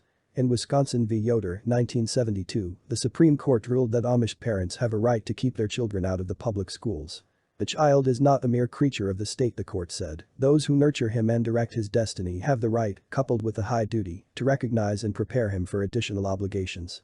Even with the best intentions, however, those who criticize the welfare state within the assumptions underlying a capitalist economy cannot bring themselves to confront the revolution in social relations that abandonment of the welfare system would require. Liberal criticism of the new paternalism resembles the humanization of the workplace, which tries to give the worker the illusion of participation while leaving management in undiminished control. The attempt to mitigate the monotony of the assembly line by allowing the worker to perform more than a single operation does not alter the condition that degrades work: the monopoly of technical knowledge, by means of which management designs all phases of production, while the worker merely carries out the bidding of the planning department. Recent proposals to modify the welfare system suffer from the same kind of limitation. Thus, a study of the family commissioned by the Carnegie Corporation takes issue with the conventional assumption of parental incompetence while leaving unchallenged the definition of parents as consumers of professional services. Kenneth Keniston and the other authors of the Carnegie Report, conscious of belonging to an emerging consensus, hold that parents are still the world's greatest experts about the needs of their own children. They recognize that many of the agencies ostensibly ministering to the family have undermined the family instead. The parental malaise, according to Keniston, lies in the sense of having no guidelines or supports for raising children, the feeling of not being in control as parents, and the widespread sense of personal guilt for what seems to be going awry. The rehabilitation of parenthood, it appears, implies an attack on professionalism and the welfare state. Yet Keniston stops well short of such an attack. He takes for granted the family's dependence on experts and seeks merely to regularize and regulate this relationship. Few people would dispute that we live in a society where parents must increasingly rely on others for help and support in raising their children. The family economy has disappeared, children represent a financial liability rather than an asset, the school has taken over the family's educational functions, and the medical profession has assumed most of the responsibility for health care. These changes, according to Keniston, leave parents in the position of executives in a large firm responsible for the smooth coordination of the many people and processes that must work together to produce the final product. This line of analysis leads to the conclusion not that parents should collectively assert their control over childrearing, but that federal policy should seek to equalize the relationship between experts and parents. Yet Keniston's own reasoning shows that parents occupy a position closer to proletarians than to executives. As things now stand, according to Keniston, parents have little authority over those with whom they share the task of raising their children, they deal with those others from a position of inferiority or helplessness. The obvious reason for this is that the state, not the parents, pays the bill for professional services, or at least signs the paychecks. The citizens, as taxpayers, pay in the end. If parents organized and hired their own experts, things might be different. It goes without saying that such solutions do not commend themselves to members of the policy-making establishment. Measures of this kind are too closely associated with populism, localism, and residual resistance to centralized progress. They have become doubly objectionable, and for reasons the force of which even enemies of the establishment must acknowledge, in the wake of the Ocean Hill-Brownsville battle of the late 60s, when community control degenerated into reverse racism and education into racial propaganda. Yet the alternative to community control is more bureaucracy. Instead of confronting the choice, liberal reformers try to have things both ways. While advocating an expansion of government services to the family, a federal guarantee of full employment, improved protection of children's legal rights, and a vastly expanded program of health care, they propose to strengthen parent participation in all these programs. They treat the ascendancy of experts as an unavoidable condition of industrial society, even when they seek to qualify this ascendancy by improving the position of consumers.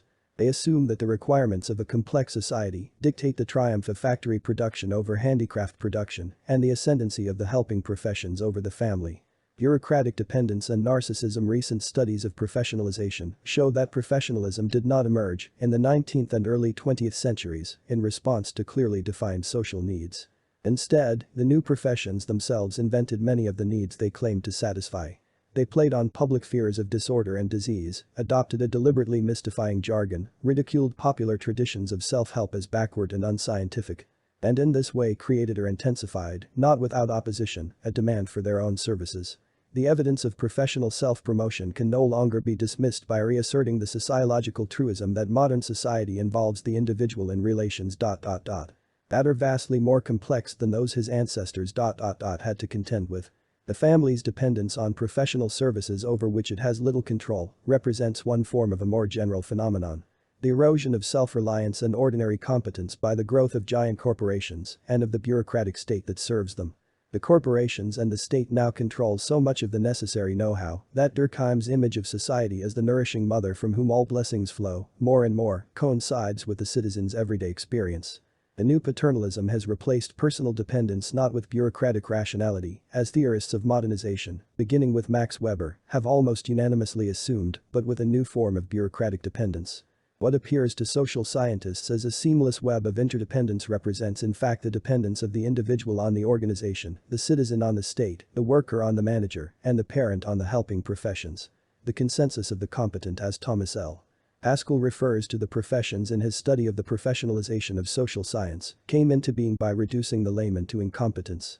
As retributive justice gives way to therapeutic justice, what began as a protest against moral oversimplification ends by destroying the very sense of moral responsibility. Therapeutic justice perpetuates childlike dependence into adulthood and deprives the citizen of legal resources against the state. Formerly law rested on an adversary relation between the state and the offender and acknowledged the superior power of the state by giving important procedural advantages to the defendant. Medical jurisprudence, on the other hand, implicates the offender in his own control. Relieved of moral responsibility when certified into the sick role, he cooperates with the doctors in his own cure. The psychiatric critique of the law, like the therapeutic attack on authority in general, makes a virtue of substituting personal treatment for the impersonal, arbitrary authority of the courts. Thus a specialist in the sociology of law, acknowledging his intention to substitute scientific therapies for legal sanctions for justice once, deplored the irrationality of legal procedures.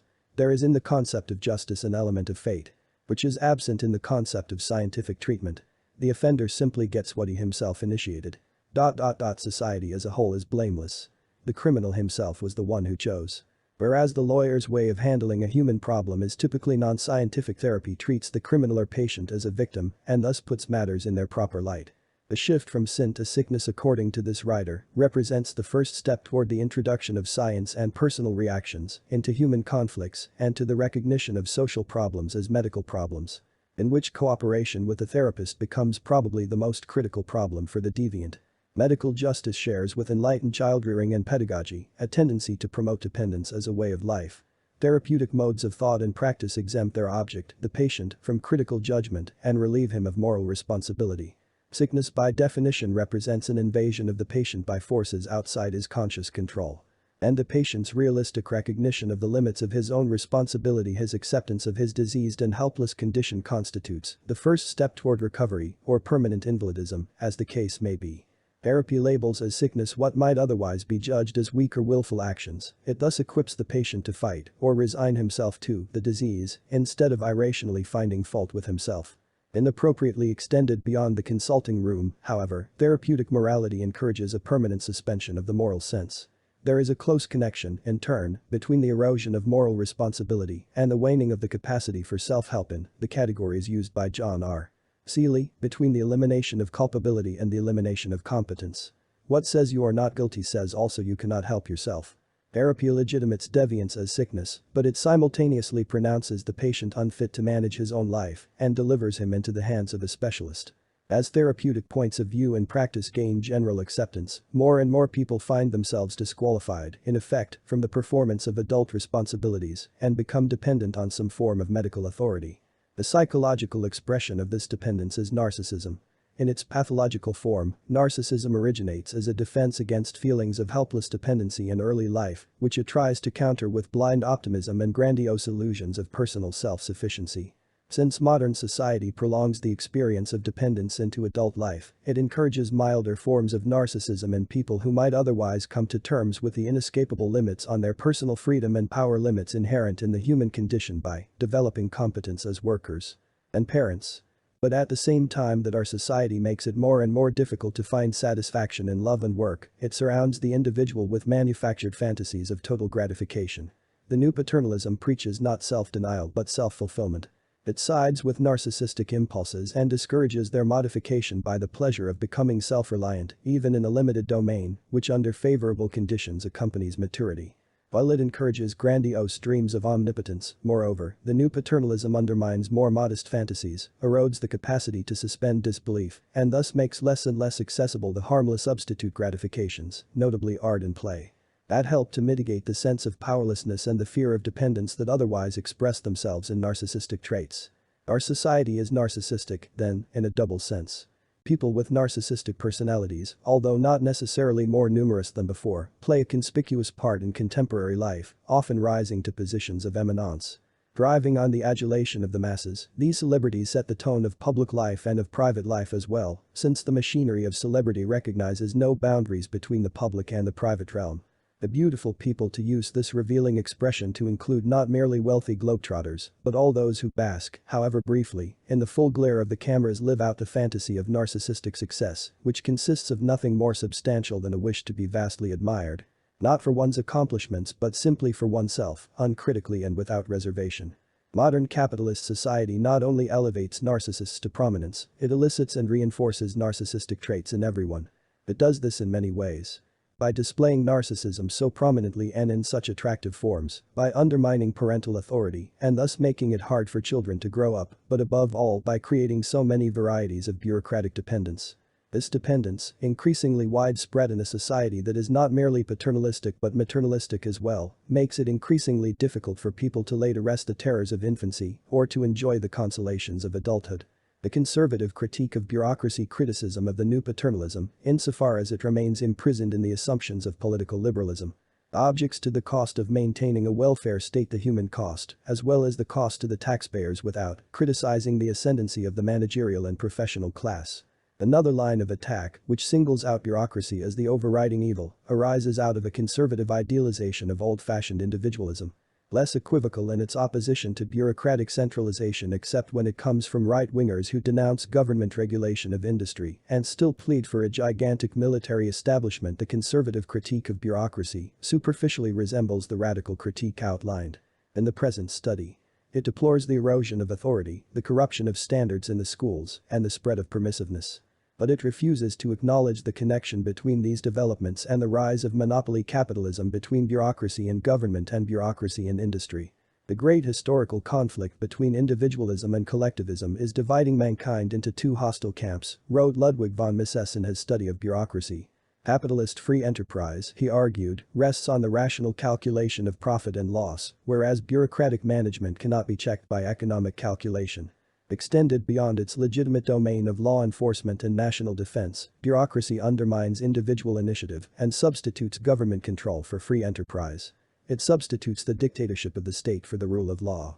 Free market capitalism, by turning labor into a commodity, makes the wage earner free from any personal dependence and detaches appraisal of each individual's effort from any personal considerations. Bureaucratic collectivism, on the other hand, undermines the cool rationality and objectivity of capitalist relations and renders the plain citizen dependent on the professional propagandist of bureaucratization, who confuses the citizen with his empty catchwords and esoteric obfuscation. Under capitalism, everybody is the architect of his own fortune. But under socialism, and there is no compromise possible between these two systems, according to Mises, no third system. The way toward promotion is not achievement but the favor of the superiors. This argument suffers from the conservative's idealization of the personal autonomy made possible by the free market and his willingness to concede enormous war-making powers to the state so long as they do not interfere with private enterprise. It cannot explain the spread of bureaucracy into industry itself. The trend toward bureaucratic rigidity is not inherent in the evolution of business, according to Mises. It is an outcome of government meddling with business. Such is his reply to the liberal argument that the inexorable trend toward economic concentration gives rise to a growing gap between ownership and control of the corporation, creates a new managerial elite, and calls into being a centralized state as the only agency capable of controlling it. The liberal analysis itself, however, needs modification. It is not the divorce between ownership and control that has created the managerial oligarchy, but the divorce between production and planning. Having achieved a complete separation of handwork and brain work, management monopolizes technical knowledge and reduces the worker to a human machine, but the administration and continual elaboration of this knowledge require an ever-growing managerial apparatus. Itself organized on the principles of the factory with its intricate subdivision of tasks. Studies of progressivism and the New Deal have shown that government regulation of business often arose in response to the demands of businessmen themselves. Regulatory agencies draw most of their personnel from business. Neither the regulatory nor the welfare policies of the state rest on an implacable hatred of private business and free enterprise, as Mises claims. On the contrary, regulation controls competition and stabilizes the market, while the welfare system socializes the human costs of capitalist production: rising unemployment, inadequate wage scales, inadequate insurance against sickness and old age, and helps to forestall more radical solutions. It is true that a professional elite of doctors, psychiatrists, social scientists, technicians, welfare workers, and civil servants now plays a leading part in the administration of the state and of the knowledge industry. But the state and the knowledge industry overlap at so many points with the business corporation, which has increasingly concerned itself with every phase of culture, and the new professionals share so many characteristics with the managers of industry, that the professional elite must be regarded not as an independent class but as a branch of modern management. The therapeutic ethic, which has replaced the 19th century utilitarian ethic, does not serve the class interest of professionals alone, as Daniel P. Moynihan and others have argued. It serves the interests of monopoly capitalism as a whole. Moynihan points out that by emphasizing impulse rather than calculation as the determinant of human conduct and by holding society responsible for the problems confronting individuals, the government-oriented professional class has attempted to create a demand for its own services. Professionals, he observes, have a vested interest in discontent because discontented people turn to professional services for relief. But the same principle underlies all of modern capitalism, which continually tries to create new demands and new discontents that can be assuaged only by the consumption of commodities. Moynihan, aware of this connection, tries to present the professional as the successor to the capitalist. The ideology of compassion, he says, serves the class interest of the post-industrial surplus of functionaries who, in the manner of industrialists who earlier turned to advertising, induce demand for their own products. Professional self-aggrandizement, however, grew up side by side with the advertising industry and must be seen as another phase of the same process, the transition from competitive capitalism to monopoly capitalism. The same historical development that turned the citizen into a client transformed the worker from a producer into a consumer. Thus the medical and psychiatric assault on the family as a technologically backward sector went hand in hand with the advertising industry's drive to convince people that store-bought goods are superior to homemade goods. Both the growth of management and the proliferation of professions represent new forms of capitalist control, which first established themselves in the factory and then spread throughout society. The struggle against bureaucracy therefore requires a struggle against capitalism itself. Ordinary citizens cannot resist professional dominance without also asserting control over production and over the technical knowledge on which modern production rests. A reassertion of common sense, according to Mises, will prevent man from falling prey to the illusory fantasies of professional bureaucrats. But common sense is not enough. In order to break the existing pattern of dependence and put an end to the erosion of competence, citizens will have to take the solution of their problems into their own hands. They will have to create their own communities of competence. Only then will the productive capacities of modern capitalism, together with the scientific knowledge that now serves it, come to serve the interests of humanity instead. In a dying culture, narcissism appears to embody in the guise of personal growth and awareness the highest attainment of spiritual enlightenment.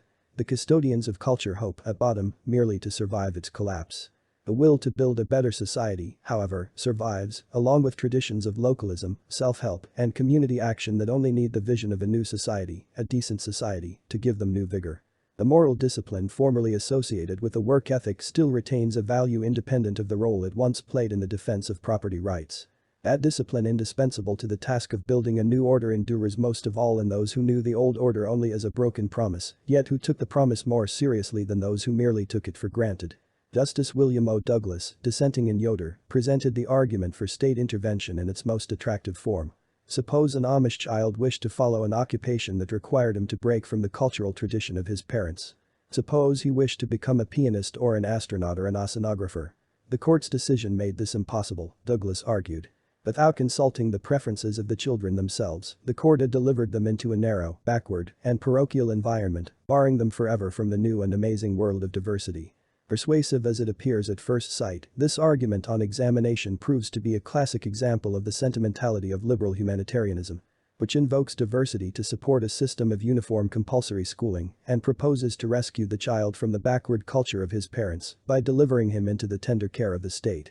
The argument is sentimental above all in its assumption that the state can spare the child who does decide to break from his parents' traditions, the pain, suffering, and guilt that such a break necessarily exacts, the confrontation with which, however, constitutes the psychological and educative value of such an experience. In true paternalist fashion, Douglas would smooth away the painful obstacles to the child's progress, forgetting that progress consists precisely in overcoming those obstacles. Since the author of these words, Thomas L. Haskell, has tried to equate criticism of the professions with a blind and willful opposition to the pursuit of truth, I should make it clear that my argument must not be misunderstood as an unqualified condemnation of professionalism. Obviously, professions uphold important values. In particular, they uphold standards of accuracy, honesty, verification, and service that might otherwise disappear altogether. But it is not true, as Paul Goodman argued in his otherwise compelling defense of professionalism, the new reformation cited by Haskell and others as the last word on the subject, that professionals are autonomous individuals beholden to the nature of things and the judgment of their peers, and bound by an explicit or implicit oath to benefit their clients and the community. The way in which professionals construe and discharge these responsibilities naturally reflects the social surroundings in which they operate. American professionalism has been corrupted by the managerial capitalism with which it is so closely allied, just as professionalism in the Soviet Union has been much more completely corrupted by the dictatorship of the party. Haskell writes, membership in a truly professional community cannot be based on charm, social standing, personal connection, good character, or perhaps even decency, but on demonstrated intellectual merit alone. Haskell does not appreciate how easily intellectual merit can be confused with the mere acquisition of professional credentials, or, worse, with loyalty to an unspoken ideological consensus. How easily the indispensable ideal of professional disinterestedness can be warped and distorted by the social and political context in which it has grown up. Acknowledgements. Some of the ideas in this book were sharpened in correspondence and conversation with Michael Rodgen and Howard Chevron, whom I wish to thank for their interest in my work and for their valuable suggestions. I should also like to underscore my indebtedness to the writings of Philip Rieff and Russell Jacoby, which have done so much to clarify the cultural and psychological issues this book addresses. None of these scholars should be held responsible for my conclusions, some of which they may find it impossible to agree with. The manuscript has benefited from a critical reading by my wife and by Jeanette Hopkins, who has saved me more than once from careless or unnecessarily abstract formulations. I want to thank Jean Degret once again for her skill and patience as a typist. Preliminary versions of some of this material now reworked beyond much resemblance to these earlier essays appeared in the New York Review, The Narcissist Society 30 September 1976, Planned Obsolescence 28 October 1976, The Corruption of Sports 28 April 1977, The Siege of the Family. 24 November 1977, Partisan Review, The Narcissistic Personality of Our Time 1977, No. 1, Hastings Center Report, Aging in a Culture Without a Future August 1977, Marxist Perspectives, The Flight from Feelings Spring 1978, and Psychology Today, To Be Young, Rich, and Entitled. March 1978. Afterward. The Culture of Narcissism Revisited. Thanks to Tom Wolfe and a whole pack of lesser journalists, the 70s had already come to be known as the Me Decade by the time The Culture of Narcissism appeared in 1979. Many commentators understandably read the book as one more account of the self-centered attitudes that seemed to have replaced the social concerns of the 60s. Journalists have taught us to think of decades as the standard unit of historical time and to expect a new set of cultural trends at 10-year intervals. If the 60s were the age of Aquarius, the age of social commitment and cultural revolution, the 70s soon gained a reputation for self-absorption and political retreat. Reviewers greeted The Culture of Narcissism as another jeremiad against self-indulgence, a summing up of the 70s. Those who found the book too gloomy predicted that it would soon be outdated in any case, since the new decade that was about to begin required a new set of trends, new slogans and catchwords to distinguish it from its predecessors. As it turned out, the 80s did not see a revival of altruism and civic spirit, as many commentators predicted. Yuppies, who set the cultural tone of that decade, were not known for their unselfish devotion to the public good. Now that another new decade is beginning, I am asked whether the eyes still have it in the words of the New York Times. Are we still a nation of narcissists? Or have we finally begun to rediscover a sense of civic obligation? These are the wrong questions, I think, but even if they were the right ones, they are questions that are quite irrelevant to the issues addressed in The Culture of Narcissism. Culture and personality narcissism, as I had come to understand it, was not just another name for selfishness. Nor was The Culture of Narcissism conceived of as a book about the Me Decade or the retreat from the political activism of the 60s. It grew out of an earlier study of the American family, haven in a heartless world, which had led me to the conclusion that the family's importance in our society had been steadily declining over a period of more than 100 years. Schools, peer groups, mass media, and the helping professions had challenged parental authority and taken over many of the family's child-rearing functions. I reasoned that changes of this magnitude in an institution of such fundamental importance were likely to have far-reaching psychological repercussions. The Culture of Narcissism was an attempt to analyze those repercussions to explore the psychological dimension of long-term shifts in the structure of cultural authority. My underlying assumptions were drawn from a tradition of studies carried out for the most part by cultural anthropologists, sociologists, and psychoanalysts that concerned themselves with the effect of culture on personality. Scholars in this tradition argued that every culture works out distinctive patterns of child-rearing and socialization, which have the effect of producing a distinctive personality type suited to the requirements of that culture. Observers of American culture, having learned to apply analytical techniques derived from the study of simpler societies to more complex social organisms, believed that an inner-directed personality type was gradually giving way to a peer-oriented other-directed type. In the terms made familiar by David Reisman. Reisman's influential book The Lonely Crowd, published in 1950, served as one of the models for the kind of investigation I was trying to conduct. A number of other observers had come to similar conclusions about the direction of personality change. They spoke of a collapse of impulse controls, the decline of the superego, and the growing influence of peer groups. Psychiatrists, moreover, described a shift in the pattern of the symptoms displayed by their patients. The classic neuroses treated by Freud, they said, were giving way to narcissistic personality disorders. You used to see people coming in with hand-washing compulsions, phobias, and familiar neuroses, Sheldon Bach reported in 1976. Now you see mostly narcissists. If these observations were to be taken seriously, the upshot, it seemed to me, was not that American society was sick or that Americans were all candidates for a mental asylum, but that normal people now displayed many of the same personality traits that appeared, in more extreme form, in pathological narcissism. Freud always stressed the continuity between the normal and the abnormal, and it therefore seemed reasonable, to a Freudian, to expect that clinical descriptions of narcissistic disorders would tell us something about the typical personality structure in a society dominated by large bureaucratic organizations and mass media, in which families no longer played an important role in the transmission of culture and people accordingly had little sense of connection to the past. I was struck by evidence, presented in several studies of business corporations, to the effect that professional advancement had come to depend less on craftsmanship or loyalty to the firm than on visibility, momentum, personal charm, and impression management. The dense interpersonal environment of modern bureaucracy appeared to elicit and reward a narcissistic response and anxious concern with the impression one made on others, a tendency to treat others as a mirror of the self. The proliferation of visual and auditory images in a society of the spectacle as it has been described encouraged a similar kind of preoccupation with the self. People responded to others as if their actions were being recorded and simultaneously transmitted to an unseen audience or stored up for close scrutiny at some later time. The prevailing social conditions thus brought out narcissistic personality traits that were present, in varying degrees, in everyone: a certain protective shallowness, a fear of binding commitments, a willingness to pull up roots whenever the need arose, a desire to keep one's options open, a dislike of depending on anyone, an incapacity for loyalty or gratitude. Narcissists may have paid more attention to their own needs than to those of others, but self-love and self-aggrandizement did not impress me as their most important characteristics. These qualities implied a strong, stable sense of selfhood, whereas narcissists suffered from a feeling of inauthenticity and inner emptiness. They found it difficult to make connection with the world. At its most extreme, their condition approximated that of Caspar Hauser, the 19th-century German foundling raised in solitary confinement, whose impoverished relations with his cultural environment, according to the psychoanalyst Alexander Mitscherlich, left him with a feeling of being utterly at life's mercy. Theory of primary narcissism. Longing for a state of bliss after the publication of The Culture of Narcissism, I continued to explore the psychoanalytic theory of narcissism in preparation for the work published in 1984 as The Minimal Self. But I began to see that the concept of narcissism had much broader implications than I had suspected.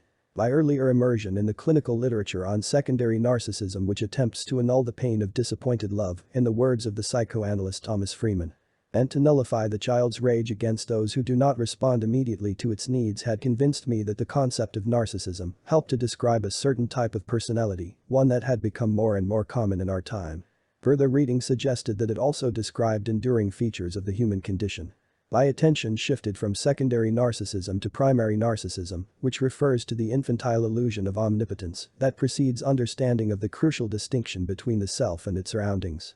Returning to Freud's seminal but confusing paper on narcissism, 1914, I found that Freud proposed two different conceptions of narcissism. The first identified it with self-love, a withdrawal of libidinal interest from the outside world, whereas the second seemed to presuppose a state of mind antecedent to any awareness of objects separate from the self.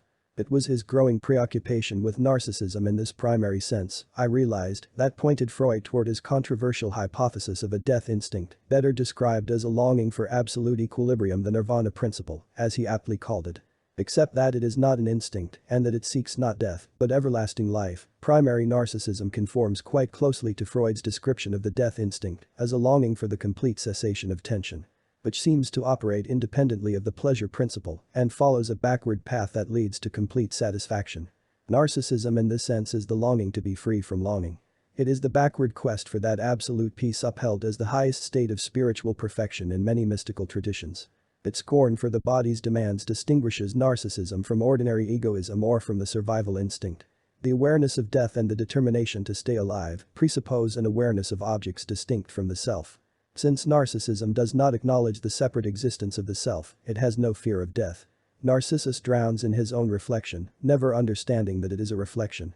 The point of the story is not that Narcissus falls in love with himself, but, since he fails to recognize his own reflection, that he lacks any conception of the difference between himself and his surroundings. The theory of primary narcissism makes us see the pain of separation, which begins at birth, as the original source of the human malice. The human infant is born too soon. We come into the world utterly unable to provide for our biological needs and therefore completely dependent on those who take care of us. The experience of helplessness is all the more painful because it is preceded by the oceanic contentment of the womb, as Freud called it, which we spend the rest of our lives trying to recapture. Birth puts an end to the illusion of narcissistic self-sufficiency, even though most parents manage for a time to recreate something of the safety and contentment of the womb, and even though the infant recreates the atmosphere of the womb, moreover, by going to sleep for long stretches at a time.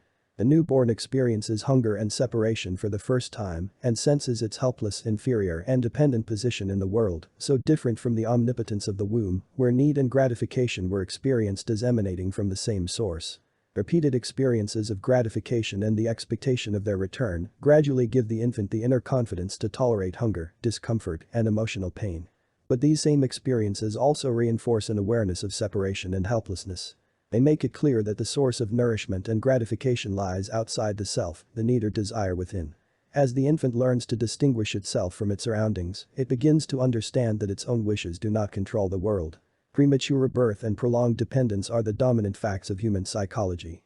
Before birth, writes the French psychoanalyst Bella Grunberger, the infant lived in a steady, stable state of bliss. But his expulsion from the womb confronts him with overwhelming changes that are continually deluging him and destroying his equilibrium. Assailed by excitation, he seeks to restore the lost illusion of self-sufficiency. In his unconscious fantasies, he may seek to allay frustration and the fear of separation by refusing to recognize that the adults on whom he depends can frustrate as well as gratify his desires. Instead, he idealizes them as a source of unending, unambiguous gratification or dissociates their frustrating from their pleasure-giving capacities. Fantasies of this kind seek to dissolve the tension between the desire for union and the fact of separation, either by imagining an ecstatic and painless reunion with a mother or, on the other hand, by imagining a state of complete self-sufficiency and by denying any need for others at all. The first line of defense encourages a regressive symbiosis, the second, solipsistic illusions of omnipotence. Neither solves the problem of separation, each merely denies its existence in different ways. The best hope of emotional maturity, then, appears to lie in a recognition of our need for and dependence on people who nevertheless remain separate from ourselves and refuse to submit to our whims.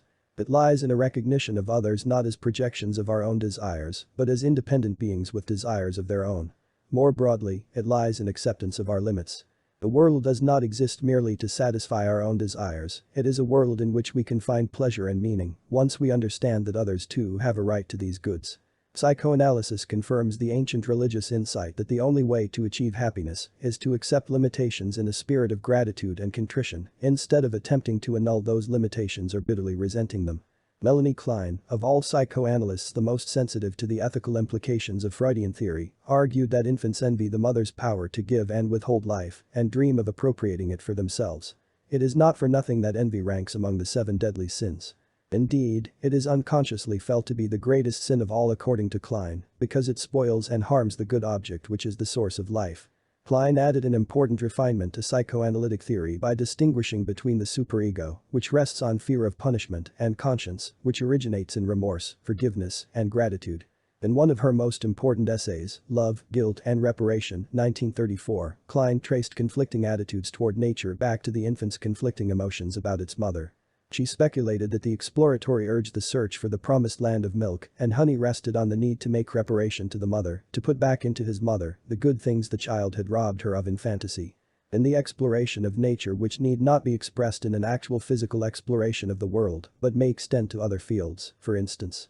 To any kind of scientific discovery or to artistic creation, the wish for reunion with the mother no longer seeks the shortest path, greedy incorporation of the mother, but proceeds from the wish to make amends. A relation to nature, which arouses such strong feelings of love, appreciation, admiration and devotion, has much in common with the relations to one's mother, as has long been recognized by poets. The struggle with nature insofar as the exploratory impulse prevails over the spirit of conquest and subjugation is therefore partly felt to be a struggle to preserve nature, because it expresses also the wish to make reparation to her, mother. The Faustian view of technology. These considerations help us to see how psychological defenses against separation anxiety against early feelings of helplessness and dependence can be elaborated in human culture. One way to deny our dependence on nature, on mothers, is to invent technologies designed to make ourselves masters of nature.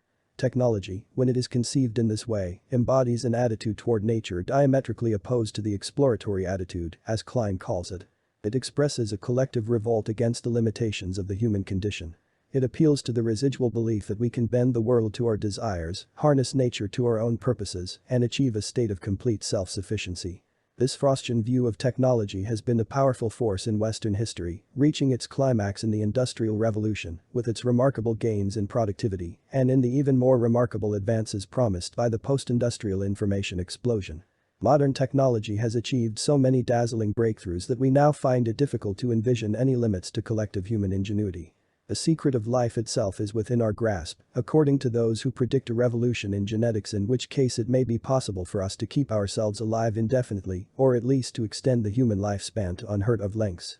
This impending triumph over old age and death, we are told, is the ultimate tribute to humanity's power to master its surroundings.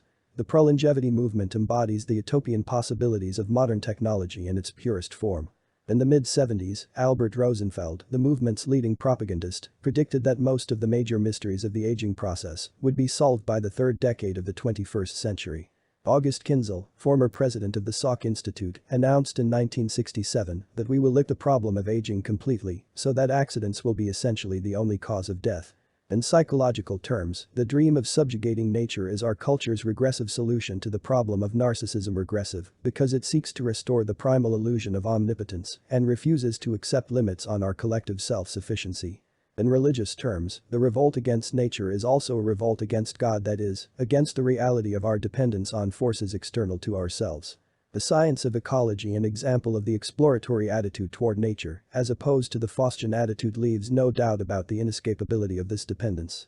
Ecology indicates that human life is part of a larger organism and that human intervention into natural processes has far-reaching consequences that will always remain to some extent incalculable. Nature retains the upper hand. The very technologies designed to overcome natural limitations on human comfort and freedom may destroy the ozone layer, create a greenhouse effect, and make the earth unfit for human habitation. Careful study of the consequences of our attempts to master nature leads only to a renewed appreciation of our dependence on nature. In the face of this evidence, the persistence of fantasies that envision technological self-sufficiency for the human race indicates that our culture is a culture of narcissism in a much deeper sense than is conveyed by journalistic slogans like meism. No doubt there is too much selfish individualism in American life, but such diagnoses barely scratch the surface. 20th century Gnosticism and the New Age movement, even our deeply rooted misplaced faith in technology, does not fully describe modern culture. What remains to be explained is how an exaggerated respect for technology can coexist with a revival of ancient superstitions, a belief in reincarnation, a growing fascination with the occult, and the bizarre forms of spirituality associated with the New Age movement. The widespread revolt against reason is as much a feature of our world as our faith in science and technology. Archaic myths and superstitions have reappeared in the very heart of the most modern, scientifically enlightened, and progressive nations in the world. The coexistence of advanced technology and primitive spirituality suggests that both are rooted in social conditions that make it increasingly difficult for people to accept the reality of sorrow, loss, aging, and death, to live with limits, in short. The anxieties peculiar to the modern world seem to have intensified old mechanisms of denial. New Age spirituality, no less than technological utopianism, is rooted in primary narcissism. If the technological fantasy seeks to restore the infantile illusion of self-sufficiency, the New Age movement seeks to restore the illusion of symbiosis, a feeling of absolute oneness with the world. Instead of dreaming of the imposition of human will on the intractable world of matter, the New Age movement, which revives themes found in ancient Gnosticism, simply denies the reality of the material world. By treating matter essentially as an illusion, it removes every obstacle to the recreation of a primary sense of wholeness and equilibrium, the return to nirvana. One of the most shocking psychological events of early infancy, as we have seen, is the discovery that the beloved caretakers on whom the infant depends for its life are at the same time the source of much of the infant's frustration. Parents, mothers in particular, provide gratification, but since their capacity to do this is not unlimited, they also, unavoidably, inflict the infant's first experiences of pain and sorrow. Parents also inflict pain on the child in their capacity as judges and disciplinarians. The reason the child finds it so difficult to acknowledge the union of gratification and suffering in a common source is that he thereby acknowledges his own dependence and limitations. The perception of the parent's double nature entails the discovery that they are not mere projections of the child's own desires. A standard defense against this discovery, one of the standard mechanisms of denial, is the splitting of parental images into good and bad images. The infant's fantasies dissociate the frustrating and the pleasure-giving aspects of the adults who take care of him. Thus he invents idealized images of breast side by side with images of omnipotent, threatening, and destructive maternal or paternal authority, a devouring vagina, a castrating penis or breast. Religious dualism institutionalizes these primitive and regressive defenses by rigorously separating images of nurture and mercy from images of creation, judgment, and punishment. The particular version of dualism known as Gnosticism, which flourished in the Hellenistic world in the 2nd, 3rd, and 4th centuries AD, carried this denial to its most radical conclusions. It condemned the entire material world as the creation of dark evil powers. Gnosticism gave mythological form, often very touching and expressive form, to fantasies that served to maintain the archaic illusion of oneness with a world absolutely responsive to one's own wishes and desires. By denying that a benign creator could have made a world in which both suffering and gratification have a place, Gnosticism kept alive the hope of a return to a spiritual condition in which those experiences are unknown. The secret knowledge that Gnostics prized so highly, into which only a few privileged souls were ever initiated, was precisely the original illusion of omnipotence, the memory of our divine origins, antecedent to our imprisonment in the flesh. By interpreting the resurrection of Christ as a symbolic event, Gnostics avoided the Christian paradox of a suffering God. Unable to conceive of a union of spirit with matter, they denied that Jesus was a human being at all, depicting him instead as a spirit who presented himself to human perception in the illusory form of a human being. Their grandiose mythology, as Hans Jonas calls it in his historical study The Gnostic Religion, purported to offer a definitive account of creation, according to which human existence is only the stigma of a divine defeat. The material creation, including the life of human beings in the flesh, represented the triumph of inferior diabolical deities. Salvation lay in the spirit's escape from the body. In the remembrance of its celestial origin, not, as Christians believe, in reconciliation to the justice and beauty of a world that nevertheless includes evil. The New Age movement has revived Gnostic theology in a form considerably adulterated by other influences and mixed up with imagery derived from science fiction: flying saucers, extraterrestrial intervention in human history, escape from the Earth to a new home in space. What was often figurative and metaphorical in Gnosticism becomes literal in New Age writers like Ken Wilber, Robert Anton Wilson, and Doris Lessing. Where 2nd century Gnostics imagined the Savior as spirit mysteriously inhabiting a series of human bodies, their 20th century descendants conceive of him as a visitor from another solar system. Where the early Gnostics sought to recover the memory of man's original homeland without, however, assigning it an exact locale, New Age enthusiasts take the idea of heaven quite literally. Syria seems to be the current favorite. See, among many other books, Lessing's novel The Syrian Experiments. They believe, moreover, that visitors from space built Stonehenge, the pyramids, and the lost civilizations of Lemuria and Atlantis. The New Age movement is to Gnosticism what fundamentalism is to Christianity: a literal restatement of ideas whose original value lay in their imaginative understanding of human life and the psychology of religious experience. When Shirley MacLaine finds Walt Whitman demanding that the universe be judged from the standpoint of eternity, she takes this to refer to the immortality of the soul, not to the desirability of holding humans accountable to some kind of superhuman standard of conduct. In the same way, she attributes to Heinrich Heine a belief in reincarnation because he once asked, "Who can tell what tailor now inherits the soul of Plato?" New Age spirituality may take strange shapes, but it is a prominent feature of our cultural landscape, like fundamentalism itself, which has grown steadily in recent years. The flowering of such movements has confounded earlier assumptions about the increasing secularization of modern life. Science has not displaced religion, as so many people once expected. Both seem to flourish side by side, often in grotesquely exaggerated form. More than anything else, it is this coexistence of hyper-rationality and a widespread revolt against rationality that justifies the characterization of our 20th century way of life as a culture of narcissism. These contradictory sensibilities have a common source. Both take root in the feelings of homelessness and displacement that afflict so many men and women today, in their heightened vulnerability to pain and deprivation, and in the contradiction between the promise that they can have it all and the reality of their limitations. The best defenses against the terrors of existence are the homely comforts of love, work, and family life, which connect us to a world that is independent of our wishes, yet responsive to our needs. It is through love and work, as Freud noted in a characteristically pungent remark, that we exchange crippling emotional conflict for ordinary unhappiness. Love and work enable each of us to explore a small corner of the world and to come to accept it on its own terms. But our society tends either to devalue small comforts or else to expect too much of them. Our standards of creative, meaningful work are too exalted to survive disappointment. Our ideal of true romance puts an impossible burden on personal relationships. We demand too much of life, too little of ourselves. Our growing dependence on technologies no one seems to understand or control has given rise to feelings of powerlessness and victimization. We find it more and more difficult to achieve a sense of continuity, permanence, or connection with the world around us. Relationships with others are notably fragile, goods are made to be used up and discarded, reality is experienced as an unstable environment of flickering images. Everything conspires to encourage escapist solutions to the psychological problems of dependence, separation, and individuation, and to discourage the moral realism that makes it possible for human beings to come to terms with existential constraints on their power and freedom. Reprinted from The World and I, February 1990.